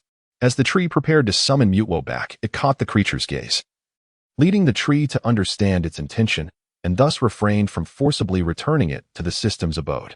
After a brief wait in Orochimaru's laboratory, he re-emerged and tossed an object to the tree. "This is it," he declared. The tree regarded the ring in his hand, nodding in acknowledgement before preparing to depart with Mutuo. Just then, Orochimaru's voice resonated once more. "Could you spare a bit of blood from your summoning beast? I would be willing to make an exchange." Boom. The aura emanating from Mutuo suddenly erupted, causing the already dilapidated laboratory, a remnant of the previous battle, to begin collapsing under the force. The surrounding walls cracked and crumbled, prompting the tree to hastily vacate the area. Orochimaru and Kabuto also sought to flee, yet they discovered their bodies were rendered immobile. Orochimaru gazed in astonishment at Mutuo, who hovered in the air, his eyes glowing a fierce crimson as he fixated on him. With a resounding crash, the precarious laboratory finally succumbed to its demise, while the tree had long since departed. It surveyed the site where the laboratory once stood, now reduced to ruins. The construction quality of this place is abysmal. Could it be that corners were cut? As the dust stirred by the collapse began to settle, Mutuo's figure emerged first, still suspended in the air, with the fallen debris orbiting around him. At that moment, sounds emanated from the wreckage, and Orochimaru and Kabuto crawled out. Just as they regained their footing, Mutuo commanded the surrounding stones to hurtle towards Orochimaru. Hearing the rush of air, he barely had time to look up before being pierced through, collapsing lifelessly onto the ground. Observing this, Mutuo's rage began to wane. The tree approached slowly, gazing at Orochimaru's prone form. "Stop feigning death, Uncle Snake. If it were that easy to eliminate you, you would have perished long ago." The lifeless body of Orochimaru began to convulse, and soon a new Orochimaru emerged from the mouth of the fallen one, slick with mucus. "Truly impressive, Uncle Snake. You thrive on theatrics," the tree remarked as Orochimaru stood once more before him. Why the sudden attack? Orochimaru clearly sensed that he had been the primary target of the earlier assault, with Kabuto caught in the crossfire. The tree shrugged in resignation. "My companion despises being subjected to experiments." Then, a thought struck the tree. Wait, if this is a newly awakened Pokemon, how could it possess memories of the past? Could it be that the Mutuo I awakened retains its former memories? Fascinating. Upon witnessing Orochimaru's unscathed return, Mutuo prepared to strike again, but the tree intervened. "That's enough for now. If you wish to teach him a lesson, there will be ample time later. Just a heads up. This fellow is notoriously difficult to kill." Hearing the tree's caution, Mutuo's hands, once aglow with purple energy, gradually dimmed. The tree addressed Orochimaru. "All right, we must take our leave. Until next time." With that, the tree departed, accompanied by Mutuo, from the hidden sound village. Orochimaru watched their vanishing figures, longing for the unique genes of that extraordinary Pokemon. Well, I suppose I should secure the Sharingan first. Other matters can wait. Just as the tree had not ventured far from the hidden sound village, a figure emerged from the thicket ahead. Upon recognizing the newcomer, the tree paused. "Ah, Air, you are quite like your brother, aren't you? Always intercepting people on their way. Just as Itachi halted you before entering the Akatsuki, now Sasuke has intercepted you on your return. One might say it is truly a testament to the bond of brotherhood." Sasuke's presence here is merely a coincidence. He had been training in the Sound Village when he heard a commotion outside. Driven by curiosity, he ventured out to investigate, only to catch sight of a figure clad in the same attire as his brother's organization, prompting him to pursue in hopes of gleaning information about Itachi. Now a grown Sasuke, gazing upon a childhood comrade, exclaimed, "Have you truly joined that man's organization? You must know where he is, tell me, for I seek to end his life." Upon hearing this, the figure chuckled. "Do not jest. Your strength remains insufficient. Victory is unattainable unless Itachi were to deliberately let you win." Sasuke, stung by the taunt, felt his expression darken as he vanished from sight, thrusting his sword towards the figure's chest. The figure observed Sasuke's assault with amusement, musing, "Why is it that whenever they meet, they resort to violence? Perhaps I should try it next time." Sasuke, unsurprisingly, passed through the figure without impact. Though taken aback by the ineffectiveness of his strike, he remained undeterred, regarding it as merely a test. The figure turned, raised his hands in innocence, and remarked, "See, even without moving, you cannot harm me. How about playing with the Pokemon beside me instead?" Sasuke glanced at the Mutuo nearby, incredulous at the underestimation of his abilities. Sasuke disregarded Xiao Ming and prepared to launch another assault on the tree. The blade in his grasp crackled with lightning as he charged forward once more. However, a figure interposed itself between him and his target. Xiao Ming, eager to extract further information from the tree, was unwilling to squander any more time. Observing how the tree was playfully engaging with the individual before him, Xiao Ming grew increasingly impatient and sought to eliminate the obstacle. With a surge of psychic energy, Xiao Ming conjured a telekinetic barrier that halted Sasuke's Chidori in its tracks. Faced with the unexpected resistance, astonishment washed over Sasuke's face. How could this be? After years of arduous training, I find myself unable to overcome even a mere summon of the tree? It is infuriating. In a moment of desperation, Sasuke activated his Sharingan. The three tomos spinning rapidly as his ocular power surged forth. Chao Ming sensed the potency of Sasuke's Sharingan and displayed a flicker of curiosity. Yet, almost immediately, he amplified his psychic abilities, subjugating Sasuke effortlessly. As the battle reached its conclusion, the tree approached the suspended Sasuke, who was now entirely at the mercy of Chao Ming. See what I mean? You remain as feeble as ever. How can you seek vengeance in such a state? Perhaps you should return to Orochimaru for further training. The tree taunted. Sasuke, filled with resentment, found himself powerless to do anything but linger in the air. The tree and Chao Ming resumed their journey, leaving Sasuke to struggle against his confinement for several minutes. Clenching his fists tightly, he seethed, "Next time, I will surely defeat you, tree, and that person as well. Just wait. Our enmity will soon reach its conclusion." With that declaration, Sasuke turned his path towards the Sound Village, determined to learn new techniques from Orochimaru and further bolster his strength. Chapter 57. A reunion with the Konoha's little strong ones on the journey to the Akatsuki organization. Tree and Muto began to converse. "Do you still retain your previous memories?" Tree inquired. Muto, upon hearing Tree's question, responded, "Indeed, I was summoned from another realm. I was previously residing in my own domain, only to be abruptly brought here. Moreover, I can now sense that my existence is intertwined with yours." At this juncture, Muto gazed at Tree, lost in contemplation. "How coincidental, for I too am not a native of this land. I arrived here from another world as well," Tree remarked. "Is there a way to return?" Muto posed the question. Tree fell silent for a moment before answering. "Currently, no method has been discovered, though perhaps there may be one in the future." "Can you awaken other Pokemon?" Muto continued. "Yes, but the requirements vary. I will need to awaken Ho-Oh to assist me in certain matters," Tree replied. Subsequently, Tree shared a few more details with Muto, who then halted in its tracks. "In that case, please allow me to return to your system home. Unless there are particularly formidable foes, do not summon me," Muto requested. Tree nodded in understanding. Recognizing Muto's predicament, having been abruptly transported to a foreign world, where humans predominated, it was indeed a challenge for Muto, who harbored a disdain for humanity, to remain outside. Before long, Tree arrived at the Akatsuki organization. He approached Pain and noticed Conan standing nearby. "I have returned. Does this mean I am officially part of your ranks now?" "Yes, you shall take this ring," Pain responded. Tree nodded and donned the ring upon his finger. "What about my teammates? Shall I be paired with the individual beside you? First, go seek out Haiden and the others, and assist them in capturing the tailed beasts. I will arrange your subsequent teammates," Pain instructed. "I see," Tree acknowledged. As the tree vanished into the base of the Akatsuki, it hurried towards Haiden. "Beloved Haiden, we are to meet again. At the Temple of Fire, it has been a while since I last saw Shikamaru." Upon reaching the Temple of Fire, Haiden, after slaying a monk, boasted to Kakashi, "See, I told you it was wise to seek me out first. My efficiency in earning money for you is unparalleled." It turned out that Kakuzu had been incessantly criticizing Haiden during their journey, as Haiden's antics had impeded Kakuzu's ability to make a profit. Haiden, aware of his shortcomings, astonishingly refrained from retorting, especially since Kakuzu had previously sought him out on 2 occasions and had even stitched him back together. Once this matter was settled, Kakuzu instructed Haiden to carry the corpse away in exchange for money. Haiden, ever compliant, dragged the lifeless body along. Meanwhile, the survivors of the Temple of Fire, realizing they were safe, immediately sent a distress signal to Konoha. Tsunade received the intelligence and dispatched Asuma to lead a team to the Temple of Fire to ascertain the situation.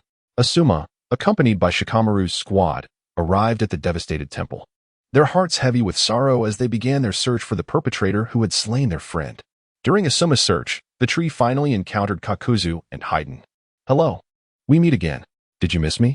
Kakuzu remained silent as usual. Haiden, upon seeing the tree's joyful demeanor, was about to speak but was halted by Kakuzu tugging at his sleeve. "I don't wish to seek my head again. You understand what I mean, Haiden?" Haiden swallowed his words, begrudgingly turning his head away from the tree before him. Kakuzu inquired, "What brings you to our territory? Is there something amiss?" "It was the leader who sent me. I thought he would pair me with that purple-haired beauty." "Umph, he must be too stingy to part with her," the tree retorted. Kakuzu dismissed the tree's comments, stating, "First, we must take this fellow to the underground bounty guild to exchange for money, and then we shall proceed to capture the 2 tails in the Land of Lightning." The tree, impressed by Kakuzu's diligence in earning for the organization, pondered how Kakuzu would react if he knew that the money earned with such toil was being used by Conan to purchase explosive tags for fireworks. The trio made their way to the underground bounty guild, where shadows quietly observed them as they entered, concealed in the darkness. Asuma watched the three enter the guild and exchanged a knowing glance with Shikamaru, who swiftly understood his intent and began setting traps outside. As the three emerged, a shadow loomed beneath their feet. The tree, finding itself immobilized, feigned surprise. "Oh no, I can't move. Kakuzu, help me. Quickly, save me." Jiao heard the roar of the trees, accompanied by the clumsy performance that was all too evidently a fade. Those who fell for it were indeed gullible. "Ha ha ha, it seems you, my friend, have finally met your match. Now, enjoy watching your master Haydn perform, and perhaps learn a thing or two, little spirit." Jiao heard Haydn's voice. "Well, my teammate truly lacks intelligence," he mused. Haydn bellowed at Shikamaru, who was stealthily approaching them. "Come at me. Let me witness your prowess." Unfazed by Haydn's taunts, Shikamaru continued to manipulate the movements of the three. Asuma recognized that Shikamaru could not maintain control for long. Drawing a kunai, he lunged toward Jiao, striking his heart and sending him crashing to the ground. At that moment, Shikamaru could no longer sustain his control. The grip on the tree and Haydn faded, restoring their ability to act. Shikamaru leaped to Asuma's side, having eliminated one adversary, with two remaining. He glanced at the tree and Haydn, and upon recognizing the familiar face of the tree, Shikamaru exclaimed in astonishment, "Tree, how could it be you?" The tree, feigning sorrow upon being recognized by Shikamaru, lamented, "You only just noticed me? That truly hurts." Shikamaru, bewildered, questioned, "Why did you join this organization? And why did you betray the village?" The tree responded nonchalantly, "Did the village not provide the answers? Whatever I say now is but a remnant of the past. Besides, Naruto already knows about this. Did he not inform you?" Shikamaru shook his head, revealing that Naruto had indeed omitted this matter. His heart was conflicted. The childhood friend he once knew was now an enemy he had to confront.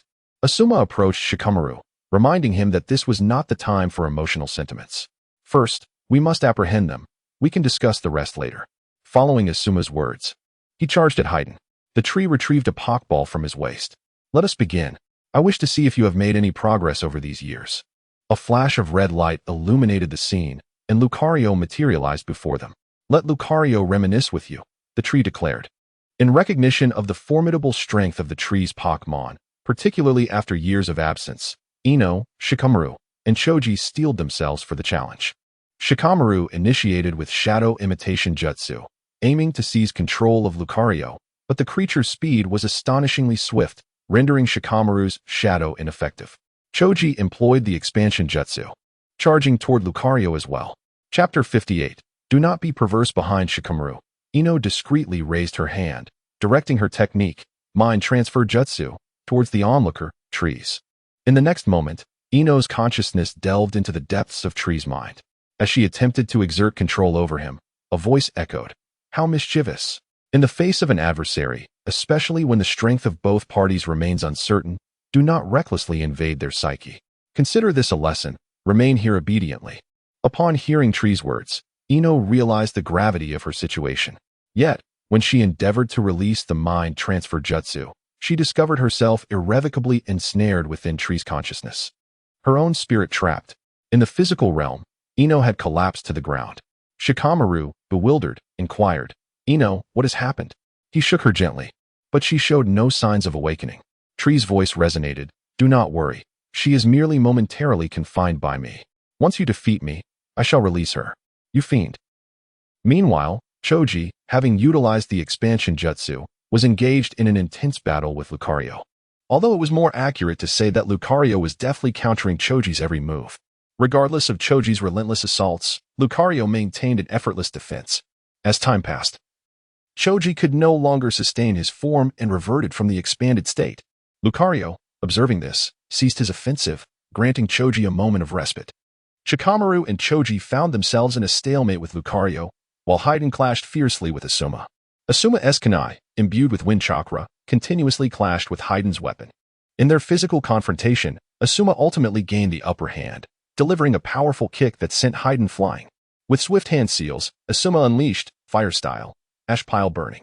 Smoke enveloped the airborne Haydn, and moments later, Flames ignited, engulfing him entirely.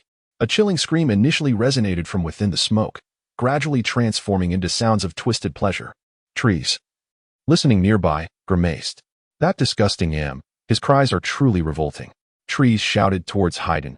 If you continue to emit such repugnant sounds, I shall sever your head. Upon hearing Tree's words, Haydn's cries abruptly ceased. As the smoke cleared, it revealed a charred Haydn, his expression oddly contorted, as if he were in torment, desperate for relief. Trees couldn't help but mock. Seems you were constipated. You look as though you've just eaten something foul. Haydn, incensed by Tree's taunts, contemplated retaliating. But recalling the sensation of his mind soaring through the sky, he resolved to endure. Instead of focusing on Trees, he channeled all his fury towards Asuma. You are to blame. I shall offer you to the Dark God. Haydn, wielding his scythe, charged once more towards Asuma, while Lucario resumed his battle with Dingji.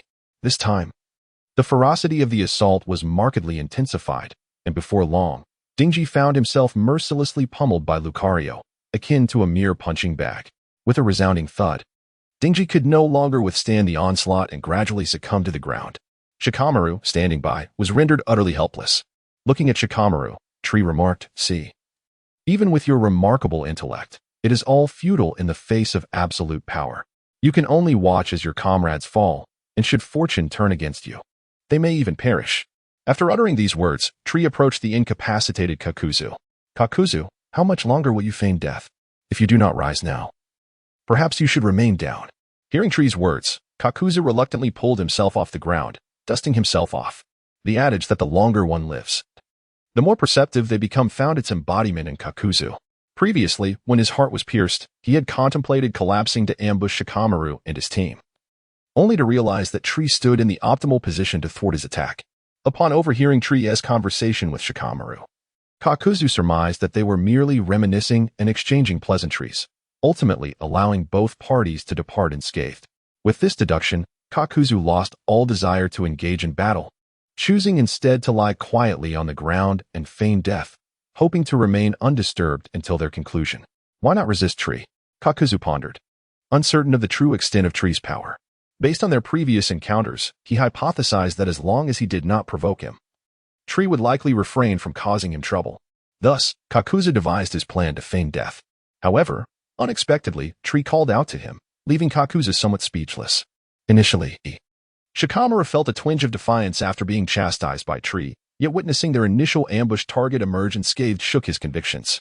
Tree gazed at Shikamaru, saying, "Look, your strategy has had no impact on us. It was merely a performance for your sake." As if to validate Tree's assertion, Haydn, incited by Tree's provocation, launched into a reckless assault against Asuma. Staring incredulously at Haydn, who, despite having his throat sliced and heart pierced, remained lively, Asuma exclaimed, "How is this possible? Why is he unharmed?" In that moment of disbelief, Haydn seized the opportunity to inflict a wound upon Asuma's arm. Ecstatically, Haydn brought the blood from his blade to his lips, licking it clean with his tongue, his expression morphing into one of twisted delight. "Ha! Allow me to introduce you to the Lord of Evil.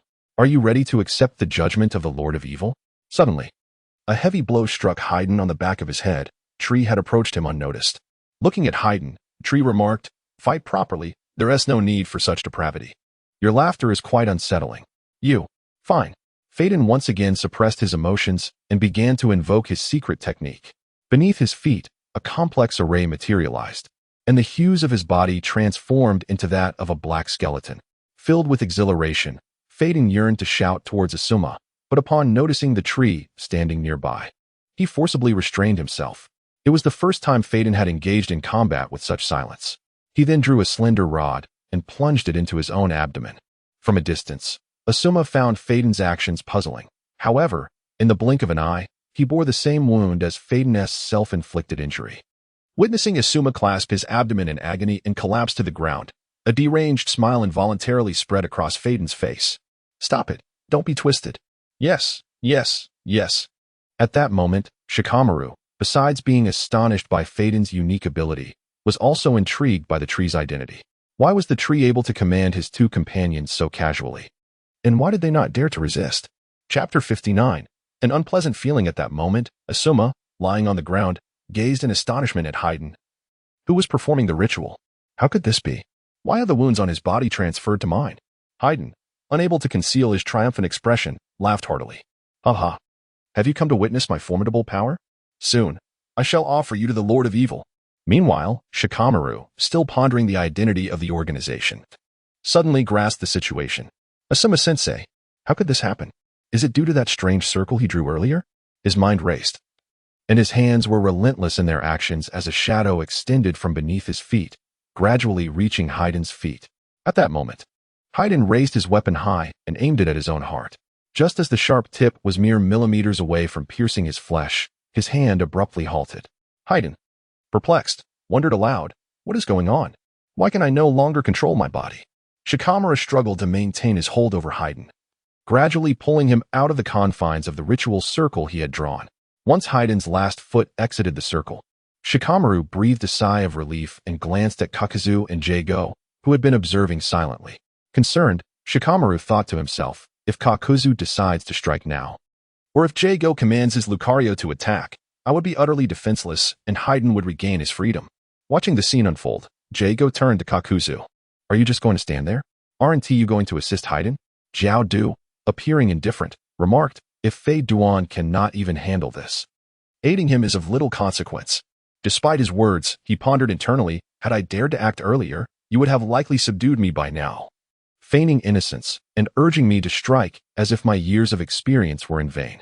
Indeed, regardless of one's formidable strength, one remains a mere novice at heart. Upon hearing Jiao Du's comment, Shu cast a surprised glance in his direction, realizing that Jiao Du possessed a commendable level of insight. At that moment, Lucario approached Shu's side, observing the tug-of-war between Shikamaru and Fei Duan.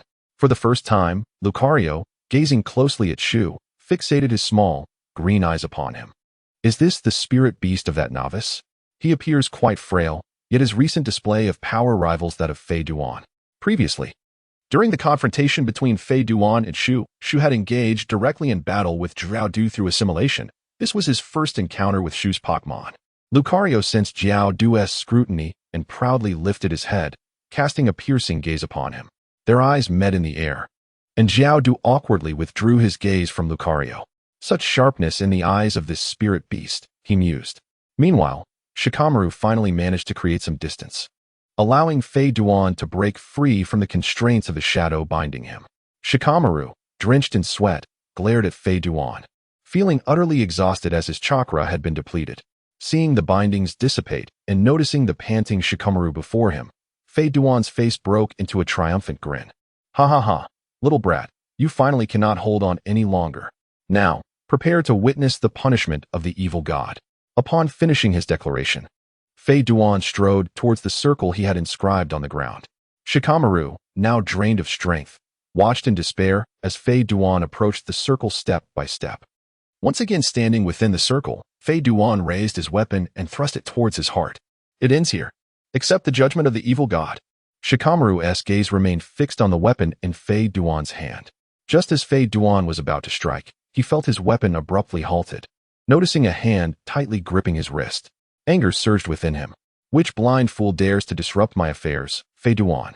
Before he could finish speaking, his body lost balance, and he was yanked out of the circle he had drawn. A light voice floated into Fei Duan's ears. I just wanted to discuss something with you. And you already began to take advantage of me, Fei Duan? Upon hearing the voice, Fei Duan instinctively wanted to retort, but suddenly, the voice struck him as familiar. Shu? He questioned uncertainly, his voice trembling slightly. Oh, you recognize me now? You should comprehend the consequences of self-proclaiming as my esteemed lord. Fei Duan's words were left unspoken, as that familiar sensation washed over him once more. A familiar voice echoed in Fei Duan's ears, and upon realizing the situation, he immediately pleaded for mercy. Tree, it was merely a slip of the tongue. I did not mean it that way, please. Upon hearing Fei Duan's words, Tree's actions momentarily faltered. If you insist on saying that, then I shall cast your head away and apologize to you afterward. How does that sound? After speaking, Tree did not await Fei Duan's response. He exerted a slight force, stepped back with his right leg, and raised his right hand high, launching Fei Duan's head into the air, tracing a trajectory against the sky. As Fei Duan ascended in a straight line, he could not help but exclaim, what an annoying sensation. Shikamaru was taken aback by Tree's actions. Wasn't he supposed to be on their side? How could he have killed his own teammate? Tree slowly returned to Kakuzu's side. You must understand me, right? I did not intend for this. It was merely Fade Wan's incessant chatter. I was merely educating him on your behalf. Kakuzu nodded in silence. Then it seems I may need to trouble you once more to retrieve Fade Wan's head. I did not exert much force this time, so you should be able to find it quite swiftly.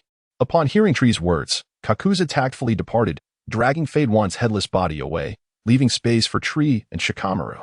As Kakuzu left, Shikamaru turned to Tree and asked, Tree, why? What is your true intention behind this? Tree retrieved a Pokeball, returning Lucario within, then turned to follow Kakuzu's departing figure. Just as Tree's silhouette was nearly lost within the forest, his voice reached Shikamaru's ears. Your strength is still too feeble, Shikamaru. Even if I were to divulge everything to you, what could you possibly change? I hope that when we meet again, your strength will have improved. Shikamaru, upon hearing Tree's words, stood frozen in place, contemplating their meaning. At that moment, a revived Ino hurried over to attend to the injured Asuma and Choji. Chapter 60. A return to Chunin village. Not long after, Kakuzu caught up with Jinchuriki. Without uttering a word, he hastened towards the direction where Haiden's head had flown earlier. Through the recent experiences with Haiden's head-throwing incidents, Kakuzu's ability to locate objects had significantly improved. Shortly thereafter, he spotted Haiden's head resting precariously on a tree fork at the edge of a cliff. In that moment, Haiden's eyes were vacant, gazing into the distant scenery. Occasionally, a few birds would flutter by, and if fortune favored him, the droppings of those birds would land squarely on his head. As Haiden was lost in his thoughts, he suddenly felt the branch he was on begin to sway, and his eyes gradually regained their spark. What was happening? Before he could fully comprehend the situation, his head began to plummet rapidly. How infuriating! What an unpleasant sensation! Just as he was grappling with the disorienting feeling of weightlessness, he noticed that his head had ceased to fall, leaving him perplexed. Where am I now? You are in my grasp, Haiden. Upon hearing Kakuzu's voice, tears of emotion welled up in Haiden's eyes. Is that you, Kakuzu? You finally come back. Truly, you are my partner. Oh, is that all you think about? Kakuzu alone? How disheartening. Have you truly forgotten about me? Am I merely perceived as an outsider within the organization? Haiden heard Jinchuriki's voice, and the smile that had adorned his face faded. Why? Are you here too? Do you really not wish to see me? How sorrowful. Jinchuriki began to feign a look of hurt, to which Kakuzu merely observed, continuing his skilled task of reattaching Haiden's head. In no time, Kakuzu had successfully returned Haiden's head to its rightful place. Jinchuriki circled around Haiden, exclaiming, TSK, TSK, TSK, quite impressive, Kakuzu. I never expected you to possess such talent. Would you be interested in collaborating with me to start a side business? We could specialize in reattaching bodies. I'll find clients, and you can do the stitching. We'll split the profits 50-50. What do you say? I have no interest in such trivial pursuits. How could this be trivial? We would be embarking on a side venture, creating an additional revenue stream for the organization. Seeing that Kakuzu was uninterested, Jinchuriki turned his attention back to Haiden. How about this, Haiden? You perform the chest-crushing act, and I'll bring in the clients. After all, you can't die. What do you think? Haiden, taken aback, could only remain silent, not daring to contradict Jinchuriki, especially since his head had just been reattached. He had no desire to lose his body once more. Thus, he chose to emulate Kakuzu and remain silent. As the two continued their quietude, Jinchuriki, feeling bored, broke the silence. The leader has already assigned us a mission.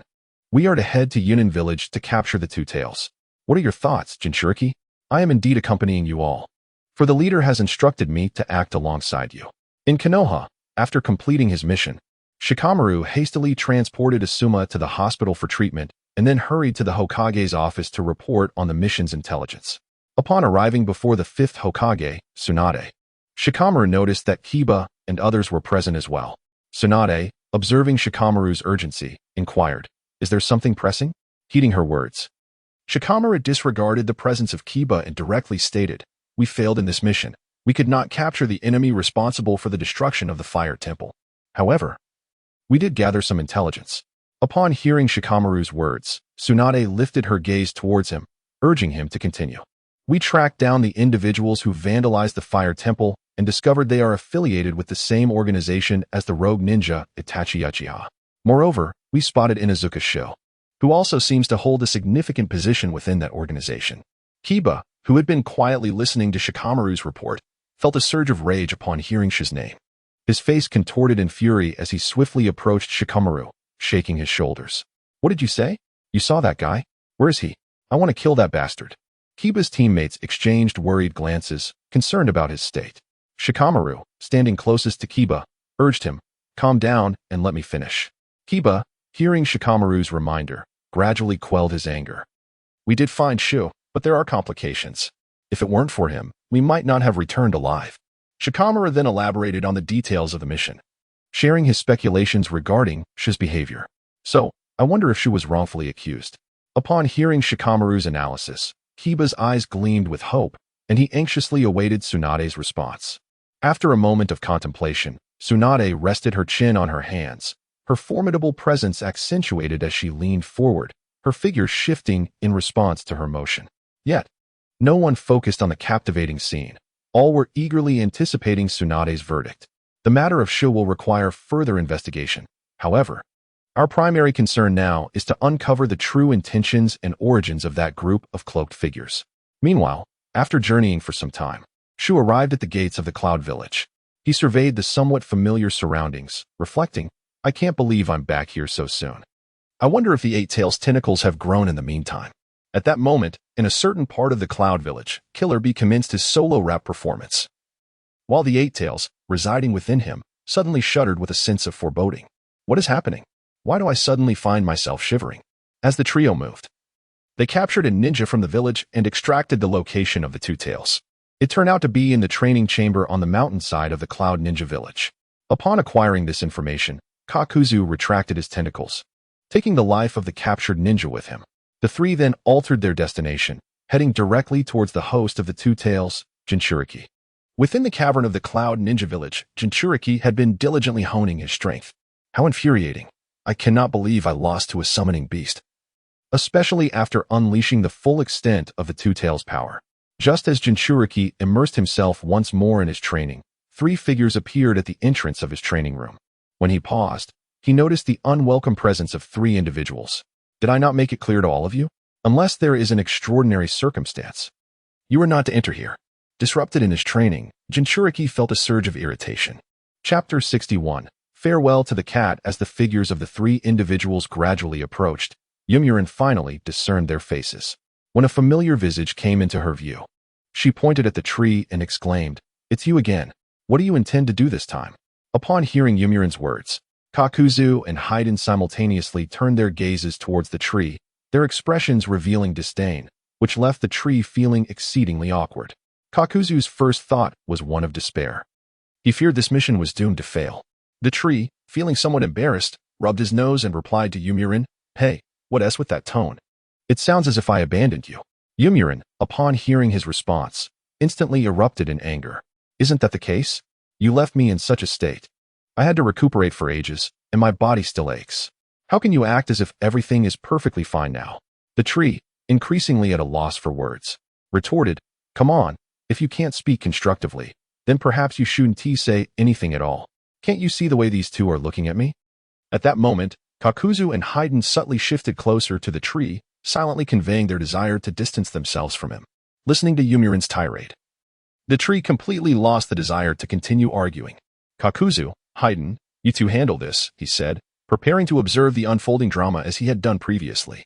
However, after a moment, he noticed that Kakuzu and Haiden, who had positioned themselves behind him, remained motionless, their gazes fixed intently upon him. What is going on? Why aren't you two moving? The expressions on Kakuzu and Haiden's faces seemed to say, Don't treat us like fools. If we go, there's no way we'll come back. Even Haiden felt a rare moment of cleverness. Finally, I've outsmarted myself. My head can rest easy on my shoulders for once. Could this be a sign of increased intelligence? With this thought, a smile spread across Haiden's face. Realizing their misunderstanding, the tree let out a long sigh. In this day and age, it seems no one believes in honesty anymore. With a resigned gesture, he retrieved a pokeball from his waist. Let us bring out an old friend, shall we? It's you, Raichu. A flash of red light illuminated the air as a creature resembling an orange mouse materialized before them. Pika Pika. Yomiuri, having observed their previous murmurs, was about to question the tree regarding his presence there when she saw him summon the very Pokemon that had previously defeated her. You again? Perfect. This time, let me demonstrate the fruits of my recent efforts. With that thought, she ceased hiding and instantly transformed into her fully manifested two-tailed state. A colossal blue cat appearing before the tree and his companions. Haiden, witnessing this spectacle, looked at Kakuzu with a puzzled expression and inquired, "Aren't they supposed to be on good terms? Why does it seem like they're about to fight?" The demeanor of Kakuzu resembled that of an experienced individual. As if it were quite simple, the adage to hit is to express affection, to scold is to show love aptly applies here. Despite their current banter, it is likely a mere quarrel. Moreover, observe the summoned beast released by the tree. It is evidently weaker than the one we previously encountered, and its diminutive size suggests it is merely for show. Did you truly take it seriously? Ah, I see. Haiden felt as though his intellect had expanded yet again today, acquiring knowledge at an increasingly rapid pace. As the tree listened to the exchange between Kakuzu and Haiden, a sense of helplessness welled within him. It seems there is no escaping this now. In light of this, Reichu, gigantify. The Reichu, originally only reaching the feet of the two-tailed beast, rapidly expanded, eventually aligning its stature with that of the cat again. Kakuzu observed the swiftly enlarging Reichu, realizing that this summoned beast possessed considerable strength. Roar. The two-tailed beast, now under the joint control of the wooden entity and itself, felt an inexplicable thrill upon seeing the Reichu that had previously bested them. With a resounding thud, the two-tailed beast charged toward Reichu, kicking up clouds of dust that soon enveloped the modest training room. Kakuzu and Haiden, caught below, found themselves covered in debris as the dust settled. When visibility returned, the two, now dusty and disheveled, turned toward the tree's position. There stood the tree, untouched and pristine, seemingly unaffected by the chaos. "Why is the tree unscathed while we are covered in grime?" Haiden protested, feeling quite indignant. Upon hearing Haiden's complaint, the tree replied, "Perhaps it is because I am more handsome. After all, those who are pleasing to the eye often enjoy greater fortune." With a chuckle, Kakuzu and Haiden wisely chose to remain silent. As the dust that had permeated the training room gradually dissipated, the figures of the two combatants re-emerged, entangled in a fierce struggle. The two-tailed beast extended its massive claw, aiming directly at Reichu's head. Reichu deftly turned its head to evade the attack, then swiftly grasped the outstretched hind leg of the two-tailed beast with its small claws, executing a flawless over-the-shoulder throw that sent the beast crashing behind it. The impact reverberated through the training room, shaking it violently. Sensing impending danger, Kakuzu and Haiden hurriedly fled toward the cave's exit. The cave began to collapse, revealing the fierce battle between the two-tailed beast and Reichu. Haiden, now outside, noticed the absence of the tree. "Is that fellow buried alive? Should we not assist him, Kakuzu?" Haiden inquired. Kakuzu, hearing this, retorted with irritation, "What are you thinking? If the tree could be so easily buried, would you truly believe it could so effortlessly sever your head?" After contemplating, Fadewan felt a sense of understanding. Indeed, shortly after Jiao Du conversed with him, several stones unexpectedly levitated amidst the ruins of the collapsed cave. Before Jiao Du and Fadewan, those stones appeared almost weightless, each one beginning to float gracefully in midair. Simultaneously, a figure resembling a tree emerged from within. Observing this spectacle, Fadewan turned to Jiao Du and inquired, "Jiao Du, you have lived for quite some time. What do you think this ability is?" Jiao Du, after a moment of contemplation, replied, "I have never witnessed anything like this. It might be a form of bloodline limit unique to trees, yet I have not heard of any peculiar bloodline limit associated with the Inazuka clan." As the tree approached Jiao Du and Fadewan, it remarked, "Why are you both staring at me like that? Have you never seen a handsome man before?" Upon hearing the tree's words, Jiao Du lost the desire to question it further. Meanwhile, at Reichu's location, liberated from the confines of the cave, the two colossal creatures began to unleash their movements. The Nibi started to leap side to side, evading the barrage of lightning spheres that Reichu relentlessly fired. Observing this, Reichu began to accumulate electricity, and soon a lightning bolt, as thick as a water barrel, surged forth from Reichu, striking swiftly towards Nibi. At that moment, having just dodged a lightning sphere, Nibi found itself unable to evade the impending lightning bolt. It raised its tail and positioned it defensively in front of itself. The bolt struck, leaving Nibi's once blue, flame-like fur charred and blackened, with occasional flickers of lightning coursing across its body. Noticing Nibi was rendered paralyzed and rigid, Reichu extended its hand, grasping the lightning-shaped tail from behind, and hurried towards Nibi. Chapter 62. Absorbing the two tails, Reichu trailed its tail along the ground, sparks of lightning flickering across its length. Approaching the two tails, Reichu lifted its tail and struck the creature across the face with a resounding bang. The impact sent the formidable body of the two tails hurtling through the air, leaving a deep trench in its wake as it skidded along the ground. Meanwhile, the villagers of the hidden cloud village heard the commotion emanating from the back mountain. Curiosity piqued. They lifted their heads and gazed in the direction of the sound. What could possibly be occurring over there? A few patrolling ninjas from the hidden cloud village quickly realized the situation and dashed towards the back mountain. Noticing that the two tails lay motionless in the distance, Reichu lost interest in continuing the confrontation and gradually reverted to its original form. The now diminished Reichu joyfully scampered towards a tree. The tree, upon seeing Reichu rush into its embrace, affectionately patted its head. "You've improved since last time. This time, you took less time," it remarked. Hearing the tree's praise, Reichu squinted its eyes in delight and nuzzled against the tree's face affectionately. Observing from the sidelines, Kakuzu and Haiden, who had been watching Reichu's battle, were filled with curiosity about the tree's summoned beast. "Tree, I had no idea your summoned beast was this powerful," Kakuzu exclaimed. In a playful manner, the tree teased Reichu, saying, "I call them Pokemon. They are of a different nature than summoned beasts." At that moment, Haiden approached the tree. Intrigued, "Pokemon? I have never heard of it," Fadewan remarked as he extended his hand towards Reichu, eager to stroke its head. The instant Fadewan's hand made contact with Reichu, the latter seemed to sense it, and a bolt of lightning erupted from the electric sacs on its cheeks. Consequently, Fadewan's hand halted a mere millimeter above Reichu's head. The unexpected surge of electricity rendered Fadewan's body pitch black, akin to his previous encounter with the two tails. However, due to his unique attributes, he faced no life-threatening danger, merely the sensations of pain and numbness. With his charred visage, Fadewan's mouth slightly agape, a wisp of smoke escaped, gently wafting into the air. Furthermore, his once slicked-back hairstyle now stood on end. Kakuzu observed Fadewan's predicament and noted that he deserved it, having witnessed the creature's prowess. He still dared to reach out, foolishly believing he could elicit a playful response. The tree disregarded the paralyzed Fadewan, stating it was time to take the two tails away. Upon hearing the tree's words, Kakuzu began his approach towards the two tails, now convinced that the Jinchuriki bore no relevance to him, or else he wouldn't have reduced it to such a state. Eventually, Kakuzu dragged the unconscious form of the two tails, now in the clutches of the wooden figure, while simultaneously holding the incapacitated Fadewan with his other hand. As the tree and its companions departed, they were met by the anxious gazes of patrolling ninjas from the Cloud Village, who exclaimed in distress, "What should we do? We must inform Lord Rakich." With that, the two swiftly vanished from sight. The tree and his companions brought the captured creature to a secluded cave, where they began to contact the members of the Akatsuki through secret techniques. The ethereal forms of the Akatsuki members soon gathered.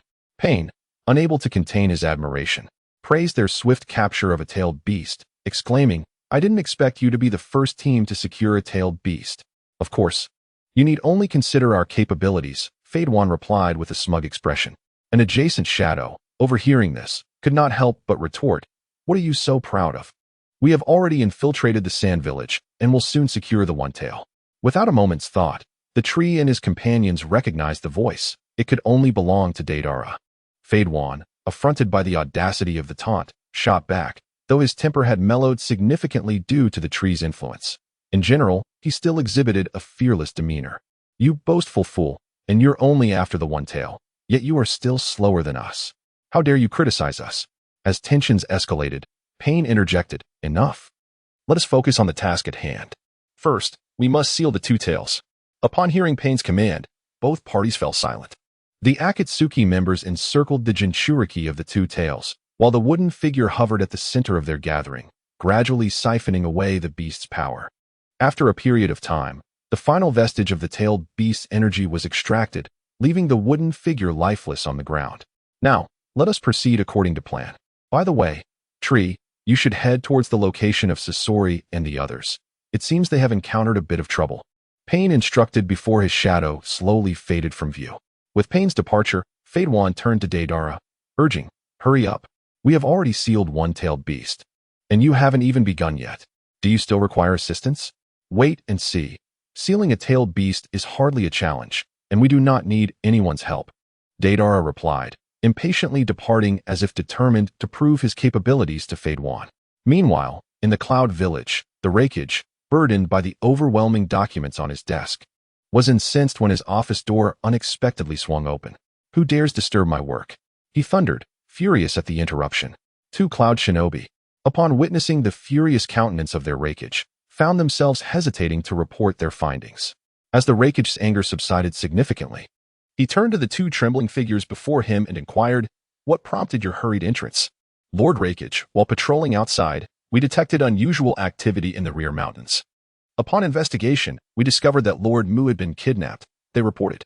With a resounding crash, the Raikage's desk splintered in two. "Who dares to openly challenge the might of our hidden Cloud Village?"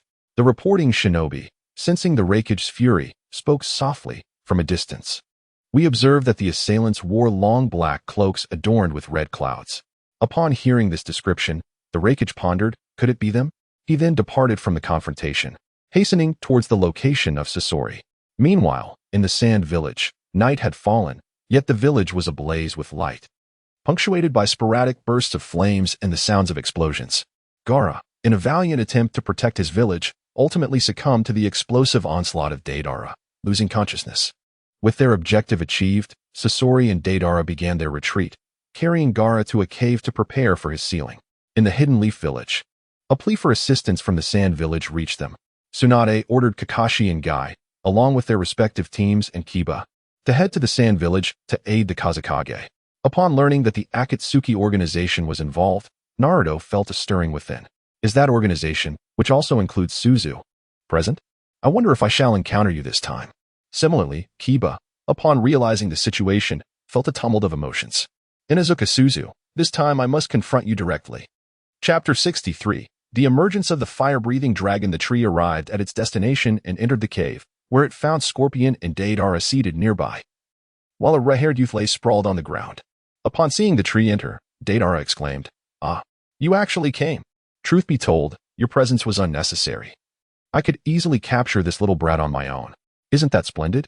I merely intended to observe, not to assist you," the tree replied nonchalantly, approaching Gaara and nudging him with its foot. "I hope this fellow doesn't wake up midway. I have little faith in your abilities." Deidara, upon hearing this, stepped closer to the tree. "Do you doubt my artistry?" Just as the tree and Deidara exchanged jibes, the previously silent Scorpion interjected, "Enough of this chatter. Let us commence with the task at hand." The two ceased their bickering and began preparations for sealing the One Tail. Meanwhile, members of the Akatsuki gathered once more to embark on the sealing process. Naruto and his companions from Konohagakure had already made their way to Sunagakure, accompanied by Granny Chiyo. As they hurried towards Gaara's location, "Gaara, wait for us. We shall arrive shortly," Naruto thought, recalling his own similar experiences with Gaara, which urged him to quicken his pace. Upon reaching the sealing site, Naruto and the others halted, gazing at the barrier that stood before them. They attempted to break through, yet every assault was effortlessly repelled. This seal, Kakashi gazed thoughtfully at the sealing technique before him. The trio engaged in extracting the tailed beast within heard the commotion outside. Pain opened his eyes, revealing striking, deep violet rings that stood out conspicuously in the dim surroundings. "Someone is approaching. The extraction process must not be interrupted. You two handle it," he instructed. Itachi and Kisame exchanged glances. "Leave it to us," they replied. They began to form hand seals, and the captured ninja bound before them lay helplessly. In an instant, the two were enveloped by the earth beneath them, their original appearances transformed, as the newly manifested Itachi and Kisame stood before their captives, while their true selves continued the extraction of the tailed beast. Tree bent down to his waist, addressing his Pakball. "Is there anyone who wishes to venture outside?" The Pakmon within began to confer. Lucario, as the elder statesman, shifted positions and resumed his repose, showing no desire to contest. Raichu, having recently battled, also felt no pressing urge to fight again. That left only Greninja, Charizard, and Venusaur. Seeing this, Greninja decided against competing with the two newcomers and relinquished the opportunity. Venusaur gazed at Charizard, who replied after deliberation, agreeing to take Venusaur for a flight to experience the sensation of soaring through the skies, with the condition that Charizard would be the first to enjoy the outing. A flash of red light erupted, revealing a creature resembling a western dragon, resplendent in shades of orange, before the members of the Akatsuki. The individuals engaged in the sealing process were taken aback by the sudden appearance of this being, particularly Haiden and Kakazu. Little did they know that such a unique summoning beast resided within their ranks, and it appeared to possess considerable strength. Charizard addressed Tree, "Have fun. But don't overdo it. All permissions are now granted to you. Just enjoy yourself." With a joyful roar, Charizard tilted its head and bellowed towards the heavens, a burst of flames erupting from its mouth. The group outside the cave, still pondering how to unravel the seal, heard the sound. Naruto curiously pressed his ear against the rocky surface. Suddenly, a shadow soared from atop the cave. Everyone turned their gazes upward. Kakashi swiftly pulled Naruto aside as a large blade swung down towards Naruto's previous position. Kakashi looked on to see two figures emerging before them, Uchiha Itachi and Kisame Hoshigaki. "Well now, long time no see, I never expected it to be you again." Kakashi positioned himself behind Naruto, then charged towards Itachi Uchiha. Upon witnessing this, Kisame did not impede him, but instead advanced towards his own adversary. Niji, Kiba, and their team, led by Guy, tensed as they noticed Kisame approaching. Kisame, gazing at Guy clad in a tight green outfit, declared, "Let us complete the battle that was left unresolved last time. This time, fortune shall not favor you." Upon hearing Kisame's words, Guy felt his mind momentarily clouded. "Who are you?" "You do not remember me? I am Kisame Hoshigaki. We met previously." "Oh, I understand now." Uchiha Kisame. With a resounding crash, Kisame swung his weapon down. Guy nimbly leapt backward, narrowly avoiding the strike. Kisame redirected his weapon, aiming once more at Guy. The other Leaf ninjas, seeing the skirmish commence, were eager to assist, but Chiyo intervened. "Wait, look at that in the sky. It must be our true enemy." At Chiyo's urging, they all glanced skyward, where a fire-breathing dragon flapped its wings, crossing its arms in disdain as it regarded them. Suddenly, Akamaru, positioned beside Kiba, exclaimed, "What?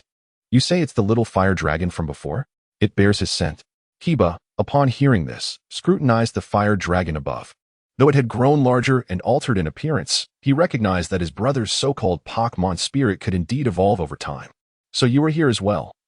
Inazuka Shu. Chiyo prepared to make the first move, her fingers extending threads of chakra towards the airborne dragon. The fire dragon, sensing the impending attack, opened its massive jaws and unleashed a fierce torrent of flames, incinerating the chakra threads before they could reach it.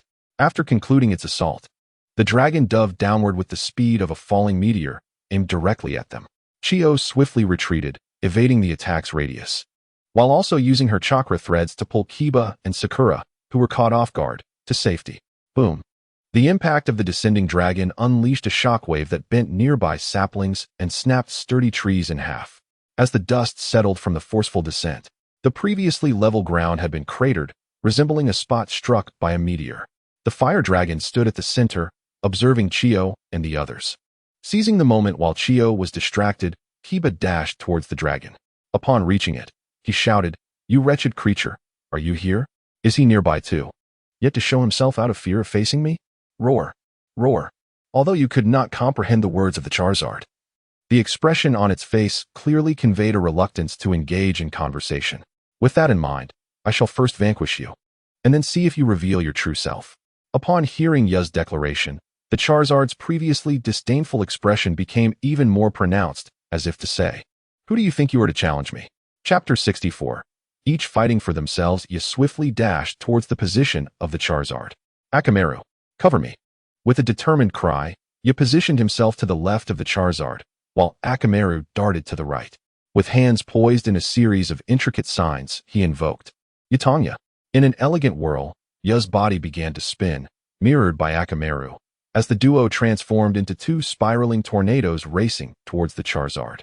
The Charizard, unfazed by the impending assault, remained stoic as its forepaws glimmered and gradually extended, enveloping its claws in a radiant aura.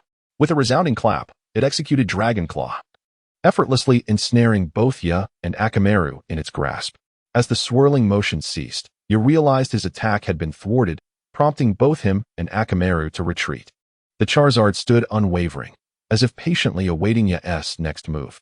Observing the Charizard's demeanor, Yu felt a wave of nostalgia wash over him, reminiscent of his childhood training sessions with the little fire dragon, though now, the familiar figure was conspicuously absent. Shaking his head to dispel the reveries, Yu glanced down at Akamaru, who seemed to sense his master's thoughts. With an encouraging nod, Akamaru charged once more towards the Charizard. Akamaru. Lightning flash. Akamaru's speed surged as he raced forward, creating multiple afterimages. The Charizard, perceiving the oncoming flurry of Akamaru's, swelled its cheeks and unleashed a torrent of flames. The inferno engulfed Akamaru and his phantoms, consuming them within a fiery tempest. As the flames dissipated, all traces of Akamaru vanished, and suddenly, a sound of slicing air echoed from behind the Charizard. Unbeknownst to everyone, Ya had transformed using the Beastman technique, embodying a fearsome visage with fangs protruding from his mouth. His beastly claws lunged ferociously towards the Charizard's back. In response, the Charizard flapped its wings, summoning a gust of wind that hurled Ya away. Spinning through the air, he landed on his feet, only to find the Charizard sporting a triumphant grin. The Charizard was struck from behind, its entire body sent flying, losing balance. In an effort to regain stability, it flapped its wings and turned to face the source of the assault. To its astonishment, Akamaru had transformed into a colossal silver wolf. Now present at that very spot, Charizard was puzzled by how Akamaru had appeared behind it. Meanwhile, in Kiba's mind, his earlier strategy resurfaced. He had instructed Akamaru to use Quick Attack to enhance speed, creating the illusion of an impending attack on Charizard. When Charizard unleashed its flames, Kiba had directed Akamaru to burrow underground, while he himself ventured forth to distract Charizard, with Akamaru lying in wait for the perfect moment to strike. One could not help but acknowledge that Kiba had significantly strengthened since the original narrative. His strategic planning and synergy with Akamaru had evolved far beyond the simplistic tactics of the past. Observing this spectacle, Chiyo could not suppress her admiration, recognizing the extraordinary talent among the people of Konoha, which stirred a sense of envy within her. Kiba approached the transformed Akamaru, exclaiming, "Beast transformation technique. Two-headed giant wolf." A massive wolf with two heads materialized before Charizard, drooling viscously as it fixed its gaze upon the creature. Suddenly, the giant wolf sprang into action, its speed rivaling that of Akamaru's earlier quick attack. Now fused with Akamaru, Kiba was also capable of utilizing skills, and due to his enhanced physical constitution, the potency of his attacks had increased tremendously. Megaton impact, he declared, unleashing his most formidable strike in a bid to bring Charizard down with him. The two-headed giant wolf ignited with a green luminescence before charging towards Charizard. As Charizard beheld the oncoming assault from Kiba, its previously disdainful expression vanished. The muscles in Charizard's right arm tensed as it prepared to counter with its own megaton strike, bracing itself for the impending clash. The impact resonated with a thunderous boom. The two forces collided, the powerful recoil sending the fire dragon hurtling away, while Ya and Akamaru reverted to their original forms, being flung to the ground and skidding several meters before coming to a halt. The fire dragon rose once more, while Ya and Akamaru lay exhausted, unable to rise from the ground. Observing this, Chiyo employed her chakra threads to pull Ya and Akamaru back. "It seems that if we wish to rescue Gaara, we must surpass this trial," Chiyo declared, casting a glance at her fellow leaf ninjas behind her. "You all should proceed. I shall confront this summoned beast." Upon witnessing this, Naruto and his companions dispersed to the other two battlefields to assist Kakashi and Guy. Chiyo withdrew a scroll from her person, and with a swirl of smoke, two puppets materialized on the scene. Crafted from her son and daughter-in-law, they were named Father and Mother. As the two puppets, linked together, gradually separated, several sharp threads emerged between them and surged towards the fire dragon. The fire dragon unleashed another fiery breath, attempting to incinerate the two puppets. However, with a swift motion of her hands, Chiyo animated the puppets, allowing them to deftly evade the oncoming flames. Seeing the puppets approaching from above, the fire dragon flapped its wings to evade the attack. Hovering in midair, it suddenly set its sights on Chiyo, who was controlling the puppets from below, seemingly sensing the dragon's gaze. With a powerful dive, the fire dragon surrounded itself with a colossal dragon-shaped aura and charged towards Chiyo's position. Chiyo, witnessing the rapid advance of the fire dragon, quickly maneuvered her two puppets to mount a defense. Crack! Crack! The dragon's assault was momentarily thwarted. However, the puppets were left riddled with cracks. Boom! The fire dragon's force broke through Chiyo's defenses, scattering fragments of the shattered puppets into the air. Unrelenting, the fire dragon struck Chiyo, sending her flying. She tumbled across the ground for quite some time before finally coming to a stop. As she regained her composure, a sudden spurt of blood erupted from her mouth. Gazing at the crimson liquid, she silently expressed gratitude. Fortunately, I managed to absorb most of the impact with the puppets. Otherwise, this frail body of mine might have met its end here. Observing Chiyo on the ground, the fire dragon slowly approached her. Meanwhile, Itachi noticed that Kakashi, undeterred, continued to charge directly at him. His Sharingan whirled rapidly as he unleashed a Genjutsu against Kakashi.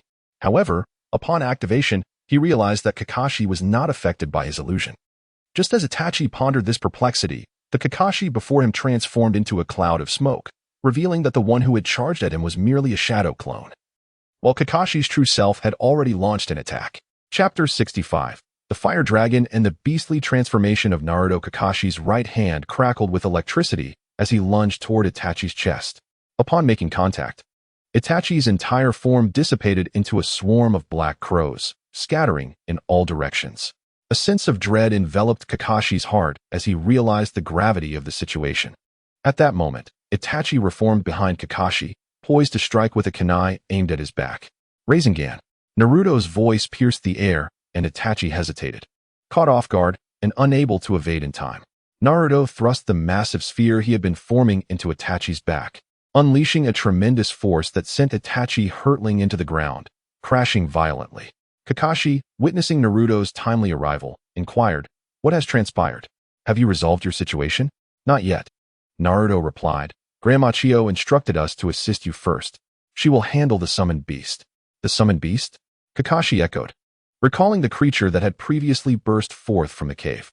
"I had thought Kiba would be able to defeat it, yet it possesses considerable strength." Naruto continued, "You should return to aid Chiyo. That summoned beast likely belongs to the tree. If it truly is a Pokemon, then Chiyo could be in peril." Meanwhile, on the opposite side of the battlefield, Chiyo surveyed the remnants of shattered puppets strewn across the ground.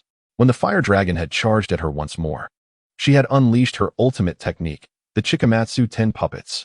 Under Chiyo's masterful control, the fire dragon initially struggled to gain the upper hand. Yet, as time wore on, Chiyo's puppets were gradually worn down by the relentless onslaught. She had thought that even if her puppets were destroyed, the fire dragon's stamina would be exhausted, granting her an opportunity for a counterattack.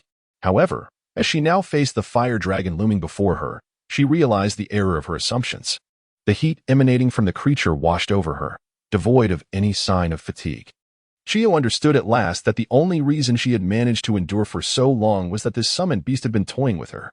At that moment, Naruto finally arrived on the scene, only to find Chiyo kneeling on the ground, while the fire dragon towered over her, raising its massive claws.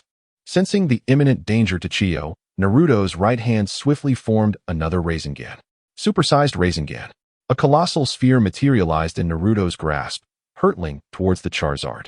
Upon sensing movement behind it, Charizard turned to behold the immense orb rushing towards it. Raising its right foot, Charizard stomped down, causing the earth to upheave as clods of soil began to shift. Naruto, unable to maintain his footing, inadvertently smashed the orb onto the ground beneath him, creating a sizable crater. Charizard charged towards Naruto, and with a graceful pivot, its robust tail sent Naruto sprawling. After skidding along the ground for a distance, Naruto rose once more. Given the circumstances, he contemplated his next move. Naruto's eyes transformed into those of a beast, as he gradually became enveloped in a crimson, ominous chakra. Chiyo, who had collapsed on the ground, sensed this chakra and turned her gaze towards Naruto. "This chakra, is it from the Nine Tails?" At this moment, Naruto's appearance had undergone a metamorphosis. He was shrouded in the red aura of chakra, with three tails trailing behind him. The three-tailed Naruto let out a roar that echoed into the sky. Nearby, Kakashi, who was providing support to Guy, heard the cry. Has Naruto transformed into the Nine Tails? Given his current state, the summoned creature must possess considerable strength. This truly complicates matters. After dealing with Kisame's clone, Kakashi made his way towards Naruto, while Guy led their companions in continuing to unravel the seal. The three-tailed Naruto gathered energy within his mouth, unleashing a tailed beast bomb towards the Charizard.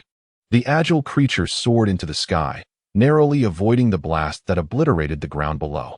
Meanwhile, Chiyo, sensing the energy waves generated by the battle, quietly began to crawl towards a safer location, unwilling to perish in the aftermath of their clash. Seeing Charizard evade into the air, the three-tailed Naruto extended his arm. Reaching for the airborne creature, Charizard, initially at ease in the sky, was caught off guard by Naruto's sudden, elongated arm and was seized before it could evade. With a firm grip, Naruto hurled Charizard downwards. Boom, boom, boom. The Charizard was mercilessly battered, stirring up clouds of dust. As the tailed beast Naruto released his grip, a shadow darted from the haze, hurtling towards him with alarming speed. Charizard, now filled with indignation, could hardly fathom that someone dared to strike it. In its recollections, such an encounter had only occurred during training sessions with other Pokemon and had not been repeated since. In an instant, Charizard stood before tailed beast Naruto, who, taken aback by the sudden proximity, instinctively stepped back. Before tailed beast Naruto could react, Charizard seized him. With a powerful throw, tailed beast Naruto was launched into the air. Gazing upwards, Charizard gathered flames within its maw, unleashing a colossal inferno that surged forth, employing the move Blazing Inferno, whose might had reached a level akin to that of Uchiha Madara.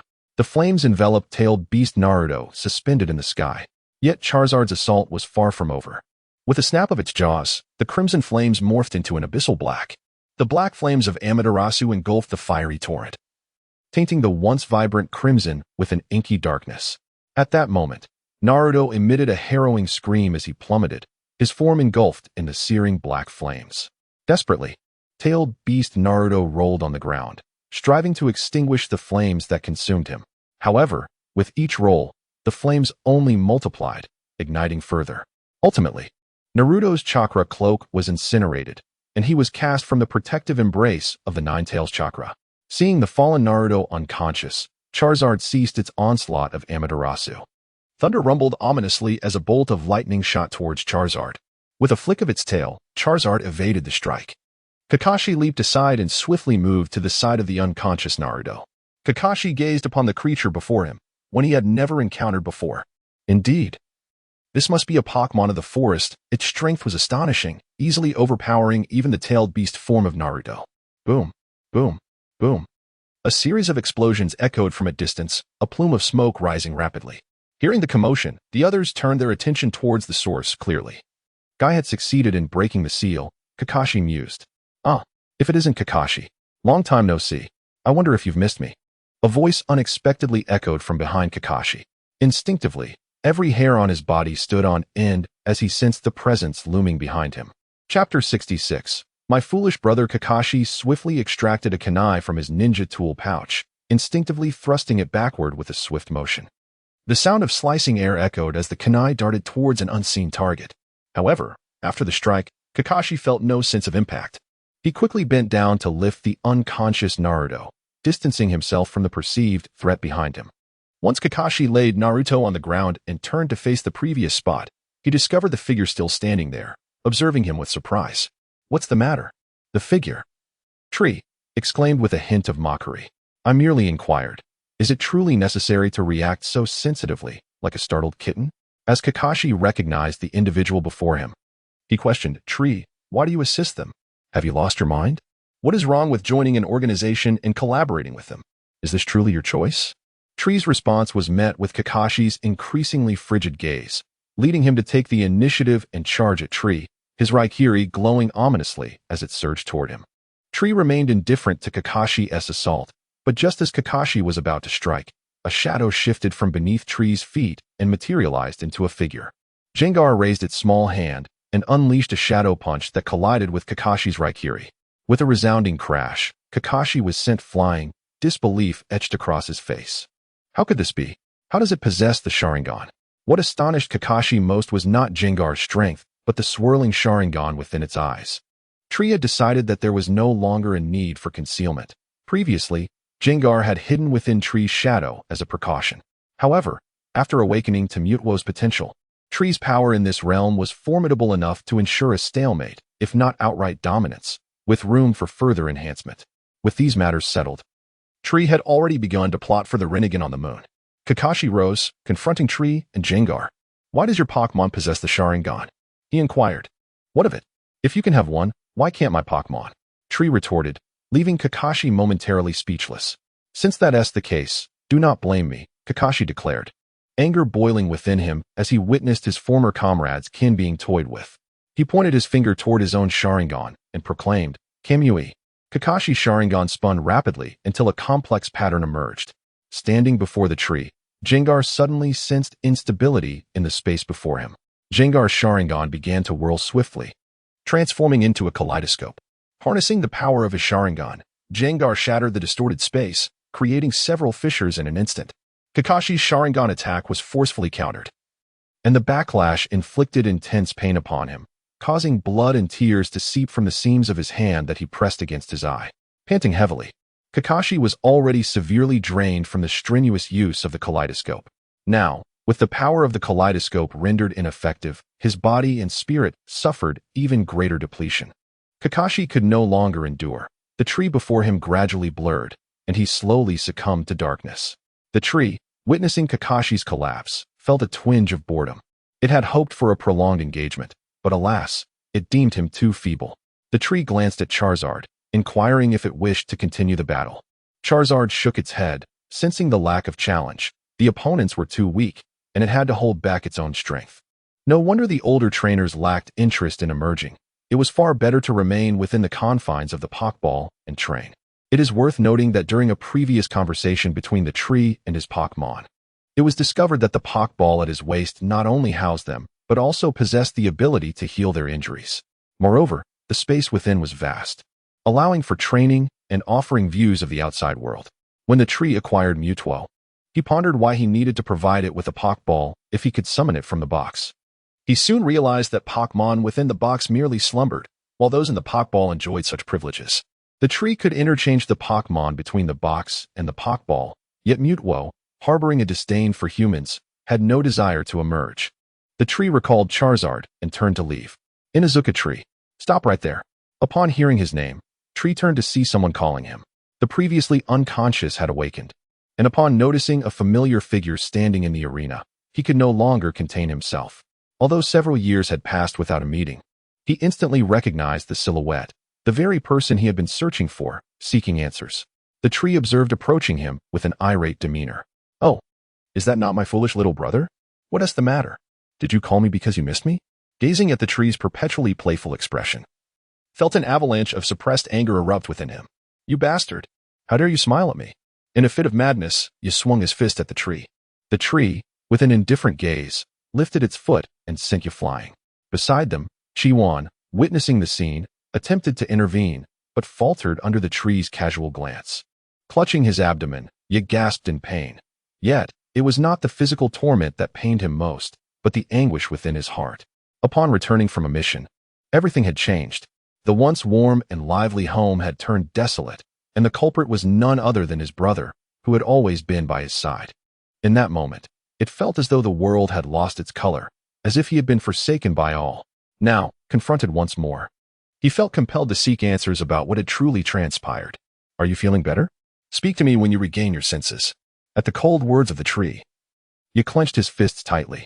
He raised his head and demanded, "What has happened to our family? They all say it is because of you that you killed the higher-ups of Konoha and our kin." The tree regarded the earnest expression on Ye's face, sensing the hope within him that the truth he sought might be a falsehood. With a heavy sigh, the tree turned to depart, leaving you with a parting remark that echoed in his ears. "If you wish to uncover the truth, seek it for yourself. Go to the land of snow. There you shall find the answers you seek." Initially, you watched the tree leave, feeling despondent, but upon hearing its words, a flicker of hope ignited within him. "The land of snow, you say? Very well. I shall go there and uncover the truth." The tree observed as Guy, having opened the 8th gate, delivered a decisive kick to Deidara, who fell, while the body of Gaara lay beside them, taken by Guy.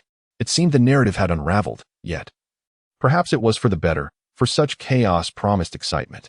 Chapter 67. The resurrection of Gaara. In a fit of rage, Deidara, having had Gaara's body seized by Kai, exclaimed, "You green-haired fool! Allow me to demonstrate what true art is."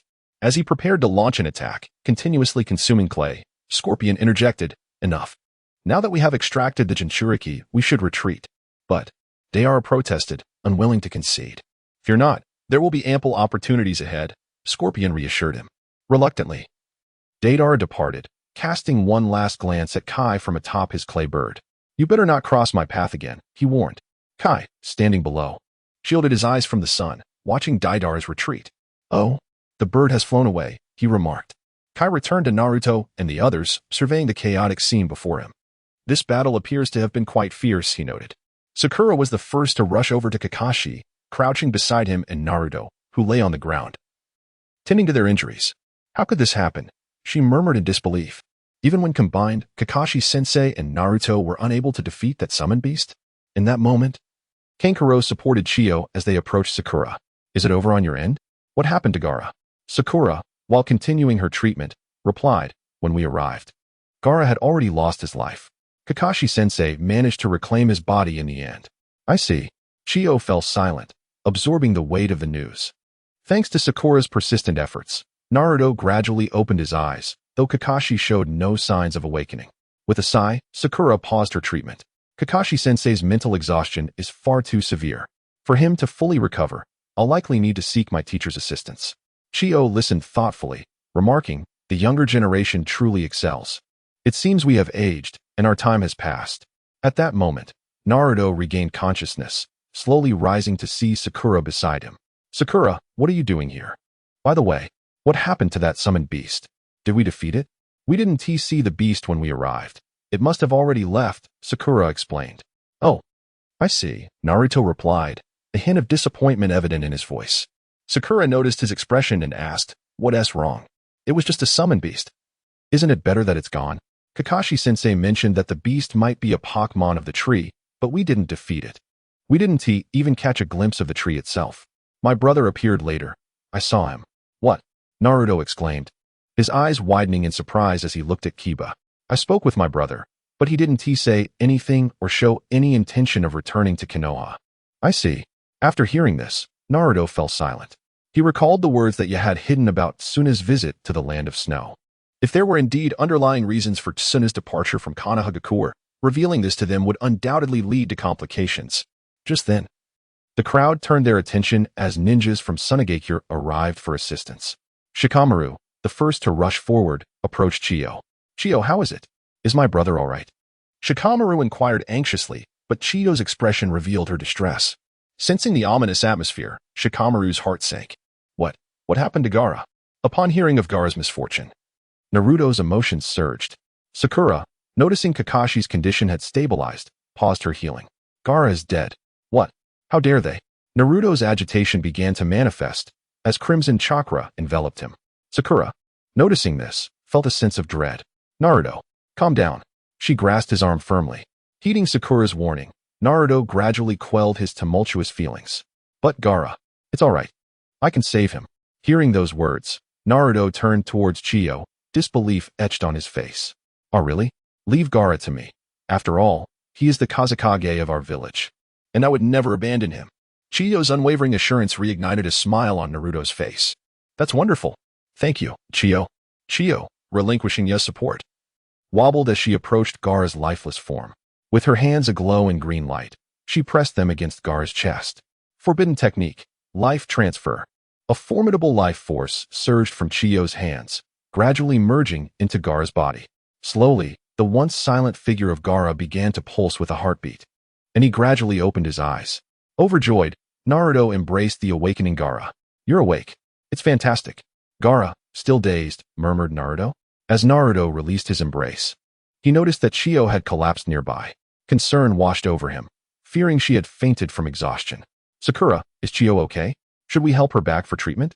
Sakura gazed at the fallen Chiyo, her heart heavy with the realization that Chiyo had sacrificed her own life force to save Gaara. She has no breath left. Upon hearing this, Naruto was momentarily rendered speechless. At that moment, Temari approached Chiyo.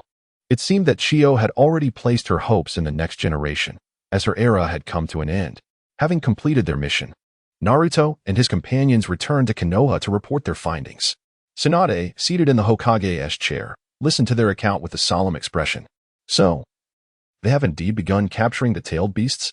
Jiraiya leaned against the wall, revealing through years of investigation that their targets appeared to be the tailed beasts of the various ninja villages. I suspect they harbor some unspeakable secret.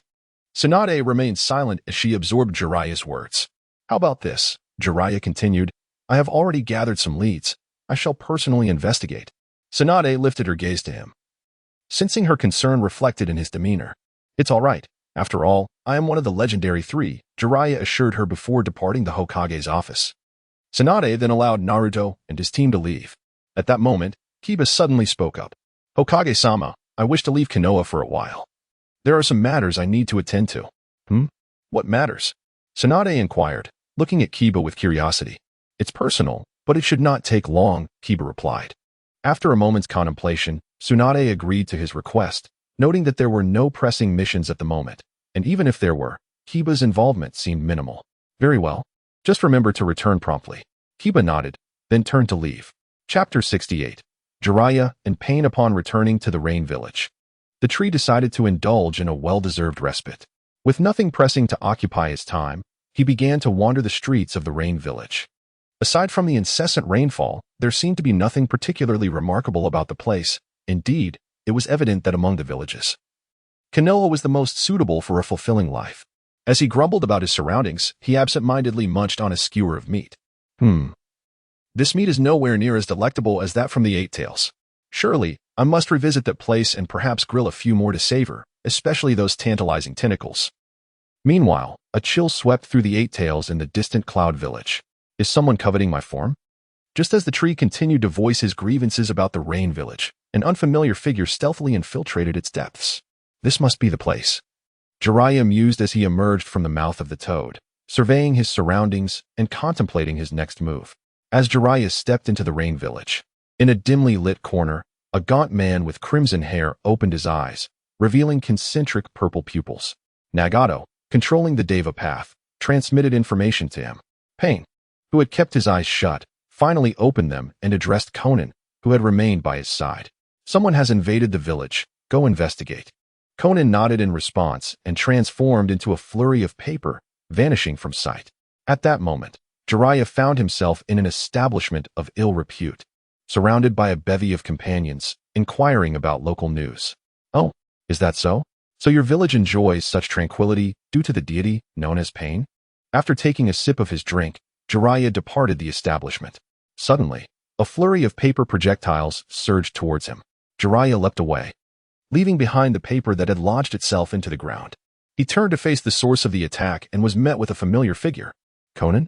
With an expression of stoic indifference, Conan regarded Jiraiya below. Sensei, you should not have come here. Ignoring her admonition, Jiraiya inquired. Since you are here, where is Nagato? Are they with you? What has transpired, and why has it come to this?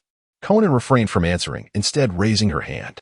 Countless paper spears materialized before her and hurtled towards Jiraiya. Fire release, fire dragon flame bullet. Jiraiya formed hand seals, summoning a fire dragon that charged towards the incoming paper spears.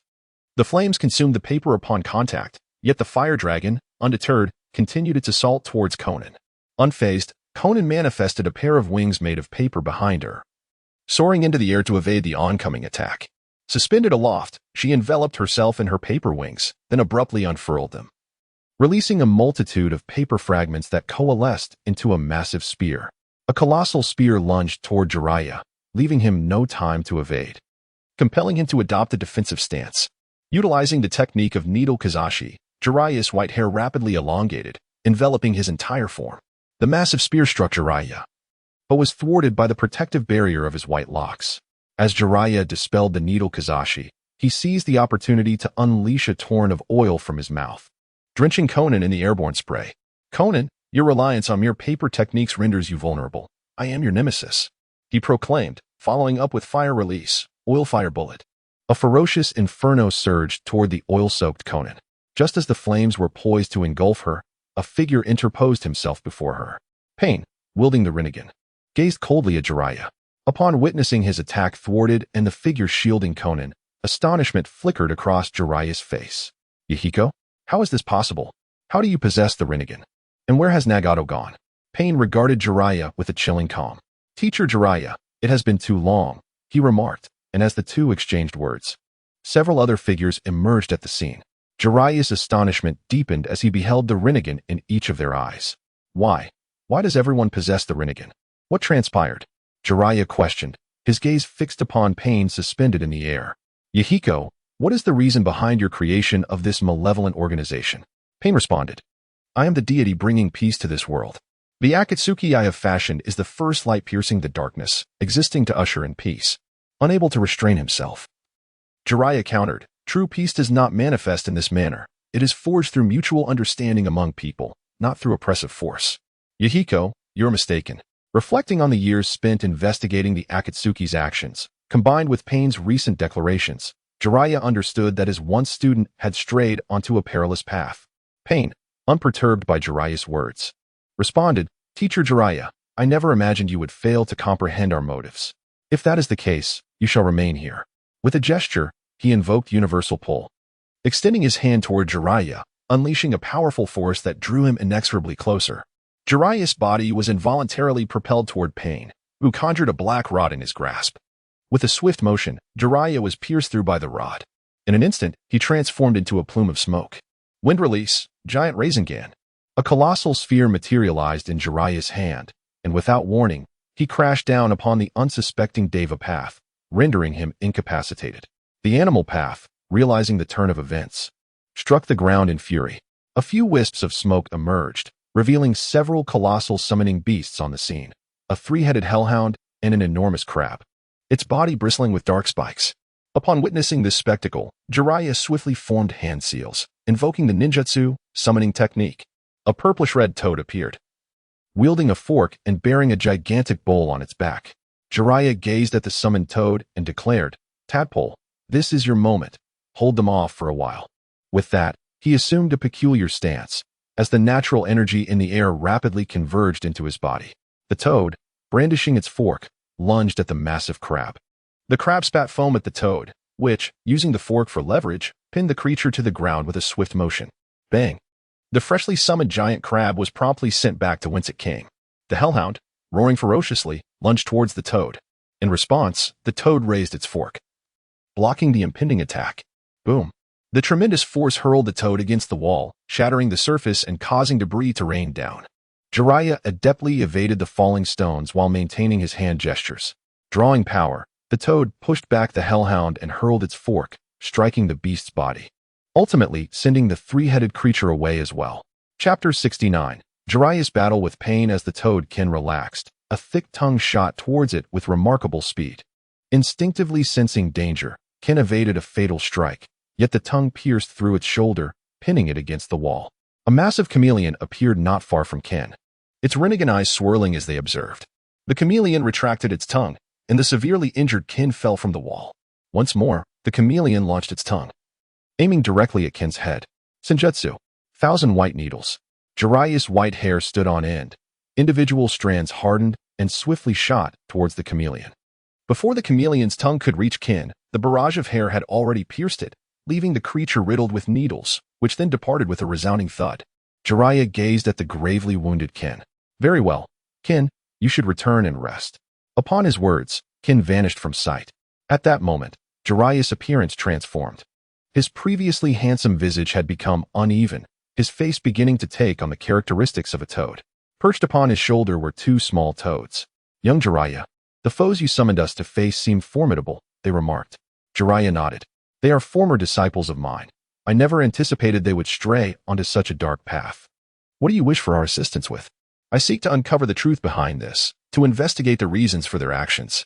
With that, Jiraiya's gaze turned serious as he looked upon Pain. The Deva path of Pain waved a hand in Jiraiya's direction, prompting the other Pains to charge at him. Jiraiya evaded the incoming attacks, gathering chakra into a Rasengan while dodging. As he maneuvered, he thrust the Rasengan forward, striking the Azura path and sending it crashing into the wall. Creating distance, Jiraiya declared, Senjutsu, Super Giant Rasengan. A colossal Rasengan, the size of a spirit bomb, hurtled towards the remaining Pains. At that moment, the Preda path stood before Jiraiya. It extended its hand towards the descending Rasengan, which swiftly diminished in size until it vanished completely. Jiraiya stared at the Preda path in disbelief. How is this possible? My attack was absorbed. In response, the Naraka path struck, sending Jiraiya flying. The force of the blow caused him to spit blood as he tumbled along the ground, only coming to a halt upon colliding with the wall. Gradually rising, Jiraiya surveyed the Pains encircling him. Senjutsu, Frog Song, perched upon Jiraiya's shoulders. The two toad sages emitted a piercing cry, their powerful sound waves immobilizing the remaining bodies of Pain. Seizing the moment, Jiraiya unleashed another Rasengan, striking the animal path, which was sent hurtling away, collapsing to the side. Jiraiya gazed at the defeated animal path, pondering, did I not slay this creature before? Why is it here now? Before he could contemplate further, the hungry ghost path launched another assault on him. Senjutsu left and right gate. Simultaneously, Jiraiya and the toads unleashed their attacks. Yet, without a doubt, they were all absorbed by the hungry ghost path. Observing this scene, Jiraiya wondered if any energy could be consumed by this entity. Resolute, he prepared to strike again. Senjutsu, Thousand Needle Jutsu. Countless hair-like projectiles soared towards them. Shinra Tensei. An invisible force deflected Jiraiya's attack, and he too was propelled backward by this energy. Thud. The immense power slammed Jiraiya into the wall. Coughing, blood involuntarily spilled from his mouth. The two toad sages on his shoulders wore expressions of deep concern. Fukasaku turned and noticed a nearby pond. With swift reflexes, he dragged Jiraiya into the water. Submerged, Jiraiya found temporary refuge. Fukasaku and Shima observed the gravely wounded Jiraiya. Little Jiraiya, we must flee. We cannot defeat them. And if this continues, you will perish. Jiraiya clutched his chest and shook his head. No, I must confirm something. With that, he rose and approached the edge of the pool. Once submerged again, Jiraiya used his toad tongue to pull the previously defeated animal path into the water, vanishing before the other pains could respond. Returning to his previous hiding place, he scrutinized the face of the animal path he had dragged over. Indeed, this was the very being he had once slain. Suddenly, a thought struck him. Yahiko. Jiraiya rose, intending to take another look. As he approached the edge of the pool once more, a figure surged forth. The Azura path gripped Jiraiya's throat, exerting a slight pressure, causing blood to spurt from Jiraiya's mouth. His throat was crushed, and he wondered why this foe, whom he believed he had already vanquished, had returned. Thus, Jiraiya was held aloft by the Azura path, while the Deva path Pain and Konan hastened to join him. The human path, previously defeated by Jiraiya, was also resurrected and now stood before him anew. Pain regarded Jiraiya, stating, Jiraiya-sensei, I never anticipated that, even in the end, you would stand in the way of my dreams. If that is the case, I shall have to send you on your way. With that, Pain drew forth a slender black rod and lunged it towards Jiraiya's heart. Yet, as the rod neared its target, Pain found himself unable to pierce through, as if an invisible barrier stood between them. What is happening? Pain pondered, bewildered. At that moment, a voice echoed, Oh, what are you all playing at? Such excitement. Pain turned towards the source of the voice and saw Inazuka Shu. What are you doing here? Do you wish to experience the wrath of a god as well? Shu finished the last of his skewer and hurled the stick towards Pain's head. Pain, witnessing the bamboo skewer soaring towards him, was filled with rage. He attempted to raise his hand, only to discover that his body was immobile. With a resounding thud, the skewer struck Pain's head. Shu merely tossed it casually, curious to see the expression on this self-proclaimed god after being hit. Inazuka Shu, feel the fury of the divine. Pain unleashed his full power, breaking free from Shu's telekinetic grasp. Shu, observing the furious Pain, teased, Oh dear, you're angry. I'm so frightened. Please, don't come any closer. Pain raised his hand towards Shu, invoking Super Universal Pull. A powerful force drew towards Shu, yet he stood firm, his body enveloped in a potent energy, the Akatsuki cloak billowing in the wake of the immense suction. After a brief stalemate, the gravitational pull from the Deva path ceased. Pain's gaze towards Shu transformed, recognizing the strength of this unexpected adversary. Chapter 70, Pokemon Battle. The tree noticed that the pulling force acting upon it had dissipated, and it could not help but mock Pain, saying, Is that all you've got? Your endurance is lacking, pup. Pain, incensed by the tree's provocation, charged towards its position with all but the animal path, which had not yet been restored by the hell path, intent on eliminating the tree. Observing the five approaching Pain, the tree patted its chest and feigned fear, exclaiming, Oh dear, I am so frightened.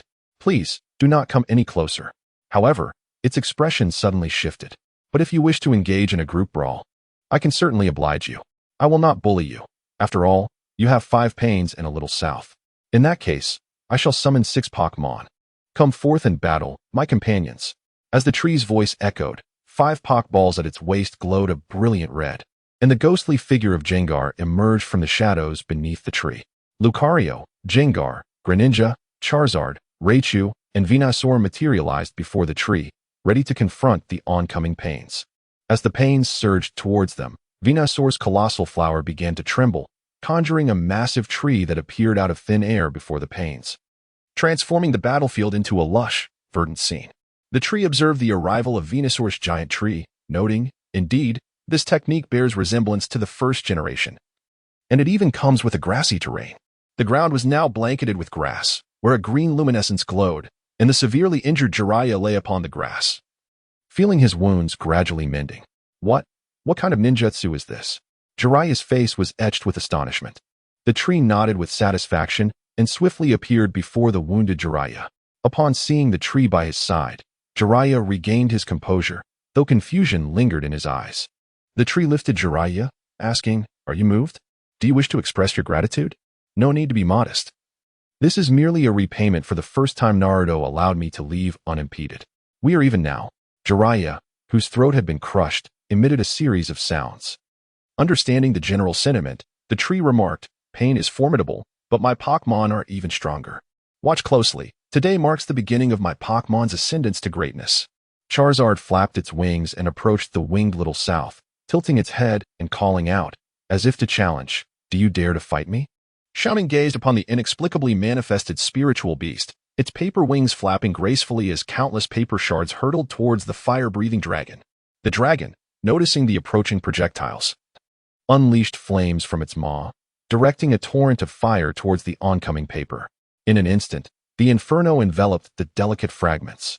As the relentless flames surged toward him, Sharingan flapped his wings to evade the attack. However, in the next moment, the fire-breathing dragon pursued him relentlessly. Its right claw glimmered with energy, enveloping it as it lunged towards Xiaonan's airborne form. The dragon's claw pierced through Xiaonan's body, yet the penetrated portion astonishingly transformed into paper, dissipating into the air. Perplexed, the dragon had little time to react before Xiaonan delivered a powerful kick, sending the creature hurtling away. The fire-breathing dragon plummeted through the air like a falling star, crashing into the ground with a resounding thud. The earth yielded beneath its weight, creating a deep crater as the dragon emerged, shaking its head to regain composure. Upon raising its gaze to Xiaonan, it was met with the sight of a colossal paper spear hurtling towards it at great speed. With a thunderous crash, the freshly risen dragon was struck once more, enveloped in a cloud of dust that obscured its form. As the dust settled, it became evident that the dragon's claws were firmly grasping the immense paper spear that Xiaonan had thrown. Discarding the spear, the fire-breathing dragon let out a furious roar directed at Xiaonan, then swiftly ascended towards him. Anticipating the dragon's rapid approach, Xiaonan summoned a multitude of paper fragments to encase himself. By the time the dragon reached him, he had concealed his form within a sphere of paper. Enraged, the dragon grasped the paper sphere with both hands and hurled Xiaonan downward with a forceful throw. After releasing Xiaonan, the dragon noticed that peculiar paper talismans had somehow adhered to its body. The series of explosions erupted around the Charizard, as detonating seals burst upon its form. When the chaos subsided, the Charizard bore numerous scars, having suffered the consequences of its inexperience in battle. Faced with the seasoned fighter, Xiaonan, despite being a fire-type Pokemon, it found itself at a disadvantage. Xiaonan, who had been hurled towards the ground by the Charizard, was not spared from the brutal impact. The sheer force inflicted damage upon her internal organs, causing blood to involuntarily trickle from her lips. Enduring the pain that riddled its body, the Charizard remained suspended in the air, unleashing another torrent of flames. A fiery vortex ignited beside Xiaonan, and just as she attempted to break free, the crimson flames morphed into an inky black. The Charizard infused the vortex with Amaterasu, and Xiaonan's wings re-emerged in a bid for escape. However, the height of the vortex continued to rise, ultimately transforming into a colossal black fire tornado. As Xiaonan ascended, the flames consumed the air around her, leading to her unconsciousness, and she plummeted to the ground. The Charizard, having overexerted itself with the use of Amaterasu, also succumbed to fatigue, landing beside Xiaonan, gasping for breath. Trees, carrying Jiraiya, approached the Charizard. "Well done, but your battle instincts still require refinement." The Charizard, feeling a sense of dissatisfaction, crossed its arms defiantly, turning its head away, acknowledging the truth in Tree's words. Meanwhile, the battle commenced with Pain targeting the Lucario. The Lucario swiftly approached Pain, launching a million-ton strike towards him. Shinra Tensei. The immense repulsive force sent Lucario soaring backward, and as it adjusted its position mid-air, it landed with a skid, leaving a trail on the ground. Lucario, standing firm, let out a thunderous roar. Suddenly, A powerful aura erupted, causing the air around it to whistle, while small fragments of stone began to levitate in its vicinity. After opening the 7 gates, Lucario moved with astonishing speed, its feet striking the ground, shattering the stone tiles beneath it. In an instant, Lucario vanished from sight, leaving behind only a fleeting shadow in the eyes of Pain's Rinnegan. In the next moment, Lucario delivered a swift kick that sent Pain flying into the wall, which crumbled upon impact, burying Pain within the debris. When Pain emerged from the rubble, his garments were tattered, leaving his upper body partially exposed as he glared at Lucario. Since you dared to provoke the divine, prepare to face the wrath of the gods. Pain surveyed the Pokemon on the battlefield, intent on ensnaring them all with his ultimate attack. Super, Ultra Baku Tenka. In the distance, Nagato, orchestrating the chaos, could no longer contain himself and spat out a mouthful of blood, gasping for breath as he murmured, "The dignity of the divine shall not be trampled." A black particle materialized before Lucario, who found himself unable to move as a formidable gravitational force bound his legs. The surrounding stones and earth swiftly converged towards Lucario's position, while Greninja and the others were also drawn in by the overwhelming gravity, gradually enveloping them. Observing the unfolding scene, Tree employed telekinesis to relocate Jiraiya, Charizard, and the unconscious Conan. As time passed, the initially small orb of energy expanded, ultimately encasing the entire Rain Village. The villagers, witnessing this phenomenon, believed it to be the wrath of their deity, and one by one, they knelt in prayer towards the sphere formed by the Earth Explosion Star, beseeching forgiveness from their god. Chapter 71. The Super Lucario. The tree guided them to a place of safety, gazing at the enormous sphere suspended in midair. Alas, the mindset of this overly dramatic youth is rather poor. Such a trivial provocation rendered him incapacitated. Had I not intervened with my telekinesis to shield a portion of the hidden Rain Village, it is likely that the village would have been obliterated, and its inhabitants would have truly met their demise. Beside the tree, Jiraiya, filled with excitement, flailed his arms. Wah, I understand. The tree crossed his arms, continuing to observe the celestial devastation conjured by Pain. Seeing the tree's indifference, Jiraiya was somewhat exasperated. What do you know? I meant for you to act swiftly and quell the chaos. Who told you to stand there posing and spectating? Tin Pain, panting heavily, lowered his hands, regarding the Pokemon he had sealed. This is the fate of those who provoke the divine. Gasping for breath, Tind rose to his feet, with the remaining 4 paths standing resolutely behind him. He directed his gaze towards the tree. Prepare to face divine retribution, Inazuka Shu. You underestimate my Pokemon far too much. Are you truly certain you have defeated them? As the words left the tree's lips, the enormous stone sphere that had contained the Pokemon began to tremble ominously. Crack, crack, crack. The surface of the suspended sphere fractured increasingly, until it erupted violently. From the heart of the shattered sphere emerged a colossal purple figure. Gengar utilized Susanoo to break free from Tint's seal. The other Pokemon remained nestled within Gengar's Susanoo. The crumbling sphere fragmented, gradually plummeting from the sky. Gengar maneuvered Susanoo until it stood before Tind. Tind gazed at the Gengar before him. I hadn't noticed before. But you possess the Sharingan? However, what of it? I wield the Eye of the God. Gengar has dispelled Susanoo, while the remaining Pokemon, having just entered the fray, were unable to showcase their prowess due to being sealed by the deity of heaven. Now, they are all invigorated, eager to reclaim their previous glory. Lucario stands resolutely before the deity of heaven, considering itself the oldest companion of the tree and assuming the role of the elder brother among Pokemon. Thus, it naturally confronts the leader of their adversaries. Meanwhile, Greninja faces off against the path of Ashura. Gengar approaches the path of humanity.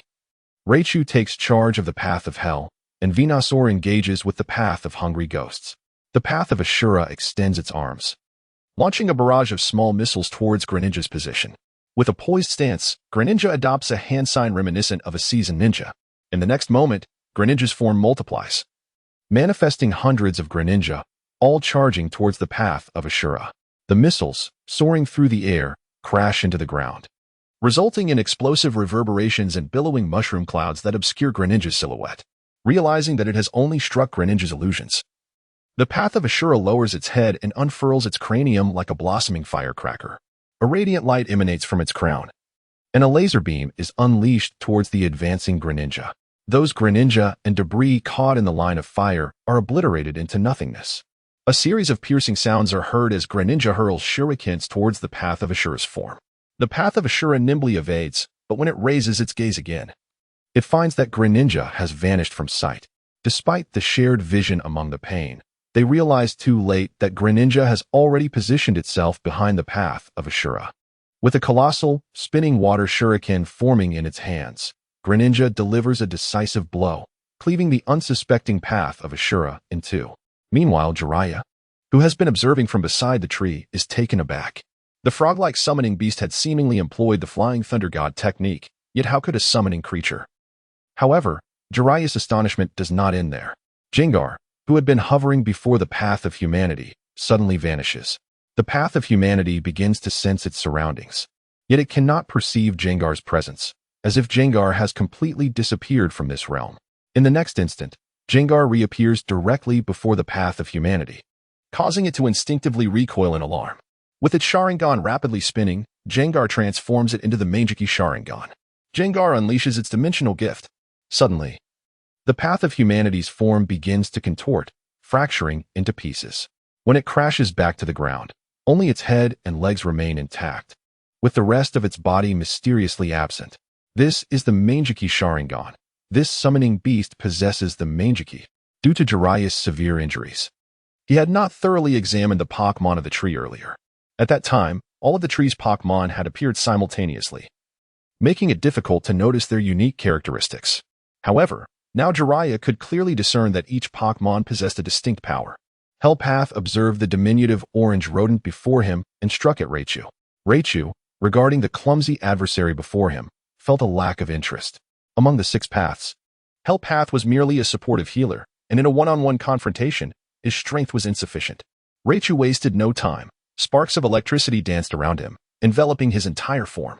The surging lightning seemed to transform into a suit of armor encasing Raichu. He deftly evaded Hellpath's attack, extending his little finger and gliding it across Hellpath's body. With a swift leap to the side, Raichu left Hellpath's body cleaved in two. Was this the signature technique of the third Raikage, the Hell Stab?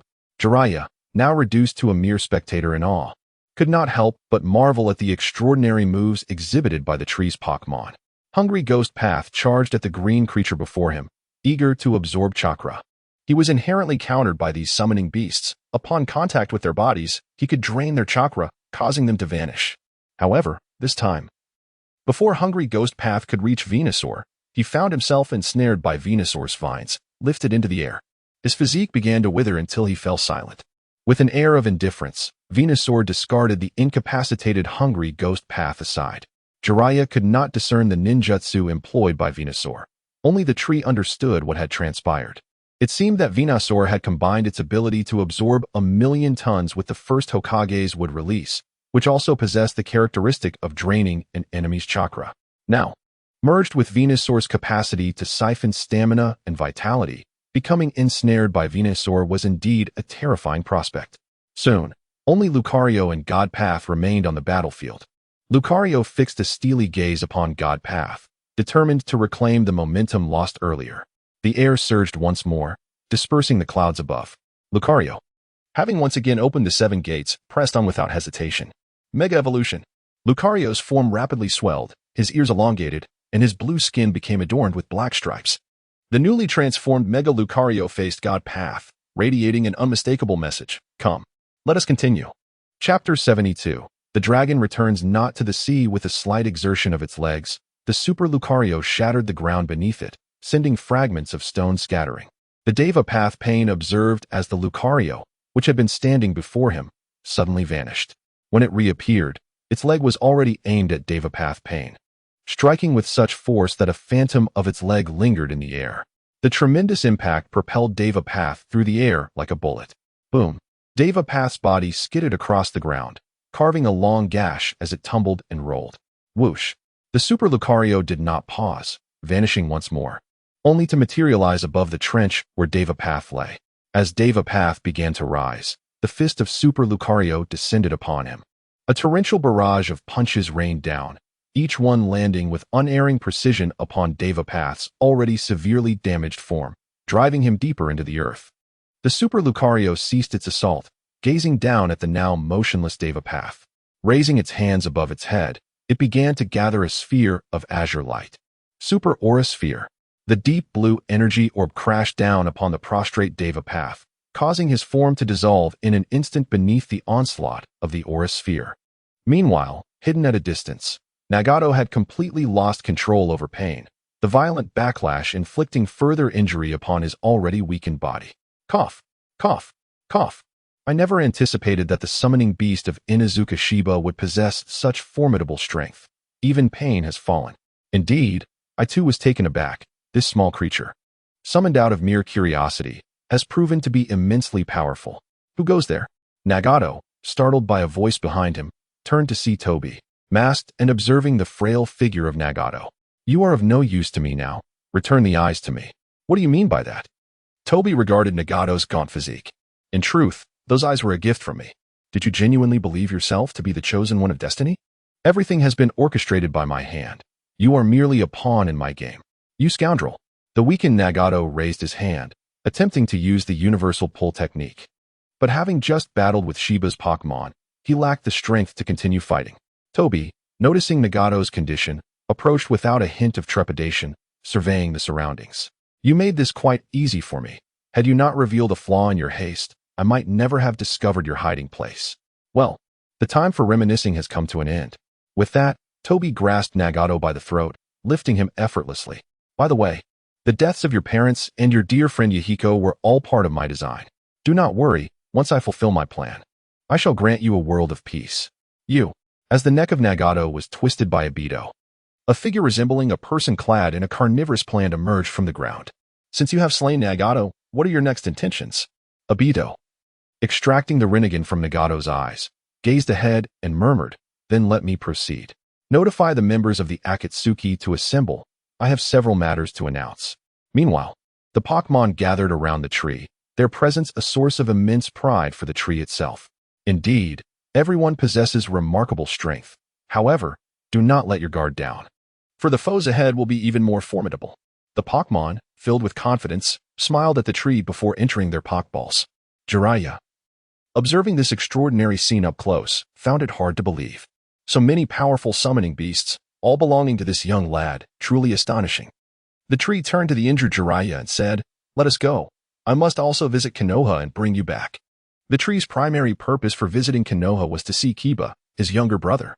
After their last encounter, he felt he had neglected him over the years. He wondered if Kiba had left Konoha after hearing his earlier advice. However, he assumed he would have returned by now. At that moment, Konan, who had been unconscious on the ground, finally opened her eyes and surveyed the surrounding ruins, her mind clouded with confusion. Where am I? Here lies the periphery of the ranged shinobi village, now caught in the throes of battle. Fortunately, the majority of the villagers remain unscathed, a testament to my efforts. Do you express gratitude towards me? Xiao Nan, upon hearing the rustling of the trees, cast her gaze in that direction. Where is Pain? Why is he nowhere to be seen? All have fallen to my Pokemon, yet there is no need for sorrow. After all, they are merely corpses, are they not? The true orchestrator behind the scenes is Nagato, whom I have chosen not to pursue. Jiraiya, upon hearing this, silently nodded in agreement. Indeed, those were corpses. However, he had not anticipated that it was Nagato who wielded the control. Xiao Nan, hearing the words of the trees, breathed a sigh of relief. Yet, upon realizing how much he knew, she regarded him with a curious look. The tree, noticing her gaze, remarked, "What is there to find strange? Did you think I joined for any other reason? I was merely intrigued by your so-called deity, though I must admit, your strength leaves much to be desired for one who dares to claim divinity."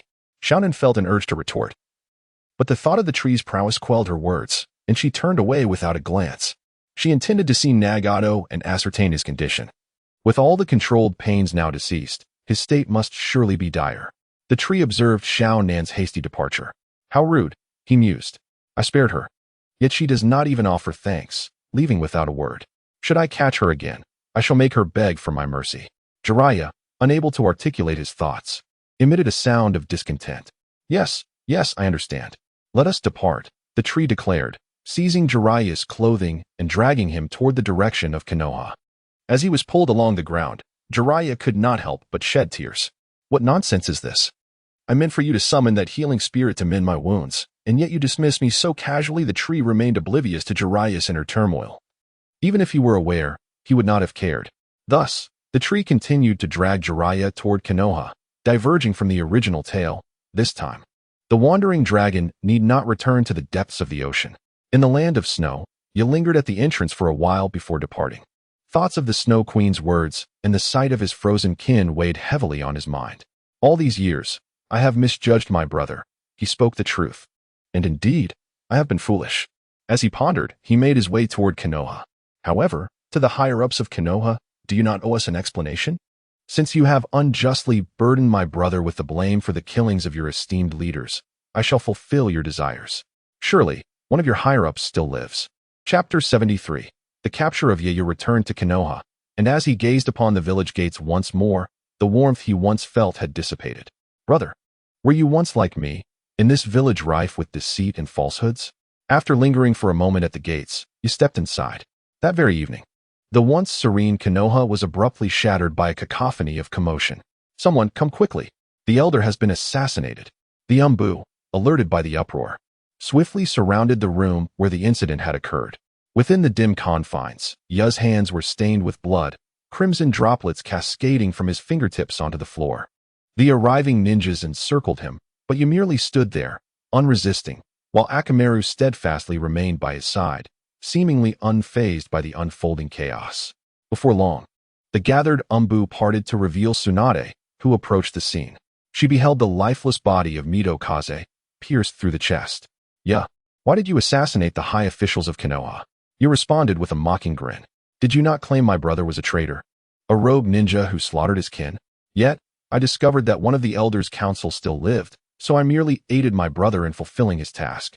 Upon hearing Ya's words, Tsunade understood he had uncovered the truth and chose to remain silent, for numerous witnesses had already seen Ya commit the act.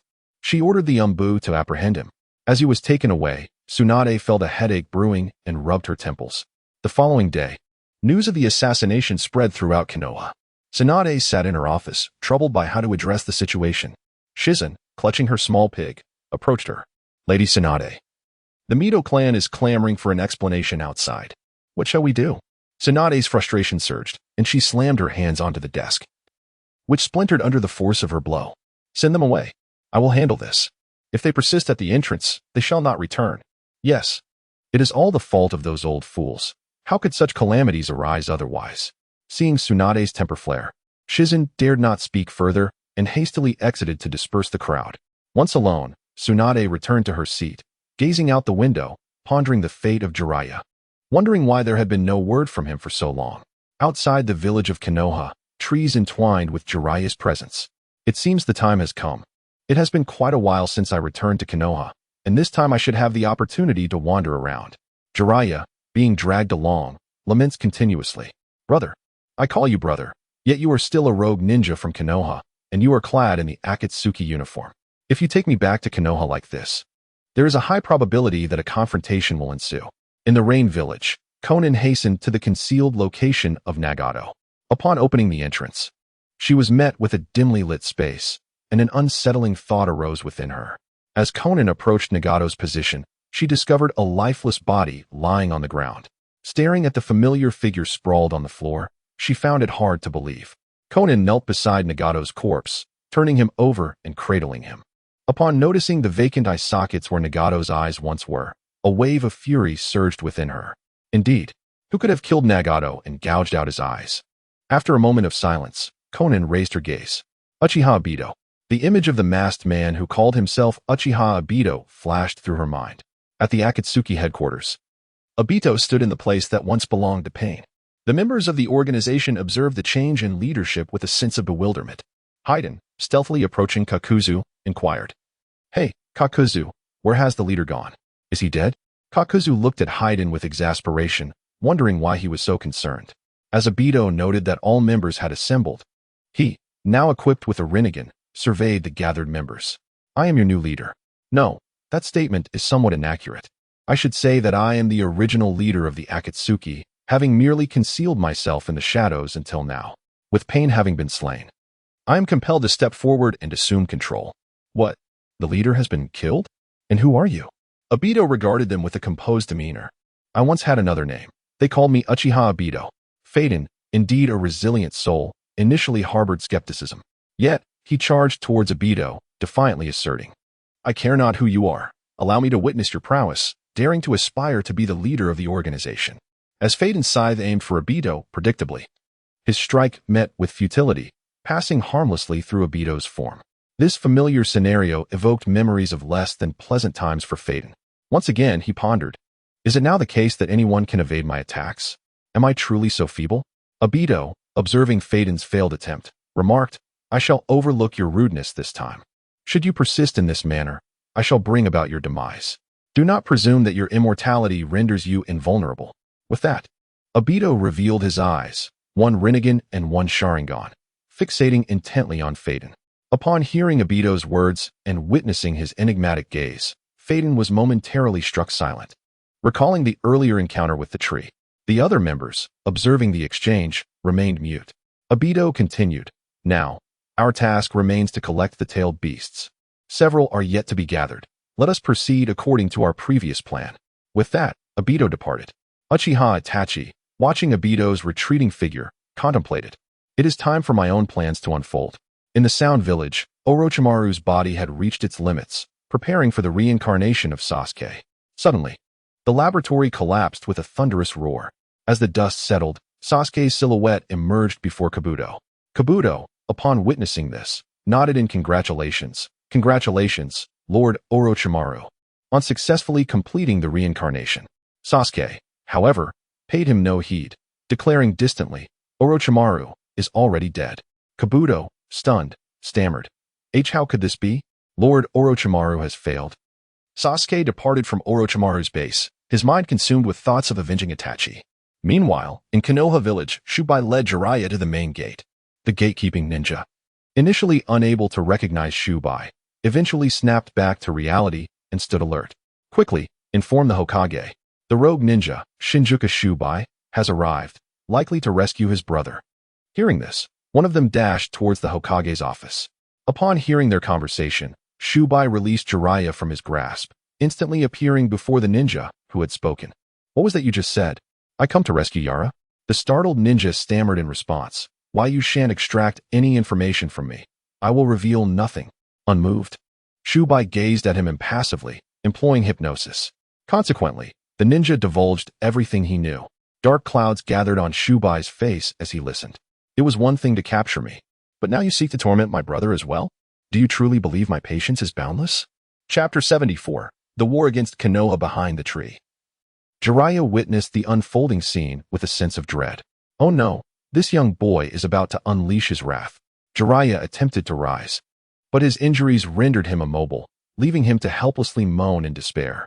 The tree released the captured ninja and stood at the gates of Konoha, aware that the messenger would soon return with reinforcements.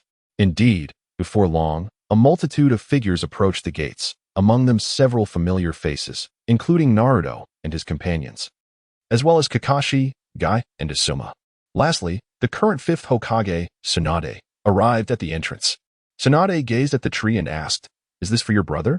"It wasn't, but now it is," the tree replied. Upon hearing these words and noticing the Akatsuki attire worn by the tree, Tsunade felt uncertain about his intentions. Suddenly, her gaze fell upon Jiraiya, who lay behind the tree. How did he end up there, and in such a grievously wounded state? Could it be that the tree's organization was responsible? Had Jiraiya's reconnaissance plan failed? Realizing Tsunade's focus was on him, Jiraiya attempted to convey a message, hoping to dissuade her from confronting the tree.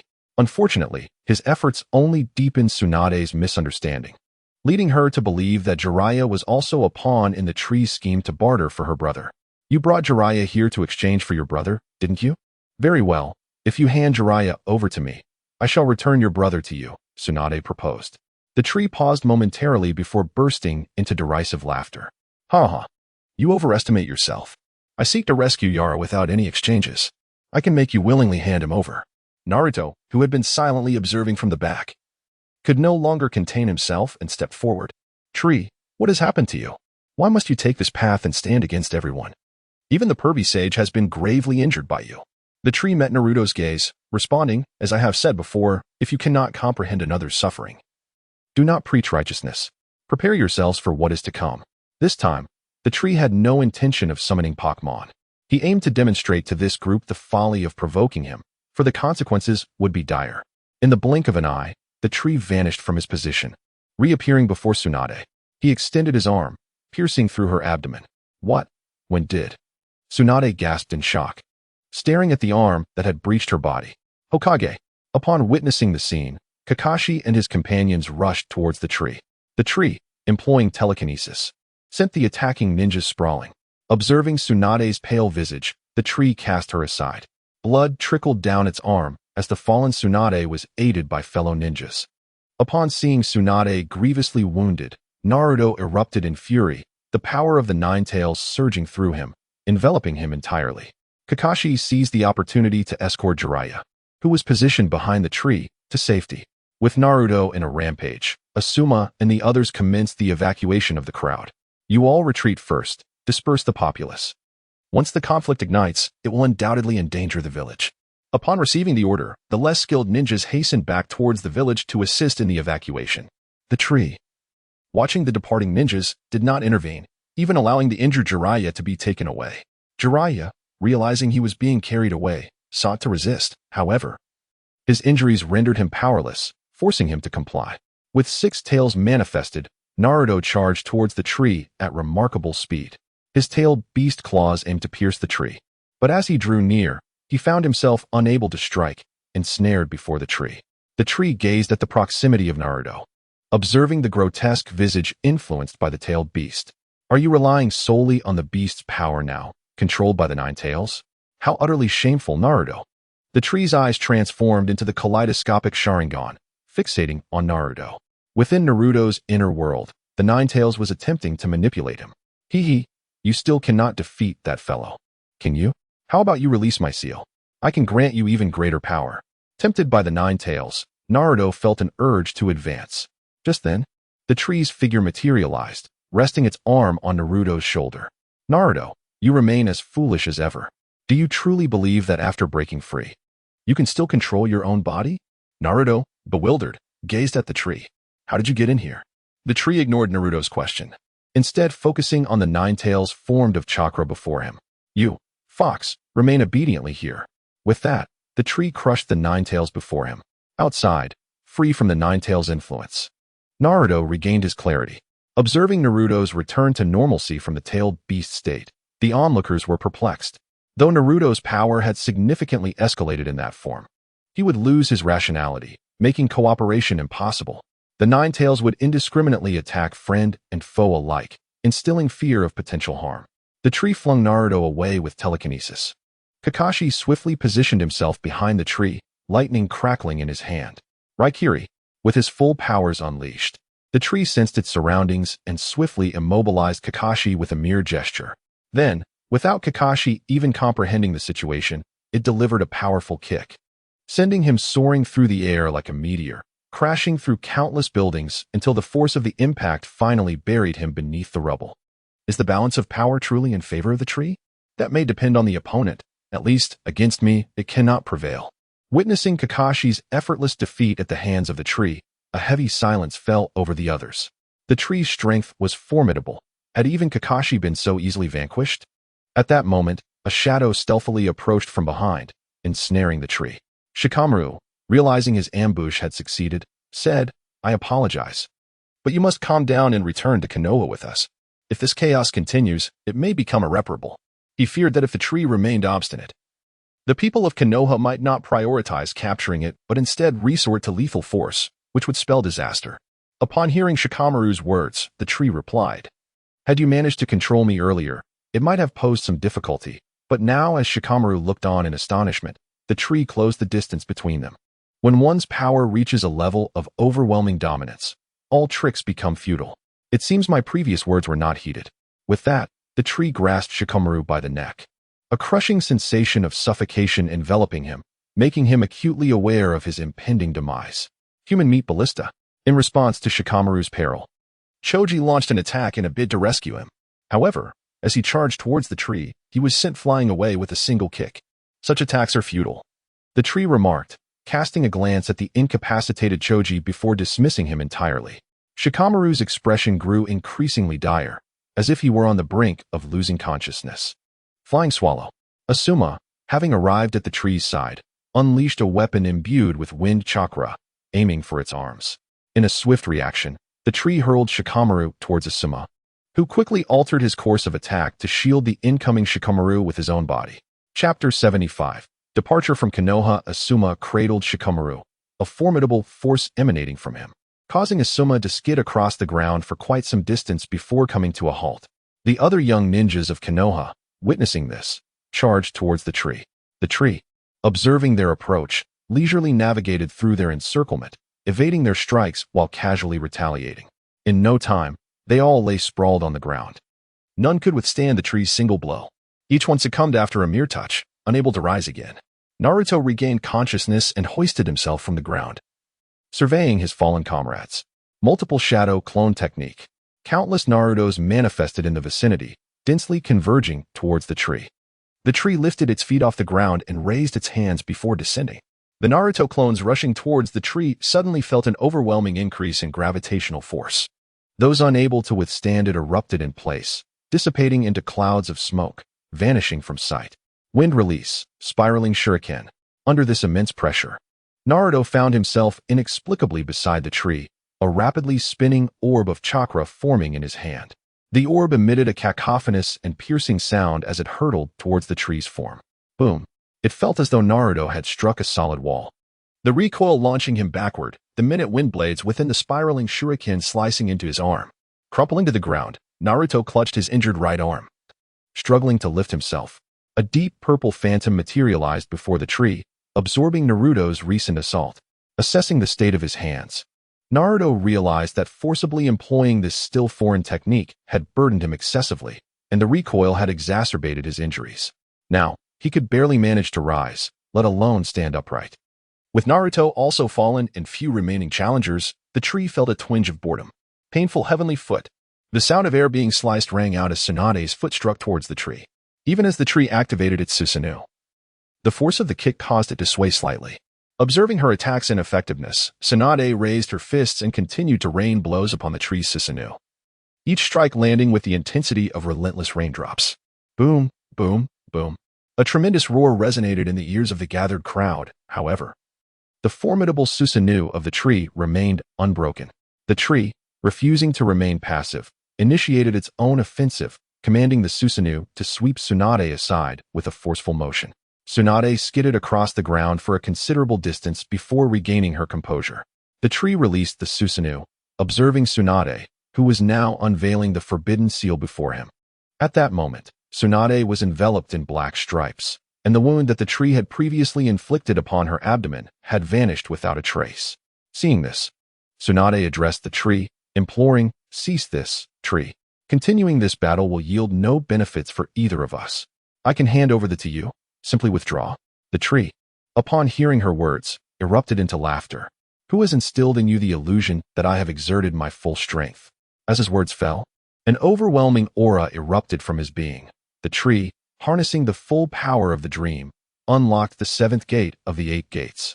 In that moment, the tree resembled a super scion, with his black hair standing on end, and an immense force that seemed capable of tearing the very sky asunder.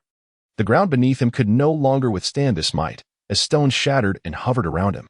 Tsunade, positioned closest to him, found herself struggling to breathe under this pressure. How is he so powerful? Has this guy been toying with us all along? The tree raised his right hand and delivered a punch towards the direction of Konoha, though it appeared to be merely an ordinary strike.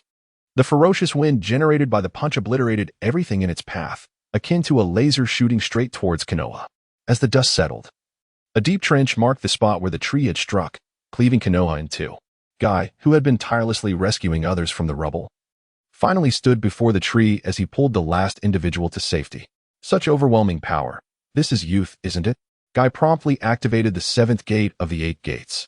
Though his strength surged forth, it paled in comparison to that of the tree, akin to a firefly against the brilliance of the moon. Guy pondered deeply. Realizing that even with the 7th gate opened, his efforts would be minimal, it appeared that he had no choice but to unlock the final 8th gate. With a resolute heart, he slowly placed his hand over his chest, preparing to unleash the 8th gate. The tree observed Guy's actions without interference, eager to witness the prowess of the man who had nearly delivered the final blow. Just as Guy was about to release his power, a voice echoed throughout the arena. "Everyone, halt." As the figure emerged, white hair billowed in the air. Tsunade gazed in disbelief at the arrival of Jiraiya. Jiraiya? You. Upon returning to a place of safety, Jiraiya sought the aid of medical ninjas to tend to his throat, determined to intervene and prevent further hostilities. Observing that the situation was not yet beyond redemption, he sighed with relief. Please, cease this conflict. It was Tree who saved me, otherwise I might have perished. This is all a misunderstanding. Tsunade paused, taken aback by Jiraiya's words, as she had not anticipated such an outcome. Tree, disregarding Jiraiya's plea, insisted, hurry and bring me the tooth. Otherwise, Konoha will cease to exist on the map. Tsunade, incensed by Tree's audacity, was about to retort when Jiraiya intervened. Let us heed his words, Tsunade, he speaks the truth, for I have witnessed his power. What? Jiraiya, you. Tsunade struggled to accept Jiraiya's assertion. Yet the unwavering resolve in his gaze compelled her to trust him. Very well, I consent, but upon your departure with the tooth, you must never return to Konoha. Tree relinquished his formidable state and regarded Tsunade. Rest assured, even if you seek my aid in the future, I shall not come. He had initially contemplated obliterating Konoha entirely. But reflecting on his mother and sister, who had lived there since childhood, he knew that if they were to be resurrected and learned of such destruction, their hearts would surely ache, for it would mean the loss of their cherished homeland. Upon Tree's agreement, Tsunade commanded Guy to retrieve the tooth. At that moment, only Guy, who had yet to engage in battle, possessed the strength to comply. Upon hearing Tsunade's directive, he dashed into the heart of Konoha. Shortly thereafter, he emerged with the tooth in hand. Upon sighting his brother, was overwhelmed with emotion. Brother, I understand everything now. I am sorry for ever doubting you. Tree approached who assumed his brother was about to embrace him, arms outstretched in anticipation of a warm embrace. Instead, Tree remarked, Brother, you have worked hard. With a resounding smack, Tree playfully struck his head. I know you were never the brightest, so I never expected much from you. Thus, do not berate yourself. Cradling his head, sank to the ground. It appeared that some things never changed. His brother remained the same as ever. Tree cast a glance at Tsunade and Jiraiya. All right. Let us depart. We are no longer welcome here. He rose, turning for one last look at Konoha before following Tree into the distance. Chapter 76. Return to the land of snow. Tree, accompanied by journeyed along the path when you could no longer contain her curiosity and inquired, Brother, where are we headed? Well, we shall first return to the land of snow. Afterward, I intend to be away for a while. I have discovered a method to resurrect mother and sister, Tree replied. What? Is that truly possible? Can they really be brought back to life? Indeed. I have found a way, though certain conditions remain unmet. Observing Tree's unwavering confidence, you felt a renewed sense of hope. The duo set forth toward the land of snow. While in another location, Sasuke arrived at his destination. Sasuke regarded Kisame Hashigaki and inquired, Where is Itachi Uchiha? Mr. Itachi is waiting inside, but only you may enter.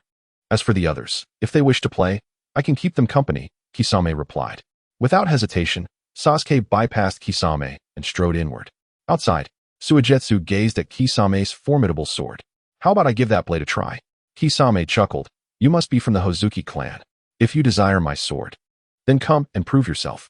With that, Kisame unsheathed his sword and faced Suigetsu.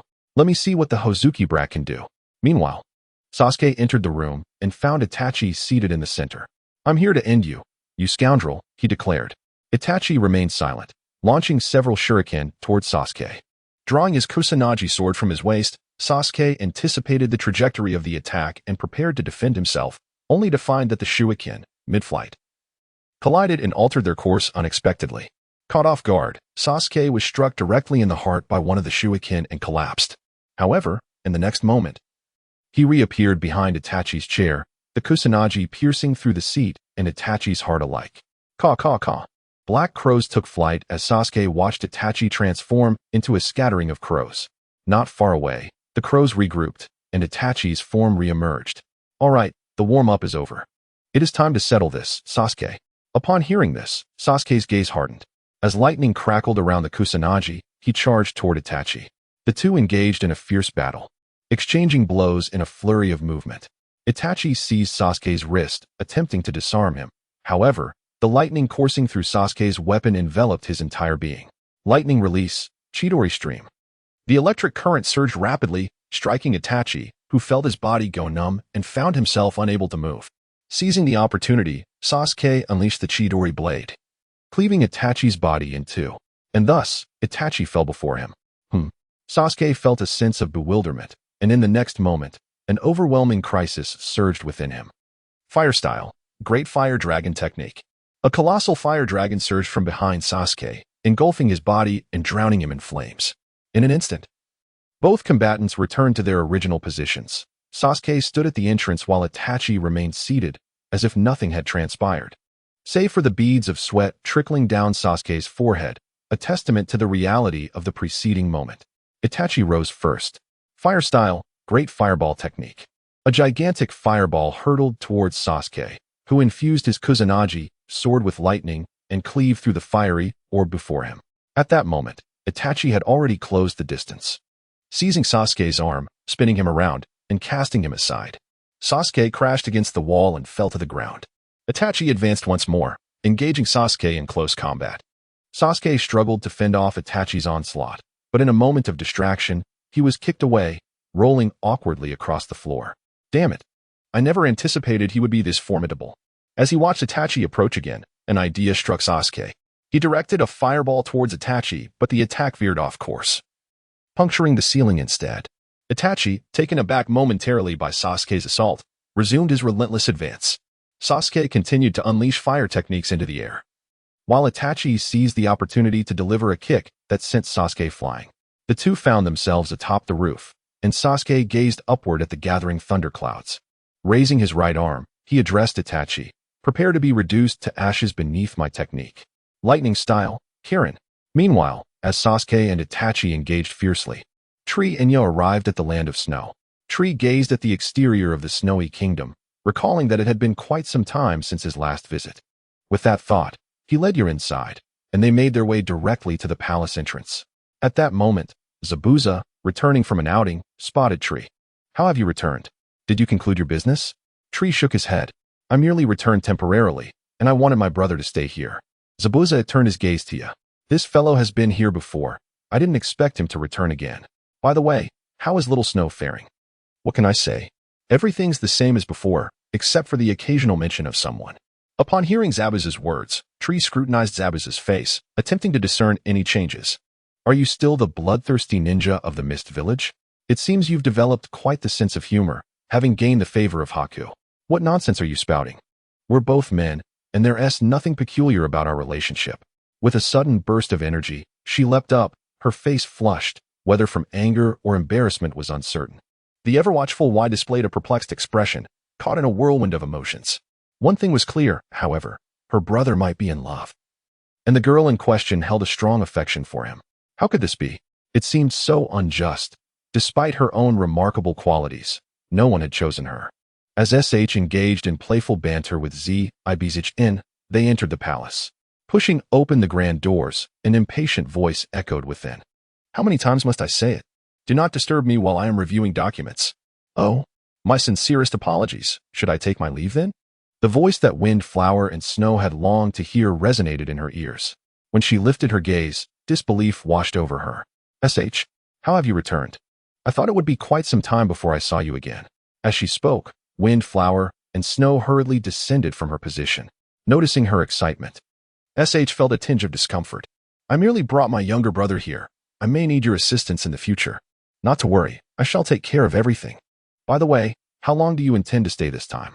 After contemplating for a moment, SH concluded it wouldn't be long. "I plan to explore the backyard and will leave thereafter. Most matters have already been arranged, and it will soon come to a conclusion."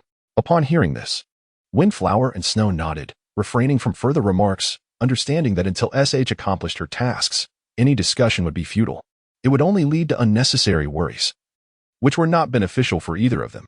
After a brief conversation with Windflower and Snow, SH proceeded to the backyard. The following day, SH departed from the land of snow, heading toward her predetermined destination.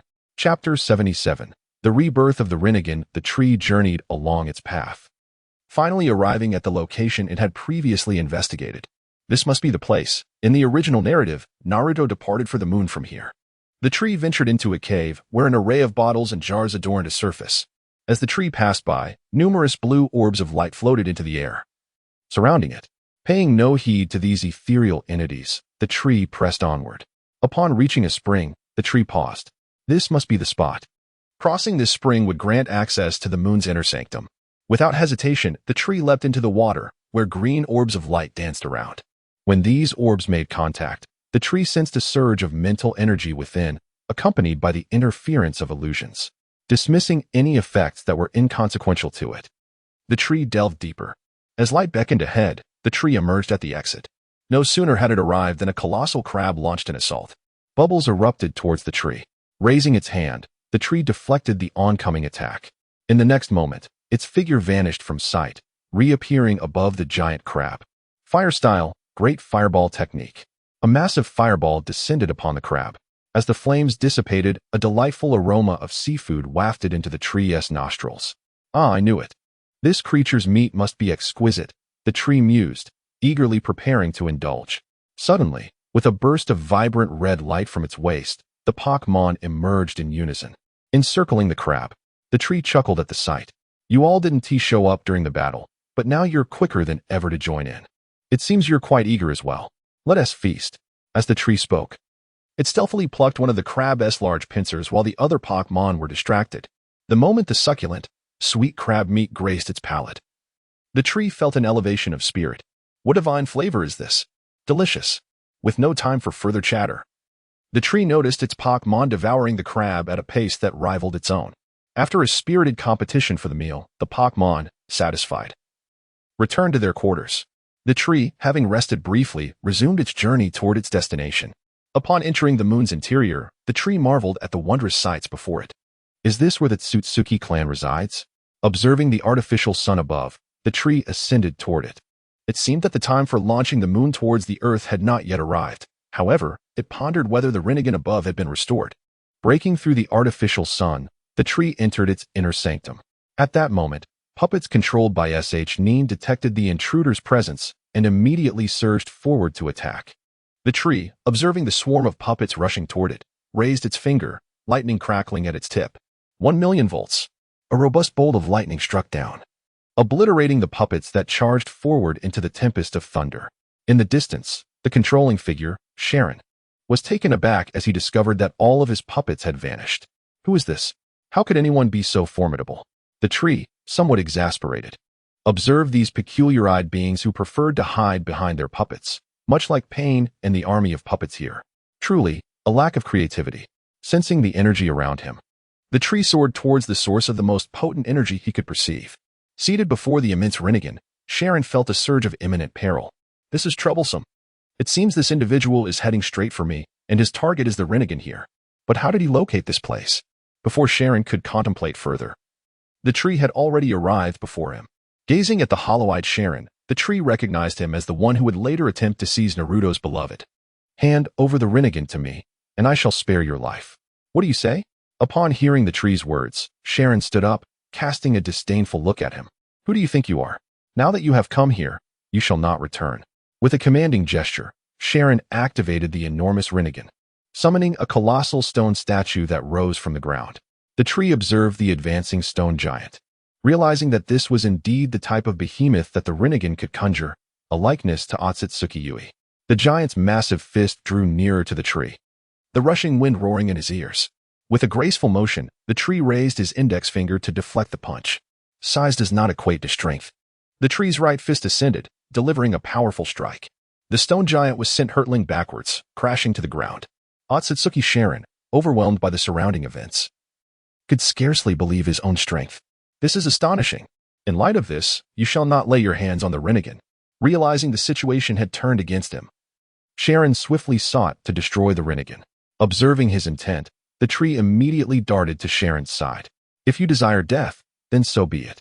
Utilizing telekinesis, the tree relentlessly compressed Sharingan's body. With a sickening crunch, Sharingan's form ultimately succumbed, shattering like fragile tofu.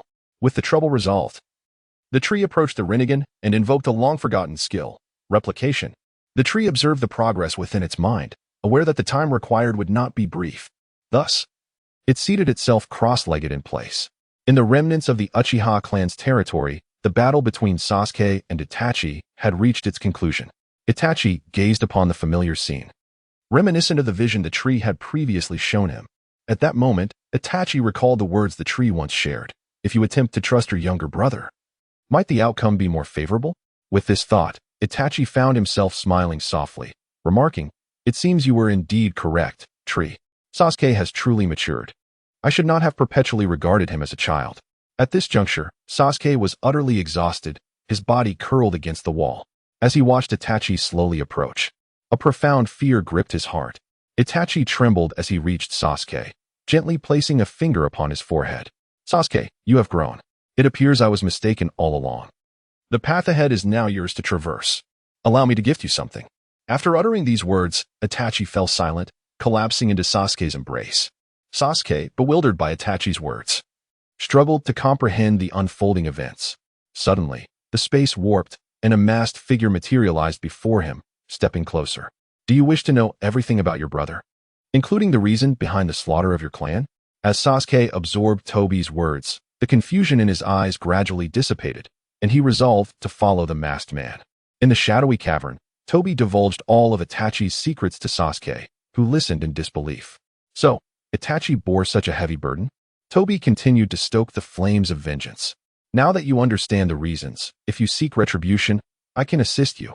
After all, I was once a member of the Uchiha clan myself."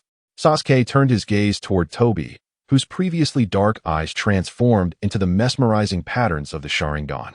Tobi then began the process of exchanging Itachi's eyes with Sasuke's, aiding him in attaining the eternal Manjiki Sharingan. Once the procedure concluded, Sasuke opened his eyes, only to be caught off guard as Amaterasu ignited without warning against Tobi. Unforeseen by Tobi, the left side of his body was engulfed in black flames. In Itachi's final moments, he had recalled the illusion the tree cast upon him, envisioning that the masked man would inevitably appear to take Sasuke away. Fearing that the outcome would mirror what the tree had revealed, he sealed the Amaterasu technique within Sasuke's eyes, hoping to eradicate the masked man should the opportunity arise. Chapter 78. Fusion completed. The inky flames swiftly engulfed Obito's left side, and as he regained his composure, he immediately severed the ignited portions of his body. The severed limbs blazed on the ground until they were completely consumed. Obito, struggling, leaned against the wall, and at that moment, Zetsu emerged from the ground. "What's the matter?" Obito shook his head. "It's nothing, merely a trick played on me." Upon witnessing Obito's disheveled state, a white Zetsu split from him, merging its own form into the missing part of Obito. Meanwhile, Sasuke, seated on the bed, covered his eyes, still processing the recent events. After replacing his eyes, he beheld the masked figure before him, as if a switch within his gaze had been activated, resulting in the figure being engulfed in flames. Obito approached Sasuke's bedside. "So, how do you find these new eyes? Whether or not you wish to exact revenge with Itachi's eyes is entirely up to you." After uttering these words, Obito departed with Zetsu, leaving Sasuke alone in the room. Once outside, Zetsu inquired, "By the way, what became of the last attempt by Conan to assassinate you?" Hearing Zetsu's question, Obito reflected on that fateful battle, which marked his first encounter with death since declaring himself Uchiha Madara. Fortunately, he emerged victorious. The continuous explosions of explosive tags had nearly claimed his life. "Indeed, money equates to power. She is already dead," Obito replied as he continued onward. Zetsu gazed at Obito's retreating figure, feeling elated. "Splendid. It won't be long now. Mother shall soon be resurrected." At that moment, Black Zetsu felt an overwhelming joy. After a lengthy period of planning, they were merely a few steps away from their goal. On the moon, the tree had no concept of time. But upon hearing a sound, it opened its eyes. The massive Rinnegan that had previously hovered above it had vanished. At last, success. "Now, it's time to summon Mutewo." The tree conjured Mutewo from the box. The pinkish-purple figure reappeared, and upon opening its eyes, Mutewo queried, "Did you call me forth for something?" "I have a remarkable gift to enhance your power. Although you are already formidable, the foes ahead are equally strong. If preparations aren't made now, it may be too late." Mutewo, hearing the tree's words, refrained from arguing, recognizing its unfamiliarity in this world. The tree retrieved the Rinnegan, now replicated by the system, from its spatial domain. What was once a colossal Rinnegan had now transformed into a regular-sized eyeball, radiating a holy luminescence. Upon witnessing this, Mutewo's expression reflected surprise. "This eyeball possesses a significant surge of power. Indeed, and I sense it harmonizes well with you." which is why I am entrusting it to you." After hearing this, Mutuo no longer hesitated. The system activated the Rinnegan on Mutuo. Ding. Fusion in progress. After a brief moment, the system's voice resonated once more. Ding. Fusion successful. The tree eagerly opened the attribute panel of the Extraordinary Dream. Extraordinary Dream attributes: psychic special ability, oppressive presence. In battles, it emanates an overwhelming aura that instills a sense of dread and tension in opponents, causing the weak-willed to faint under its pressure. Skills: hypnosis, binding technique, psychic blade, self-resurrection. Future sight, life droplet, psychic amplification, click to expand. Reincarnation eye, mutation, reincarnation eye modes. 1. Sphere of the mind. Surrounds itself with pink orbs that can either defend or attack, significantly enhancing psychic power. 2. Dream and Extraordinary Dream. Creates a clone identical in strength to itself for combat, which dissipates upon receiving fatal damage. 3. Extraordinary Dreams space. Manipulates the space within a 5-meter radius. The temporal range is contingent upon its strength. 4. Silver Wheel Rebirth Explosion. Golden Wheel Rebirth Explosion. Indeed, akin to Gung Gui's Kaleidoscope Sharingan, the Extraordinary Dream possesses skills that, apart from the final Golden Wheel Rebirth Explosion and Silver Wheel Rebirth Explosion, differ from other reincarnation eyes. Nevertheless, this is beneficial, as it is more suited to the Extraordinary Dream. The Extraordinary Dream, sensing its newfound power, gradually opened its eyes. The tree observed that the system had fused the reincarnation eye not within the eyes, but inscribed upon the palm of the left hand. The Extraordinary Dream gazed at the tree, expressing, "It seems my energy has intensified, and I've acquired additional abilities." The tree nodded. "Indeed, I comprehend your information. Would you like to acclimate to these changes?" Mew nodded. In the following days, those on Earth, when gazing at the moonlit sky, often felt as though someone was dancing upon its surface. As days passed, Mew finally mastered its own powers, while Tree, through these battles, began to grasp the essence of its own strength. Now, all that remained was to await the arrival of Black Absolute to rescue its mother. Tree retraced its steps back to its origin. Upon reaching the Snow Ninja Village, it became apparent that the ninja world had undergone significant changes during its absence. Firstly, the 5 great nations, having discovered that the Akatsuki organization was capturing tailed beasts, convened a meeting among the 5 Kage to address the issue. During their discussions, the masked man, accompanied by Sasuke, wreaked havoc and initiated combat against them. Tree found this quite peculiar, having altered the narrative. It seemed implausible that events would still unfold as scripted. The world's corrective force appeared exceedingly potent. While both sides prepared for the impending conflict, Jiraiya visited Mount Mayaboku to seek counsel from the Sage of the Toads. Upon entering the Hall of the Sage, Jiraiya expressed, "I find myself perplexed. It seems I have identified the child of prophecy you instructed me to seek. Yet, I have also encountered a rather peculiar child whose strength is formidable. But you never mentioned him before." Through their time together, Jiraiya had confirmed that the child of prophecy must indeed be Naruto. Listening intently, the Sage of the Toads remarked, "The future is shrouded in uncertainty. The age of spirits is on the horizon." After uttering these words, the sage succumbed to slumber once more. Jiraiya, bewildered, had no choice but to depart without clarity. Upon returning to Konoha, Tsunade sought out Jiraiya for a conversation. "How fares Naruto?" she inquired. "Under my tutelage. Naruto has mastered Sage Mode, yet I feel it may not suffice for the challenges that lie ahead." Tsunade, pondering this, suddenly envisioned a shadowy figure. "If it weren't for those cursed elders, we would not have lost a genius, and we would not find ourselves in such a passive position now." Meanwhile, the Akatsuki, through the relentless efforts of its members, had successfully captured all the tailed beasts assigned to them. Obito rose, declaring, "Our only remaining targets are the 8 tails and the 9 tails. After which we shall realize our aspirations." It must be noted that due to Tree's intervention, aside from Itachi, Uchiha, and Konin, none of the other Akatsuki members had perished, and their inherent strength allowed them to effectively complete their missions. After dismissing the others, Obito welcomed a newcomer. "Allow me to introduce someone you will find intriguing." Obito gestured, and a figure clad in a hood entered. "Greetings, let me introduce myself. I am Kabuto Yakushi."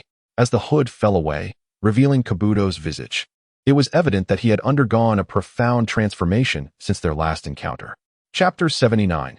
Turtle Island. Obito gazed at the figure before him, now resembling a serpent, and was taken aback by the unexpected desire of Kabuto to join their ranks.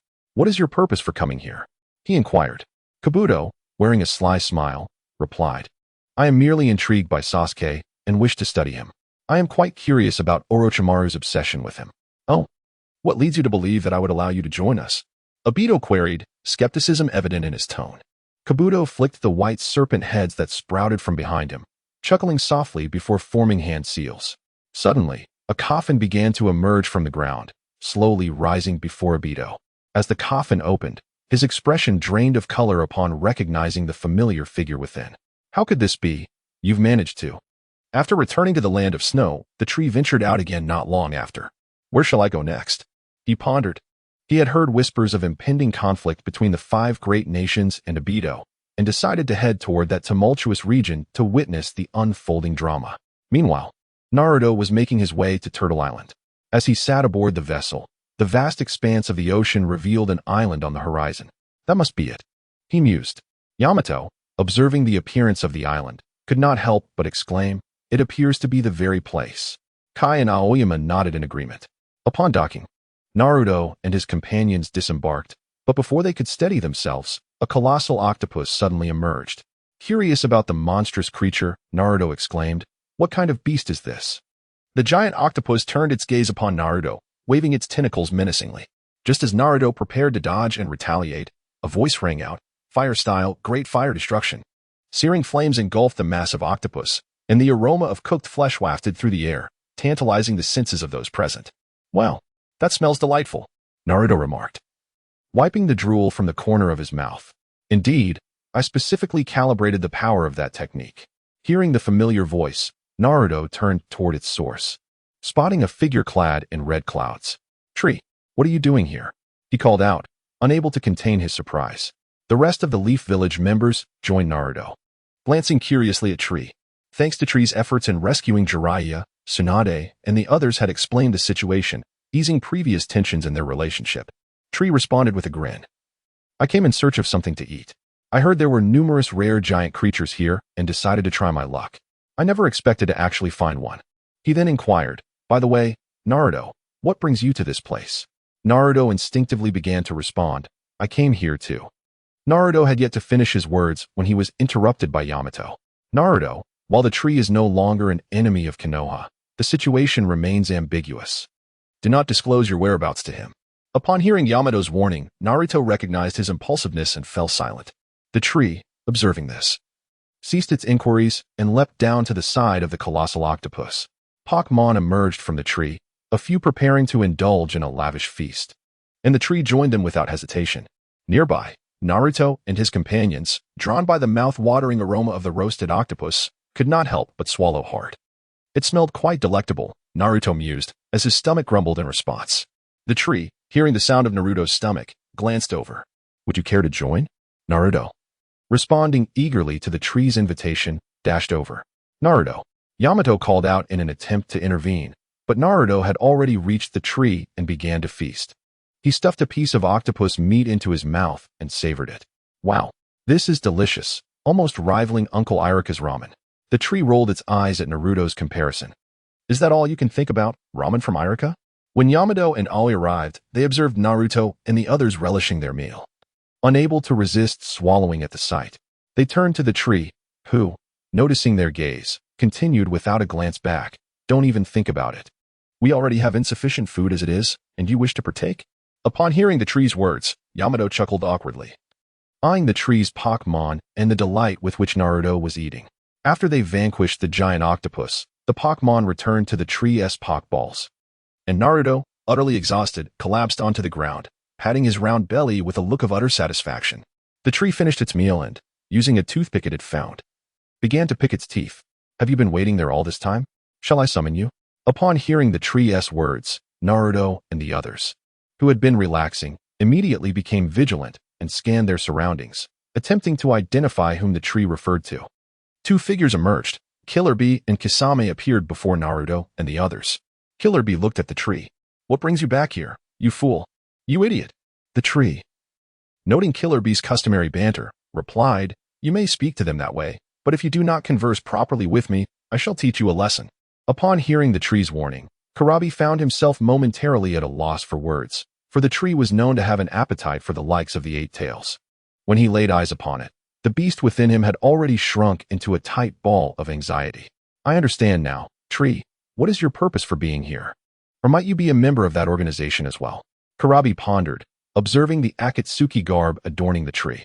Doubt crept into his heart because, had the tree truly been part of that faction, it would have seized Naruto, the Nine-Tails Jinchuriki, the moment it arrived, which explained its initial reluctance to reveal itself. However, the tree's attire left him in a quandary. Unfazed, the tree declared, I have merely come here for a hunt. Not every locale is graced with delectable species. It then inquired, by the way, how fares the Eight-Tails these days? A sudden spark ignited in the tree's eyes as it seemed to recall something significant. Feeling the intensity of the tree's gaze, Kurabi instinctively took a step back, somewhat unsettled. The Eight-Tails is still recuperating. There has been no change, he replied. Ah, I see. That is indeed a pity, the tree responded, a hint of disappointment in its tone, before redirecting its attention to the sea. Yet, as its gaze shifted away from Kurabi, it cast a meaningful glance at the weapon, Samahata, strapped to his back. Since the Eight-Tails has yet to recover, I shall make do with these seafood delights for now, it proclaimed, using psychic energy to extract a gigantic lobster from the depths of the ocean, which it then proceeded to roast. Soon, the tree's Pokemon emerged to assist, seemingly content to linger and partake in this leisurely barbecue escapade. Witnessing this scene, the beast within Kurabi felt compelled to caution him. Be careful. When this fellow is around, remember not to call for me. Even if you were to perish, I would not respond. Kurabi nodded, resigned, as he gazed at the tree in the distance, busy with its fishing exploits. Chapter 80. The true waterfall killer bee noticed that the attention of the tree was solely focused on the seafood he had caught. Thus, he turned to the people of Konoha. I am well aware of your intentions, fools. Come with me, you imbeciles. Upon hearing Killer Bee's words, they felt a sense of discomfort. Yamashiro Aoi could not help but retort, why were you able to communicate with the tree effectively? Yet you cannot do the same with us? Upon hearing Aoi's inquiry, Killer Bee snapped back, mind your own business. If you're dissatisfied, fight me, fools. Aoi, recognizing the futility of further dialogue, wisely chose to remain silent. Killer Bee led Naruto and the others to a resting place. Before departing, he looked at Naruto and proclaimed, I will teach you how to fully master the power of the tailed beast within you, you fool. Naruto nodded in response. I appreciate your guidance. However, before that, let us allow Guy to take you to the true waterfall for training. Once you succeed there, we shall proceed to the next phase of your training, fool. The following day, Guy escorted Naruto to a waterfall. Jump in front of the waterfall and sit cross-legged. If you manage to pass through, you may proceed to the next step. Naruto listened to Guy's instructions and, following his guidance, jumped in front of the waterfall and settled down in a meditative posture. As Naruto closed his eyes, another version of himself emerged within his mind, one imbued with an aura of malevolence. While Yamato and the others stood guard over Naruto, the figure of the tree also appeared at that moment. Ah, you all seem quite busy. What are you up to? Let me join in. The sudden appearance of the tree made everyone tense. Although he usually manifested harmlessly, his interventions often resulted in mischief and lessons for those unprepared. Inazuka tree, what brings you here? Yamato inquired, his expression cautious, wary of the tree's potential actions. I've had my fill of seafood by the seaside, so I thought I would take a leisurely stroll around this island. What is the matter? Do you have any opinions? Hearing the words of the tree, Dave felt it was difficult to respond, particularly as they were in the territory of the Cloud Shinobi village, where the villagers had remained silent. At that moment, Naruto, who had been lingering in front of the true waterfall, suddenly opened his eyes, his body propelled into the water by an inexplicable force. G, witnessing Naruto's predicament, remarked, it appears he has failed. Struggling out of the water, Naruto dejectedly admitted, indeed, I have failed. The individual who appeared possessed strength identical to mine. I simply cannot defeat him. Let me give it a try. I am quite curious, he added. The tree had come here on a sudden whim, recalling that there was a mystical waterfall on Turtle Island, which allowed one to glimpse their darker self, mirroring their true power. Upon hearing the tree's words, G refrained from discouraging him, instead stating, the purpose of the waterfall is to reveal your shadows. It serves no other function. If there are no malevolent forces at play, you need not concern yourself. I am merely curious, having never encountered such an extraordinary phenomenon. The tree replied as he approached the true waterfall and squatted down. As the tree closed his eyes, he distinctly sensed a peculiar wave of power attempting to influence him. If I continue to resist, it seems this waterfall cannot affect me. Perhaps I shall cease my defiance. Relinquishing his defenses, the next moment, the tree's consciousness found itself in a vast expanse of whiteness. Before him, a figure gradually materialized, resembling the tree, but with blood-red eyes. The mirrored tree gazed upon him, exclaiming, "Ha ha ha, I have finally emerged. You are truly disappointing, with such formidable power. I could annihilate all who cross me. Why spare them? You are simply too soft-hearted." Upon hearing this, the tree regarded the apparition with disdain. "Are you instructing me?" With a swift movement, the tree vanished from his original position, reappearing behind the mirrored tree. He lifted his foot and kicked with blinding speed. Yet the impact passed right through the mirrored tree. Observing this, the mirrored tree's smirk deepened. "Look, you are utterly powerless against me. You remain oblivious to your true strength. Perhaps you should surrender your body to me. I shall wield this power for you." The tree, unfazed by the mirrored tree's words, retorted with scorn. "I merely attempted a test. Why are you so inflated with pride?" As he spoke, an overwhelming aura surged from him. Dark necromantic sphere. A dark orb coalesced in the hands of the tree, imprinting itself upon the body of the replica tree. Witnessing the impending assault, the replica tree did not remain passive.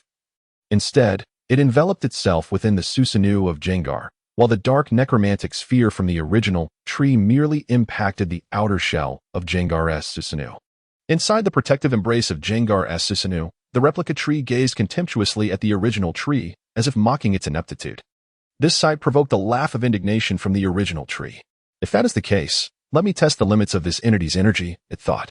With this notion, the tree's aura surged once again, amplifying its might severfold from its previous state. On the shore, Kakashi and the others observed the meditative form of the tree. Naruto, unable to contain himself, inquired of Kakashi, "It has been so long. Has the tree not awakened? Is it all over?" Kakashi shook his head, replying, "If it were over, it would have opened its eyes by now. The current situation suggests that the struggle continues. Unfortunately, we cannot perceive the events unfolding within." Just as Kakashi was elucidating, the tree opened its eyes. "I knew there would be a limit. Otherwise, if the Sage of Six Paths were to come here, would he be subjected to this realm's influence?" As the tree rose, brushing off its garments, it approached them. "It seems I have passed the trial. Naruto, should you have any uncertainties, feel free to inquire with him." Upon hearing this, Naruto turned to the now approaching tree and asked, "How did you defeat your replica projection?" The tree, upon hearing Naruto's question, responded, "My method may not be suitable for you. I simply obliterated it with the utmost power." In the depths of the inner world, during the clash with the replica tree, the original tree had elevated its essence and strength to their zenith, then unleashed a devastating punch toward the replica before it. Though the replica tree possessed the traits of Jengar, the punch was infused with additional energies that rendered it incapable of immunity. Furthermore, while it was claimed that the replica possessed power equivalent to the original, it merely mirrored the initial strength exhibited by the tree. Subsequently, the original tree assimilated other spirits, vastly surpassing the replica's capabilities. Thus, the replica tree shattered into fragments and vanished into the void beneath the force of the original's blow. Naruto, upon hearing the tree's account, felt a tinge of disappointment, for he too had attempted to force his way through, only to be vanquished by a replica of himself of equal strength. After a night's rest, Naruto returned to the authentic waterfall. Reaching the familiar locale, he closed his eyes once more, and once again encountered the replica of himself. Ultimately, under the might of his most potent skill, the Talk no Jutsu, the replica disintegrated into shards within Naruto's inner world. Upon reopening his eyes, he was met with the jubilant congratulations of Yamato and the others. Kakashi nodded in approval, stating, "Well done. You have completed the first segment. Now we shall proceed to the second segment and seek out Killer Bee." Chapter 81. The Path of Kisame. Just as Kisame was preparing to lead Naruto to seek out Killer Bee for their subsequent training, Killer Bee himself unexpectedly appeared. "By the looks of you, it seems you have succeeded, right? You fools." Upon hearing this, Kisame nodded affirmatively. "Indeed, Naruto has grasped the basics. Now it depends on your training." At that moment, Naruto glanced behind Killer Bee, having gained the ability to sense malevolence through his initial mastery of the Nine Tails power. He felt a disturbing aura emanating from the weapon strapped to Killer Bee's back. Just as Naruto was about to take action, the concealed Kisame emerged. Having been hidden within the Samahata, Kisame had been observing Naruto ever since he appeared beside Killer Bee, realizing that he might have been exposed. Consequently, he leaped out prematurely. Seeing this unfold, Naruto remarked, "Indeed, There is another person hiding here. The tree, standing nearby, watched the spectacle. Finally emerged, have you?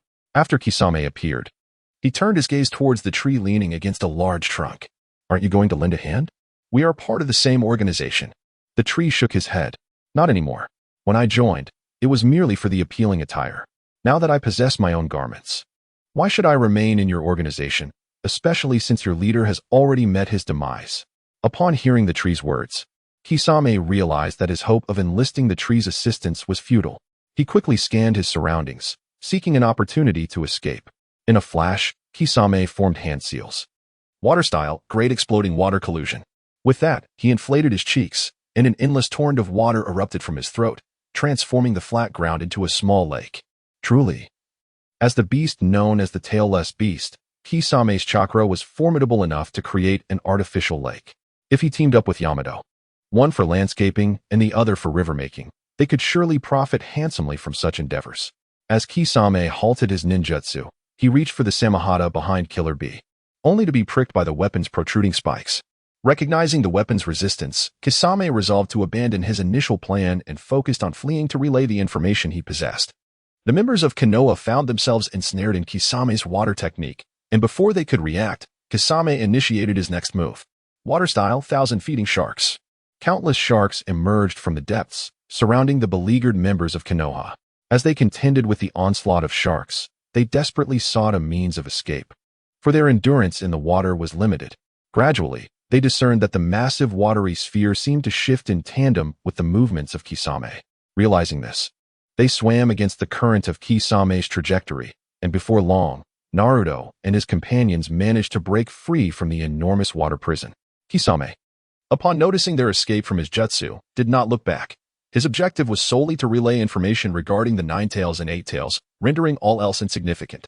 Once on solid ground, the group paused to catch their breath, intent on pursuing Kisame, only to discover that he had already distanced himself considerably. At that moment, Guy illuminated his prominent teeth and declared, "Leave it to me. Let youth blaze forth." He activated the seventh gate, the gate of shock. The blue steam emitted from his sweat enveloped him as he propelled himself forcefully off the ground, launching like a missile towards Kisame's position. The ground shattered beneath the force of Guy's kick. Kisame, still striving towards the exit, suddenly sensed a looming danger from behind. Turning around, he beheld a man clad in a green bodysuit hurtling towards him. Guy reached Kisame in an instant, compelling him to halt as he confronted this familiar foe. "You again. This time, you shall perish here," Kisame proclaimed, gathering his chakra. Water style, 5 shark bombs. 5 water projectiles, shaped like sharks, surged towards Guy. With a sweeping kick, he dispersed them effortlessly. Yet, in mere moments, the dispersed sharks reformed and lunged at him once more. Leaf gale. The sharks disintegrated once again, and before they could coalesce anew, Guy had closed the distance to Kisame. Faced with Guy's tempestuous assault, Kisame quickly found himself overwhelmed, unable to retaliate. As Guy sent Kisame flying, he unleashed his ultimate technique. Daytime Tiger. Kai delivered a powerful punch, causing the air to compress dramatically, and a magnificent white tiger materialized, lunging towards the airborne Kisame.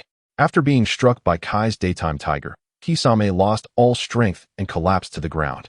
With the absence of Kisame's chakra, the massive water sphere burst in the air, and Kai fell out, landing on the ground. At that moment, Kai, suffering from the side effects of the 8 gates, writhed in pain, overwhelmed, and calling out in distress. Upon witnessing Kisame's fall, Yamato utilized wood release to restrain him. Aoyama from Yamashiro approached the subdued Kisame, placing a hand on his head to probe for information within his mind. The tree observed the unfolding events, reflecting that in the world of shinobi, there are no true villains. Each individual has their own reason for survival, albeit with differing interests and objectives. The tree waved a hand, forcefully ejecting Aoyama, who was searching Kisame's mind. Yamato and the others, seeing the tree's action, instinctively positioned themselves in front of Kisame, gazing at the tree with wary expressions. "Tree, do you intend to save him?" The tree languidly regarded the cautious group. "I merely cannot stand by. If you wish to interrogate or do anything else, please refrain from doing so in my presence. I am rather soft-hearted and cannot bear such sights." Yamato found himself at a loss for words in response to the tree's statement. At that moment, an unexpected turn of events transpired behind them. The restrained Kisame managed to break free from Yamato's would-release confinement. Water release, water prison technique. A water sphere enveloped Kisame, who glanced at the tree and said, "Thank you. Tree, I have now clearly seen my path. Perhaps this is my destiny." Water release, thousand-feeding shark. In his final moment, Kisame placed an information scroll into a summoned shark, allowing the shark within the water sphere to consume him. Soon, the once clear water turned crimson, obscuring the view of which shark had eaten the information. With a splash, the water sphere shattered, and all the sharks swam toward the lake, merging into the sea and scattering in all directions. The Konoha shinobi, attempting to intervene, managed to burst a few sharks but failed to stop the rest, helplessly watching them escape. Aoyama, feeling frustrated, turned to the tree. "This is all your fault. If it weren't for you, I could have discovered his information and prevented his escape." Suddenly, as Aoyama continued to blame the tree, he felt an overwhelming pressure enveloping him, causing him to collapse to the ground. The tree coldly observed Aoyama at his feet. "I speak to you in a civil manner, yet you seem to have forgotten your place. Should you dare to continue your prattle, I shall send you to meet the king of hell for tea." Chapter 82. Reichu battles Kuratsuchi. Yamato, hearing the words of the tree, awkwardly stepped in to ease the tension. "Ha, Aoba was merely joking, tree. There's no need to take it too seriously." The tree, however, remained silent and turned away. Naruto, observing the scene, felt at a loss, wanting to pursue the tree but was halted by Yamato. "Naruto, you must remember, the tree is no longer a member of Konohagakure. Though he is no longer a rogue ninja, he is still not one of us." "I understand, Yamato-sensei," Naruto replied, lowering his head in disappointment, grappling with the bewilderment of how his childhood companion had come to this point. Meanwhile, after witnessing the waterfall, the tree felt that there was little left to intrigue him and chose to depart. Suspended in the air, he gazed at the scenery of Turtle Island. "It won't be long now. Once I revive my mother and sister, I can finally live here in peace." In truth, when he encountered pain earlier, the tree had the opportunity to seize the Rinnegan to resurrect his family. Yet, at the moment that impulse first stirred within him, he ultimately rejected it, realizing that even if he were to revive his family, the chaos that would ensue would only lead to further disorder and uncertainty. Thus, the tree opted for a different path, one that would awaken the Phoenix King, and after the conclusion of this war, the ninja world would enjoy a semblance of peace for a considerable time. By the time Boruto arrived, he might have already found a secluded place to dwell. As the tree prepared to depart after some contemplation, several figures emerged before him. An elderly man hovered in the air, observing the tree, accompanied by a girl with short hair and a rather comical-looking chubby fellow. Upon seeing the tree's attire, Inoki mistakenly assumed he belonged to the Akatsuki. "I can't believe you've discovered this place. In that case, you may stay." Hearing the old man's words, the tree retorted, "You may be small in stature, but your bravado is quite grand." Inoki, incensed by the tree's remark, felt a vein throb on his forehead. "You disrespectful brat, it seems you need a lesson." "Is that so? Then come at me. However, your opponent is not me, but my partner. I choose you, Reichu." The tree tossed a pokeball from his waist, and an orange figure materialized before Inoki's eyes. Inoki regarded the summoned creature with disdain. "A summoning beast, is it? You think you can defeat me with just that? What arrogance!" "Leave it to me, Grandpa." Kuratsuchi, standing before Inoki, declared confidently, preparing her jutsu. Earth-style, earthstone pillar. Spikes erupted from the ground, and Reichu nimbly dodged to the left and right, evading the impending attack. Noticing Reichu's agility, Akatsuki swiftly altered his strategy, invoking the technique of water release, water bullets. He expelled a viscous substance from his mouth, aiming to immobilize Reichu's movements. As Reichu stepped onto the slime, he discovered that his legs were ensnared. Seizing the opportunity, Akatsuki formed hand seals and unleashed the technique of lava release, lime condensation. The slime binding Reichu's feet instantly hardened into solid lime, trapping him in place. In response, Reichu activated thunder armor. The sound of trees crackled as lightning danced around his body, gradually morphing into a suit of armor that enveloped him. The lime that confined Reichu's feet was obliterated under the ferocious storm of electricity, granting him freedom once more. He charged toward Akatsuki at a blistering pace. Propelled by the enhancement of the thunder armor, his speed becoming even more formidable. As he ran, he left a trail of afterimages in his wake. Observing Reichu's newfound velocity, Akatsuki was caught off guard as Reichu's electrified fist barreled toward his chest. Watching from the sidelines, Akatsuki's ally, Chit, silently cursed the situation. Earth release, Giant clay technique. Chit expelled a copious amount of clay, which quickly transformed into a towering figure that shielded Akatsuki. Reichu's electrified punch collided with the clay giant, but continued its trajectory toward Akatsuki, sending him hurtling through the air until he skidded to a halt some distance away. Seeing his beloved granddaughter harmed, Yama furiously spread his arms, preparing to unleash his bloodline limit, the original realm separation technique. However, he was halted by Chit's intervention. Lord Sasuke, you mustn't use that technique. If it strikes Turtle Island, it could be disastrous. Unbeknownst to many, Turtle Island was, in fact, a colossal turtle. Hearing his guardian's warning, Yama's glowing hands gradually dimmed. Meanwhile, the fallen Akatsuki began to rise once more, having mitigated most of the damage thanks to the clay giant's defense. Her actual injuries were minimal. The commotion from the battle reached the ears of several Leaf shinobi, who, after ensuring Naruto was settled in his training, rushed over. Upon witnessing the clash between the Tsuchikage and Akatsuki, Yamato quickly intervened. Wait, please do not fight. There seems to be a misunderstanding. Yama and Akatsuki turned their attention to Yamato. What misunderstanding could there be? He is clad in the attire of that organization and has come here. We cannot allow him to leave. What if information is leaked? Yamato sighed at Yama's words. Oh dear ancestor, why must you take a liking to that organization's attire? If you fancied it, that would suffice, but to wear it at this moment is truly. As the tree observed the approaching figures, it realized that a confrontation was no longer feasible. With a sigh, it recalled Reichu into its Pokeball. Since there will be no battle, I shall take my leave. No need to see me off. Farewell, it remarked, waving goodbye as it prepared to depart.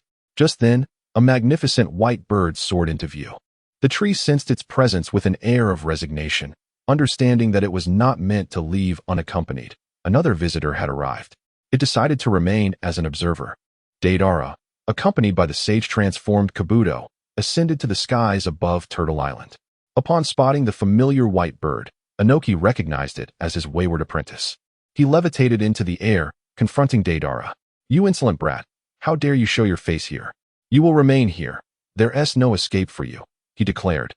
Preparing to deal with the situation, Inoki encased his right fist in stone and swiftly struck at Kabuto, piercing through his chest.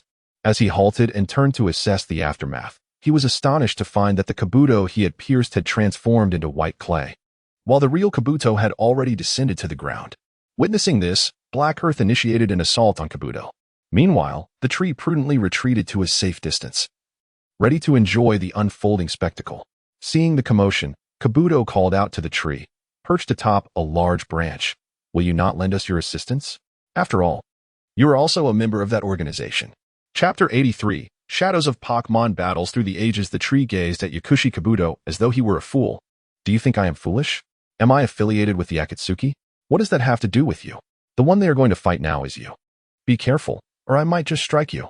Hearing the tree's words, Yakushi Kabuto chuckled and replied, I am no longer the person I once was. I might have feared you before, but now. Before he could finish his sentence, the tree had vanished from the branch he occupied. The Black Earth, preparing to attack Yakushi Kabuto, stared in astonishment at the tree that had suddenly appeared before him. Indeed, you are all the same. Believing that just because you have gained a modicum of power, you are invincible. Do you think you are the only one who is special?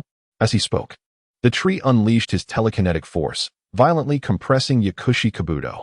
Yakushi Kabuto felt as if he were submerged thousands of meters beneath the ocean, with an incessant pressure bearing down upon him from all sides.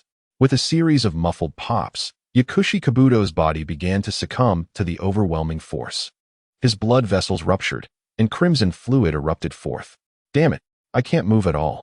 If this continues, I might truly perish. Back at the base, I never witnessed such strength from him. Wasn't his power derived from those peculiar summoning beasts? Just as Yakushi Kabuto was on the verge of being crushed by the tree's relentless force, a massive clay bomb was hurled toward the tree's position. Boom! A mushroom cloud erupted, and the impact of the explosion caused Turtle Island to tremble. At that moment, Naruto, who had been training with Kairabi, opened his eyes. What is happening? Why is it suddenly shaking like this? Kairabi, noticing the commotion, urged Naruto, focus on your training for now. Don't concern yourself with other matters. You fool. Idiot. After hearing this, Naruto nodded, realizing that the pressing matter at hand was to master the power of the tailed beasts. He then sat cross-legged and began his focused training. As the dust from the explosion settled, the tree observed the disappearance of Yakushi Kabuto before him. Consider yourself fortunate. If you dare to show off before me again, you shall not escape, the tree thought, losing the urge to watch the spectacle as it floated into the air and flew away. Shortly after the tree departed, Yakushi Kabuto emerged from a hidden spot once more. What a terrifying fellow. I almost met my demise. If it weren't for Daidar's interference, alleviating some of the pressure, I might have truly perished. Inazuka Shu, just wait. I will make you aware of my prowess. Upon finishing his words, Yakushi Kabuto transformed into a small white snake and slithered towards Yamato.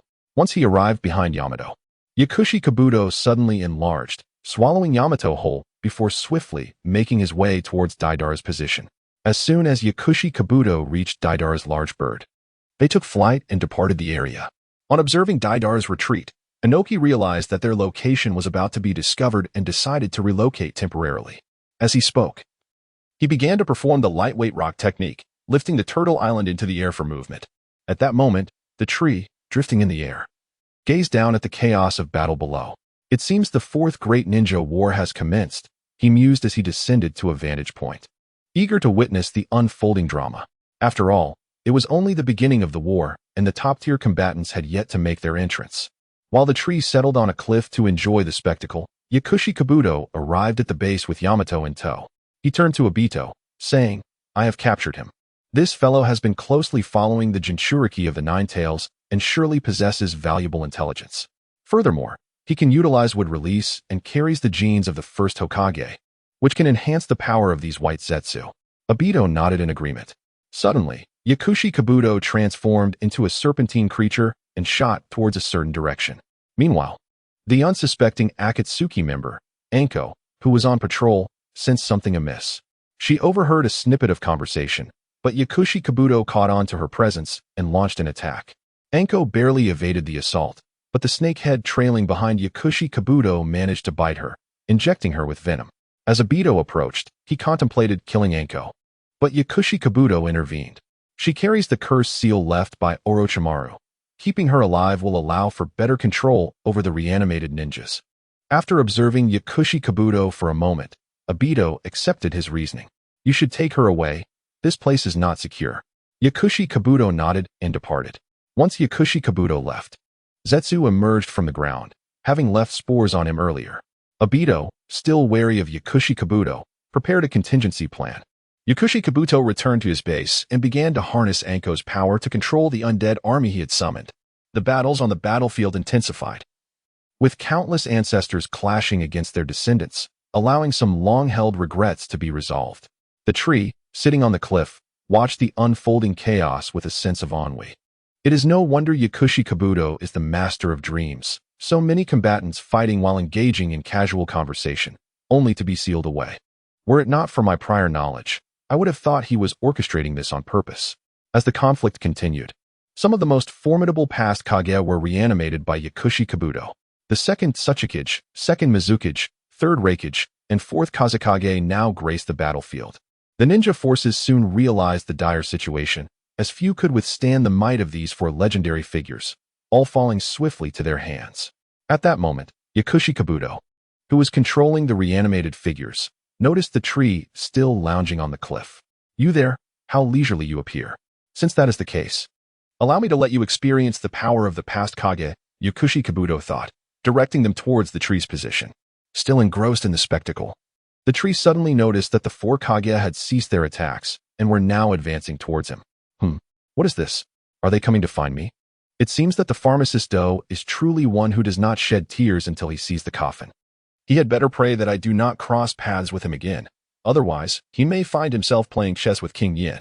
The tree observed the four figures rushing towards him. Since you have come seeking me, I shall not disappoint you.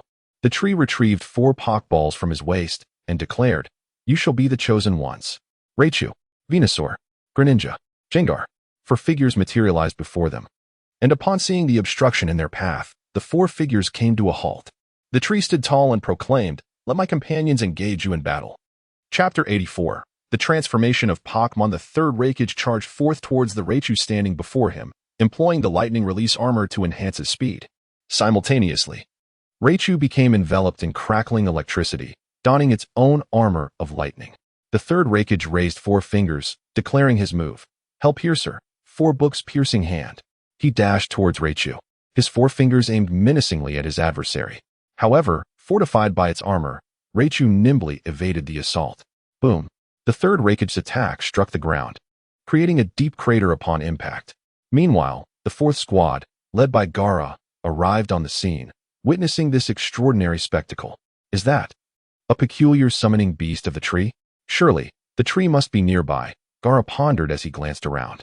Suddenly, he felt a light tap on his shoulder. Hey, ISNT that the gourd kid? What brings you here? Upon hearing the voice, Gaara turned to find Tree standing beside him, having appeared unexpectedly. He regarded Tree's attire with curiosity. Aren't you affiliated with their organization? Why have you chosen to assist us now? Tree ruffled Gaara's hair playfully. Just because I wear their clothes doesn't make me one of them. If I donned your Kazekage robe, would that make me the Kazekage? You.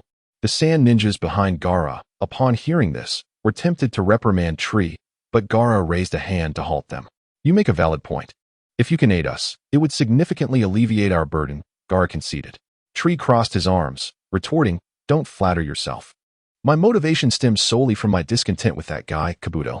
I'm not here to lend you any assistance.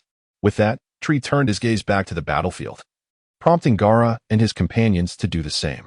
On the battlefield, Raichu darted back and forth, while the third Raikage continuously dodged its attacks. Observing Raichu, who had been in combat with him for quite some time, the third Raikage couldn't help but commend, what a formidable summoning beast. It's impressive that it can engage me in battle for this long. Raichu halted its movements and extended its pinky, crackling with electricity, before lunging towards the third Raikage.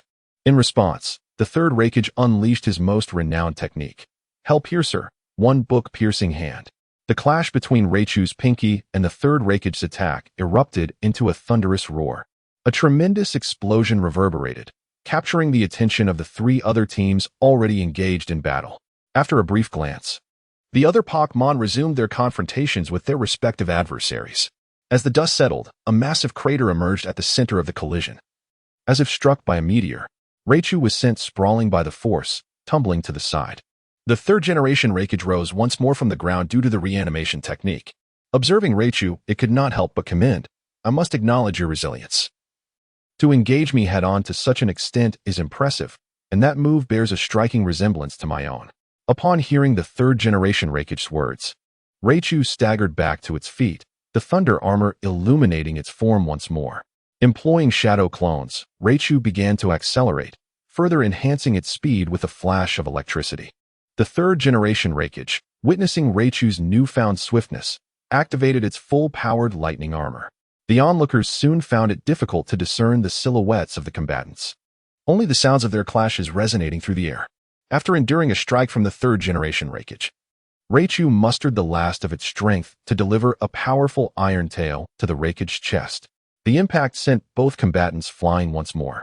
Raichu struggled to rise, but, after several futile attempts, ultimately succumbed to unconsciousness on the ground.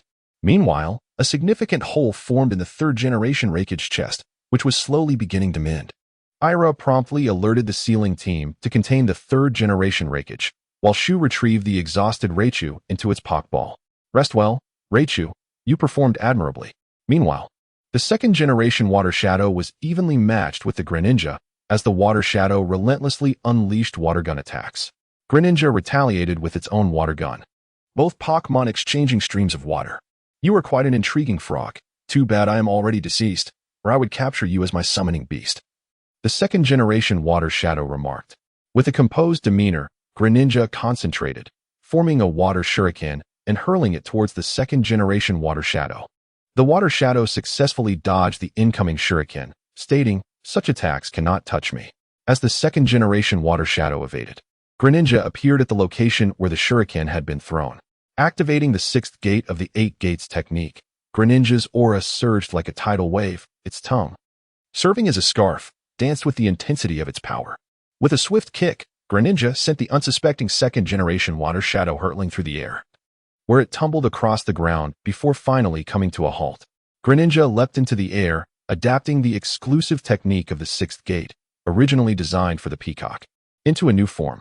Rapidly swinging its fists, the friction against the air generated a powerful shockwave enveloped in flames, forming a multitude of water spouts. As these spouts, infused with fire, shot downwards like bullets, the second-generation water shadow had no time to react, becoming riddled with holes while igniting in flames. With the second-generation water shadow subdued, Ira instructed his team to proceed with the sealing. Greninja, having released its transformation, approached Shu's side. The observing ninjas gazed at Greninja with expressions of awe. Regardless of species, admiration for the strong remains an unchanging truth. Shu gently patted Greninja's head, remarking, "Well done. You have even developed techniques suited to yourself. Now, take the time to rest." Shu had not anticipated that the skills he initially copied and pasted would evolve into something uniquely suited to each Pokemon over time. This revelation illuminated the fact that his Pokemon were not mere static programs, but vibrant, sentient beings capable of thoughtful adaptation. It seemed that once this fierce battle concluded, they need not remain confined within their Pokeballs. They should venture to places they desire. On the battlefield, only the second-generation Earth Shadow and the fourth-generation Wind Shadow remained. The fourth-generation Wind Shadow's attacks proved utterly inadequate against the Venusaur, which swiftly gained control over it, rendering the sealing team unnecessary as Venusaur absorbed the energy, sustaining the fourth-generation Wind Shadow. Chapter 85. Uchiha Madara. Amidst the astonished gazes of numerous ninjas, only the second Sasuke remained at the scene. At this moment, the second Sasuke had created a shadow clone, and the two were coordinating their attacks against Gengar. Shielded by Susanoo, Gengar appeared remarkably at ease. Growing impatient, Gengar swung the form of Susanoo and launched an assault on one of the second Sasuke's clones. Boom! Before it could react, one of the second Sasuke's clones was smashed into the ground. Realizing the precariousness of the situation, the second Sasuke dispelled the clone. Under the circumstances, it was impossible to utilize his Kekkei Genkai, and without it, he could not penetrate Gengar's Susanoo. Placing his hands before his chest, a radiant light flickered to life within his grasp. Oh no! The second Sasuke is about to employ his Kekkei Genkai. Your summoned beast may be in peril. I, Gaara, voiced my concerns. With confidence, Tree replied, "You underestimate my Pokemon, and Gengar is not to be trifled with. Dust release, destruction of the original world." A white beam shot forth from the second Sasuke's hand, hurtling towards Gengar's Susanoo. As Gengar observed the incoming dust release, his already wide smile grew even broader. Boom! Dust erupted as the second Sasuke successfully struck Gengar's Susanoo. When the smoke cleared, Gengar's enormous purple Susanoo had vanished, along with Gengar himself. The second Sasuke, now floating in midair, pondered uncertainly, "Have I eradicated it?" Suddenly, his body twisted grotesquely, and his entire upper half was torn apart. The second Sasuke stared in astonishment as Gengar materialized before him. Having stealthily approached, Gengar employed his ocular technique to disrupt the very fabric of space, obliterating the second Sasuke's form. The Ninja Alliance, who had been mere spectators, were taken aback by Gengar's swift resolution of the second Sasuke. That summoned beast is incredibly powerful. It eliminated the second Sasuke with such speed. Hearing the whispers of the ninjas behind him, Gaara, interjected, "Enough chatter. Let us proceed to seal him." Following the command, the sealing team swiftly moved to encapsulate the second Sasuke. At this moment, Gaara turned to Tree, who had been by his side. "Tree, your summoned beast is truly formidable. I doubt I could contend with even one of them." Tree chuckled and replied, "Be more confident. Gaara, I assure you, you wouldn't stand a chance." Gaara, feeling somewhat resigned yet accepting, understood that the strength of the previous Kages was indeed formidable. Hidden in the shadows, Kabuto watched the scene unfold with growing frustration. How infuriating. Surprisingly, that fellow has not suffered any consequences. It seems I must take on that role. Yakushi Kabuto glanced at the coffin, summoned from the depths of the earth. After praising Gungue, the tree returned it to its Pokeball. "Well, I am ready to depart. There is nothing of interest left here." As the tree prepared to leave, a figure emerged upon the cliff where it had previously lingered. The gentle breeze tousled the long hair of the newcomer, adorned in a crimson, ancient battle garment. With arms crossed, the individual gazed down upon the assembly of ninjas below. Is this the current state of the ninja realm? Indeed, without Hashirama, there is no one worthy of note. At the arrival of this unexpected visitor, the tree sensed a disturbance. What is the matter lately? Why is it that every time I wish to depart, something seems to ensnare me? Just as the tree continued its lament, Uchiha Madara leapt down from the cliff. Though but a single man, Uchiha Madara stood alone. And yet not a single member of the Ninja Alliance dared to approach him. Gaara regarded the man before him. This is Uchiha Madara. The tree answered Gaara's unspoken inquiry. Upon hearing this, Gaara was taken aback. If he is indeed Uchiha Madara, then who was the masked man who declared war on us? Claiming to be Uchiha Madara? That was undoubtedly an impostor. Is there any need for further inquiry? The tree replied, somewhat exasperated by Gaara's naivety. Uchiha Madara surveyed the ninja alliance before him, a disdainful smile gracing his lips. Allow me to dispose of you insignificant pests first, merely as a warm-up for the endeavors that lie ahead. With that, Uchiha Madara formed a series of hand seals. Fire style, great fire annihilation. A searing torrent of immense flames surged toward the ninja alliance. In response to the approaching inferno, the ninjas finally sprang into action. They lined up in formation and prepared to counter the oncoming blaze with their own technique. Water style, great waterfall technique. Dozens of individuals simultaneously unleashed the art of water release, finally managing to nullify Uchiha Madara's fire release. The collision of fire and water generated a dense vapor that enveloped the scene.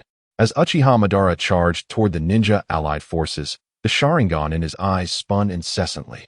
Upon entering the throng, Madara resembled a wolf amidst a flock of sheep. Each ninja fell before him with but a single blow, sprawled helplessly on the ground. He exhibited formidable dominance amidst the crowd, and despite facing a multitude, his adversaries held not a shred of advantage. When the dissipating vapor finally cleared, the ground was littered with an abundance of fallen ninjas. Madara then redirected his gaze towards the trees and Gaara, preparing to advance further.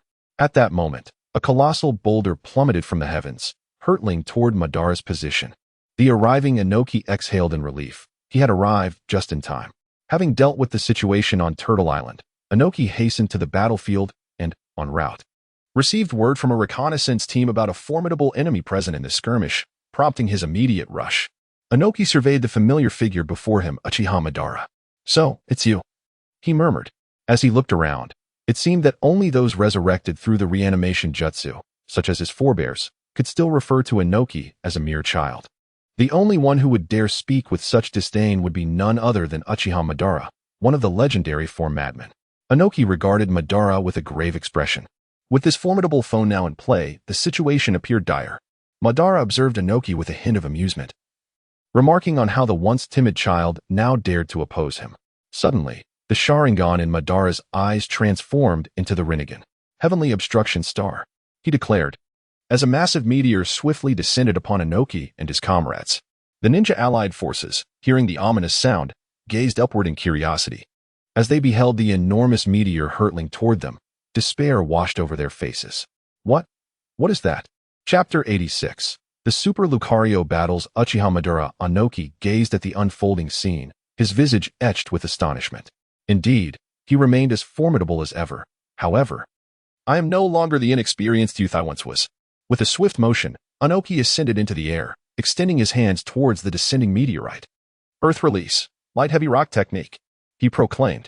Inoki altered the weight of the colossal stone in a bid to prevent its crash. Below, Gaara began to manipulate the sand, transforming the sandy expanse into a gigantic hand to support the meteorite. Upon witnessing the meteorite's descent thwarted, a smile of triumph graced Inoki's face. At last, I have succeeded in averting disaster. In the distance, Uchiha Madara, arms crossed, wore a mocking grin. How delightfully premature, he mused, just as Inoki reveled in his perceived victory. Another meteorite suddenly burst through the clouds, striking the first meteorite that had been halted. The immense force sent the initially suspended meteor crashing down upon Inoki's head, the impact causing blood to erupt from his skull. The overwhelming pressure continued to bear down upon him, further driving him to the ground. Madara regarded this scene with indifference. Mere fodder is merely fodder. How uninteresting. Meanwhile, Naruto and Killer Bee hastened towards the battlefield, with Naruto having harnessed the power of the Nine Tails. As they traversed the terrain, a figure materialized before them. Obito, clad in a mask and bearing a fan upon his back, obstructed Naruto and Killer Bee. At last, I have found you. Naruto, eyeing the masked man, adopted a combative stance. You again, you scoundrel. This time, I shall put an end to you. Obito replied. You would do well to surrender without resistance. As his words echoed, several figures emerged from behind him. Naruto observed the newcomers, each imbued with the formidable essence of tailed beasts, their eyes possessing both Sharingan and Rinnegan. This is bad. This is not going to be easy. At that moment, Sasuke emerged from his training grounds. Shortly after his departure, he caught sight of a familiar silhouette sprinting past him, and his heart sank as he recognized that familiar figure. How can this be? How is he still alive? Sasuke could hardly believe his eyes. He swiftly altered his course and pursued the shadow he had just glimpsed. Meanwhile, on this side, Noki struggled to maintain his composure, ultimately succumbing as two meteors crashed down upon him, plummeting toward the earth. The ninjas of the allied shinobi forces, witnessing the meteors drawing ever closer above them, closed their eyes in despair, awaiting the inevitable arrival of death. After a prolonged moment, when the anticipated impact did not occur, curiosity compelled them to open their eyes. To their astonishment, the meteors had halted in midair just before striking them. Uchiha Madara, observing this development, turned his gaze toward the source of the disturbance. He had seen a figure raise a hand toward the descending meteors, causing them to suspend in the sky. Intriguingly, he had not anticipated such power from a mere child. The figure gestured, redirecting the two meteors far away. Madara then inquired, "Who are you? Which clan do you belong to?" The figure, exuding confidence, retorted, "Mind your own business." "Humph. It seems I must teach you a lesson on behalf of your elders." As Madara prepared to act, a creature leapt from the waist of the figure. "Do you wish to join the fray?" the figure asked. The creature nodded. Having observed that the long-haired individual before them possessed significant strength that piqued its interest. "Then go ahead, but do not underestimate him. He is formidable." The creature acknowledged this and charged toward Uchiha Madara. Upon seeing the summoning beast advancing, Madara's expression turned icy. "Do you dare to belittle me?" During its sprint, the creature activated the seventh gate of the 8 gates, unleashing a tremendous aura. With its right leg glowing, the creature launched a powerful kick toward Madara. Recognizing the ferocity of the assault, Madara instinctively activated his Susanoo to defend himself. The impact was monumental. The creature's kick, augmented by the power of the 8 gates and its own immense strength, shattered Madara's Susanoo with ease. As the attack continued its relentless trajectory, Madara countered with the power of the Rinnegan, employing Shinra Tensei. The overwhelming repulsive force neutralized the creature's assault and sent it hurtling away. Observing the creature propelled through the air, Madara remarked, "An intriguing summoning beast with commendable power." After being cast aside, the creature executed several flips in midair before landing gracefully on its feet. The creature, now firmly grounded, looked back at the figure. Understanding the unspoken request for permission, the figure dispelled its restraints. With a resounding roar, the creature surged with renewed energy.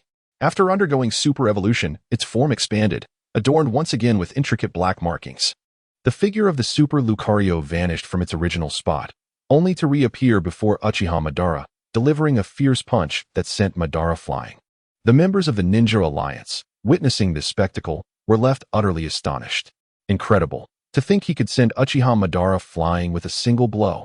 Buried amidst the rubble, Uchiha Madara emerged, intrigued. "Interesting," he remarked, and charged at Super Lucario. The two collided, and a fierce battle ensued. The speed of their assaults was so swift that the majority of the Ninja Alliance could scarcely follow. They could only hear the sounds of their combat and the occasional shattering of the ground to deduce the direction of their struggle. As they paused momentarily, Uchiha Madara gazed at Super Lucario with admiration. "I never anticipated that besides Hashirama, there would be a spirit beast capable of challenging me. I initially thought this battle would be tedious, but encountering you has been a pleasant surprise." In that case, with hands clasped together, Uchiha Madara invoked Wood Release, Flower Tree World. Instantly, numerous trees sprouted within the arena, their branches bursting into vibrant blossoms. The members of the Ninja Alliance, overwhelmed by the intoxicating fragrance, succumbed to exhaustion and collapsed to the ground. Super Lucario sensed the imminent threat, realizing that he could no longer afford to delay. He stood his ground, gathering energy. Once fully charged, Super Lucario opened his previously closed eyes and unleashed a powerful punch towards Uchiha Madara, sending forth a blue tiger that roared as it surged forward. Seeing this, Uchiha Madara swiftly formed hand seals. Wood Release, Wood Dragon Technique. A colossal wooden dragon surged towards the oncoming blue tiger. The blue tiger tore through the wooden dragon and launched a deep blue wave of energy toward Uchiha Madara. A wooden wall rose before Madara to shield him. Yet the wave still shattered through, striking him directly. After executing this technique, Super Lucario collapsed to the ground, reverting to his previous state. Chapter 87. Do you wish to dance as well? The tree observed the fallen Lucario. Having reached its limits, it had performed admirably. Return, the tree commanded. Retrieving Lucario into its Pokeball, Uchiha Madara, witnessing the gradual restoration of his vanished right hand, regarded the tree with admiration. Impressive, a formidable summoning beast. Since your creature is so powerful, your strength must not be lacking either. While I still have time, come and entertain me. The tree gazed at Madara, who maintained his arrogant demeanor. I believe I shall let my partner engage with you instead. I hope you can still find joy in this encounter. Within his system abode, the tree summoned Muo. As the lavender-hued figure materialized before Madara, the disdainful smile on his face finally faltered, replaced by a hint of seriousness. With Muo's emergence, an overwhelming aura of pressure enveloped the surroundings. This summoning beast's strength might even surpass that of the Nine Tails. Upon appearing, Muo turned to the tree and communicated telepathically. You called for me. What is it? Please deal with the individual before you. Feel free to strike hard, should he perish. It matters not. Muo nodded in response, bemused by the penchant of humans for internal conflict. After voicing his thoughts, Muo redirected his attention to Madara. He extended his hand towards him, unleashing his psychic energy. Madara was sent hurtling backward as if struck by a truck. When he regained his footing and glanced at Muo, he found it had vanished from sight. So swift. Muo reappeared beside Madara and delivered a swift kick. Instinctively, Madara activated his Susanoo to defend himself, a pale blue ethereal form enveloping him to shield against Muo's assault. He commanded Susanoo to retaliate, yet the attack merely hovered above Muo's head, never descending. Observing this, Madara intensified his power, summoning the complete form of Susanoo. The previously blue apparition became muscular, clad in armor, and sprouted a pair of wings. Controlling this fully realized Susanoo, Madara struck at Muo once more. Boom. The tremendous force cleaved the mountain behind Muo in twain. Meanwhile, Naruto, engaged in a prolonged battle with Obito, found himself utterly outmatched. Sprawled on the ground, the arriving Kakashi and others witnessed this scene and promptly intervened, rescuing Naruto and his companions. Kakashi regarded the masked man and the reanimated Jinchuriki with trepidation, realizing the complexity of the situation. This is troublesome. The masked man, upon seeing Kakashi standing before him, seethed with fury. You, a lifelong failure consumed by regret, dare to show your face here. Kakashi felt a peculiar sensation as the masked man spoke, as if he possessed an intimate understanding of him, just as the masked man intended to command the Jinchuriki behind him to launch an attack. A radiant white light suddenly enveloped them. Within the concealed cavern of Kabuto, Itachi and Sasuke joined forces, ultimately subduing him while simultaneously recalling the souls that had been reanimated through the Edo Tensei back to the realm of the deceased. Meanwhile, Uchiha Madara, engaged in combat with Muo, noticed a similar luminescence emanating from his own body. He halted his movements, gazing at his hands in disbelief. Was the jutsu undone? Sasuke, observing Itachi's fading form, was overwhelmed with a sense of longing. Itachi spoke. I never expected to see you again. My only regret is that I did not heed the tree's counsel to treat you as a mature ninja. Yet, witnessing you now brings me solace. Press on, Sasuke. With that, Itachi vanished before Sasuke's eyes. Sasuke's gaze shifted from sorrow to determination. I shall uncover the reason behind your steadfastness. Meanwhile, Naruto watched as the masked man realized the Edo Tensei had been undone. He swiftly formed hand seals, placing his palms upon the ground. With a resounding crash, a colossal creature was summoned forth, ensnaring the vanishing reanimated Jinchuriki one by one, absorbing their tailed beast powers. The masked man then produced the sealing tools used to contain the gold and silver brothers, casting them into the creature's maw. After the giant ingested these items, its form transformed. A thunderous roar echoed across the heavens, prompting Naruto to exclaim, What? What is this? Beside him, Killer Bee remarked, This must be the Ten Tails, a being even more terrifying than our nine-tailed beasts. The Ten Tails awakened, though not yet in its complete form, it regained a significant portion of its strength. Uchiha Madara, witnessing his form begin to dissipate, quickly formed hand seals once more. In an instant, his body reverted to its original state. He looked at Muo and declared, Let us continue. What? Why has the Edo Tensei been undone, yet he remains unscathed? Gaara, astonished, responded. The tree, maintaining his composure, replied, What is so strange about it? The strong are always exceptional. Did you truly believe that someone who once epitomized peak combat prowess would be so easily manipulated by a mere jutsu? Madara, observing Muo before him, felt an exhilarating thrill of battle rise within him. Planetary devastation. Uchiha Madara hurled a black particle towards Muto, from which a formidable gravitational force emanated, surpassing even the strength displayed by Nagato in the past. This immense pull drew in surrounding stones and trees, ensnaring Muto at the very center of the black particle. As time progressed, the originally small sphere gradually expanded, with all the debris from the ground being attracted to this levitating orb. Observing this, Madara prepared to depart. Having already sensed the presence of the Ten Tails, Obito must have summoned it, and he could not afford to linger any longer. Crack, crack, crack. The suspended sphere began to fracture, ultimately erupting in a violent explosion.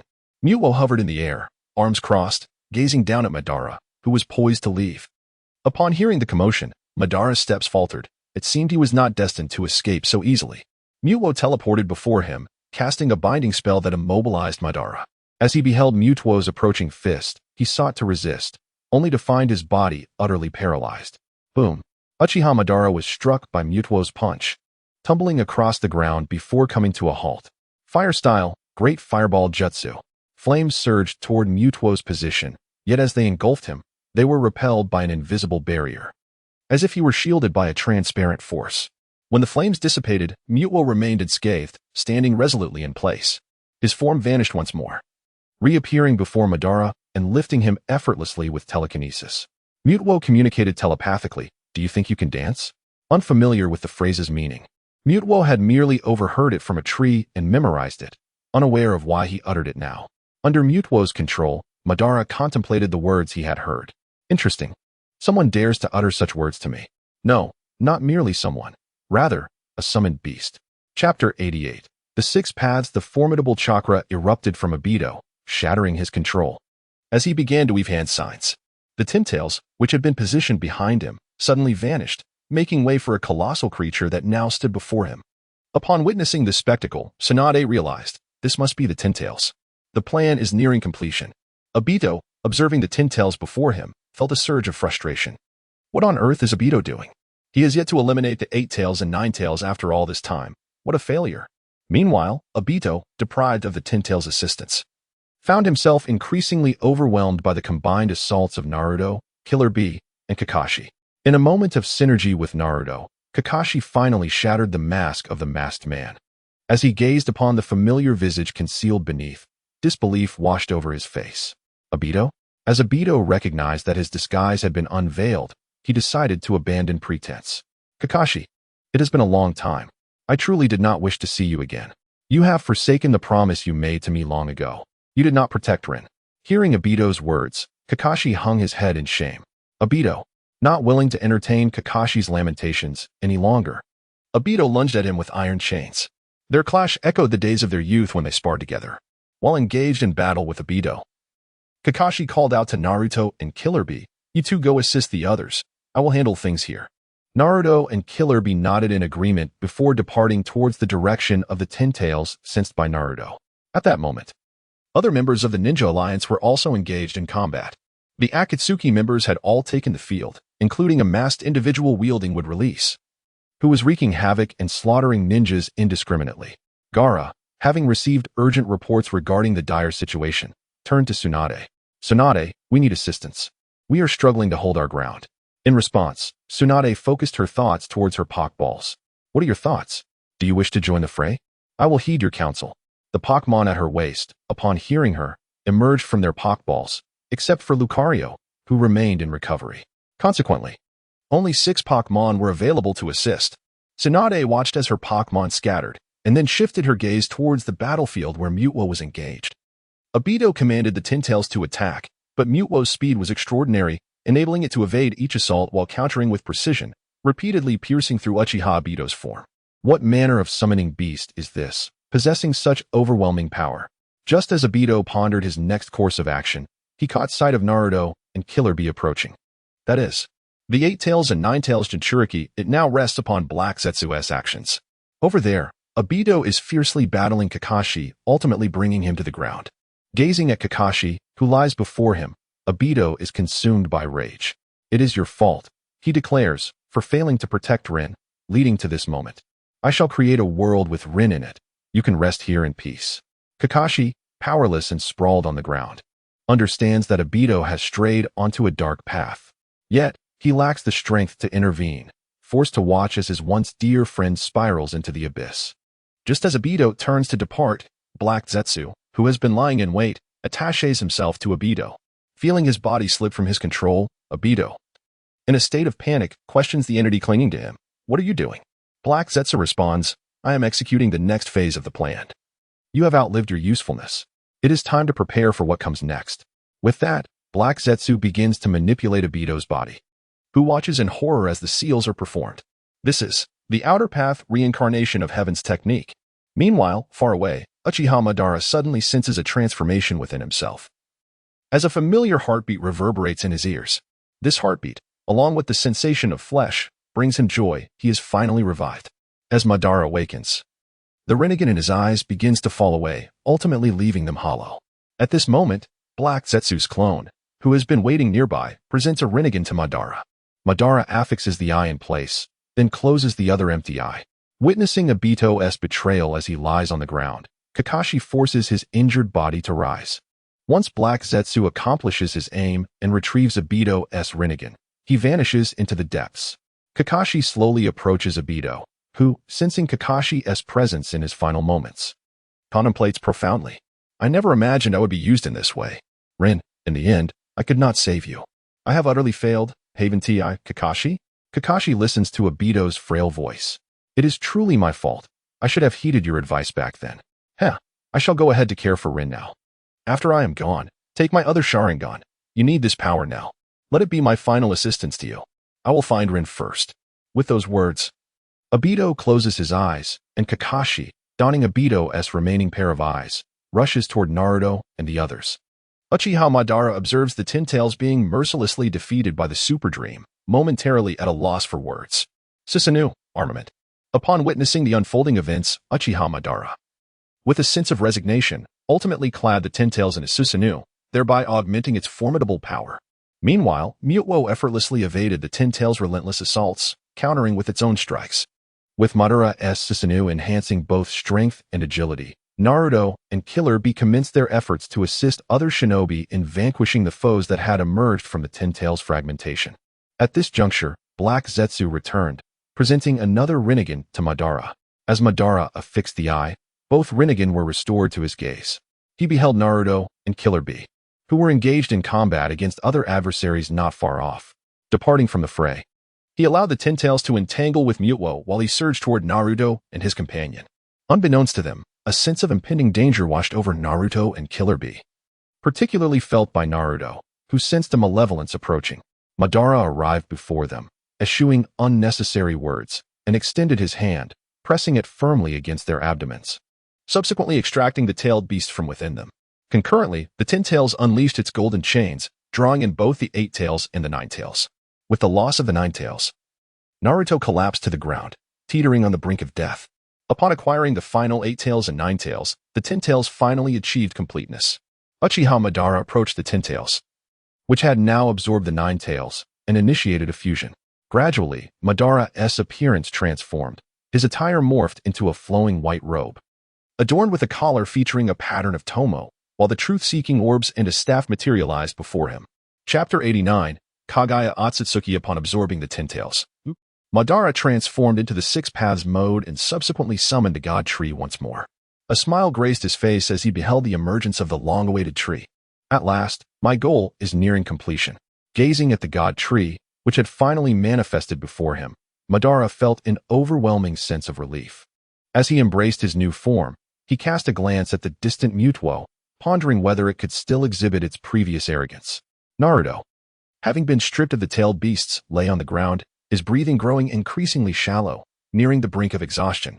Gaara, anxiously observing Sakura as she tended to Naruto, noticed the perspiration accumulating on her brow. What should I do? Naruto is on the verge of collapse. The tree approached Naruto, addressing the weakened figure of both Naruto and Killer Bee.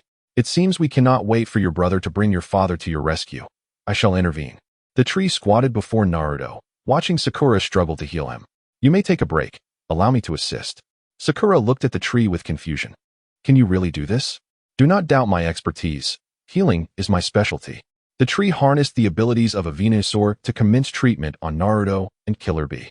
Under the tree's care, both Naruto and Killer Bee gradually stabilized. At that moment, several figures arrived on the scene. Sasuke and the former Hokages reached the battlefield. And upon seeing his dear friend lying on the ground, Sasuke rushed over. What has happened to Naruto? Noticing Sasuke's anxiety, the tree reassured him, "Fear not. I shall not leave you bereaved. I have already brought him back to safety." "That is good, but wait, what were those peculiar words you just spoke?" The tree disregarded Sasuke's question and rose to its feet. "It is time for me to fulfill my duties." With that, the tree vanished from Sasuke and the other's sight, only to reappear atop the god tree. Observing the vibrant red fruit before him, he plucked it and placed it into his backpack. Meanwhile, the Six Paths Madara engaged Mutuo in battle, unleashing the truth-seeking orbs to attack, while invisible barriers intermittently disrupted Mutuo's movements. Sage Art, In Release, Lightning Style. Madara unleashed a torrent of purple lightning resembling branches, sending Mutuo crashing to the ground. Upon witnessing this, Madara erupted in laughter. "Haha, weren't you formidable just moments ago? Why are you faltering now?" As Madara taunted him, Mutuo, buried in the crater, erupted with tremendous power, a column of purple energy soaring into the sky. Madara sensed this surge of energy. This as Mutuo activated its rebirth mode, levitating in the air surrounded by several floating pink orbs. Its body was enveloped in a delicate layer of pink, adorned with intricately carved black lines on its robe. Sensing the overwhelming power of Mutuo, Six Paths Obito displayed an expression of disbelief, pondering why it seemed even more formidable than himself. As Six Paths Obito attempted to launch a probing attack, he was abruptly flung away by Mutuo's psychic force before he could close the distance. Mutuo extended its hand slightly, and the space surrounding Six Paths Obito began to fracture like a spider's web, ultimately tearing his body apart and leaving him to fall to the ground. Moments later, through his remarkable self-healing abilities, Obito restored himself to his original state. At this juncture, Black Zetsu approached Six Paths Obito, remarking that his strength appeared to be inferior to that of the peculiar psychic beast. However, Black Zetsu hinted that there was a method by which he could enhance his power. Just as Six Paths Obito was about to engage Mutuo once more, he paused, intrigued by Black Zetsu's words. With a serious demeanor, Black Zetsu moved closer to Obito, unexpectedly extending his hand. Having always regarded Black Zetsu as a mere extension of his will, Obito had never taken precautions against him. In a shocking turn of events, Black Zetsu's hand pierced through Obito's chest. Confused, Obito gazed at Black Zetsu and asked, "Why? Aren't you my will?"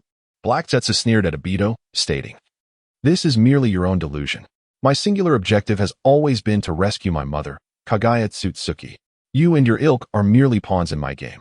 Even the information inscribed on that stone tablet passed down through your ancestors was altered by me to facilitate your resurrection of the Ten Tails."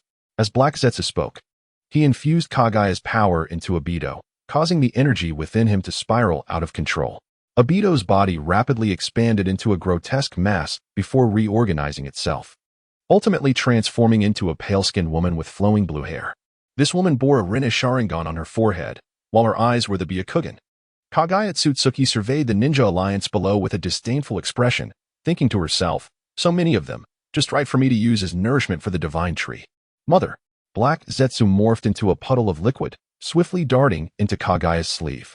The tree, witnessing this, remarked, "Emerging as mere liquid after all these years. It seems you have yet to grow." Infinite Tsukuyami. As Kagaya unleashed her ninjutsu, countless beams of white light cascaded down upon them. Those illuminated by the radiance found their pupils transformed into the Rinnegan. The god tree descended, its colossal trunk rising to ensnare those eternally trapped in the illusion, hanging them like maggots from its branches. The tree summoned its power, thwarting the effects of the infinite Tsukuyami, while Sasuke activated his Susanoo, enveloping those around him to evade the Jinjutsu. When the white light flickered, Kagaya hovered in the air, bemused that both Mutuo and the tree beneath remained unaffected by her influence. Mutuo gazed at the extraordinary woman before him, sensing her strength to be slightly greater than that of his previous foe, a flicker of combativeness igniting within him.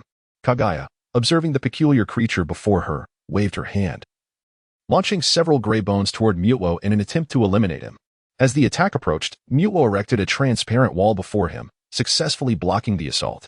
In retaliation, he unleashed a gold will rebirth explosion, which struck with tremendous force. The earth seemed to cleave in two, a bottomless chasm carved into the ground by Mutuo's strike. This was, however, a restrained display of his power. Had he unleashed his full might, the planet could have been cleaved asunder. Yet, Even such a formidable attack was evaded by Kaguya, who, recognizing the futility of a direct confrontation, slipped into another dimension. When she re-emerged, she found Mutuo inexplicably standing before her. He swung his fist, landing a powerful blow against Kaguya's face, sending her hurtling through the air. As she soared, Kaguya regained her composure mid-flight. Once she halted, her hair stood erect, and countless fine strands shot toward Mutuo like a torrential downpour. Chapter 90. The Phoenix King Once More. Mutuo endeavored to withstand the onslaught, employing its psychic powers to thwart the incoming attacks. The rabbit hair needles, aimed at Mutuo, came to a halt before it. At that moment, Kaguya swiftly lunged forward, executing the 80 God airstrike. Without mercy, Kaguya delivered a devastating punch to Mutuo, although the pink orbs surrounding Mutuo attempted to shield it. The creature was nonetheless propelled far away, and the controlled rabbit hair needles resumed their assault, piercing it like a hedgehog. Having sustained this blow, the pink orbs that floated around Mutuo flickered, their presence wavering, just as Kaguya's 80 God airstrike was about to land. These orbs absorbed a significant portion of the damage, yet the rabbit needles could not be countered. Mutuo gradually rose from the ground, utilizing droplets of life water to mend its injuries before casting a glance at the tree, which had been serving as mere background scenery. The tree grasped Mutuo's intent and immediately activated Mega Evolution. Before long, Mutuo underwent a transformation. Its form became petite, while its head enlarged. A long appendage resembling a tail cascading down its back, replacing the vanished tail. Kaguya, observing Mega Mutuo Y, pressed on with her assault. In this moment, Mutuo's psychic prowess reached a terrifying zenith, augmented by the power of the Rinnegan mode and its recent Mega Evolution. A radiant pink glow enveloped Mega Mutuo, and Kaguya was suddenly suspended in midair, immobilized. Sasuke and his companions, who had been spectating, were struck with disbelief. Was that summoned beast truly real? Could it possess such formidable strength? After seizing control of Kaguya, Mega Mutuo prepared to crush her with its psychic abilities. At that instant, the tree, which had remained passive, heard a voice resonate in its mind. Ding. Detection indicates that the host has controlled the source of the Hokage. Would you like to absorb it? Absorbing it will reward the host with a chance to traverse dimensions. What? Traverse dimensions? Could I journey to another world? If I could discover a method to traverse repeatedly, might I someday return to my original world? Upon hearing the system's message, the tree, which had once felt devoid of desires, reignited with ambition. As the story of Naruto progressed and the tree's power grew, its initial zeal waned, leaving it apprehensive about the tranquil future of the Naruto world. Was it truly destined to remain there indefinitely? The notion of being trapped in this realm, unable to escape, filled it with despair.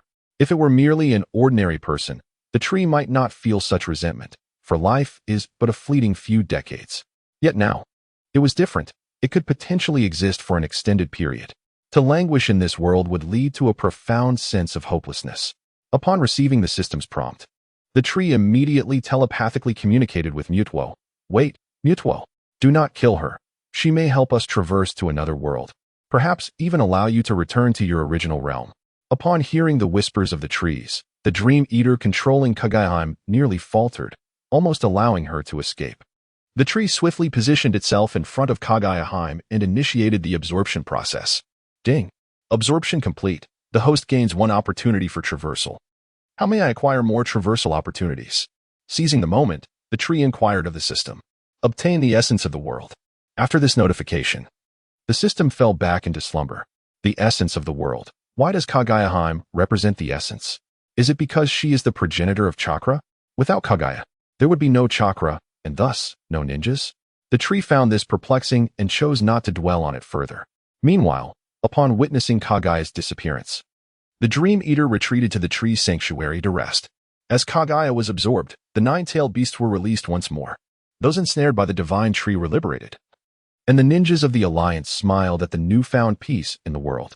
The tree gazed at the rising sun, feeling a profound difference. His heart now brimmed with vitality. How wonderful! My journey has only just begun. When the tree regained his focus, the Pokemon he had freed returned to his side. A joyful smile adorned his face. Let us return home. In the land of snow, the tree accompanied Yato to the palace's rear courtyard, observing his kin within the ice cave. Do not worry, I shall revive you now. Exchanging for Ho-Oh. Ding. Exchange successful. The tree summoned Ho-Oh, revealing a magnificent bird adorned with golden and red feathers before them. Yato gazed in astonishment. This.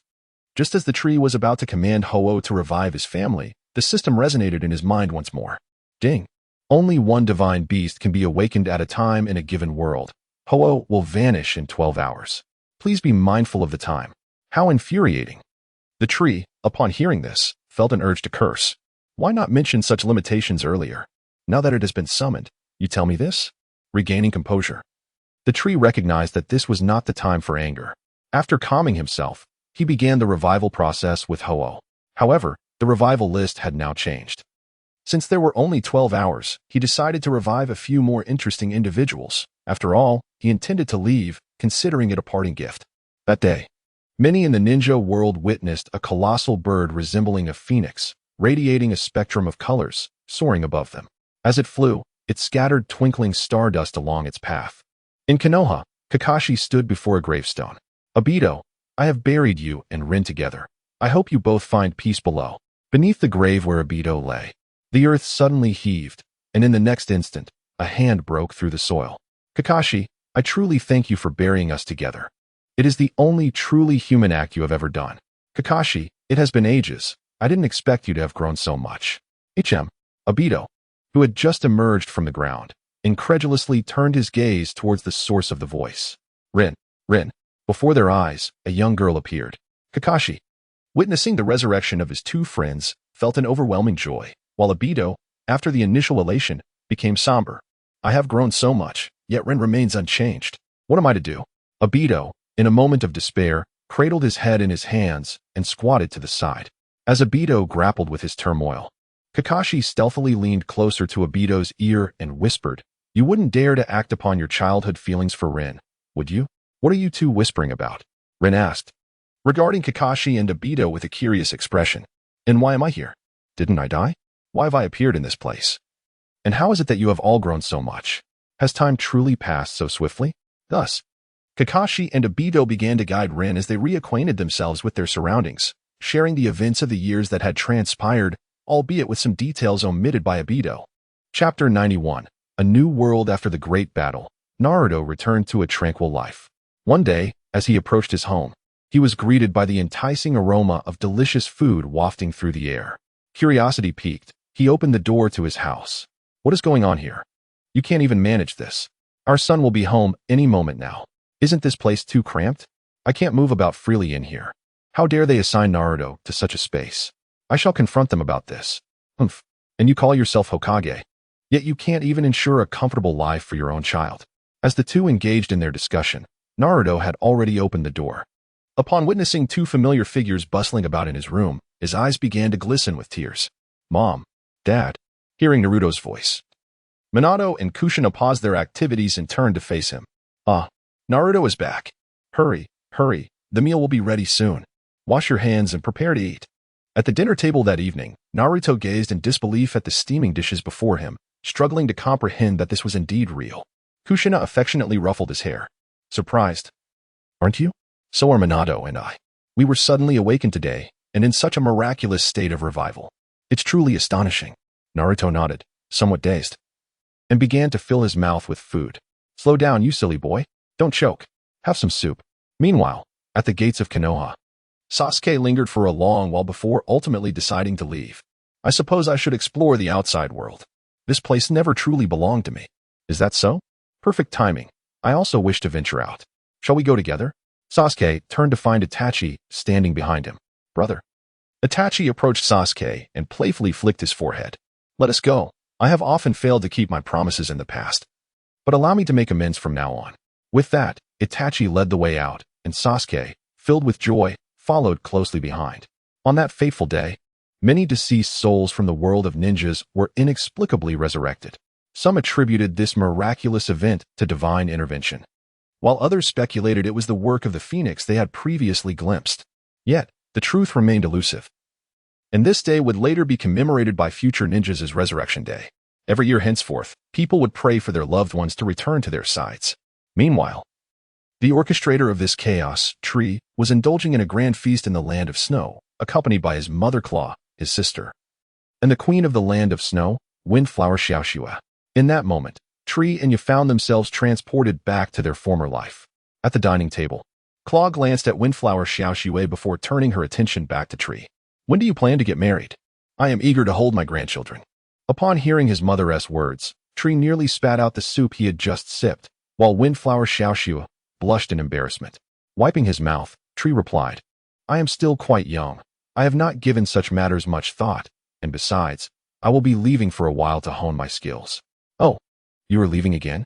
Windflower Xiaoxue's spirits plummeted at the news, and Claw looked at Tree with confusion. Now that the ninja world is temporarily at peace, why would you venture out?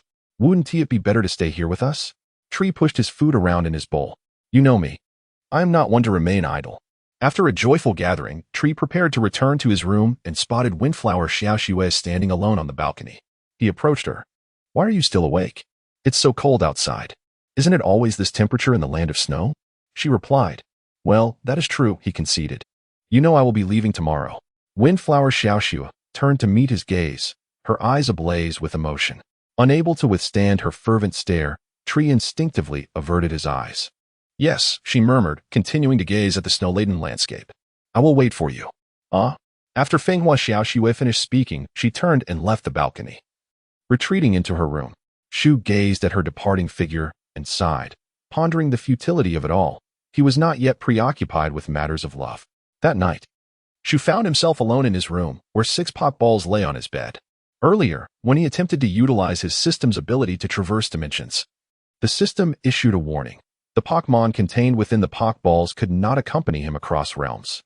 The energy required for simultaneous traversal of multiple Pokemon cannot be provided. The host must clear the Pokballs of their contents. While the Pokemon residing in the home are not included in this restriction, in that moment, Shu realized that if he could not bring even a single Pokemon with him, his strength would revert to its original state. Fortunately, he would still be able to take one. He released them all and explained the situation. The Pokemon expressed their understanding and support for his decision, reassured that he would eventually return. As Shu initiated the traversal, a dark rift engulfed him, and he vanished before the eyes of his loyal companions. During Shu's absence, Lucario chose to remain by his sister's side, safeguarding his family. Jengar and Raichu also opted not to depart. Charizard and Venusaur paired up, eager to explore the outside world. While Greninja, embodying the spirit of a solitary warrior, embarked on a journey of self-discovery. At that moment, Shu experienced a wave of dizziness, and upon reopening his eyes, he was met with an expanse of white. He stood amidst the swirling snow. Damn, I feel as if I'm still in the land of snow, he mused. Utilizing his telekinetic powers, he enveloped himself in a protective aura, rendering him impervious to the blizzard's ferocity. Thank goodness I still have Mutwo, otherwise, I would be in dire straits. Earlier, he had attempted to confine Mutwo within a Pokeball, but it seemed that after the traversal, his home system had become locked. Nonetheless, he could still wield Mutwo's powers. Thus, he inquired of the system, Ding. After traversal, the home system cannot summon Pokemon. The summoning of Pokemon will activate once the host possesses 6 Pokeballs. The awakening method for Pokemon will be random. Upon hearing this, Shu reflected, realizing that this was akin to his initial arrival. The system's stipulation for random awakening was contingent upon having 6 Pokemon. Initially, he had naively assumed it was a permanent state, unaware it was merely a temporary restriction. If that is the case, does it mean I can only awaken 1 legendary Pokemon per world? After awakening a legendary, I would then place it in the home system, traverse again, and subsequently awaken 6 Pokemon before selecting another legendary? Thus, the essence of enhancing my strength hinges upon the number of legendary Pokemon I possess. To my surprise, I have become a divine creature. While pondering the events that transpired in the future, I meander aimlessly through the snow-laden landscape. Should anyone happen to catch sight of me, they might mistake me for a mythical being foraging in the wilderness. At that moment, I suddenly spotted a brightly lit house in the distance, prompting me to advance towards it. Upon reaching the door, I gently knocked. An elderly man cautiously opened the door a crack and gazed at me. Good evening, kind sir. I seem to have lost my way and wonder if I might find shelter with you for the night. Chapter 92. Demon Slayer Grandfather Saburo gazed at the trees outside, hesitating for a moment as the twilight slowly enveloped the surroundings. Eventually, he opened the door and said, Please, come in for the night. We can discuss matters come morning. Thank you, kind elder, the traveler replied, stepping inside. Is someone visiting Grandfather Saburo? Oh, merely a lost soul seeking refuge for the night. As the traveler entered the dwelling, he turned to observe the boy who had posed the question. The boy bore a scar on his forehead and adorned his ears with 2 earrings. The traveler felt an odd sense of familiarity towards the boy, yet the source eluded him, and he chose to dismiss the thought. Within the cozy interior, Tanjiro regarded the traveler. Greetings. I am Tanjiro, residing in the mountains. I returned late today from selling charcoal in the village, so I shall be lodging here with Grandfather Saburo for the night. Upon hearing Tanjiro's name, the traveler suddenly remembered where he was. Indeed, he found himself in the world of Demon Slayer. This revelation brought him a sense of relief. He had feared being thrust into a realm far beyond his capabilities, where he might be overwhelmed. Knowing he was in the world of Demon Slayer, the traveler felt assured that, given his current abilities, he could handle the challenges that lay ahead with relative ease. Observing Tanjiro, he recognized that the boy had yet to join the Demon Slayer Corps, and his family had not yet suffered tragedy. Thus, he cautioned, I am Inazuka Shu, a wanderer with some extraordinary abilities. As he spoke, he demonstrated his power, levitating the teacups resting on the table. Tanjiro, seated nearby, was taken aback by the spectacle. Wow, how remarkable! The traveler ceased his display and continued. I sensed a foreboding through my abilities. It appears your family may face danger tonight. What? Upon hearing the words of the tree, Tanjiro immediately rose from his seat. Grandpa Saburo, witnessing this, felt a twinge of concern, wondering if it could indeed be true. His gaze towards the tree was laden with skepticism. At that moment, Grandpa Saburo began to regret having let the tree in, as his unfamiliarity with it bred fears of deception towards Tanjiro.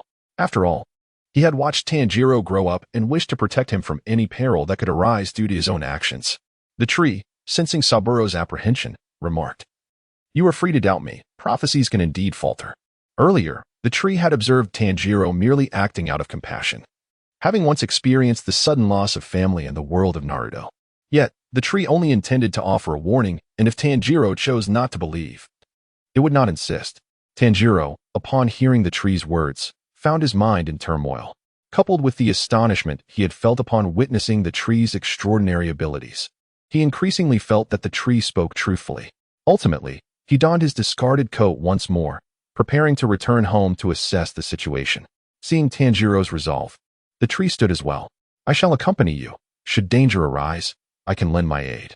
I will go too, Grandpa Saburo declared, rising to join them. The tree understood Saburo's intentions and did not deter him. As Tanjiro opened the door, he faced the pitch-black surroundings and the howling blizzard. Yet, he did not waver and continued towards his home. Observing Tanjiro's struggle against the elements, the tree enveloped them both in a protective telekinetic shield. Tanjiro suddenly noticed the snow that had been pelting him had ceased, and, curious, he looked up to find that not a single flake fell upon him. Do not be astonished. Guide us, and we shall soar directly there, the tree instructed. Huh? Before Tanjiro could express his surprise, the tree utilized its telekinetic power to levitate Tanjiro and Grandpa Saburo into the air. Aware that this was not the time for inquiries, Tanjiro began to direct the tree towards his home as they ascended. Just as they neared their destination, the tree sensed the distinct aroma of blood and accelerated towards the source of the scent. Tanjiro noticed the sudden increase in speed and found it peculiar at that moment. His already keen nose detected the overwhelming stench of blood. Tree, I caught a whiff of blood emanating from my home. Please hurry. I am already aware. A quaint wooden cabin gradually came into view before them. The trees distinctly sensed that a person inside was engaged in a gruesome act of slaughter. Just as a young girl, cradling a small boy, was about to flee outdoors, an arm pierced through both their chests. The assailant withdrew his arm, allowing the crimson blood to drip slowly into the snow, staining the pristine white flakes a deep scarlet. He raised his hand to his lips and extended his tongue to taste the blood. Finally, the trees arrived, releasing the mental force that enveloped them. Observing the perpetrator, the trees lifted their hands and enveloped him with telekinesis, exerting force to crush his body into oblivion. Muzan Kibutsuji was momentarily taken aback. Who is this? How can someone be so powerful, striking me down before I could even react?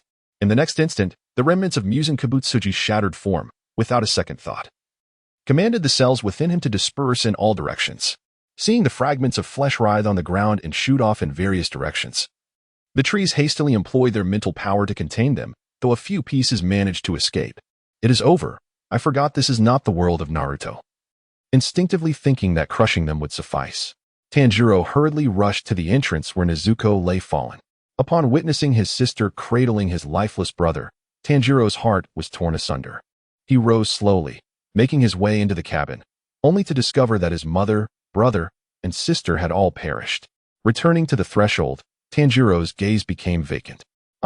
With a cry of rage and sorrow directed at the heavens, an exhausted Tanjiro collapsed to his knees, grasping the snow-covered ground with fervor. The trees observed him and spoke. I believe I may still be able to save your sister. However, the others have completely lost their breath, and I might not be able to assist you.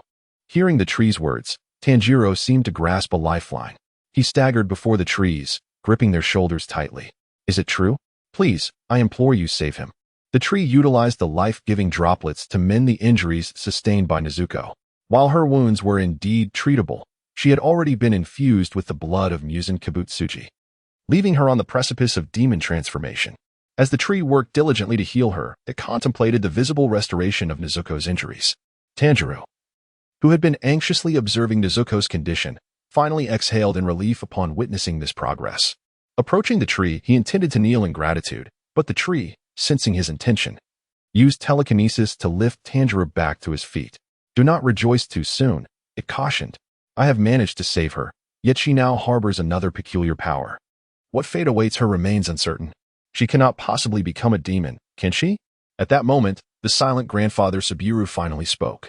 The tree turned to him, realizing that it truly wished to forget this individual. I have heard tales before. Demons consume humans, yet it seems they also possess the ability to transform humans into demons, albeit rarely. Tanjiro, upon hearing this, cast a worried glance toward the unconscious Nezuko, who lay motionless on the ground, ensnared in a deep slumber induced by the tree's healing. Chapter 93. Jitomioka. As the sun gradually ascended, Tanjiro knelt before the graves of his family, having laid them to rest. I am so sorry. If only I had returned home sooner, perhaps this could have been avoided. While you endured suffering, I remained comfortably sheltered from the cold, he lamented. The tree, observing Tanjiro's sorrowful words, silently contemplated. Indeed, had you returned earlier, this tale would have concluded differently. After offering a few bows at the gravesite, Tanjiro stood and turned to his grandfather, Subiru, who had kept vigil through the night. Grandfather, you should return to rest. I am grateful for your company. Ah, my child. May you find solace in your grief. If it is not too burdensome, you may live with me henceforth, Subiru replied. Tanjiro shook his head. No? If Nezuko truly becomes a demon, I must seek a way to restore her humanity. Nodding in understanding, Subiru began to walk toward his home. Tanjiro then directed his gaze to the tree. I am but a wanderer, the tree remarked, with no fixed abode. I shall accompany you for now. Tanjiro nodded in agreement, hoisting his sister onto his back as he descended the mountain. As they walked, Tanjiro suddenly sensed a disturbance behind him. He turned to see Nezuko. Her visage transformed into a grotesque form, bearing exaggerated fangs, saliva dripping from her gaping maw. Just as she prepared to bite him, a shadowy figure intervened, separating the two. The force from behind caused Tanjiro to lose his balance and tumble to the ground, while the tree stood by, resembling a mere passerby. Ju, observing Nezuko's transformation into a demon, slowly unsheathed his Nichiren blade, ready to confront her. Seeing this, Tanjiro sprang to his feet, positioning himself protectively in front of his sister. She has already become a demon. Let me put an end to her, Ju urged. Tanjiro, alarmed by Ju's intent, replied with fierce protectiveness. She is my sister. I will not allow you to harm her. Before he could finish, he was suddenly tackled by the now demonized Nezuko.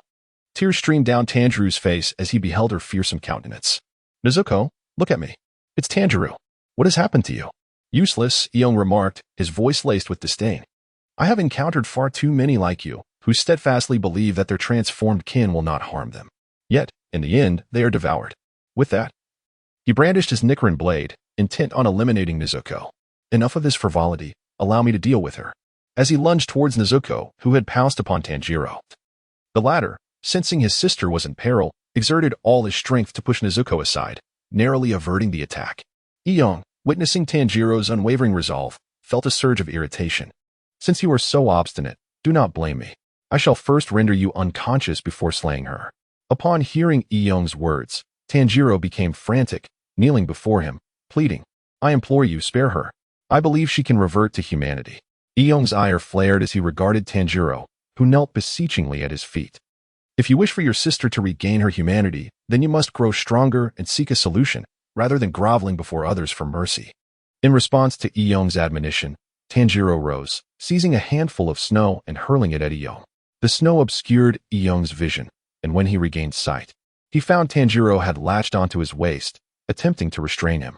Iyong, unfazed, elbowed Tanjiro in the back, sending him sprawling. Tanjiro struggled momentarily before collapsing, unconscious. Iyong turned his attention back to Nezuko, preparing to finish her off. However, as he searched for her, he noticed a nearby tree that had been observing the confrontation. Who is this? He wondered, perplexed by his prior oversight. The tree, sensing Iyong's gaze, gestured towards Tanjiro's fallen form. Upon looking in the indicated direction, Iyong saw Nezuko rushing to protect her unconscious brother, shielding him with her body and watching Iyong warily. What is this? She intends to attack, yet she restrains herself. He mused. Perhaps Tanjiro's assertions held some truth. She might indeed be different. Iyong hesitated, crafting a makeshift muzzle to restrain Nezuko's mouth and leaving a note beside the unconscious Tanjiro. Prepared to depart, he turned to the tree. Who are you? The tree replied lazily, I am merely a lost traveler. Pay me no mind. Sensing no extraordinary aura from the tree, Iyong assumed it was an ordinary person. In that case, I would appreciate your care for this fellow. I shall take my leave. However, just as Iyong took a step forward, he suddenly found himself frozen in place. Wait, the man was astonishingly untouched by the snow. Neither Tanjiro nor he bore even a trace of it, despite the snowfall having ceased, with delicate flakes still drifting through the air. However, the tree remained entirely devoid of snow. Upon noticing this, Iyong discerned that the tree was no ordinary being. Water-breathing, first form, water surface, /. Iyong swiftly swung his blade towards the tree. Yet just as the Nichiren blade was about to make contact, it halted mere inches from the tree. The tree extended a finger, and it appeared as though Iyong's assault had been frozen in place, rendering him incapable of advancing even a step. The tree regarded Iyong and said, Do not be foolish. Return to your games. In that moment, Iyong, unable to move, gazed at the tree and demanded, Who exactly are you, and what is your purpose in approaching these siblings? The tree responded, seemingly exasperated, Do not assume the worst of others. I harbor no ulterior motives. I am simply here for a leisurely visit. Moreover, if I were inclined to undertake something, do you truly believe you could impede me? Iyong strained with all his might, attempting to break free from the tree's grasp. But his efforts yielded no results. The tree, as if aware of Iyong's struggle, remarked, Do not waste your strength. You cannot escape. Even if you were to summon 100 of yourself, it would be futile. In the world of Naruto, even Uchiha Madara would find it challenging to break free, let alone you in your current state, which is not even on the same scale. Eventually, Iyong surrendered his struggle, and the tree released his restraints. Before departing, Iyong cast one last glance at the tree, who waved goodbye. After a moment's hesitation, he ultimately chose to leave, recognizing that remaining there would change nothing, and he could not discern any malevolent intent from the tree. Chapter 94. Rinryu's Okankatsu as Shinobu and the others departed, Nezuko remained dutifully by the unconscious Tanjiro's side. Time flowed indistinctly until Tanjiro finally stirred awake, his gaze falling upon the ever-close Nezuko. Overcome with emotion, he embraced her tightly. How wonderful! Nezuko, I didn't expect you to still be here. Are you unharmed? After speaking, Tanjiro gently examined her for any signs of distress. Nezuko stared at him with her innocent, wide-eyed expression, tilting her head in silence. You finally awakened. I feared you would slumber for an eternity, Tanjiro exclaimed, noticing that Shiki was still present. Shiki, you are still here as well. I thought you had left, Tanjiro declared, attempting to rise, only to feel something beneath his hand, a piece of paper lying beside him. Huh, what is this? Curiosity piqued. He picked up the envelope left by Ju. Upon reading its contents, a resolute determination formed within him. I must grow stronger. Only then can I find a way to restore Nezuko to her human form. After finishing the letter, he rose and gazed at his sister, once again engulfed by despair. The letter warned that Nezuko could not be exposed to sunlight, or she would perish. What am I to do? Tanjiro pondered, his anguish evident. Shiki, recognizing Tanjiro's distress stemming from his concern for Nezuko, suggested, you could find a box to place her in. Ah, indeed. Shiki, you are so clever. Upon hearing Shiki's proposal, Tanjiro dashed down the mountain. Shiki watched as Tanjiro vanished from sight, leaving Nezuko behind. Has he truly forgotten his sister? With no other option, Shiki took Nezuko to a nearby cave, awaiting Tanjiro's return. Before long, Tanjiro returned, carrying a bamboo box, only to discover that Nezuko was no longer where he had left her. Panic surged within him as he called out desperately, "Nezuko! Nezuko! Where are you?" "Do not call out. I am here," Tanjiro murmured, realizing that his sister was missing. Just moments ago, he hadn't even thought of her. Hearing a voice, he turned his gaze towards the cave from which it emanated and immediately dashed over. Upon entering the cave, he spotted a tree seated within, alongside Nezuko. Embarrassed, Tanjiro scratched the back of his head. "I apologize, tree. I was momentarily anxious to find something and did not consider." As he spoke, he retrieved a bamboo cage from behind him. "Come inside here." Nezuko, observing the bamboo cage before her, obediently crawled inside. However, it was evident that the cage was too small for her. A significant portion of her body remained outside. Just as Tanjiro began to doubt the cage's suitability, Nezuko's form unexpectedly diminished, and she settled comfortably within. The tree, witnessing Nezuko's transformation, could not help but exclaim, "Nezuko's ability to change size at will is indeed remarkable." With a newfound means to keep Nezuko close, Tanjiro set off towards the address indicated in the letter. Along the way, he noted that the tree was following him, and he felt a deep sense of gratitude. Having witnessed the tree's strength, he assumed that it accompanied him to ensure his safe arrival. As dusk descended, Tanjiro approached his destination and spotted a dilapidated temple ahead. "Tree, let us rest here for the night. We shall continue our journey at dawn." The tree surveyed the temple, sensing activity within. "It seems we may have interrupted someone's dinner." "Huh," Tanjiro replied, perplexed. The tree shook its head and continued toward the temple with Tanjiro in tow. As they neared, Tanjiro caught a whiff of a metallic scent. Something ominous seemed to be occurring inside. Without hesitation, he burst into the temple. Upon entering, Tanjiro beheld a shadowy figure feasting on something. The figure halted his meal, wiping the blood from the corner of his mouth with his arm. He sniffed the air and declared, "You have disrupted the rules. This is my territory." With that, he turned his gaze toward Tanjiro. What is happening?" "I distinctly sense the presence of another demon." Tanjiro gazed at the lifeless body on the ground, ravaged beyond recognition. Initially overcome by trepidation, fury swiftly filled his chest. "How dare you!" he exclaimed, drawing a woodcutter's blade from his back and lunging at the demon before him. The demon, noticing Tanjiro's advance, calmly lowered its head to evade the strike, then delivered a forceful kick that sent him sprawling. As Tanjiro was flung away, Nezuko, who was nestled in his back, emerged. Witnessing her brother being bullied, she immediately charged at the demon. Realizing the source of the other demon's scent, the demon sneered, "You, who not only disrupt the rules but also dare to enter my territory and aid a human, should I slay you, Muzan-sama will not hold me accountable." With that, the demon retaliated, dodging Nezuko's attack and kneeing her away. At that moment, Tanjiro, wielding his axe once more, struck at the demon. The creature attempted to evade while retreating, but was ultimately struck in the neck, its head severed from its body. As the head fell, the demon lunged at Tanjiro, laughing maniacally, "Ha ha ha. Even without my head, what of it? I shall not perish." Tanjiro defended himself against the demon's body while evading its head's bites. Meanwhile, a tree stood as a silent observer, sensing another presence nearby, someone hidden, quietly watching them. That must be Sakanji Urokadaki. Just as the demon was about to sink its teeth into Tanjiro, Urokadaki finally intervened. Water breathing, first form, water surface, slash. A swift strike cleaved through the demon, severing head and body simultaneously. Tanjiro collapsed onto the ground, panting heavily. Urokadaki turned to him, and Tanjiro sprang to his feet, expressing his gratitude. "Thank you for your rescue." Upon noticing the disintegrating demon, he felt a surge of compassion. What a pitiful creature. Urokadaki, having observed Tanjiro throughout the encounter, noted the overwhelming aura of kindness emanating from him, prompting a thought. "Ju, is this the child you recommended? But he truly is not suited for the task of slaying demons." After reflecting, Tanjiro addressed the tree. "It seems we shall not rest tonight." The sky gradually brightened. Yet Nezuko remained unconscious after being kicked aside. With no other option, Tanjiro placed her gently in his bamboo cage. Urokadaki, hearing Tanjiro's words, then noticed the presence of another person and stared at the tree in astonishment. The tree, meeting Urokadaki's gaze, remarked, "Tanjiro, you need not hurry any longer. Have you not already found what you were searching for?" Chapter 95. Lalo Lasai Tanjiro heard the voice of the tree and turned his gaze towards Sakanji Urokadaki. Ah, could he be the one I have been searching for? Urokodaki, momentarily disrupted by Tanjiro's exclamation, set aside his astonishment regarding the tree.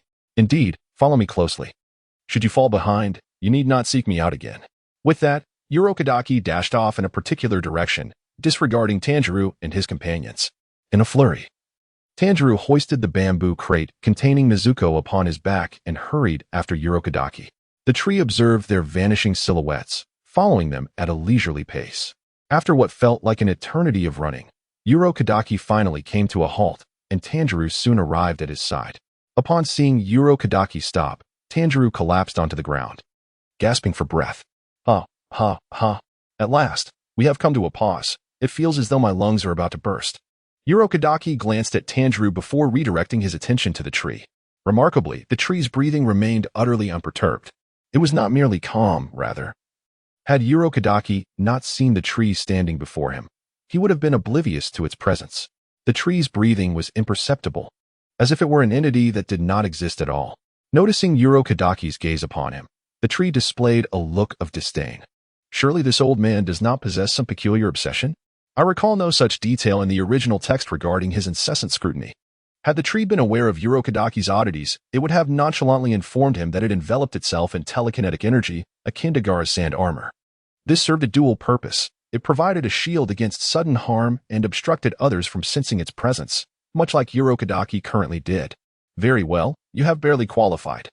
I shall now commence your specialized training, Urokodaki proclaimed before turning his attention back to the tree. Would you care to join us? Upon hearing Urokodaki's invitation, the tree shook its head. What a jest. As long as Pokemon are involved, I shall undoubtedly be proficient. Why should I exert myself in this endeavor? Urokodaki, disheartened by the tree's refusal, felt a twinge of disappointment. He sensed that the tree held untold potential. Had it not been for its lack of training, he would have eagerly guided it into the fold, confident it would become a formidable asset to the Demon Slayer Corps. Then you may rest within the house while I take him to the mountain for training, Urokodaki stated, leading Tanjiro away. Before departing, Tanjiro entrusted Nezuko to the tree for safekeeping. Once they had left, the tree gently placed the unconscious Nezuko upon the bed. Dare to stray, and you shall be punished with a stand outside. Beep. The pet awakens. Host, please take note. The first Pokemon has awakened. Let me see which one it is. The tree swiftly opened the Pokeball to investigate. Ralt's type, Psychic. Fairy ability, Telepathy, has a chance to sense the thoughts of others. The greater the disparity in strength, the more pronounced the perception. Moves, Charm, Double Team, Confusion, Hypnosis, Teleport. Light screen. It is this little creature. The tree released Ralts, revealing a figure partially concealed by green hair, with a flat red horn dividing its features. As the tree gazed upon Ralts, a plan began to form in his mind. Since they would all reside in this world together, and barring any extraordinary circumstances, there was no need to return them to the Pokeball. They should have friends and a social circle beyond just me. The tree greeted the Ralts standing before him. Hello, Ralts. Welcome to this world. With that, he reached out to gently pat its head. Just then, a commotion was heard outside, and it was Tanjiro returning with Sakaji Urokodaki. Let us conclude today's training here. From now on, follow this regimen. When you are ready, we will proceed to the next training phase. Tanjiro, utterly exhausted, collapsed onto the ground. I understand, Master Urokodaki. Upon entering the room, Urokodaki noticed a creature he had never seen before standing in front of the tree and raised an eyebrow in curiosity. What is this? I have never encountered it before. The tree withdrew his hand from Ralts' head. This is a Pokemon I carried with me during my travels. It has now awakened, so I decided to let it out. Hearing the conversation, Tanjiro, with great effort, pulled himself towards them. Upon catching sight of Ralts, he was instantly captivated by the adorable creature. So cute. Ralts. Being able to sense the goodwill from Tanjiro, Ralts warmly responded to him. Observing Ralts' enthusiastic greeting, the tree turned to Tanjiro and said, if you can persuade Ralts to join you, I can allow it to form a team with you. Really? The tree nodded affirmatively. Ralts is quite powerful. Do not be deceived by its charming appearance. Even now, you might not stand a chance against it. Tanjiro, skeptical of the tree's words, questioned, can such a small creature truly be that strong? Noticing Tanjiro's doubt, the tree suggested, how about we have Ralts spar with you? This is not good. What if this little creature gets hurt? Fear not. At your current state, you cannot harm it. The tree led Larvitar out of the room. And upon witnessing this, Tanjiro had no choice but to follow suit. Upon arriving in the courtyard, despite having trained all day and feeling somewhat fatigued, Tanjiro believed he could still manage the little creature before him. Seeing Tanjiro standing still without taking action, the tree declared, "Since you will not initiate the attack, I shall have Larvitar go first." Larvitar. Utilize hypnosis. Upon hearing the tree's command, the Hornatop Larvitar's head began to radiate a luminous glow. Suddenly, Tanjiro, standing opposite, felt an overwhelming wave of drowsiness wash over him. His eyelids grew heavier until he collapsed onto the ground, succumbing to slumber. Kaneo, witnessing the spectacle, was left in awe. What manner of ability is this, capable of inducing sleep without one's awareness? It is strikingly akin to the bizarre powers possessed by demons. When Tanjiro awakened the following day and came to the realization that he had lost the previous battle, a look of despondence crossed his face. From that moment on, he no longer underestimated Larvitar. In the ensuing days, Tanjiro dedicated himself to relentless training while simultaneously nurturing a deeper bond with Larvitar. Until one fateful day, a voice from the system within the tree echoed once more in its mind. Chapter 96. The Departure of the Tree. Beat. A Pokemon has expressed willingness to join your team. Permissions activated. Transdimensional travel prerequisites initiated. Part of Kabutsuji Musen. As the host of the Pokemon system, you are tasked with ushering in the Pokemon era across various worlds. Congratulations, you have taken the first step. Please continue your efforts. If the host is dissatisfied with the Pokemon sought for companionship, they may reclaim the Pokemon at any time. Upon comprehending the system's words echoing in his mind, the tree felt an overwhelming urge to curse. You little genius, if you desire for me to establish the Pokemon era across different realms, why not just say so? Those skills you provided, I assumed they were for nurturing. Now you tell me they are for development? Beep. The host was too weak at that time. Huh. After venting his frustrations, the tree cheekily raised a middle finger. The system will never enjoy a feast of 4 dishes, humph. However, with the conditions for transdimensional travel clarified, he no longer needed to fumble in the dark. At least he had some semblance of direction now. After contemplating, the door swung open, revealing Tanjiro, who joyfully entered. Cradling Ralts. Tree. Ralts has agreed to team up with me. It said it is willing to travel together. Yes, I understand. Congratulations. You must treat it well, otherwise I will reclaim it, the tree cautioned. I know, you can rest assured. Tanjiro assured immediately. Thereafter, during Tanjiro's training, Ralts remained steadfastly by his side. One day, Kenroji Mitsuri brought Tanjiro before a massive stone. This will be your final test. If you can split this rock, you will be permitted to partake in the Demon Slayer core trials. With that, Mitsuri turned and departed, while Tanjiro promptly began his attempts, drawing his katana and striking at the boulder. Clang! The recoil from the blade reverberated through Tanjiro, causing him to drop the katana onto the ground. Concerned, Ralts approached Tanjiro, inspecting his condition. I'm fine, Ralts. Let me try again, Tanjiro replied, bending down to retrieve the fallen sword, only to find it floating before his eyes. Noticing the faint glow emanating from Ralts' horn, Tanjiro realized it was assisting him. Thank you, Ralts. I will surely succeed. Determined, Tanjiro resumed his training. At the foot of the mountain, Mitsuri returned to his dwelling, and upon seeing him, the tree announced, I am preparing to leave. Afterward, you will look after Tanjiro's sister. As the tree stood to depart, disappearing from Mitsuri's sight, he could no longer suppress the question that had plagued him for so long. Who exactly are you? A traveler wandering through various worlds, the young man, Kanroji Mitsuri, finally confirmed a long-held suspicion upon hearing the words of the tree. Initially, he sensed something peculiar about the tree, perhaps a promising candidate for the Demon Slayer Corps. However, as time passed, he discerned the tree's distinctiveness more profoundly. Kanroji Mitsuri felt an inexplicable difference in the tree, not merely in its appearance, but in an elusive essence. Despite his innate sensitivity to sense, he found it ineffective against the tree, alongside its extraordinary power, which he had never encountered in his long life. Thus, he pondered whether the tree truly belonged to their world. Yet, the absurdity of this thought caused it to flit away, only to be validated by the tree's own words. Time flew by, and on a particular day, Tanjiro joyfully settled onto the ground, gazing at the now-evolved Laruras. How wonderful! Kyrillian, I have finally fulfilled my master's task. Kyrillian, too, smiled with squinted eyes. During Tanjiro's training, Laruras had evolved into Kyrillian, and with this transformation, the name Kyrillian unbiddenly surfaced in Tanjiro's mind. Mitsuri appeared behind Tanjiro. Congratulations. Tanjiro, you have successfully completed your training. Hearing the voice, Tanjiro turned to face him. Master, you have arrived. Tanjiro stood and embraced Mitsuri. At the foot of the mountain, Mitsuri prepared a sumptuous meal for Tanjiro and presented him with a disaster prevention mask. This is for you. I bestow one upon each of my disciples. As he spoke, Mitsuri seemed to recall something, letting out a deep sigh. All right, finish your meal and get some rest. You shall set forth tomorrow. The next day, Tanjiro arose early, preparing for his departure, with Kairulian following closely at his side. Tanjiro turned back to wave at Mitsuri before heading towards the examination site at MT Tsuzumi. Mitsuri watched as Tanjiro's figure gradually faded from view. You must return safely, Tanjiro. As they drew nearer to their destination, Tanjiro beheld the majestic mountains flanking the path, adorned with vibrant purple blossoms.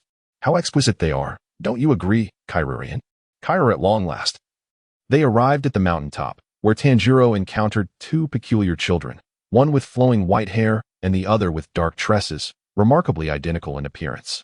The duo gestured behind them and declared, your examination location lies just beyond, where the wisteria blossoms do not impede your passage. However, within, numerous demons await. Your task is to endure for 7 days. Should you succeed, you will have passed this assessment. After delivering their message, the children stepped aside, allowing entry. Some individuals hesitated, choosing to abandon their quest even before entering. Undeterred, Tanjiro boldly ventured inside, followed closely by Kairulian. Upon entering, Tanjiro was immediately struck by an overwhelming sense of foreboding. At that moment, a thicket nearby rustled ominously, and 3 gaunt demons lunged forth. Ha! At last, someone has arrived. Do not compete with me. This one is mine, proclaimed one. What nonsense are you spouting? That one belongs to me. Another retorted. Enough of this squabbling. Whoever captures it first claims victory. Just as the 3 demons lunged at Tanjiro, they were suddenly suspended in midair.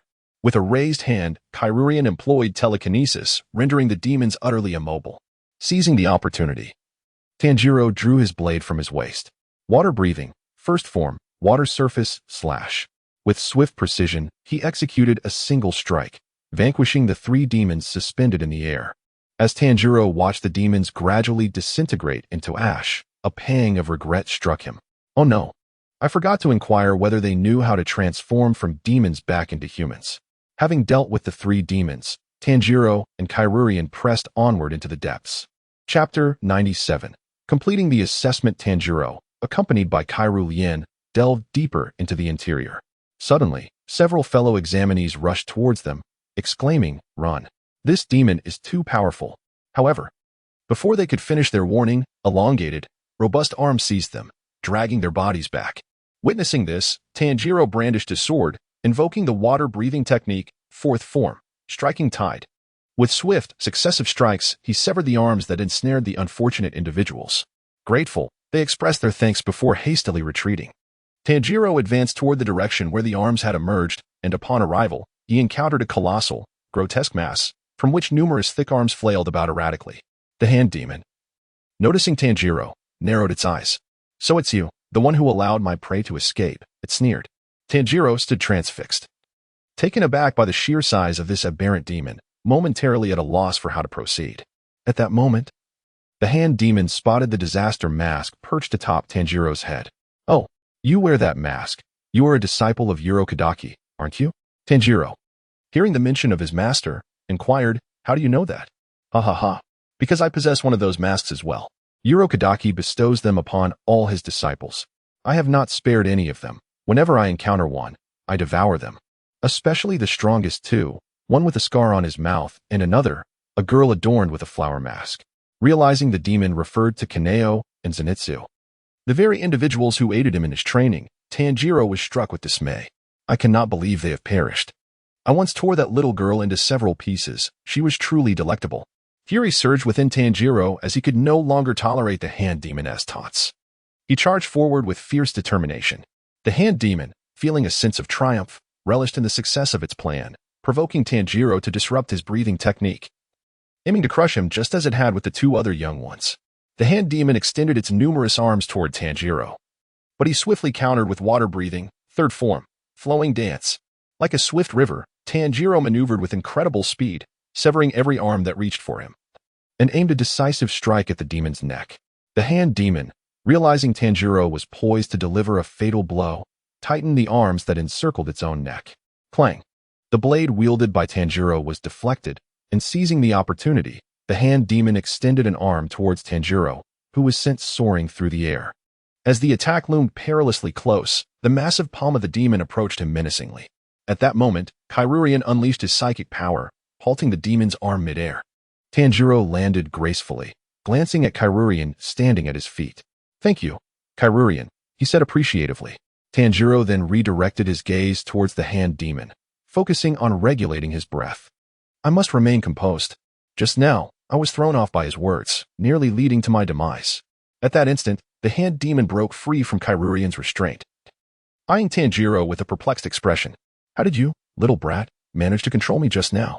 Disregarding the demon's query, Tanjiro concentrated on his breathing. Total concentration. Water breathing 10th form, constant flux. With determination, Tanjiro swung his blade and charged towards the hand demon once more. The demon retaliated by launching several arms at him. Tanjiro deftly parried the attacks, summoning a water dragon, and as he severed the approaching arms, his strikes grew increasingly rapid until he was right before the demon. In that moment, Tanjiro perceived a translucent thread connecting the demon's neck. He aimed to strike towards that thread. With a swift motion, he cleaved through it. Despite the demon attempting to shield its neck with its robust arms, Tanjiro, having trained to cleave through boulders, successfully severed the demon's arm along with its neck, sending them crashing to the ground. Tanjiro glanced back at the disintegrating hand demon before continuing deeper into the mountains with Kyrurian. In the instant the demon vanished. Those devoured, Rengoku's disciples, seemed to find liberation, all gazing at Tanjiro's retreating figure. In the midst of them, Kanata and Shinobu smiled as they observed Tanjiro's silhouette. "How splendid! Our master has nurtured an exceptional disciple." Tanjiro continued to traverse the mountains, vanquishing any demons that confronted him while inquiring tirelessly about any means to restore his sister, who had transformed into a demon, back to her human form. Regrettably, until the very last day, he could not uncover any method. Upon reaching the exit, Tanjiro beheld 4 individuals present, while the peculiar siblings spoke once more. "Congratulations on completing this trial. Next, you shall select materials for forging the Nichiren blade." Hearing their words, the impatient Mitsuri rushed forward, seizing one of the sisters' hair, demanding, "I want the finest one. Tell me which material is the best." Despite being grasped by her hair, the sister remained composed, as though the situation did not affect her, and continued to speak. "The materials are over there. You must choose for yourselves. A crow will accompany you, responsible for conveying information and tasks."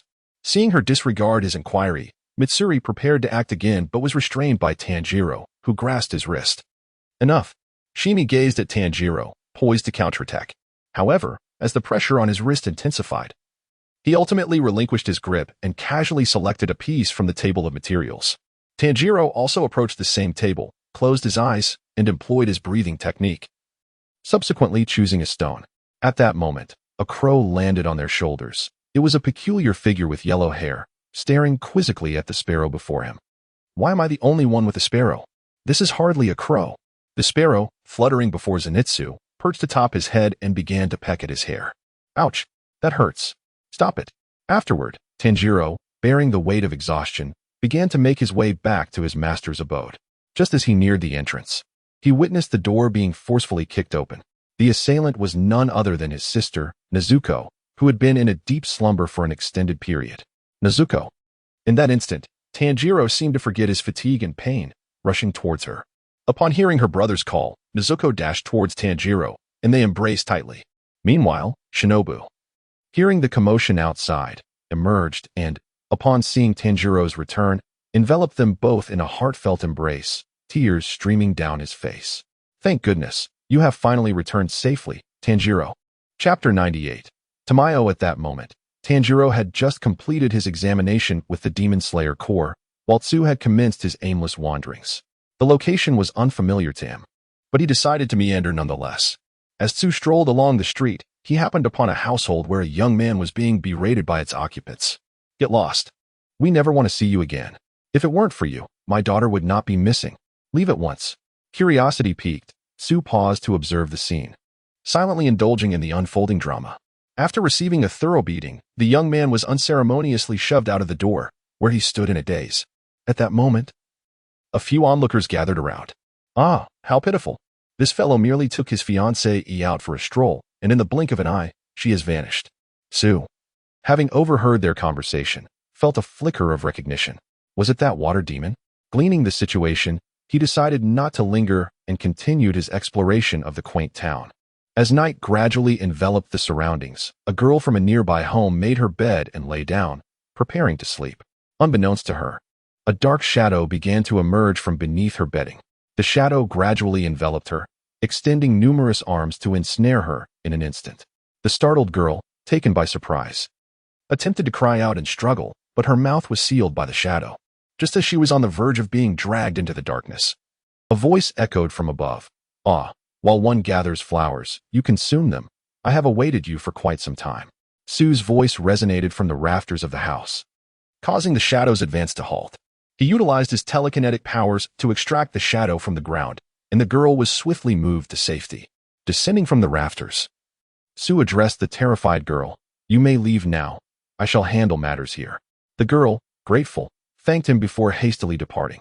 Sue then turned his attention to the three peculiar-looking demons he had extracted. Had you engaged in other pursuits, I would have turned a blind eye. However, your choice to prey specifically on women crosses a line. In my previous world, the gender ratio was heavily skewed towards females, and witnessing your actions incenses me. With that, Sue habitually crushed them, blood splattering in all directions as he beheld the mangled remains of the three water demons. To his astonishment, the dismembered pieces began to twitch, attempting to reassemble. Observing this, Sue employed his mental blade to sever them once more. The previously writhing fragments ceased their movements, succumbing to death. It appeared that his mental prowess proved remarkably effective. Meanwhile, far away, Muzan Kibutsuji was still recovering from the crushing defeat he had experienced during his last encounter with Sue. As he perused a book in his study, an unexpected wave of pain surged through his mind. Ah! Kibutsuji Muzan cradled his head in his hands, kneeling on the ground in agony. Fortunately, the pain came swiftly and departed just as quickly. Slowly rising to his feet, he sat back down, drenched in sweat, pondering the recent events. What had transpired? Why had an unexpected pain pierced through his head, something that had never occurred before? With these thoughts, Muzan hurriedly conducted a thorough examination of his body, assuring himself that all was well, yet he fell back into contemplation. At that moment, a gust of wind swept through the room, causing the curtains to flutter. When the curtains finally settled, a shadow materialized within Muzan's chamber. Before him knelt a figure with short pink hair, adorned with blue tattoos, who bowed in reverence. Continuing to peruse the book in his hand, Muzan inquired, "What progress have you made regarding the individual I tasked you to investigate?" Kaneo, still on the ground, dared not lift his gaze, aware that no findings had emerged. Muzan's irritation flared. "I have been in search of the blue spider lily, yet you have also failed to uncover its whereabouts. I request information on a specific individual, and you are equally incapable of delivering that. What purpose do you serve?" As Muzan's voice intensified, the pressure upon Kaneo grew unbearable, blood seeping from his mouth and eyes. Upon ceasing his oppressive aura, Kaneo felt a sudden lightness wash over him, allowing him to exhale in relief. "I will grant you a few days. I expect complete information on that individual. Failure to comply will result in your demise." "Yes," Kaneo replied before vanishing from sight.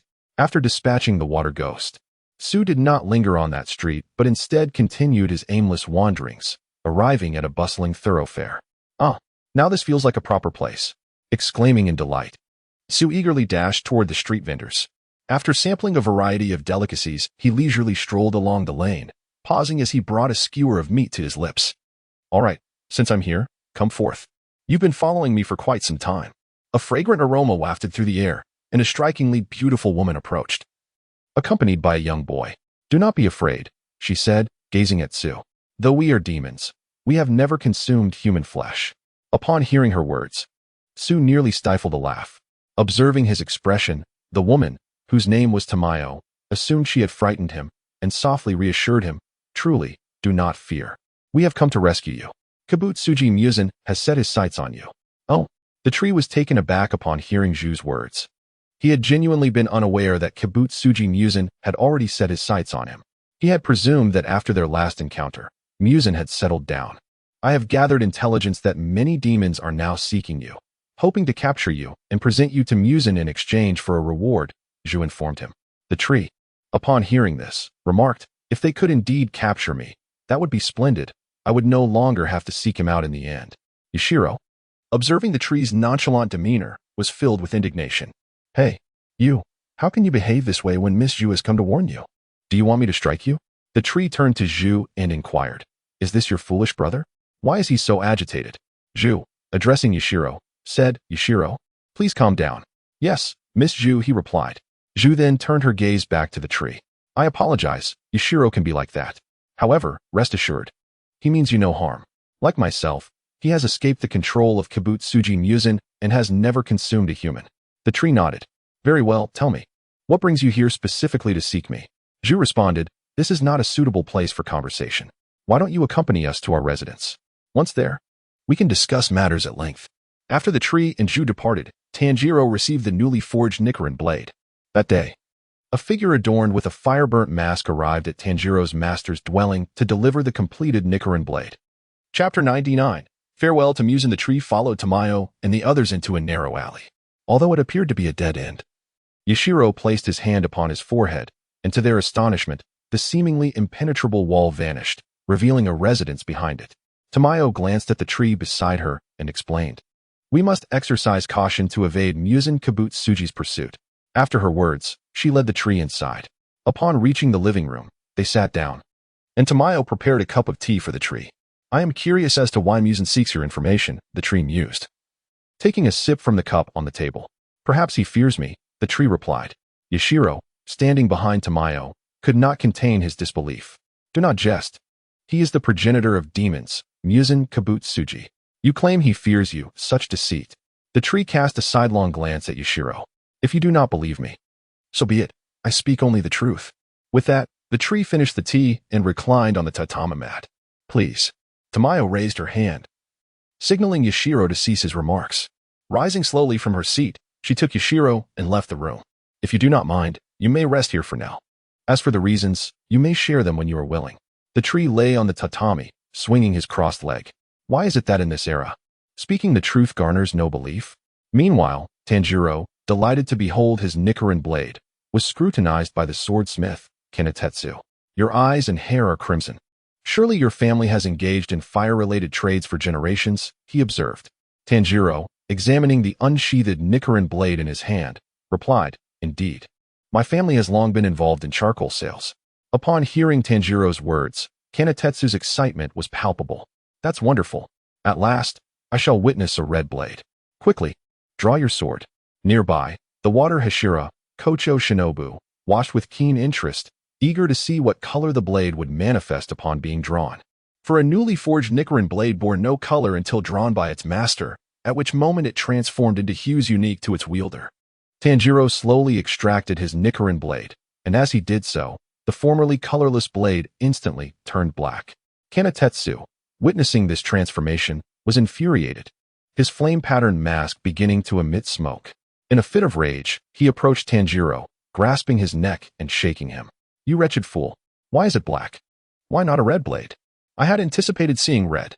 Seeing this, Shinobu could no longer tolerate the scene and pulled Kanatetsu aside. Perplexed, Tanjiro gazed at his pitch-black blade and asked, is black not favorable? Rengoku Sakanji responded, it is not that it is bad, rather, it is quite rare to see a blade as dark as yours. Upon witnessing the color of Tanjiro's sword, Steel-Grave Hayu was reluctantly compelled to depart. After Tanjiro briefly familiarized himself with his Nichiren blade, a crow flew over, announcing, a child has gone missing 26 kilometers to the southwest. Hurry to assist. Hearing the crow's call, Tanjiro understood that his mission had begun, and he bid farewell to his teacher. At this moment, Rengoku Sakanji remarked, your sister is now unharmed. She has managed to resist the urge to consume humans solely through the power of her will and sleep. You may now keep her by your side. And I have also imparted a suggestion to her. She will perceive all humans as her kin. Grateful for Rengoku Sakanji's words, Tanjiro bowed deeply and then turned to his sister, feeling immense relief. This is splendid. Rengoku Sakanji continued, producing a small wooden box. I crafted this specifically for you. It is not only lightweight but also sturdier than ordinary wood. Tanjiro accepted the box and opened it, and Nezuko instinctively climbed inside. Thus, Tanjiro carried Nezuko on his back, accompanied by Karurian, as they made their way towards the task at hand, in the vicinity of the tree where Tamayo resided.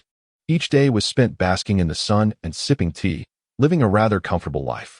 However, Yashiro's gaze towards the tree grew increasingly hostile. This detestable fellow is intruding upon the world shared by me and Lady Tamayo. It is utterly intolerable.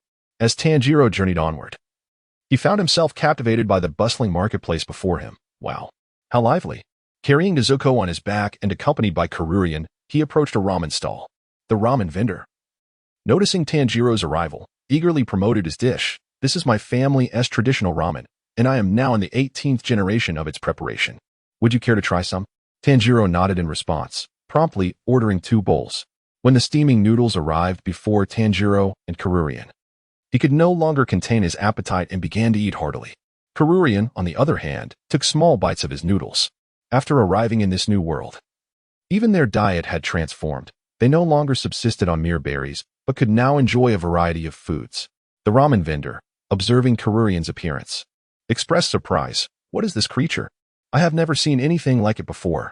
As Tanjiro slurped his noodles, he began to explain, "This is my companion." Just as he was about to continue introducing Karurian to the ramen vendor, a familiar scent wafted into his nostrils.